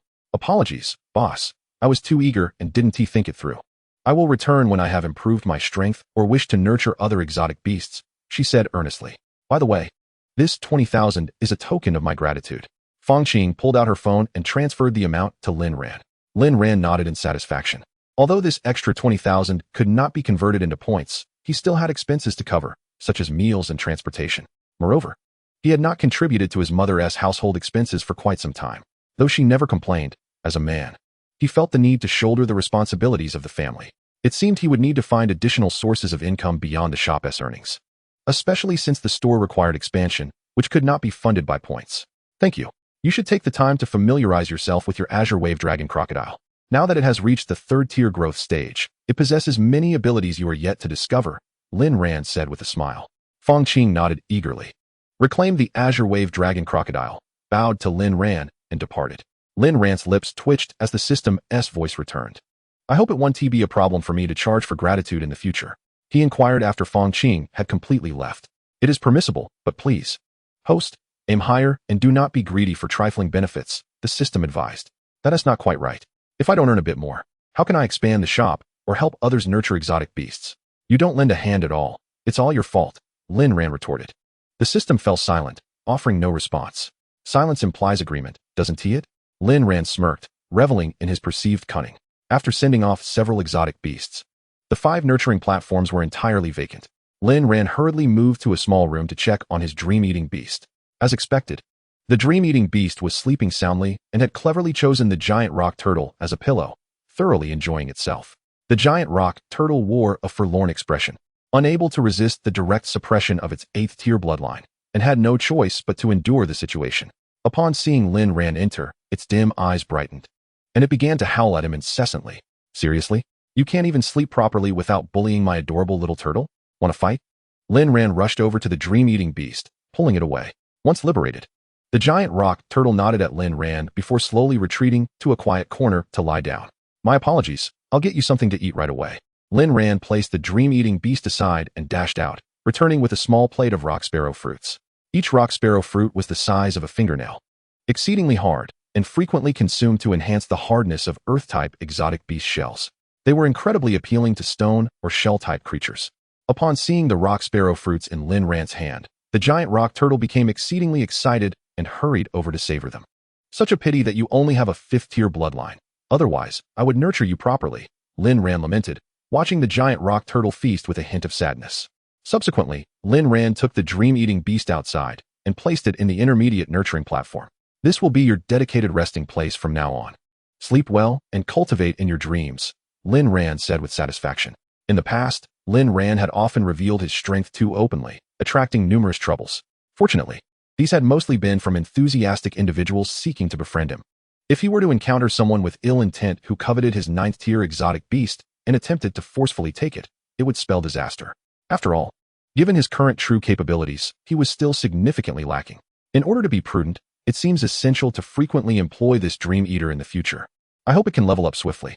After completing all these tasks, Lin Ran, as per his usual routine, sat quietly on the stool at the counter, practicing his spiritual consciousness technique.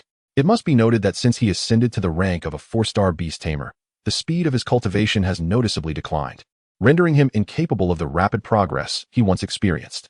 The pale blue energy enveloping him has only 1/3 been fully transformed into a resplendent blue-golden hue, and it appears that several of his acupoints are significantly blocked, causing Lin Ran considerable distress.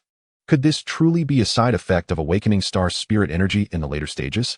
It is said that certain acupoints become obstructed during this phase of awakening, and to his surprise, it seems to be true. Lin Ran sighed helplessly. However, this did not deter him. Instead, it only strengthened his resolve. With the aid of his spiritual consciousness technique, he firmly believed that he could unblock these acupoints. Time flew by, and noon was fast approaching. Lin Ran hurriedly dashed to a nearby small eatery to grab a takeout meal and return to the shop to eat. At that moment, 3 gentlemen arrived at the entrance of Lin Ran's store, glanced around, and strode in confidently. Lin Ran looked up in astonishment. Were these not the individuals mentioned by Feng Ruodong just days prior, who were ranked on the Academy's male combat strength leaderboard? The leader among them was none other than Chen Xian, ranked 7th. Quickly wiping his mouth, Lin Ran greeted them with a smile. "Gentlemen, how may I assist you?" Chen Xian produced a flyer from his pocket, stating, "Is this the establishment mentioned in the flyer? It pales in comparison to the nurturing shops in the inner city." Such remarks are unwarranted. Though small, our establishment is fully equipped, and we pride ourselves on our first-rate nurturing techniques. Several of your Academy's members visited just yesterday. Lin Ran replied with a smile. "Someone has already visited?" Chen Xian inquired, astonished to learn that members of the Academy had acted so swiftly. "Indeed. They left not long ago," Lin Ran confirmed. "I heard from Feng Ruodong that your nurturing services are based on a daily rate. 10,000 a day?" Chen Xian asked. Lin Ran shook his head, clarifying, "Not quite. Our shop charges per session, 10,000 per nurturing session, and I assure you, the results will be to your satisfaction." "That is quite expensive. My monthly allowance is only 10,000. It would all be consumed," remarked a young man in a yellow shirt behind Chen Xian.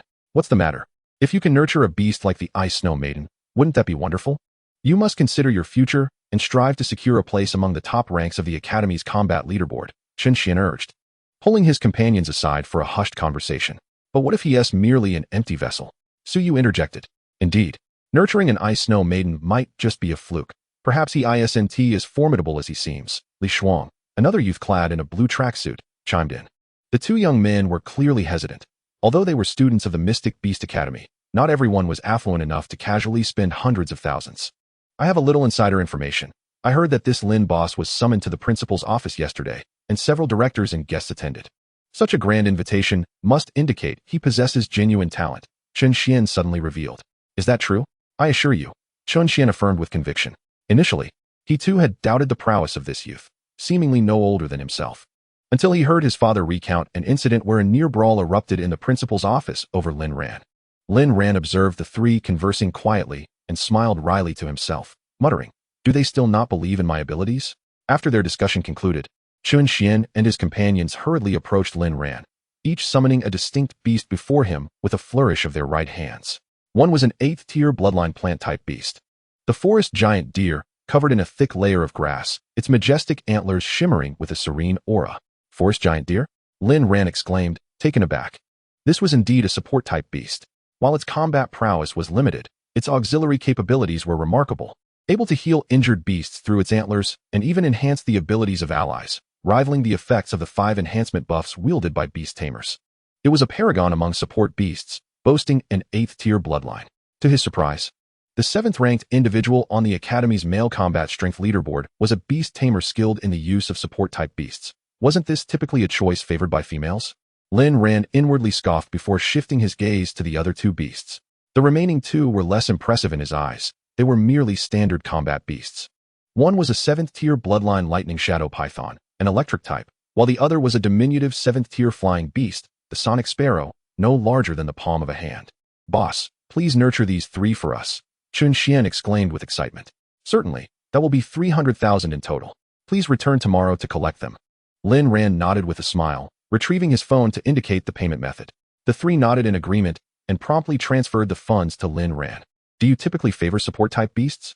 Lin Ran inquired after receiving the payment. Not exactly. My parents advised me to use support-type beasts, as they offer protection on the battlefield. Chun Xian replied with an awkward smile. His father specialized in support-type beasts and had navigated the perils of the Longwei treasure hunting team for many years with minimal injury. Hence the insistence on his son adopting a similar strategy. Quite rare indeed, but rest assured, I will ensure their nurturing is handled with utmost care. Lin Ran said with a smile, feeling a newfound respect for this young man. Generally, boys of such age are fervent and prideful, especially considering his admission to the city's premier Beast Academy. Yet here he was, willingly opting to support his peers, a truly commendable mindset. Chapter 70, Substitute Service. All right. I shall leave it in your capable hands, boss, Chun Xian said before preparing to depart. Wait, please leave your contact information for convenience. Lin Ran called out to Chun Xian. Sure, Chun Xian nodded and provided a string of numbers before bidding farewell and leaving. Su Yu and Li Shuang followed closely behind. I hope the nurturing goes well. Otherwise, my entire month's allowance will be wasted, Su Yu lamented. We'll find out tomorrow. There's no need for concern. Chun Xian reassured her nonchalantly. Very well, she replied. Once the trio departed, Lin Ran smiled slightly. He initially intended to place the 3 beasts in the intermediate nurturing platform. But suddenly an idea struck him. Why not try substitute nurturing and see how effective it would be? The time available for the dimensional fragment was 3 days, which translates to 6 hours in real time, sufficient to conclude the nurturing early. Moreover, based on Lin Ran's past experiences, nurturing within the dimension would undoubtedly yield better results than on the nurturing platform, as it involved relentless battles, deaths, and the growth that ensued from such experiences. Feeling a particular affinity for Chun Xian, Lin Ran resolved to assist him with a session in the dimensional fragment. He quickly summoned the dimensional rift interface in his mind, setting aside the 5 super dimensions above and scrutinizing the various dimensional fragments below. It is a creature of the botanical realm. Perhaps selecting a fragment from the dimensional realms of wind, forest, sea, and mountain. Lin Ran muttered to himself before continuing to scroll down the page. Dimension fragment number 66. This one should suffice. I sincerely hope it lives up to its reputation of being a 666. After cheerfully selecting this dimensional fragment, Lin Ran spoke. System. This is how the doppelganger function should be utilized. The system's voice resonated, initiating the doppelganger function for the host. Activation successful. You may select it from the dimensional rift page. Soon, an option to check the doppelganger appeared in the lower right corner of the dimensional rift interface within Lin Ran's mind. How convenient. Lin Ran exclaimed with delight as he checked the doppelganger function and subsequently clicked on the 66th dimensional fragment, activating the 66th wind, forest, sea, and mountain dimensional fragment while simultaneously initiating doppelganger mode, commencing duplication of the host. At that moment, a beam of golden light materialized, circling around Lin Ran and gradually revealing a spectral figure before him. Simultaneously, he sensed an additional point of light appearing in the starry map within his mind. Lin Ran immediately understood that the consciousness of this doppelganger would be linked to his own, allowing him to be aware of everything occurring within that dimension at any time, while also able to command it. It was remarkably similar to the creatures themselves, and this doppelganger seemed to inherit a majority of its wisdom and abilities, requiring only a general direction from Lin Ran to take action, directing the creatures in battle and training. Extremely convenient indeed. What a remarkable tool. Once the business in the shop flourishes, this doppelganger will undoubtedly prove invaluable. Lin Ran mused as he pinched the doppelganger's face, only to discover it felt rather unpleasant, akin to rubber, lacking warmth, and its eyes were utterly vacant. Please select 3 creatures, the system prompted. Lin Ran pointed to the 3 creatures behind him, saying, these 3 will do. Finding successful. Activation of the 66th dimensional fragment completed. Doppelganger ready for deployment. Shall we depart immediately? Without hesitation, Lin Ran nodded in agreement. At that moment, The previously vacant eyes of the doppelganger suddenly sparkled with life, exuding an aura identical to Lin Rant's own. The three creatures nearby momentarily stared blankly before rushing towards the doppelganger, following its lead into the dimensional fragment. How incredibly convenient. Lin Ran repeatedly nodded in approval. As the doppelganger and the three creatures entered the dimensional fragment, information flooded into Lin Rant's mind. He promptly issued a command: train vigorously while also gathering food and materials for the creatures. Almost instantaneously, a response came back from the doppelganger, prompting a smile from Lin Ran. His fortune seemed favorable this time. The 66th dimensional fragment was an immensely vast forest, teeming with countless creatures, making it an ideal location for cultivation. Did those three creatures just sign a temporary contract? Lin Ran suddenly inquired of the system. Indeed, a temporary contract has been established with the doppelganger for ease of nurturing, the system explained. Will their original owner notice?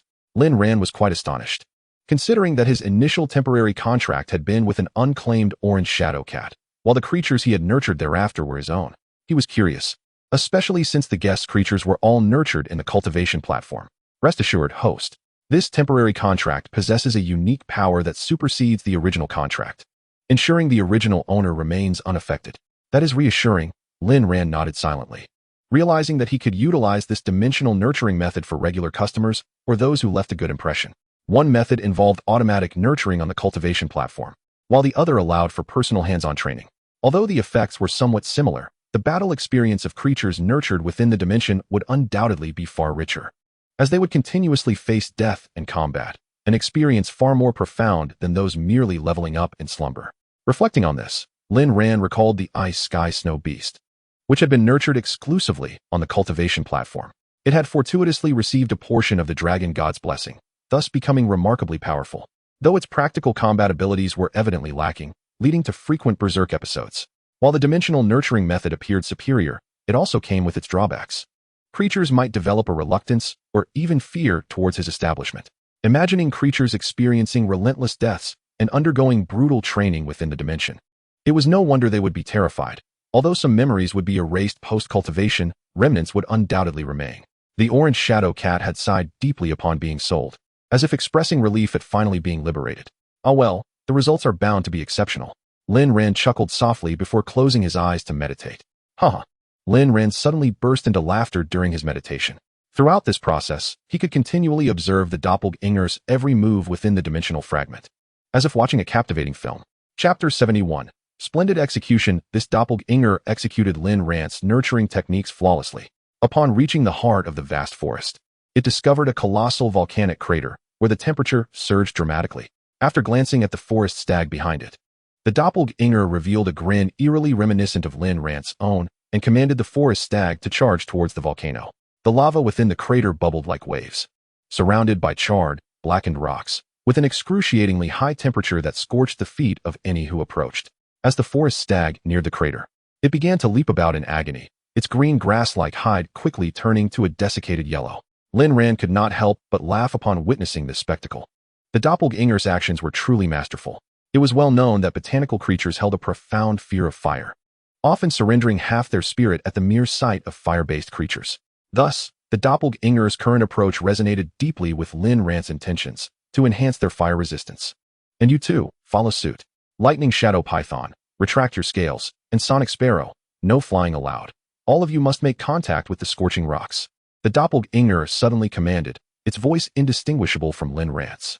The two creatures exchanged helpless glances, bewildered. Aren't we supposed to be training the botanical creatures?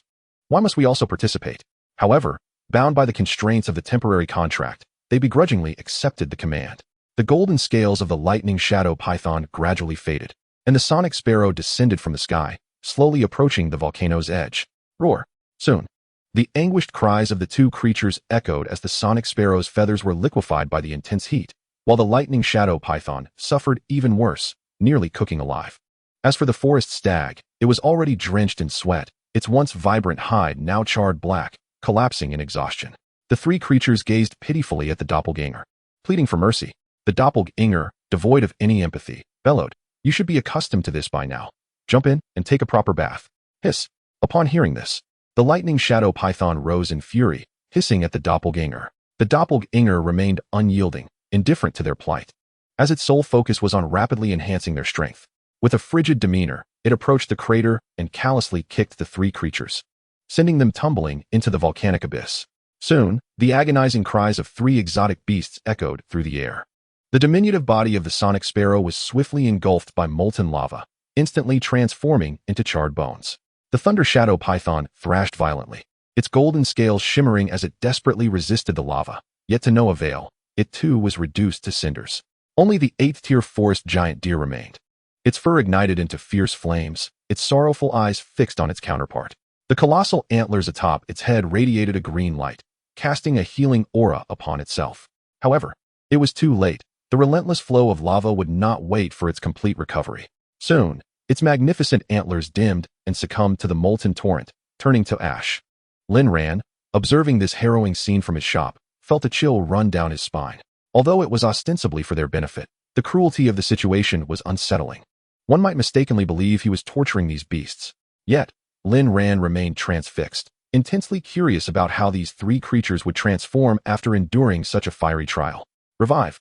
His counterpart called out nonchalantly.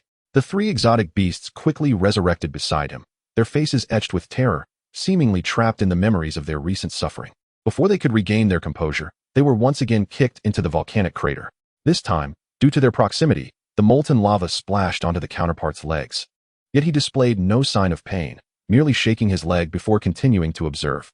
Lin Ran was momentarily taken aback, but soon realized the nature of the counterpart. It was merely a projection, devoid of any sensation, which explained its ability to stand at the volcano's edge without harm.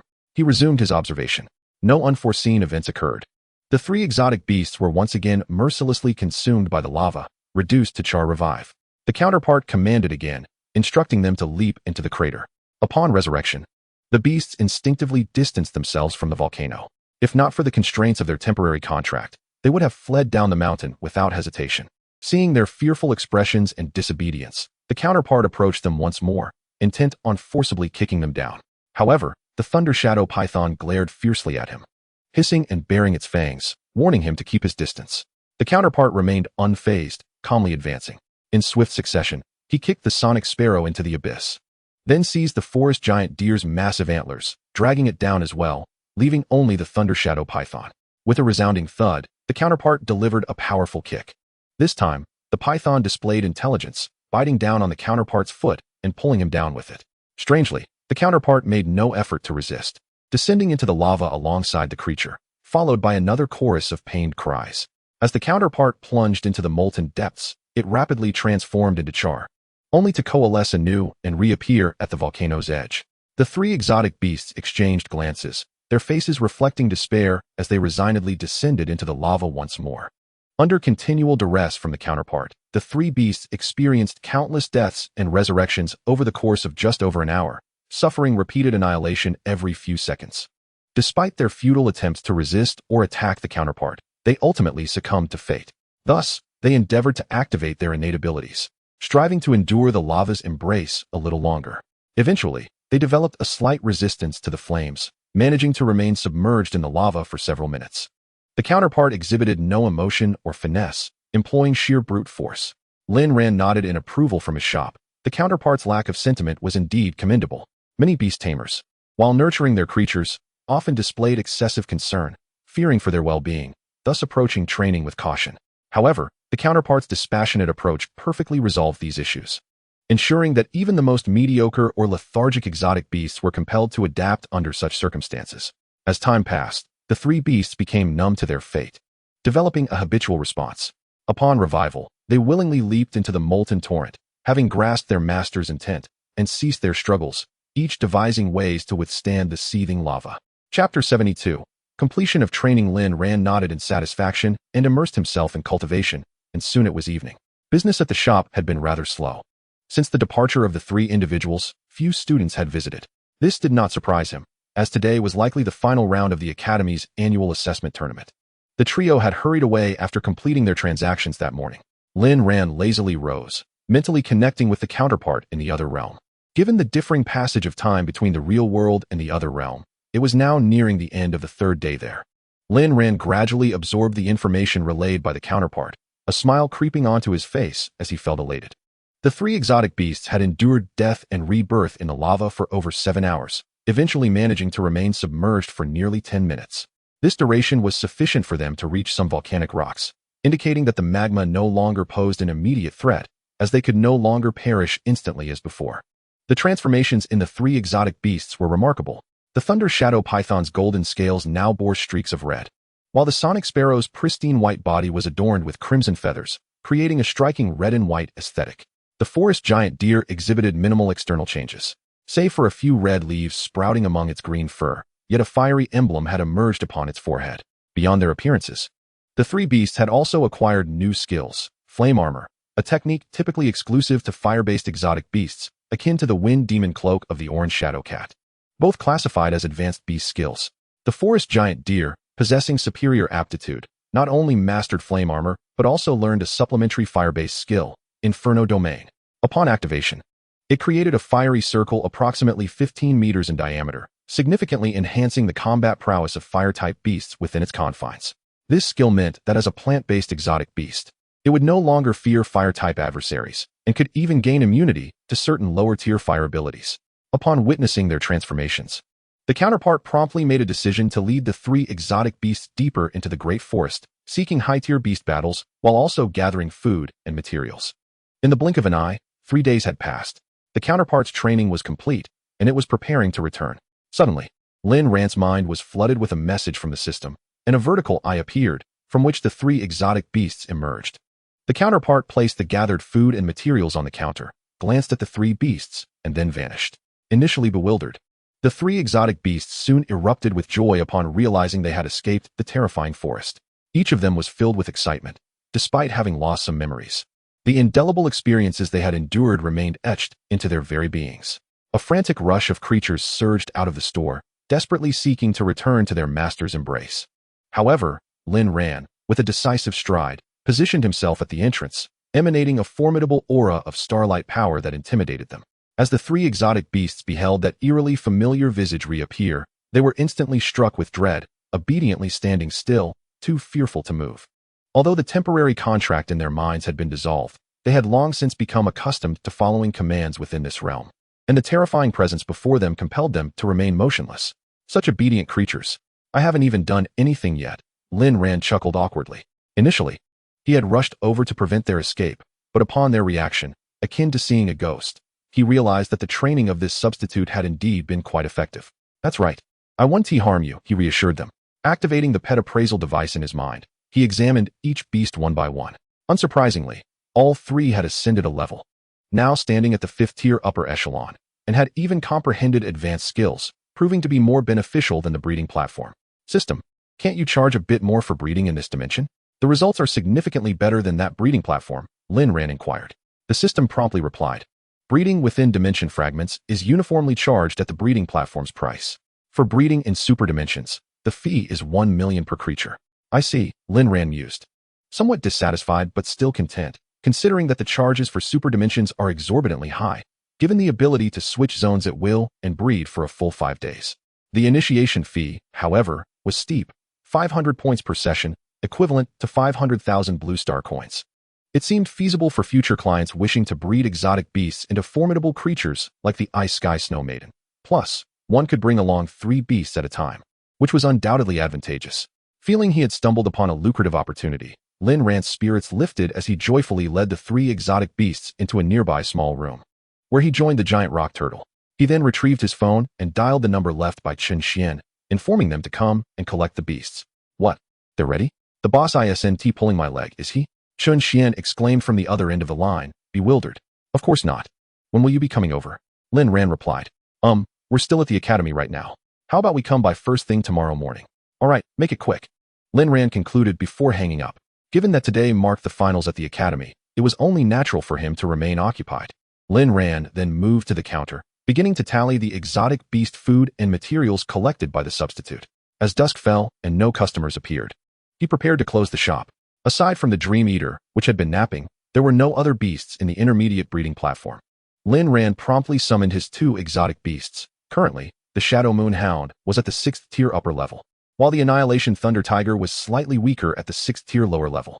Lin Ran placed both of them into the breeding platform, which could only accommodate beasts up to the 7th tier, making it ideal for his 2 companions.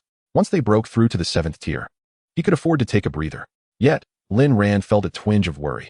After all, his actual strength was merely that of a 4-star beast tamer. Although he could control beasts far beyond his level using mental techniques and supreme contracts, a sense of unease lingered. Perhaps it would be wiser to wait until he reached 5 stars before sending them into superdimensional breeding. After exiting the breeding chamber, he carried 3 bowls of ordinary exotic beast feed to the small room, saying, "You 3 should rest well tonight. This is your food. Come eat if you're hungry." Approaching the giant rock turtle, he added, "Don't be afraid. They won't bully you. Here are some pieces of rock dragon eggshell. Savor them." The initially timid giant rock turtle, seeing the 3 beasts cower in the corner, suddenly brightened and nodded at Lin Ran. With a cheerful smile, Lin Ran pulled out 3 brown eggshells and placed them on the ground. Having completed his tasks, he promptly locked the door and headed home. Chapter 73. My goodness, the next morning, Lin Ran spotted a youth standing outside the store. "You're the first one here?" he remarked, glancing around for the other 2. "We arrived early," Suyu replied. "They saw you weren't here yet and went to a nearby breakfast shop. I finished quickly and came to wait for you. I'll notify them now." "Okay," Lin Ran nodded, retrieving his key to unlock the door and step inside. Suyu followed closely, pulling out his phone to inform Chen Xian and the others. "Boss, your efficiency is astounding. Less than a day, and they're ready?" Suyu remarked, feeling a bit anxious. After inquiring with Feng Ruodong upon returning home, he learned that the shop indeed had a rapid turnaround. But it was only half a day since he had dropped them off.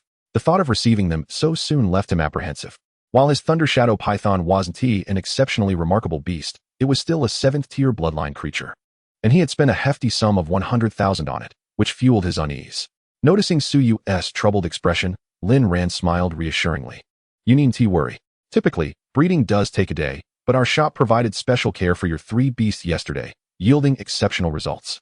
You've come at a fortuitous time." "Really?" Suyu exclaimed in excitement. However, Lin Ran refrained from elaborating further, opting to sit down and await the arrival of the other 2. Soon, Chun Xian and Li Shuang hurried in. Upon seeing them, Lin Ran smiled and nodded before heading to the small room to retrieve the 3 exotic beasts. Still in slumber, the beasts stirred as Lin Ran entered, rising with expressions of utter discontent as they followed him outside. Upon recognizing their true master, they erupted with joy, tears glistening in their eyes, exclaiming, "Master, you've finally come." The 3 youths were taken aback by the beasts' exuberant reaction. How could they miss them so dearly after just one day? Moreover, they seemed significantly more affectionate, nuzzling against them repeatedly. They quickly established a connection through their mental contracts, noting that the beasts appeared to have deeply missed them, as if they had endured some great grievance. Suddenly, Chen Xian gasped, "Why do you have so many red leaves on you? And what is this fiery mark on your forehead?" Hearing Chen Xian's exclamation, Suyu and Li Shuang hurriedly examined their own beasts, and indeed, they too bore numerous red stripes and feathers, staring at Lin Ran in astonishment. "Boss, have they mutated? My goodness, how did you achieve this?" Chen Xian exclaimed, the others eagerly echoing his excitement. Particularly, Suyu was utterly stunned upon seeing the red stripes on his Thunder Shadow Python, thinking it was simply incredible. This isn't a mutation. It merely involved unique breeding techniques that granted them some fire resistance, Lin Ran explained succinctly. "Fire resistance? That can't be right. My beast is of the plant type. How could it possibly gain fire resistance?" Chen Xian was skeptical, as it drastically challenged his worldview. Lin Ran remained silent, instead projecting 3 streams of mental energy into the minds of the 3 exotic beasts, instructing them to unleash their flame battle garb. The 3 extraordinary beasts were immediately startled. Although they had lost their temporary beast contracts, the powerful intent of Lin Ran penetrated their minds, instilling a profound sense of dread within them. As if they had been unexpectedly slapped, they trembled slightly in place, quickly donning their fiery battle attire, flames roaring around their bodies in a display of sheer dominance. The 3, engulfed in confusion, had initially intended to question Lin Ran about whether he had employed any excessive methods to torment their beasts. However, upon witnessing the fiery battle attire, they were left utterly astonished. "The fiery battle attire? How could this be possible?" Chun Xian exclaimed, his face a mask of disbelief. His beast was of the plant type, yet it had inexplicably learned a high-level fire skill. It was beyond comprehension how a creature that instinctively feared fire could master such an advanced ability. Suyu and Li Shuang were rendered speechless, as the spectacle completely stunned them. The lightning and flying beasts have also learned the fiery battle attire? What is happening? Seeing their reactions, Lin Ran couldn't help but smile, saying, "So, I haven't deceived you, have I? By the way, your forest giant deer possesses remarkable potential and has even grasped a realm of blazing fire. My establishment is rather small, so you might want to head to the academy or find a training venue to test it out later.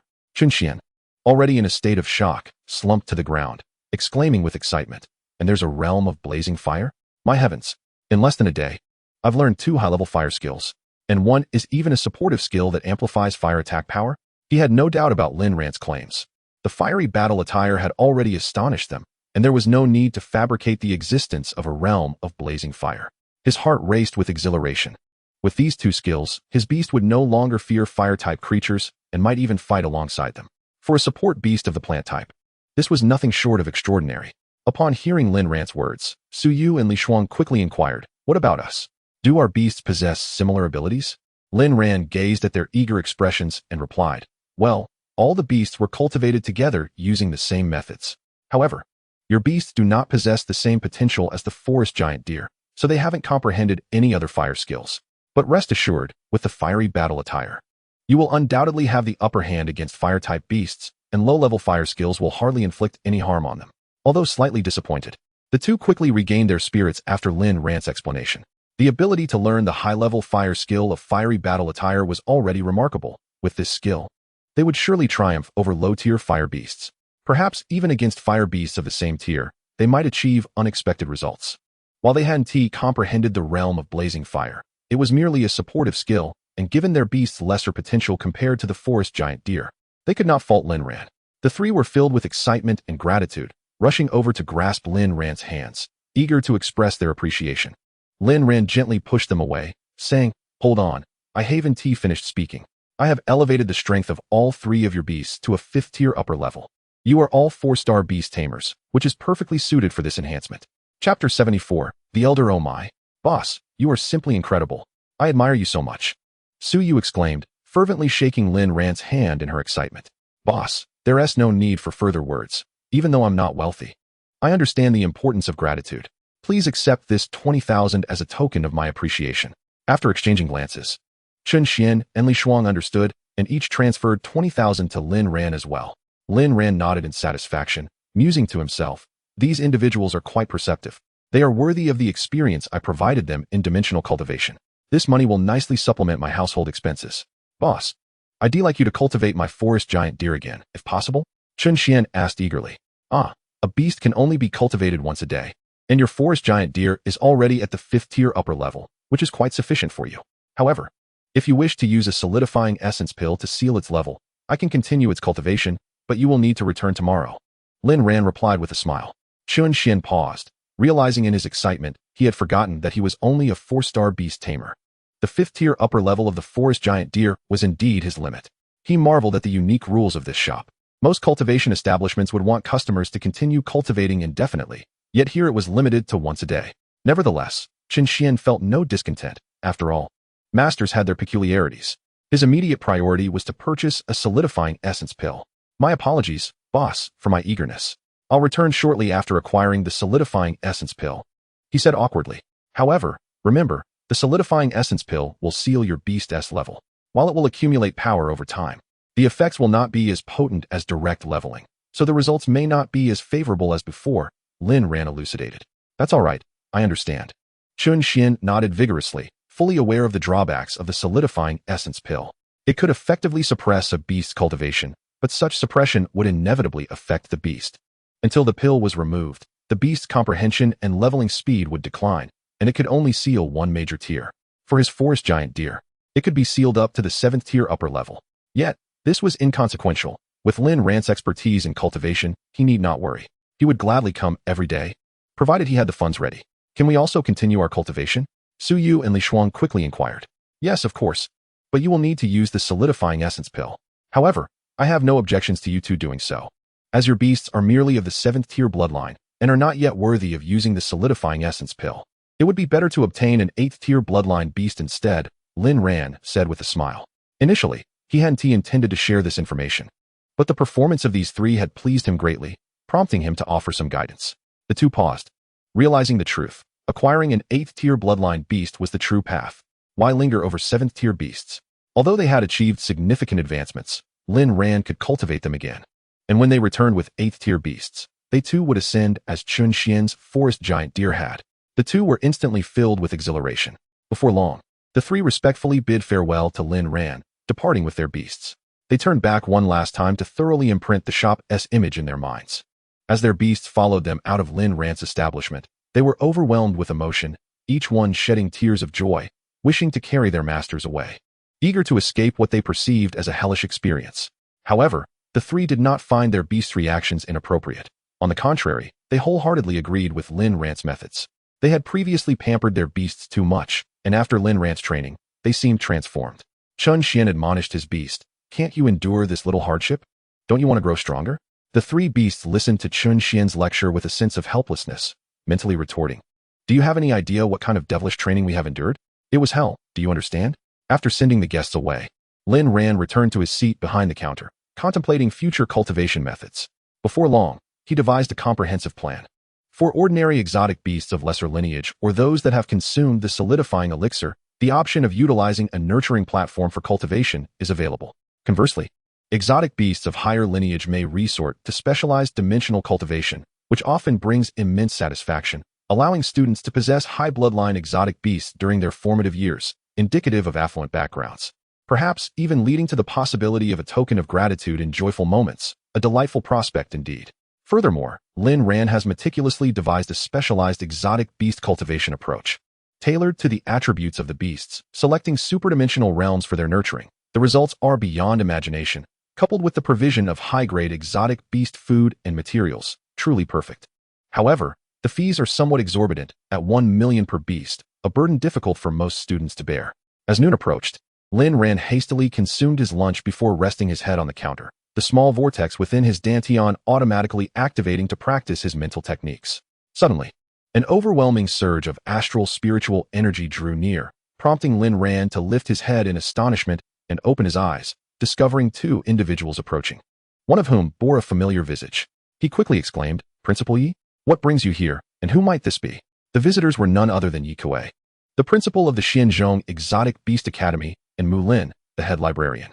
Mu Lin, having reached an advanced age, with graying hair and gold-rimmed spectacles, exuded a curious aura as he regarded Lin Ran. "Teacher Lin, do you still remember me?" Mu Lin inquired with a smile. Lin Ran hesitated for a moment, then recalled a familiar face. Wasn't he the elder who had adeptly recognized the Ice Emperor's light utilized by the Ice Sky Snow Maiden during the semi-final viewing at the Academy? Lin Ran had admired him then, sensing that this elder must possess significant stature, and to his surprise, he was indeed associated with the Academy. Given the absence of any discernible astral spiritual energy emanating from him, Lin Ran might have mistaken him for an ordinary elder were it not for the evident impossibility of that assumption. "You are the elder from the Grand Arena, aren't you? I had not anticipated that you were also affiliated with the Academy," Lin Ran remarked with utmost respect towards Mu Lin. "Haha, Teacher Lin overestimates me. I am merely the head librarian of the Academy. Upon hearing from Principal Yi that you wished to learn about the 5 exotic beast amplification buffs, I took it upon myself to deliver them to you," Mu Lin replied with a grin. Chapter 75. The protagonist, Lin Ran responded hurriedly, not daring to show any signs of complacency. Meanwhile, Mu Lin surveyed the environment of Lin Ran's establishment, visibly astonished. Though the shop was not particularly large nor located in a prime area of the outer city, it was puzzling how, given Lin Ran's capabilities, he found himself in such a remote locale. It seemed he was not as busy as he had claimed. Perhaps this endeavor was merely a casual venture into the realm of cultivation? However, upon deeper reflection, it made sense. With such advanced nurturing skills coupled with the prowess of an 8-star beast tamer, he would undoubtedly be revered wherever he went, rendering such trivial profits insignificant. Upon entering, Yi Kuei also swiftly appraised Lin Ran's establishment, sharing similar sentiments of astonishment as Mu Lin, though he concealed his surprise well, smiling as he remarked, "Teacher Lin, this shop is truly remarkable. The layout, the decor, the ambience, simply exquisite. Just look at that small room behind you. The aura of astral spiritual energy within is extraordinarily rich. It is clearly a dedicated space for nurturing exotic beasts. Remarkable indeed." While Lin Ran felt a surge of joy at the compliment, he couldn't help but think how thick-skinned Principal Yi was to lavish such praise upon his modest establishment. Nevertheless, Yi Kuei's keen eye had indeed picked up on the powerful fluctuations of astral spiritual energy emanating from the cultivation room. Lin Ran promptly responded, "Principal Yi, your discernment is impressive, but are you truly here to deliver the 5 exotic beast amplification buffs today?" Lin Ran could easily ascertain that the two had ulterior motives. Otherwise, They would not have arrived unexpectedly when they had previously agreed to deliver them during his upcoming class at the academy. Haha, in truth, I persuaded Principal Yi to accompany me. Teacher Lin, given your remarkable nurturing skills at such a young age, you must have a top-tier nurturing master as your mentor. Mu Lin stated. As he spoke, a glimmer of excitement lit up his aged eyes. The status of a top-tier nurturing master is nearly on par with that of a 9-star beast tamer, yet even more rare. Each such master typically has several 9-star beast tamers supporting them, boasting formidable connections. Although their combat prowess may not be impressive, they are not to be underestimated and deserve utmost respect, perhaps even exceeding that afforded to 9-star beast tamers. Well, somewhat, Lin Ran conceded. Having long since grasped the intricacies of this world, with the nurturing capabilities of his establishment, he was indeed comparable to a top-tier nurturing master, and in a certain sense, he could consider the system as his mentor. Upon hearing Lin Ran's admission, Yi Kuei and Mu Lin exchanged astonished glances, their excitement palpable. Since Lin Ran had agreed to teach at the academy, Yi Kuei had leveraged all his connections, enlisting treasure-seeking teams and military officials to delve into Lin Ran's background. Within merely a day, he had uncovered a wealth of information, including Lin Ran's home address, parental details, family members, the hospital of his birth, the name of the attending nurse, and even the color of his first diaper. However, after reviewing this extensive dossier, Yi Kuei was left in awe. The comprehensive nature of the information revealed nothing about how Lin Ran had achieved such remarkable strength, leaving him with an unsettling feeling that the data was incomplete. From his findings, Lin Ran did not hail from the prestigious lineage he had initially presumed. Instead, he came from an exceedingly ordinary family, with parents who were merely 6-star beast tamers, and his father had sadly passed away at a young age. The only notable aspect was his maternal uncle, an 8-star beast tamer serving in the military special operations team, but beyond that, there was no significant background to speak of. Moreover, Lin Ran had once been an ordinary person who awakened his astral spiritual energy later in life, and now he stood as at least an 8-star beast tamer. He had never overtly displayed his astral spiritual energy, leaving the specifics of his awakening shrouded in mystery. It could only be concluded that this youth had suddenly awakened his astral spiritual energy one day and swiftly ascended to the rank of 8-star beast tamer, an almost unfathomable feat. Upon reaching this point in his investigation, Yi Kuei regarded the young man before him with immense admiration, tinged with a sense of caution. A youth under 20 with such profound cunning, who had learned to conceal his true strength from an early age and did so with such skill, was not to be underestimated.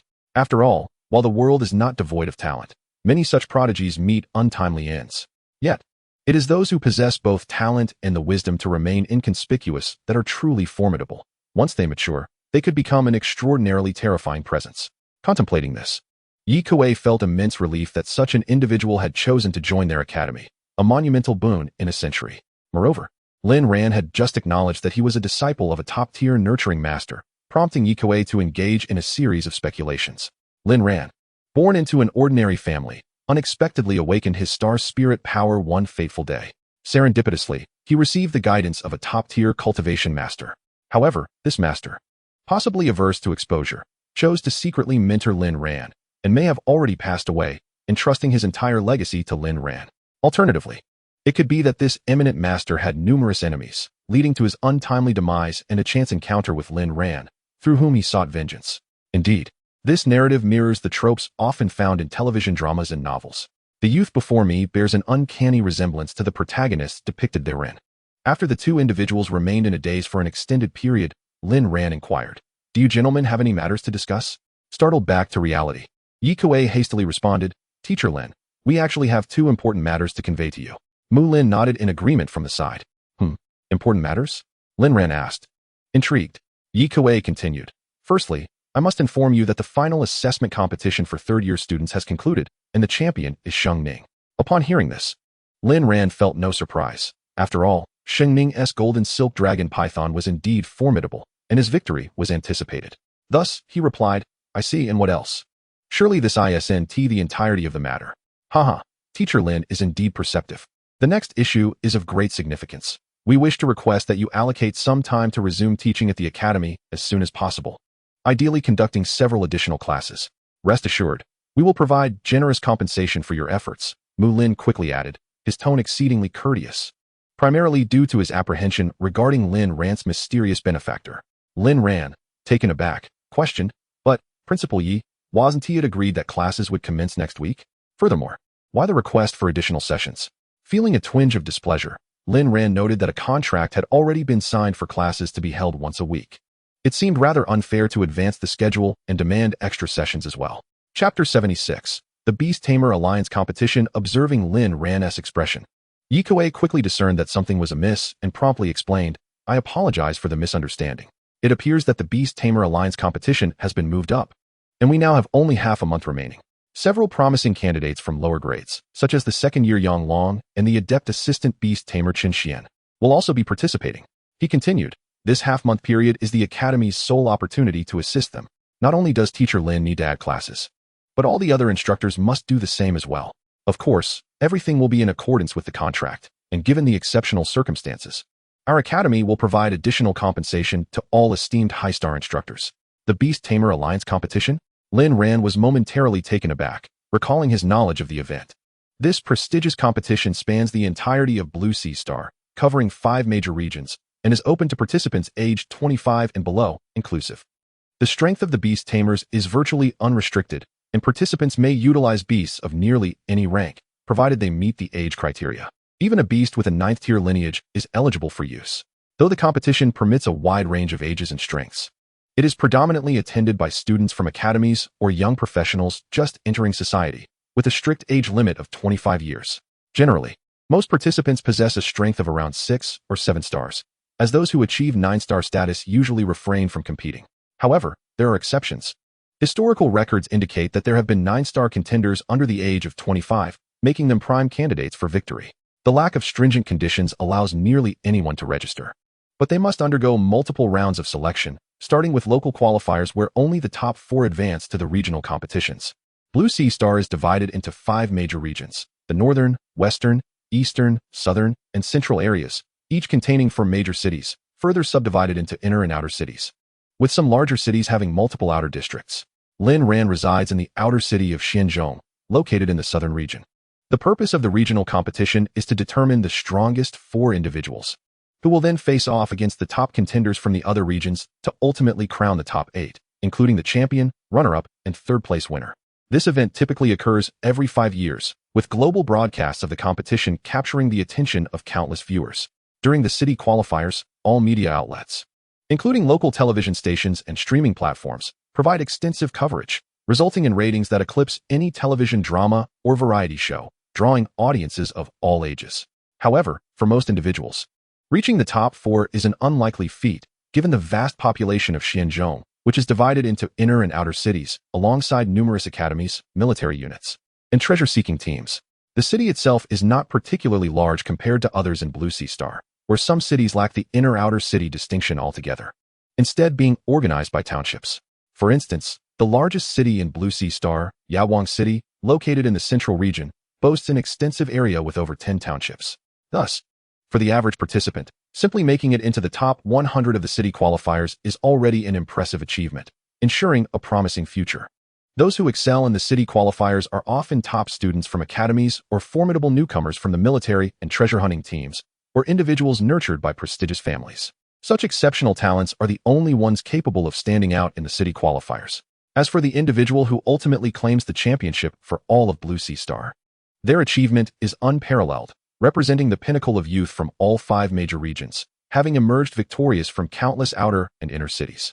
Historically, champions of the Beast Tamer Alliance competition either ascend to 9-star status, gaining worldwide renown, or establish powerful families that safeguard their localities, while some even pursue the legendary supreme position.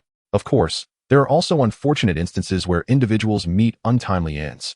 Isn't this competition held every 5 years? Why has it been moved up? Lin Ran asked, perplexed. I'm uncertain. It seems to be a governmental decision. Nevertheless, it is confirmed information, Yikue elucidated. Having Sheng Ning, Feng Ruodong, Chun Xian, and the younger students participate in the competition and aim for the top 4 seems implausible, Lin Ran remarked, puzzled. It appeared to be an unreasonable expectation. While Sheng Ning was formidable, Feng Ruodong was merely a 3-star tamer, and Chun Xian specialized in auxiliary beasts. Teacher Lin, you've misunderstood. With so many participants in the city, even our esteemed academy would find it nearly impossible to achieve that.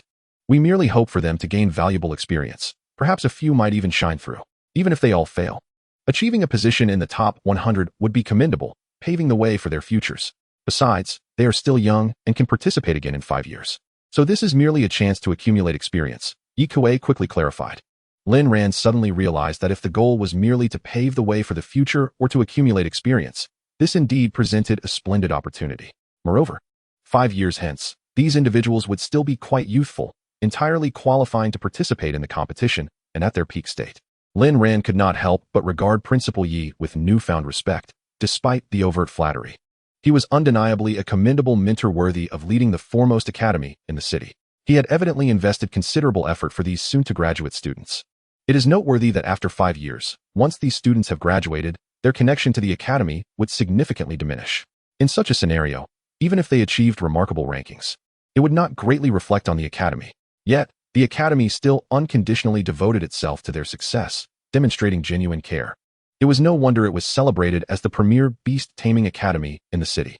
I understand now. I will attend, Lin Ran nodded in agreement. However, what is the additional reward? Upon hearing Lin Ran's affirmative response, Yi Kuei breathed a sigh of relief. Yet, upon hearing the latter part of Lin Ran's inquiry, he could not help but smile wryly as he replied. Each person will receive 2 million glory points. 2 million glory points? Lin Ran raised an eyebrow, recalling that he had seen this during the contract signing. Serving as a high-star mentor at the academy would indeed earn him glory points, which were immensely valuable on this planet, second only to the blue star currency. These points could be exchanged for treasures, beasts, battle armors, and other resources from various factions' repositories. Lin Ran had already tasted the sweetness of this once. 2 million is a bit lacking, Lin Ran remarked casually, as he had effortlessly acquired 4 to 5 million glory points during his previous venture into the time-space rift, and he still had around 1.4 million remaining. Yi Kuei's lips twitched slightly. Teacher Lin, you jest. This is already a very generous offer, exceeding that of other high-star mentors by a full million. Given the mere half-month left, we can hardly conduct many classes. Beside them, Mu Lin quickly added, Indeed, Teacher Lin. You must understand that we high-star mentors typically earn only a few 100,000 glory points a month. Therefore, 2 million is quite substantial. Very well, I will reluctantly accept. Lin Ran conceded, feeling somewhat embarrassed to ask for more, especially since, as they mentioned, there were not many classes left in half a month. That is splendid. By the way, here is a copy of the 5 beast enhancement buffs, Teacher Lin. Please take good care of it, Mu Lin said, placing a book on the counter. Upon hearing Lin Ran's reluctant acceptance, Yi Kuei could not help but chuckle as he prepared to leave with Mu Lin. However, he suddenly found himself transfixed by Lin Ran's youthful visage. Having always treated him as an equal while overlooking a crucial fact, Lin Ran was indeed eligible to participate in the Beast Tamer Alliance competition. And he was an 8-star Beast Tamer possessing a 9th-tier Beast King, the Shadow Moonhound. He could effortlessly slay 8th-tier Elite Corpse Kings and repel 8th-tier Elite Demonite Beasts, far surpassing Shengning. If he were to compete, securing a top 4 position would be a mere formality, and he might even reach the ultimate pinnacle. In that moment, Yi Kuei forgot this significant detail. Yet it was not entirely his fault. Lin Ran's demeanor was so mature that he had entirely forgotten his actual age. He was merely 18. This was undoubtedly a candidate for the championship, and Yi Kuei, having lived a considerable portion of his life, had never encountered a young person who could rival Lin Ran. Yi Kuei stood there, dumbfounded, gazing at Lin Ran. Not only Yi Kuei, but Mu Lin also came to the realization. Both of them staring at Lin Ran with rapt attention, nearly drooling. What on earth is wrong with you two? Lin Ran exclaimed, noticing the pair's immobility and heated gaze upon him. I know I'm quite handsome, but you need not be so enamored. Upon hearing Lin Ran's words, the two quickly snapped back to reality. Yi Kuei composed himself and stated, Teacher Lin, with the competition approaching, I presume you will begin preparations? You should hurry and register. Yi Kuei had already planned that if Lin Ran enrolled, he would not need to take extra classes, and he might even grant him time off to prepare adequately. Representing the academy as a mentor in the competition would be a tremendous honor. Participate in what? Lin Ran inquired, puzzled. Are you not preparing to compete? The two were instantly taken aback, their eyes nearly popping out. Yi Kuei, brimming with excitement, said, such a golden opportunity, and you truly do not wish to partake? With your strength, not only could you easily secure a top 4 position in the city selection, but you could also be the best in the entire city, with hopes of contending for the global championship. Having witnessed numerous iterations of the Beast Tamer Alliance competition, Yi Kuei was well aware of the general standards. With Lin Ran's ability to slay 8th-tier elite beasts, he would undoubtedly be the representative of Xianzhong City. This is a remarkable chance for fame and fortune. Lin Ran is still quite young. Even if he is prudent, he surely would not forego such a monumental opportunity. Even if other prodigies emerge later, should Lin Ran face defeat, it would still be sufficient to establish him as the foremost figure among his youthful peers in Xinzhong City, without a doubt. I have no interest, Lin Ran responded nonchalantly. For him, the competition held no appeal.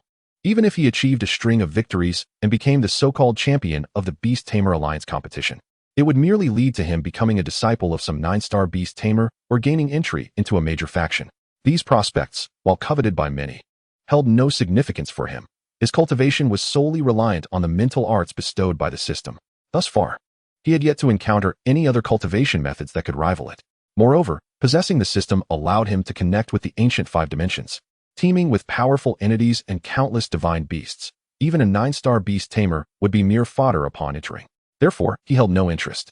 Rather than participating in these so-called competitions, it would be far more prudent to nurture more beasts, forge additional battle armors, and accumulate points, with the ultimate goal of hatching divine beasts. In that case, even without entering these competitions, he could still achieve fame and fortune. Witnessing Lin Ran's unequivocal rejection left the two utterly astonished. Could it be that you have already reached that tier? Yikuei suddenly considered another possibility. Is it possible that you have attained the rank of a 9-star beast tamer? If that were the case, participating in these competitions would indeed be unnecessary. Generally, upon reaching such heights, one would only compete in the Supreme Alliance competition. The Supreme Alliance competition was far more daunting and intense. There were no restrictions, age or beast type, and anyone could enter, regardless of whether they were a 9-star or an 8-star beast tamer, or even if they utilized 9th-tier beasts or the legendary divine beasts. All who chose to enter this competition were formidable forces in their own right. Weaker 8-star beast tamers were hardly considered here. Moreover, the top 3 finishers in this competition would gain access to the coveted Supreme Ruins, a legendary site where the 5 great Supremes had fallen, laden with countless treasures. This temporal rift had surfaced hundreds of years ago and was immediately preserved upon discovery. However, due to its fragile nature, only a limited number of individuals could enter. Thus, the government established this competition to select the 3 strongest beast tamers to venture forth and breach the legendary threshold. Lin Ran was well aware of this competition, or rather, it was common knowledge among nearly everyone on Blue Sea Star, aside from newborns. This competition garnered far more attention than the Beast Tamer Alliance competition. It was the true pinnacle of contests. The timing of the competition remains uncertain, typically announced by the government several months in advance. For those aspiring to triumph in the Beastmaster Alliance Championship, the ultimate ambition is undoubtedly to conquer the Supreme Alliance Tournament. You overestimate my abilities. I am not yet a 9-star Beastmaster, Lin Ran humbly denied, shaking his head. He did not attempt to conceal the truth. For in the presence of the unfathomable Senior Mu Lin, it would be effortless for him to unveil any pretense if he fully harnessed his star spirit power to perceive Lin Ran's essence. However, Mu Lin refrained from doing so, evidently wary of the person behind Lin Ran. Upon hearing Lin Ran's denial, Yikuei pondered. Considering it improbable that someone as young as Lin Ran, not yet 20, could ascend to the rank of 9-star Beastmaster, such a feat would indeed be extraordinary. Nevertheless, Lin Ran possessed a 9th-order Beast King, the Flowing Shadow Illusory Moon Hound, capable of effortlessly defeating 8th-order Sovereign Corpse Beasts and 8th-order Sovereign Undead Beasts with mere 6th-order strength. This prowess was hardly distinguishable from that of a 9-star Beastmaster, allowing him to vanquish the majority of 8th-star Beastmasters with ease. Why? Yikuei could not fathom why Lin Ran, with such exceptional talent, chose not to showcase it. Was he truly indifferent to fame and fortune? That seemed unlikely. As a diligent and responsible headmaster of a Beast Academy, he felt a profound sense of urgency for Lin Ran. Had he been in the position of his own students, he would have long since provided them with a thorough education. Lin Ran offered little in the way of explanation, simply stating, "I have no particular reason. I am merely disinclined." Yikuei and Mu Lin were left in disbelief. Was there truly such a person who could forego an opportunity so readily available? You truly do not wish to pursue this? Please, give it a moment's thought. Yikuei felt a pang of sorrow. Had he possessed Lin Ran's gifts, he would have unconditionally signed up without hesitation. I have considered it thoroughly. I do not wish to go. Lin Ran resolutely shook his head. Do you require anything else? Perhaps some beast food or materials? Yikuei and Mu Lin nearly choked at his words. With only half a month remaining, it was one thing for him to refuse the opportunity, but to propose selling goods? What was going on in the young man's mind? With no other recourse, they sighed deeply, their eyes falling upon the shelves behind Lin Ran, laden with beast food and materials, leaving them utterly astonished. How could he possess such items? Many were unheard of by them, with prices that were exorbitantly high. Are these genuine? Surely, he cannot be deceiving us. Yi Kuei's thoughts raced. But then he recalled the reclusive master behind Lin Ran and hesitated. These items could very well be authentic. With renewed curiosity, Yi Kuei and Mu Lin inspected the shelves carefully, discovering an array of rare fruits and herbs, each imbued with rich star spirit energy. Almost every attribute of beasts, wind, fire, thunder, water, earth, had corresponding foods available. Additionally, there were 2 peculiar boxes, sealed and unmarked with prices, exuding an air of mystery. What are those? Yi Kuei inquired, pointing to the 2 boxes emitting distinct waves of star spirit energy. Lin Ran glanced over and replied, the one on the left is the 9 Heavens Wind Demon Pill, which has a chance to help a 7th Order Wind-type beast break through its limits to become 8th Order, while also randomly granting a powerful wind-based skill. The one on the right is the 1 Pattern Earth Sovereign Pill, which can directly evolve a juvenile Earth-type beast to maturity. These 2 items were among the finest treasures Lin Ran had initially brought from the Super Realm. He had already sold one of the 3 pure pills, leaving only these 2 behind, and to avoid scaring off customers, he had deliberately refrained from displaying their prices.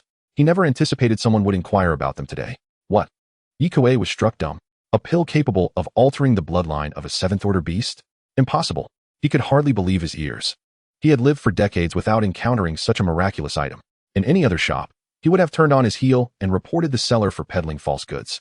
Yet, Lin Ran's store made him hesitate, for the strength of the young man and the master behind him seemed to negate the possibility of deception. Beside them, Mu Lin interjected, a single pill can directly alter the bloodline of a 7th Order wind beast to 8th Order, and grant a powerful wind skill? With a chance. Lin Ran replied nonchalantly. After all, if such a miraculous drug were guaranteed to succeed, high-order beasts would be everywhere in this world. However, even if it fails to advance, it will certainly bestow a powerful wind skill, all at a high-tier level. Upon hearing Lin Ran's explanation, Yi Kuei felt tempted. He had initially become a beastmaster with a 7th Order bloodline wind spirit crane, which had accompanied him for over 40 years, reaching the peak of 7th Order yet hindered by its bloodline. Now that he was aging, the possibility of obtaining another powerful bloodline beast could never compare to the bond he shared with his beloved crane. Faced with such an opportunity to alter the fate of his cherished companion, why not give it a try? Teacher Lin, I will take the 9 Heavens Wind Demon Pill. How much is it? Yi Kuei exclaimed eagerly. Lin Ran's eyes sparkled as he replied, the 9 Heavens Wind Demon Pill is priced at 500,000. Will you be paying in cash or via bank transfer? 500,000. Yi Kuei was taken aback. The price was exorbitant. Were it guaranteed, he would have bought it without hesitation, but given that it was merely a possibility even as the headmaster of the Xianzhong Beast Academy, while he had saved a considerable sum over the years, such extravagance felt excessive. He glanced awkwardly at Lin Ran. Noticing Yi Kuei's discomfort, Lin Ran quickly added, Principal Yi, while the success rate is uncertain, it exceeds 50%. Otherwise, I wouldn't price it at 500,000. 50%? After Lin Ran's reassurance, Yi Kuei began pacing the store, conflicted. Finally, Mu Lin approached, patting his shoulder and whispering, just give it a shot. It would be a gesture of goodwill. Who knows? He might even agree to participate in the competition if you make a favorable impression, and this item may prove genuinely beneficial. Very well, I will take it. I happen to have an elderly wind spirit crane that I can let try it. Yi Kuei decided, no longer hesitating. His savings were sufficient for this gamble, and perhaps it could genuinely change the destiny of his beloved crane, allowing it to live longer. Lin Ran's lips curled into a smile as he swiftly retrieved the box containing the 9 Heavens Wind Demon Pill. Trust me, it will surely surprise you, he said, handing the box to Yi Kuei while gesturing for him to make the payment on his phone.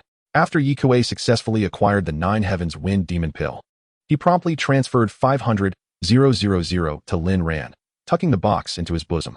He refrained from hastily administering it to his exotic beast, as doing so might imply a lack of trust in Lin Ran, and he certainly wished to maintain a semblance of decorum. Do you still want this 1 Pattern Earth Emperor pill? Lin Ran, noticing the arrival of 2 affluent patrons, quickly began to promote it. Perhaps he could entice them into forging a few pieces of battle armor, although that seemed somewhat implausible at their level. They had likely already acquired their own specialized armor and would not be foolish enough to waste resources on further crafting. This pill allows juvenile Earth-type exotic beasts to evolve directly into their mature forms, correct? Mu Lin interjected, observing Lin Ran's expression.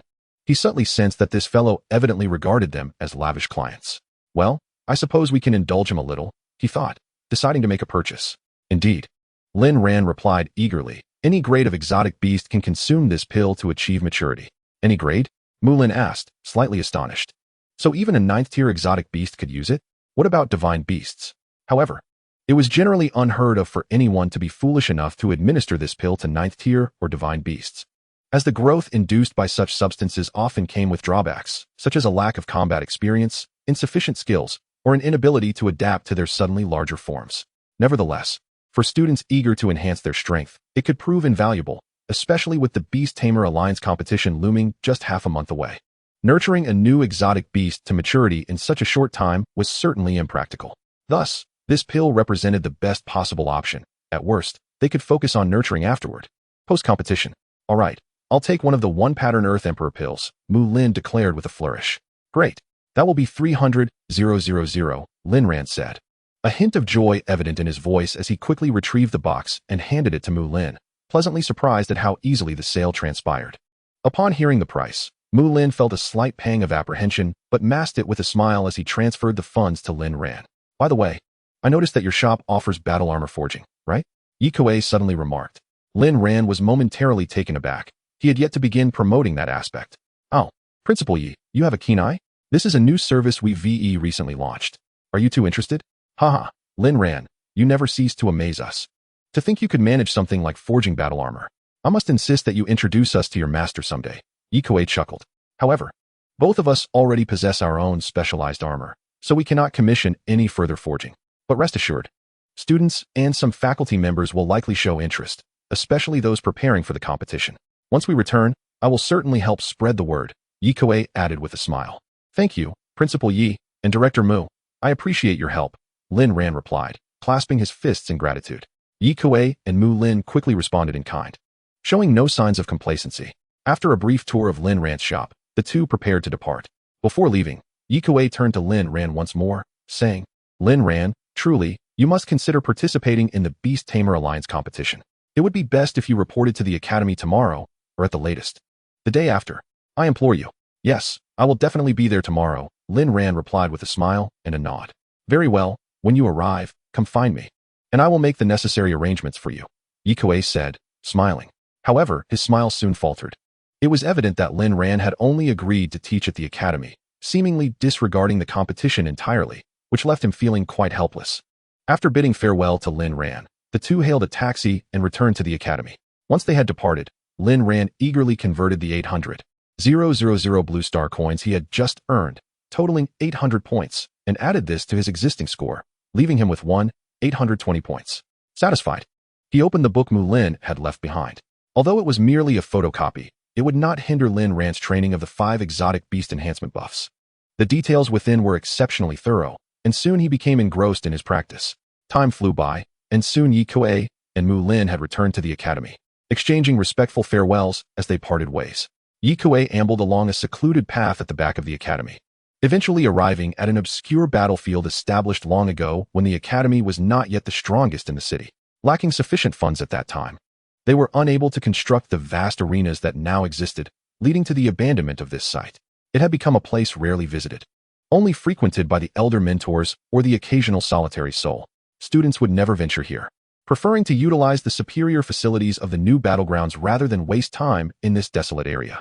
Yi Kuei glanced around, noting the absence of others, and the fallen leaves scattered across the ground, unkempt and forlorn.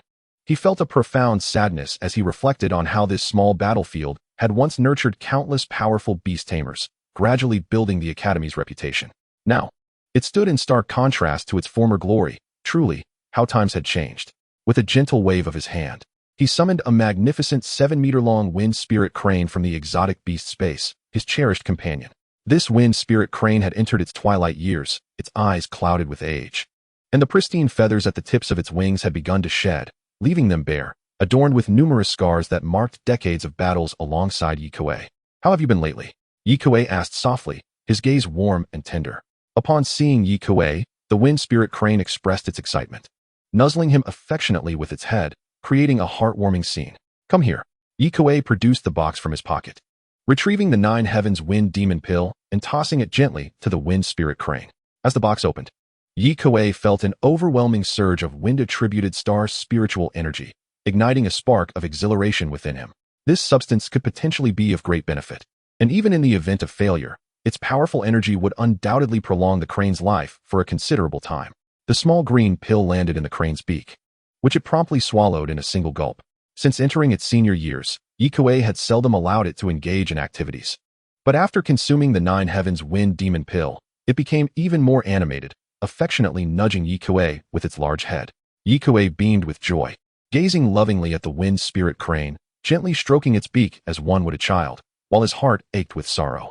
Years ago, in his youthful exuberance, he had relied on the wind spirit crane to challenge numerous formidable opponents, leading to many latent ailments that had curtailed its lifespan. He had always felt indebted to it. Yet the wind spirit crane never harbored resentment, remaining deeply affectionate towards its master. As the Academy's principal, Yikuei bore immense responsibilities. Yet only in the presence of this exotic beast could he shed his burdens, feeling at ease. For the wind spirit crane was his most trusted and significant companion, one who would never betray him. Suddenly, the wind spirit crane trembled, its murky eyes sparkling with vitality. Its aged wings flapping vigorously, stirring up dust and leaves from the ground, and it let out a resonant cry that echoed throughout the area. Subsequently, the damaged wings began to mend, enveloped in a shroud of verdant astral energy. With a swift whoosh, it soared towards the heavens, filled with uncontainable joy. It worked. It truly worked. Yikuei was overwhelmed with emotion, tears streaming down his face as he tightly clasped his hands, gazing at the wind spirit crane that soared freely in the sky. In that fleeting moment, he felt a surge of an extraordinarily familiar energy, the very essence produced during the breakthroughs of extraordinary beasts. Moreover, a voice resonated in his mind, echoing the wind spirit crane's sheer elation, and he couldn't help but burst into tears. The wind spirit crane flapped its enormous wings, propelling itself skyward with great fervor, its 7-meter frame instantly shrinking into a mere black dot before vanishing from sight.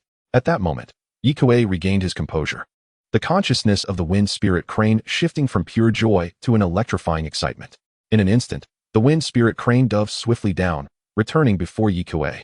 The descent was accompanied by a tremendous wave of green wind energy, punctuated by a series of thunderous sonic booms, akin to a green missile crashing toward the ground. Is that the wind demon explosion? Yikuei's pupils constricted as he exclaimed. This was an advanced skill of the wind element, harnessing the ambient wind energy and then detonating it, resulting in catastrophic destruction. Had Yikuei not been standing below, prepared to retreat, it could have easily created a massive crater upon impact.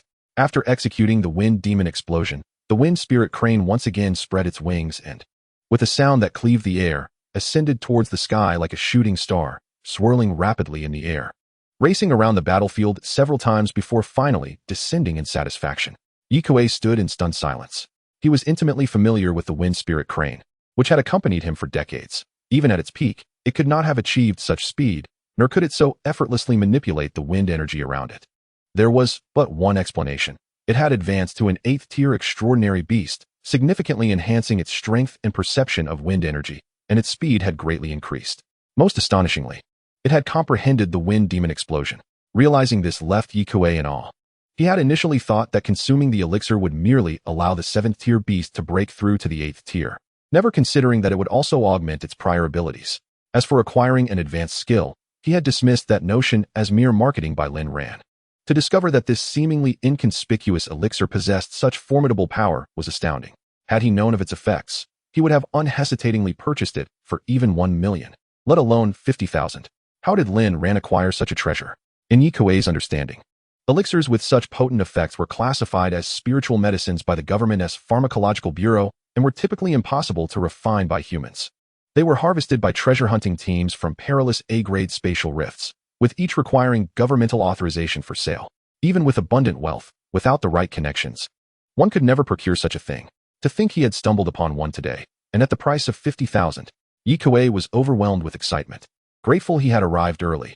Had someone else purchased it, he would have been filled with regret. Alas, if only there were more than one, he would have bought them all at once. This item could not possibly have been obtained by Lin Ran. It was undoubtedly sourced by his enigmatic mentor. Yet, why would this reclusive master sell such a miraculous spiritual medicine at such a low price? Logically, submitting it to the government would yield an immensely lucrative reward. Yikuei pondered this incessantly, yet could not fathom the reasoning. Suddenly, a thought struck him. If this elixir was so astonishing, then the one Mu Lin had acquired, the one patterned Earth Emperor pill, must also possess extraordinary effects. Without hesitation, he stowed away the wind spirit crane and made his way to Mu Lin's residence. As the evening dusk settled, Lin Ran remained seated in meditation, perfecting his 5 types of extraordinary beast enhancement buffs. Done. Lin Ran suddenly exhaled, exhilarated. These 5 skills were not as challenging as I had imagined. Perhaps it is due to my mental techniques that I learned faster than others? He promptly summoned the Shadow Moon Hound, channeling his astral energy, infusing it with 5 distinct colors of light. The Shadow Moon Hound's eyes sparkled, its purple-gold crescent atop its head shimmering as its aura surged, letting out a howl that hinted at its newfound prowess, reaching the threshold of a 7th-tier extraordinary beast. Excellent, it truly succeeded. Lin Ran gazed with satisfaction at the enhanced state of the Shadow Moon Hound. Though its strength was suppressed within the confines of the shop, Lin Ran could distinctly feel the surge of power within it. Should it face off against the 8th-tier Overlord Corpse Beast, it would likely dispatch it with ease. After testing the extraordinary beast enhancement buffs, Lin Ran returned the Shadow Moon Hound to its resting place and quietly sat behind the counter, contemplating the upcoming formal teaching at the academy. Fortunately, the shop had upgraded to level 2 and had activated the avatar function. Otherwise, the time wasted in back-and-forth trips would be considerable. Tomorrow, he could utilize the avatar to manage the shop and nurture extraordinary beasts while he effortlessly attended his classes at the academy. However, it seemed that with the Beast Tamer Alliance competition approaching, the academy students were quite busy. No one had come to breed extraordinary beasts lately. Just as Lin Ran was lost in thought, a figure entered through the shop door. Chapter 81. A woman of unusual taste. Can a breeding shop in such a remote area possibly be good? A woman muttered as she walked in. I wonder what Feng Hui was thinking, insisting on recommending me here. Upon hearing her, Lin Ran promptly stood and said, Hello, how may I assist you? Seeing a young boy standing behind the counter, the woman was taken aback, recalling Feng Hui's description of the shop's proprietor being quite youthful. However, she quickly concluded that he must be a mere attendant or worker. I heard that you sell all sorts of extraordinary beast food? Quickly, give me some food for demon-type extraordinary beasts. Anything from beast corpses to orbs filled with dark energy. I need it all. She glanced around hastily, inquiring urgently. Had it not been for Feng Hui's strong recommendation and the impending Beast Tamer Alliance competition, she would never have come to such a shop. Indeed, Lin Ran's eyes lit up. The woman, possessing a striking appearance, was a tamer of demon-type extraordinary beasts. From her tone, it was clear she sought some extraordinary beast corpses, suggesting she specialized in skeletal demon-type extraordinary beasts. Truly, she had peculiar tastes. We have some, but complete extraordinary beast corpses and dark energy orbs are currently unavailable. I only have wraith orbs and blood soul beast skulls, Lin Ran stated after a moment of surprise. Wraith orbs and blood soul beast skulls. The woman paused, fully aware of what these items represented as a tamer of demon-type extraordinary beasts. These were far superior to the ordinary corpses or dark energy orbs she had mentioned earlier, and it was unlikely they would be found even in the inner city's breeding shops. How could this little store have them? Are you joking? Is this for real? The woman gazed at Lin Ran in disbelief, her eyes catching sight of the shelves behind him, her expression freezing in astonishment. Of course, Lin Ran replied, immediately turning to retrieve 2 transparent vials filled with a thick, dark gray energy. Upon catching sight of the 2 bottles in Lin Ran's hands, the young woman was momentarily taken aback. The bottle on her left contained a small, dark red orb that quivered incessantly, reminiscent of a beating heart, while the bottle on her right held a ghastly pale skull of a peculiar beast, still smeared with clots of blood and flesh, surrounded by a swirling mass of dark gray energy, presenting an utterly chilling spectacle. Without a doubt, these 2 items were the Grudge Orb and the Blood Soul Beast Skull. The young man was astounded. He had not anticipated that such a remote shop would possess these items. It is worth noting that the Grudge Orb is akin to the Demon Blood Essence, albeit the latter forms only when a demon-type beast is on the brink of death. In contrast, the Grudge Orb is birthed within the bodies of high bloodline skeletal demon-type beasts, akin to the inner elixir of a monster, making it exceedingly precious. As for the Blood Soul Beast Skull, it is even rarer. While the Blood Soul Beast possesses only about 7th-tier strength, it embodies both demon and ghost attributes, making it exceptionally difficult to kill. To obtain a complete skull, one would have to annihilate the creature entirely, for such a skull could not remain intact otherwise, especially with that dense dark energy surrounding it. Do you wish to purchase them? Lin Ran inquired, observing the woman's momentary stupor. She quickly regained her composure and asked, how much for these 2? The Grudge Orb is priced at 100,000, and the Blood Soul Beast Skull at 200,000, totaling 300,000. Lin Ran replied. These items had been acquired during a recent expedition to the Thunder Abyss Dimension Fragments, due to their rather macabre nature. And since few dared to utilize skeletal demon-type beasts, Lin Ran had refrained from displaying them, lest he frighten off younger patrons. The woman was taken aback, not because she found the price exorbitant, but rather because it seemed remarkably low, far cheaper than the market price in the inner city. Being familiar with skeletal demon-type beasts, She knew that such items were rarely sold in nurturing shops within the inner city, and when they were, they commanded exorbitant prices. For instance, the grudge orb would typically start at 200,000. The fact that this shop offered it for half that price was astonishing. Moreover, the Blood Soul Beast skull was even cheaper, as such items generally began at 300,000 to 400,000. Was it possible that these two items were of inferior quality or damaged? After a moment of contemplation, she turned to Lin Ran and requested, "Could you open them for me to take a look?" Lin Ran furrowed his brow. It wasn't that he couldn't open them. Rather, the bottles were provided by the system, perfectly sealing in the dark energy for indefinite preservation. However, once opened, the energy would leak out immediately, significantly affecting its efficacy if not used promptly. Furthermore, if she decided against purchasing after viewing them, it would be a considerable loss. However, after scrutinizing the woman, he deduced from her attire that she was likely a well-off customer and would not backtrack on her decision. Thus, he reluctantly acquiesced. "All right, but you must look quickly." With that, Lin Ran swiftly uncapped both bottles. An overwhelmingly foul stench of blood wafted out, and simultaneously, the temperature in the shop plummeted, resembling a morgue. Exuding a bone-chilling cold, it felt as if the anguished wails of the undead echoed in the air. In that fleeting moment, Lin Ran quickly secured the caps once more. The woman stood in shock. Though brief, the instant allowed her to sense a familiar aura that far exceeded her expectations. These items were not inferior at all. They were of exceptional quality. The grudge orb was undoubtedly not a mere product of an advanced skeletal demon-type beast. It was at least of 8th tier caliber. Likewise, the Blood Soul Beast skull was certainly not 7th tier, but rather an 8th tier beast as well. How could these two items be offered for merely 300,000? They were worth at least 600,000 without hesitation. "Are you truly selling these two for just 300,000? She questioned Lin Ran incredulously. Noticing her expression, Lin Ran smiled slightly. It was evident that she recognized their value. Although he knew he was selling them at a bargain, the system's pricing was unchangeable. Fortunately, he had not acquired these items through battle in the Thunder Dimension. Instead, he had stumbled upon them while fleeing a terrifying palace. Initially repulsed, he had only picked them up because his companion, the Shadow Mirage Hound, had persistently urged him to do so. To his surprise, the system appraised them as valuable. "Indeed, it is 300,000. Of course, if you believe I am underselling and wish to offer more, that would be acceptable as well," Lin Ran said with a mischievous glint. The woman beamed, realizing that Lin Ran had deliberately priced them low. She felt fortunate to have followed Fong Hui's advice. Having struck a remarkable bargain, the nurturing platform in this rural area offered goods of superior quality compared to the inner city, not to mention at such affordable prices. Was this the simplicity and hospitality of rural folk?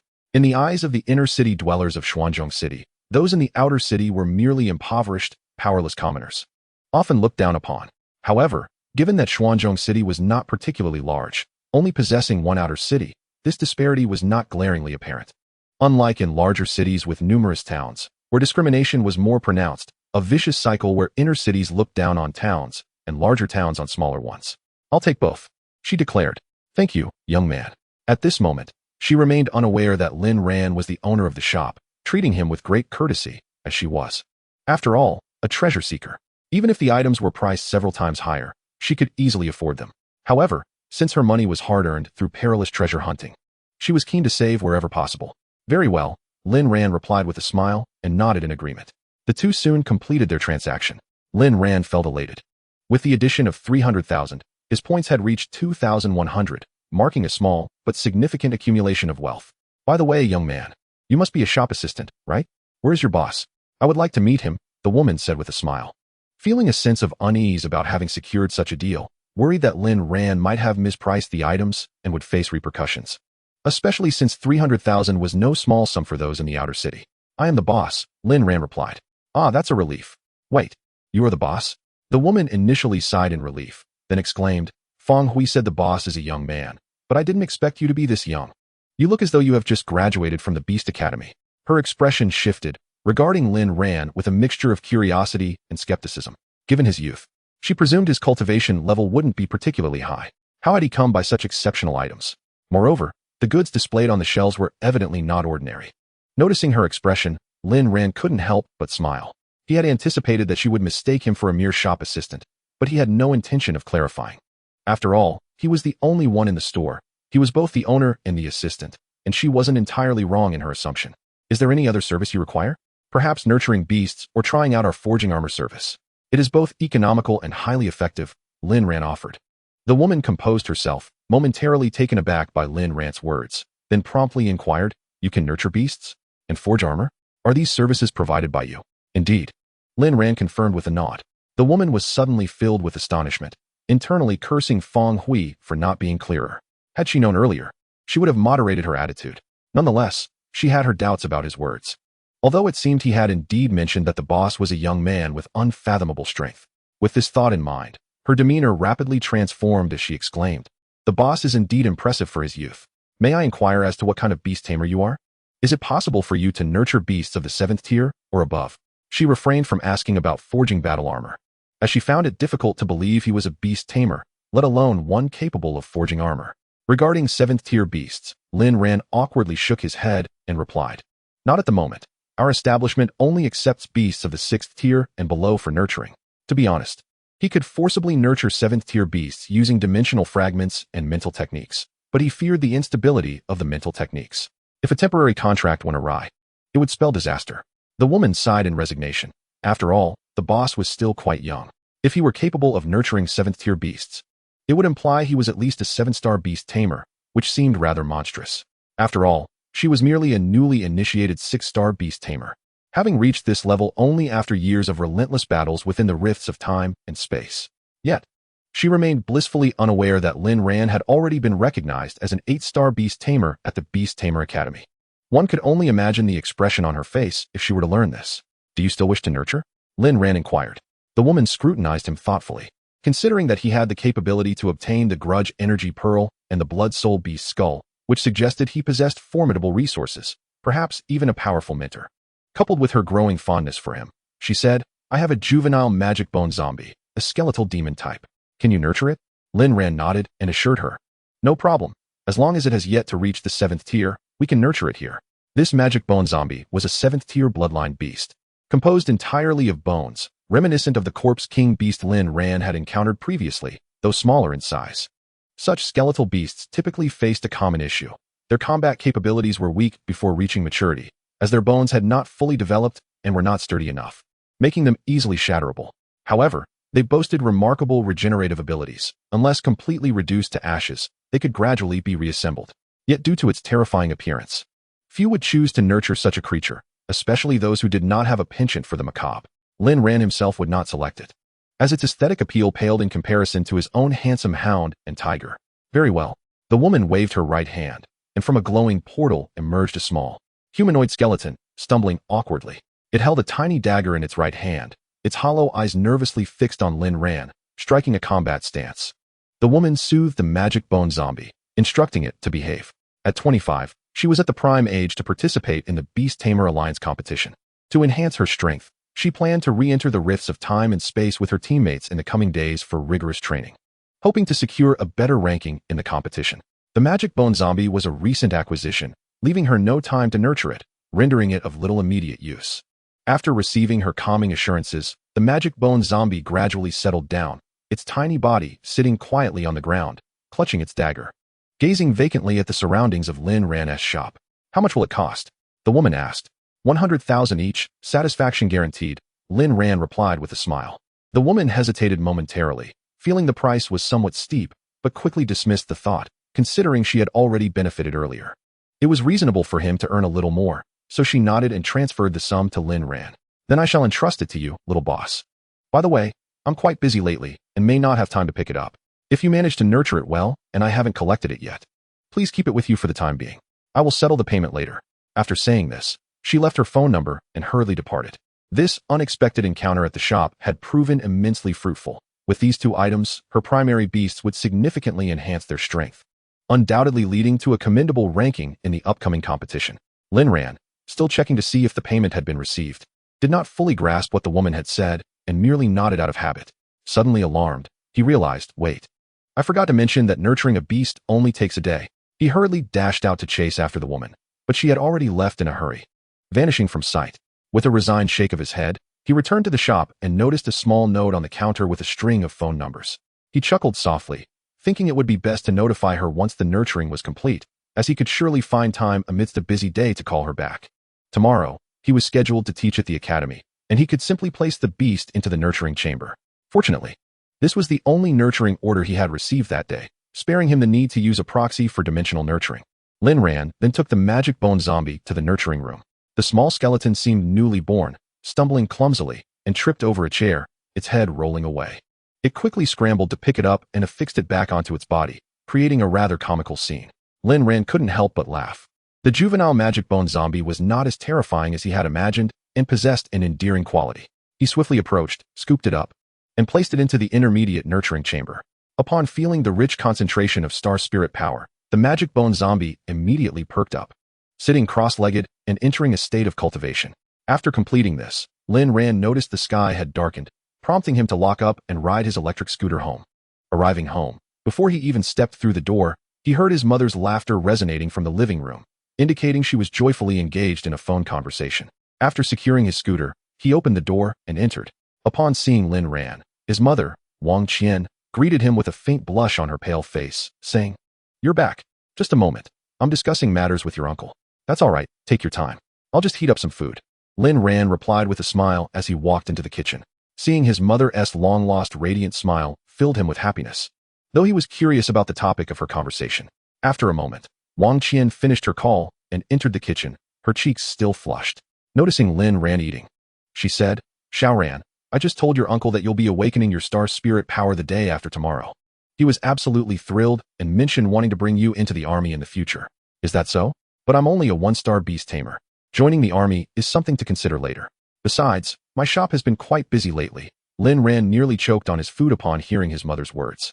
Joining the army now would be a disaster, especially since he had to teach at the academy tomorrow.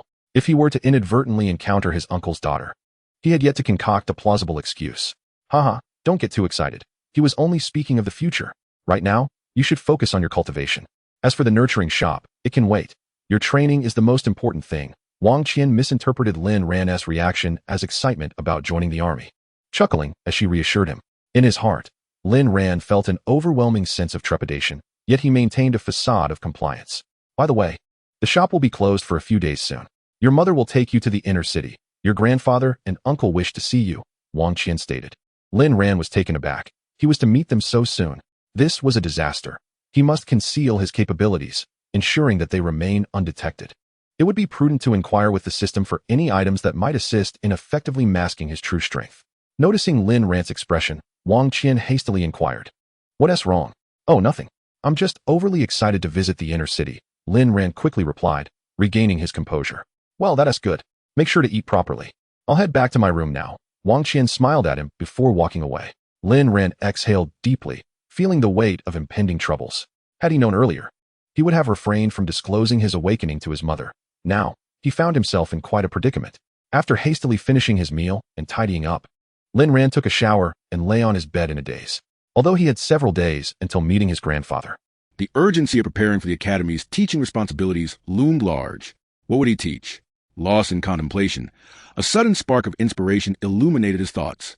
Of course, he possessed the compendium of extraordinary beasts, which detailed the habits, personalities, and breeding methods of nearly every creature. He could easily select some obscure beasts to discuss, supplemented with practical experiences. His prowess in real combat was formidable, a testament to the countless trials and tribulations he had endured in the realms. Yes, this would be his plan. Lin Ran nodded resolutely before gradually drifting into slumber, while a small vortex of stellar energy in his dantian naturally began to form, harmonizing his star energy with his mental power, gently unblocking several slightly congested acupoints within him. After a night of cultivation, Lin Ran arrived at the shop early. He tended to the giant rock tortoise and checked on his dream eater beasts and the bone demon corpse. As expected, they were all engrossed in their training, especially the dream eater, which was soundly asleep. Once he had taken care of everything, Lin Ran hurriedly locked the shop door and rode his electric scooter towards the Xianzhong Academy of Extraordinary Beasts. Before long, he reached the boundary between the outer and inner cities, where several officers stood guard. Upon noticing Lin Ran approaching on his scooter, they immediately halted him. "Which district are you from? Do you have a pass?" "Without one, you cannot pass," one officer approached, coldly addressing Lin Ran. Lin Ran was momentarily stunned. What was a pass? He recalled that a few days prior, the taxi driver had presented something to the officer when they entered the inner city. What to do? It seemed he had none. Suddenly, Lin Ran's eyes lit up. He remembered he possessed a Tai-hung medal. The elder had stated that with this, no one in Xianzhong City could impede his passage. Seeing Lin Ran remain silent for an extended period, the officer grew impatient, and ordered, "If you don't have one, leave immediately." Before the officer could finish, Lin Ran produced the glimmering gold medal from his pocket and handed it over. Instantly, the officer trembled, standing at attention, bowing deeply to Lin Ran, exclaiming, "My apologies, sir. I didn't realize you were an officer." Waving his hand, the officer signaled for him to pass, calling out as Lin Ran departed, "Have a safe journey, sir." With a serene demeanor, Lin Ran mounted his scooter without any further reaction, heading straight towards the academy. "Have you ever seen such a young officer?" the embarrassed officer remarked to his comrades. "Oh, forget it. Did you recognize his face? Don't stop him next time." "I recognized him," replied another. Soon after, Lin Ran finally arrived at the Xianzhong Academy of Extraordinary Beasts. After a swift ride from the shop, lasting just over an hour, he would have been stranded had it not been for the exceptional battery life of his scooter. Upon reaching the academy's entrance, Lin Ran gazed once more at the magnificent statues of the purple feather peacocks, marveling at their imposing grandeur. He had not fully appreciated them during his last visit, but now they appeared remarkably impressive. After admiring the statues, Lin Ran rode his scooter inside, only to be immediately halted by the security personnel at the entrance. The guard scrutinized Lin Ran closely. Although the youth seemed to fit the profile of an academy student, anyone admitted here typically hailed from a distinguished lineage. Moreover, it was well past the designated entry time for students. If he were indeed a student, he would be late and subject to strict penalties. "Please present your student ID," the guard politely requested, avoiding a more severe tone. Lin Ran was momentarily taken aback, internally lamenting the string of misfortunes he faced merely to attend a class. First, he was stopped by the military, now by security, and what was this about a student ID? Did he even possess one? After all, he had come to teach, not to cause trouble. It seemed that Yechio's advice to call him upon arrival was indeed prudent. With no other choice, Lin Ran pulled out his phone and called Yechio to inform him that he had arrived at the academy gate. Yechio was elated upon receiving Lin Ran's call, pleasantly surprised that he had kept his word and actually showed up. He promptly contacted the security personnel at the entrance. Upon receiving Yechio's call, the guard was filled with trepidation and astonishment. After decades of service, it was the first time he had received a call from such a prominent figure. However, upon hearing Yechio's words, he stared at Lin Ran in disbelief. This youth, who appeared scarcely older than a first or second year student, was actually a high-star mentor? The other guards nearby were equally stunned, quickly regaining their composure as they assumed proper stances. Respectfully escorting Lin Ran into the academy while repeatedly apologizing and attempting to appease him. Yet, Lin Ran bore no ill will towards them.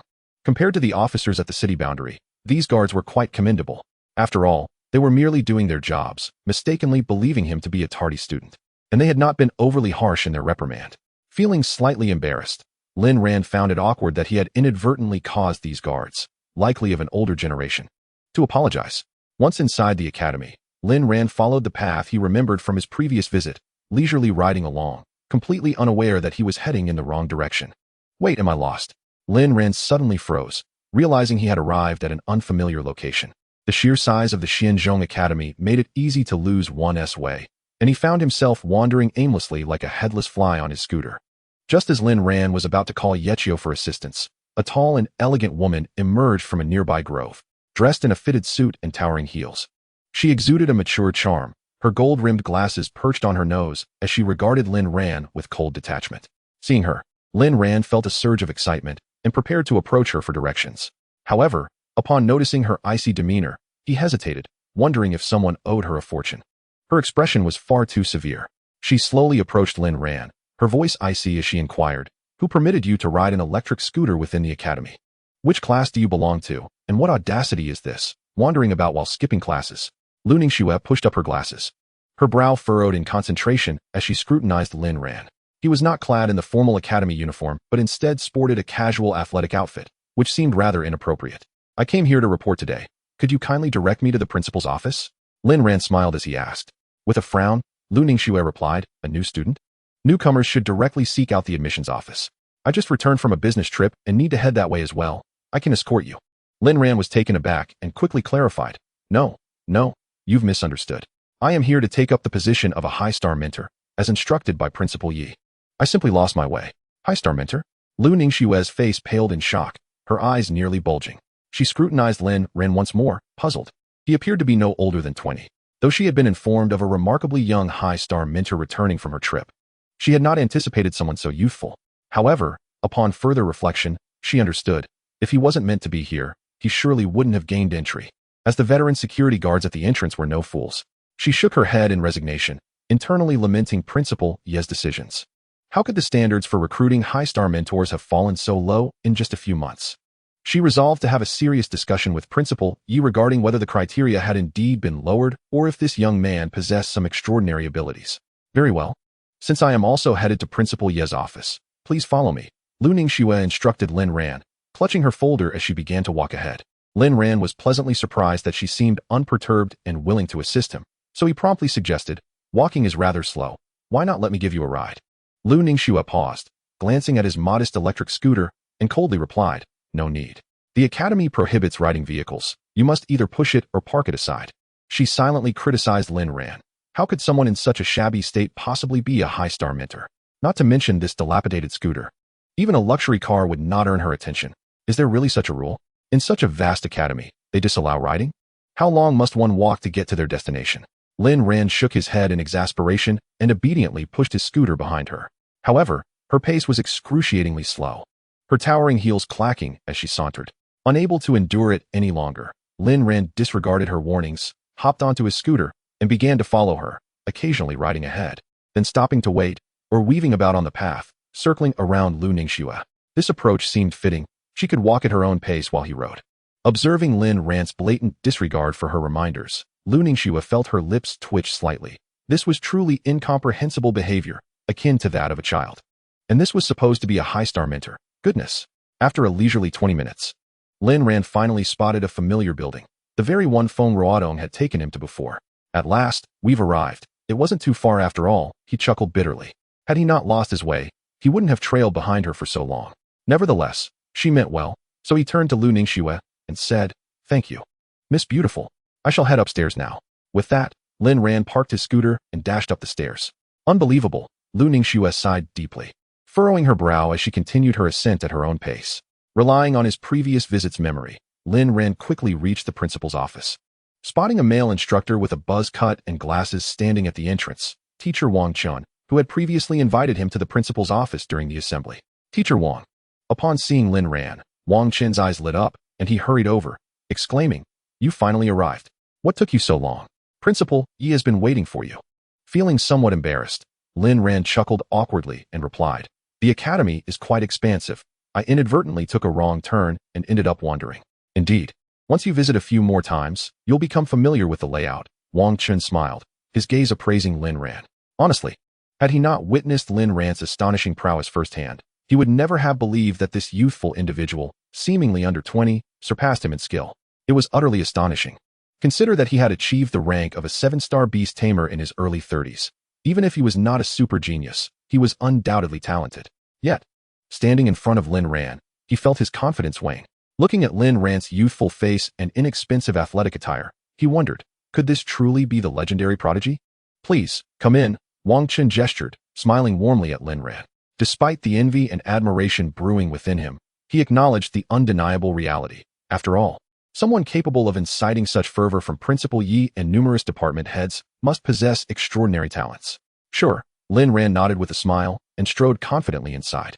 Oh, Teacher Lin has arrived.